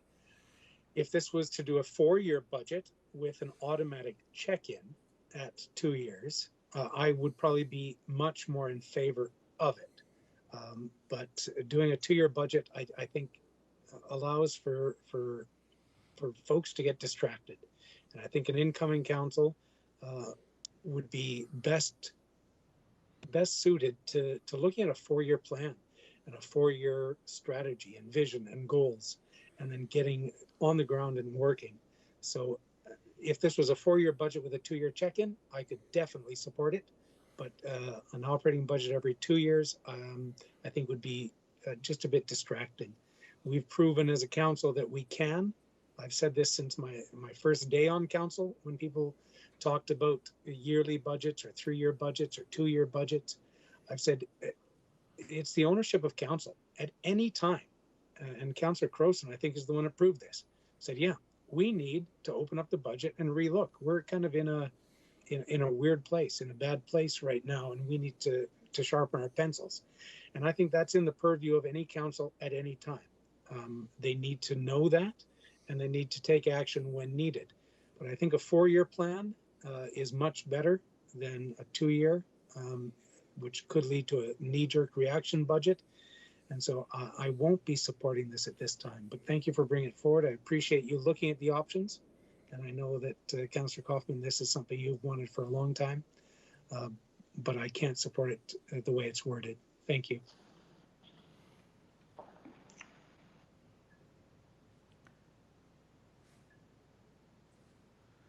Councillor Parker? Oh, I think Councillor Carlson and Councillor Miyashiro summed it up perfectly. So thank you. I will not be supporting it. Thank you. Okay, Councillor Crowson to close. Oh, Councillor Morrow. Thank you, Mr. Mayor. If I think I understand what this is intending to do, I'm in total support, and I'm going to speak because I've been a part of council where we did our budget every year. I've been a part of council where we do our budget every 4 years, and I can tell you that, and this is just my own personal experience, is that based on when we had our 1-year budget versus our 4-year budget, I felt that I had way more knowledge, way more information, and that I could go out to the community and speak confidently about the budget. And at the end of the day, that's our job, collecting taxes and then spending our taxpayers' money. With the 4-year budget, I just felt that we became disengaged, or at least not as engaged as we were when we had our 1-year budget. I think council, again, I'm speaking for myself, felt that we actually had ownership over the budget. We all of us, I think, felt more confident in speaking about the budget at any time to anyone. I can't say that I have that confidence based on the way we do our budgeting now. There's other issues that I have with the way we do our budgeting, both operating and capital, but that's another day. And I'm not going to go there because I know every time I go there, it gets defeated. So I'm done with that. So I think that this is actually the best of both worlds, and I strongly believe that this would help council. It would make council, I think, stronger. I think it would make council understand a little bit more, and I believe it gives us more information, and we're more informed at all the time. So I think this is something that we definitely should support. And you know what? If it doesn't work, the next council can always change it. But I think that's why Councillor Kaufman brought it forward. I'm thinking that this will work better than what we have right now, and for that reason, I'll support it. Councillor Croson. Thank you, Mayor Spearman. I'm absolutely flabbergasted by the arguments I'm hearing from some of my colleagues.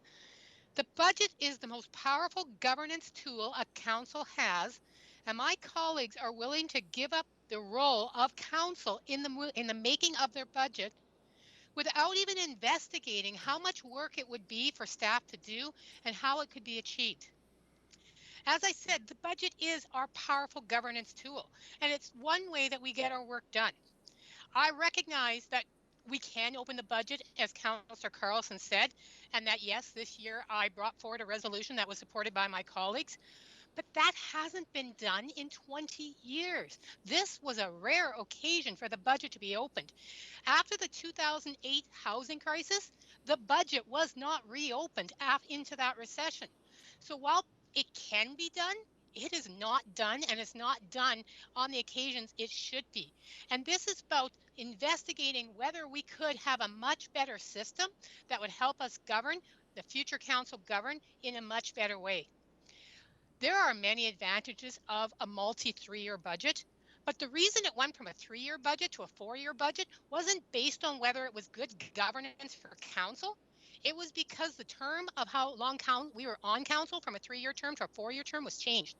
That's not a good reason to make a governance decision, because the length of council was changed.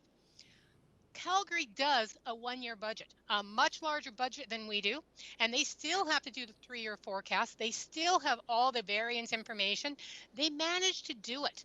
And we are asking that our colleagues support us investigating how we can create the best possible governance tool through a better budget. And I, as I said, am flabbergasted that we're not getting support on this. And with that, I'll call the question. Thank you. Question's been called. Can we have a roll call vote, please? Councillor Kaufman. In favor. Councillor Croson. In favor. Councillor Morrow. Favor. Councillor Parker. Councillor Croson convinced me. In favor. Acting Mayor Higgin. In favor. Deputy Mayor Miyashiro. Opposed. Mayor Spearman. Opposed. Councillor Campbell. In favor. And Councillor Carlson. I'll get the information. In favor. 7-2, carried. Thank you. There are no inquiries. We'll move on to City Council updates. Councillor Croson, Civic Works Standing Policy Committee, River Valley Public Engagement Report. Sit back. I think I have like 5 pages for you, so we're going to be here a while. The first thing I'd like to do is remind my council colleagues of April 1st, the visioning session on Transportation Master Plan. Since this is all from the Civic Works, I am hoping you will be able to attend, and I doubt at 11:17 that many members of the public are still listening, but for those who are, remember, members of the public can attend as well. Jumping now to the River Valley update. This is all of these 3 updates that I'm doing are there to close the loop. These have now come to the Standing Policy Committee to receive as information, but these were all one time at council, so we wanted to be certain that council and the community are updated. We didn't put these in the consent agenda because there's nothing to approve, at least not yet. They'll be coming back, so these are for information. So at the Civic Works SPC, we had a discussion around the River Valley public consultation. There was a discussion with staff and some community members and groups, and the public engagement is actually continuing. We are waiting to hear from reports on the heritage site, from archaeological reports and others. And what is happening is that, as I said, the public engagement is continuing, and we're all continuing to work to try to find the right balance. Staff will be working to discuss strategy, framework, and partnerships, and we'll be working towards wayfinding, signs, preservation, maintenance, safety, and how to balance all of that with access. So I just wanted people to know that we are continuing those conversations. Staff and the public are continuing to work on the River Valley public engagement as was requested by City Council. Shall I just pop on to number 2, or? There's no question, so move on to number 2. So Mayor Spearman, 9.2. Yes? Mayor Spearman, I recognize there's no decision point in 9.2, but I have been absent for the conversations around 9.2, so I'm going to step out. If somebody can notify me, I'll step back in for 9.3. Thank you. Thank you. So 9.2 and 9.3 I'm actually going to do together, because 9.3 will actually help allay some of the concerns about 9.2 and vice versa. What this all is. Well, Councillor Kaufman might be interested in 9.3. Councillor Kaufman is on civic work, so I'm sure he actually has most of this background as well. Okay. And we can certainly update him if he doesn't. Okay. Go ahead. So this is all about getting transit to have better service, and about how these two will work together. So with Accessoride, an RFP was put out in late 2020, but because of COVID, there was no response. So administration is working with procurement and a local vendor to provide eligibility determination services. The following elements will be done as part of the work: communication plan, eligibility determination criteria, an appeal process, and stakeholder communication. And this is likely to reduce future growth to Accessoride. And what will happen with the eligibility determination, how they're seeing it, is there will be 4 things that people could be categorized: unconditional approval, conditional, temporary, or not eligible. And once all of that is done, they'll be moving towards implementation. All of this will link to what is called CityLink, where they are redesigning the fixed route network and implementing transit on demand. Where there is high ridership frequency, they will improve the service and have better trip times, or have the trip times reduced. Where there is low ridership, they will have on demand. And this is moving forward as a 6-month pilot project, and reports will come back after the 6-month pilot project. So those are continuing. The work that was presented to council is continuing. As I said, all of this is for information, but as the information was received by council originally, we just did not want council to be out of the loop. And if there are any questions on 9.2 and 9.3, I will definitely take them. Are there any questions from council? No, sorry, no question. Just thank you very much, Councillor Cosin, for giving us that detailed update. Okay. Thank you. With that, we could go into in camera. What's the wishes of council? You want to defer these things, or each and every, or do you want to deal with them? We have to deal with at least one of them. 10.3, 10.4, 10.5, 10.7, and 10.8. So 10.8 we have to deal with today. Okay, so if we can have a motion to go in camera, and I think it's just the, I think the others, do you want to move them to the next meeting? Depends if anything needs to be discussed. Your worship, we can go in camera, and if we decide to defer, we can do that when we come out of in camera. Okay. Yep. Okay. Mr. Dalton, did you want to say something? Would any of these items need to be dealt with today other than 10.8? No, thanks, Your Worship. We could defer the 2 land items to April 6th if council's okay with that. Okay, so that's there's 10.3 is real estate and land update, 10.4 is land matter number 1, and 10.5 is land matter number 2. Yeah. So those would move to April the 6th? Yeah, there's That's no correct. urgency. Okay, Your worship, we did 10.3. We just need to do the rise and report motion after, so council did hear that one All earlier. right, 10.3 is done. Okay, so that leaves 10.4, 10.5, and 10.7 to come back to the next meeting on April the 6th. Unless the, Madam Clerk, do you think 10.7 needs to be discussed or not? I guess that's up to you, Councillor Miyashiro. I would, Question for you, Councillor Miyashiro. One of those items involves a meeting that you have in less than 2 weeks. Are you going to be there?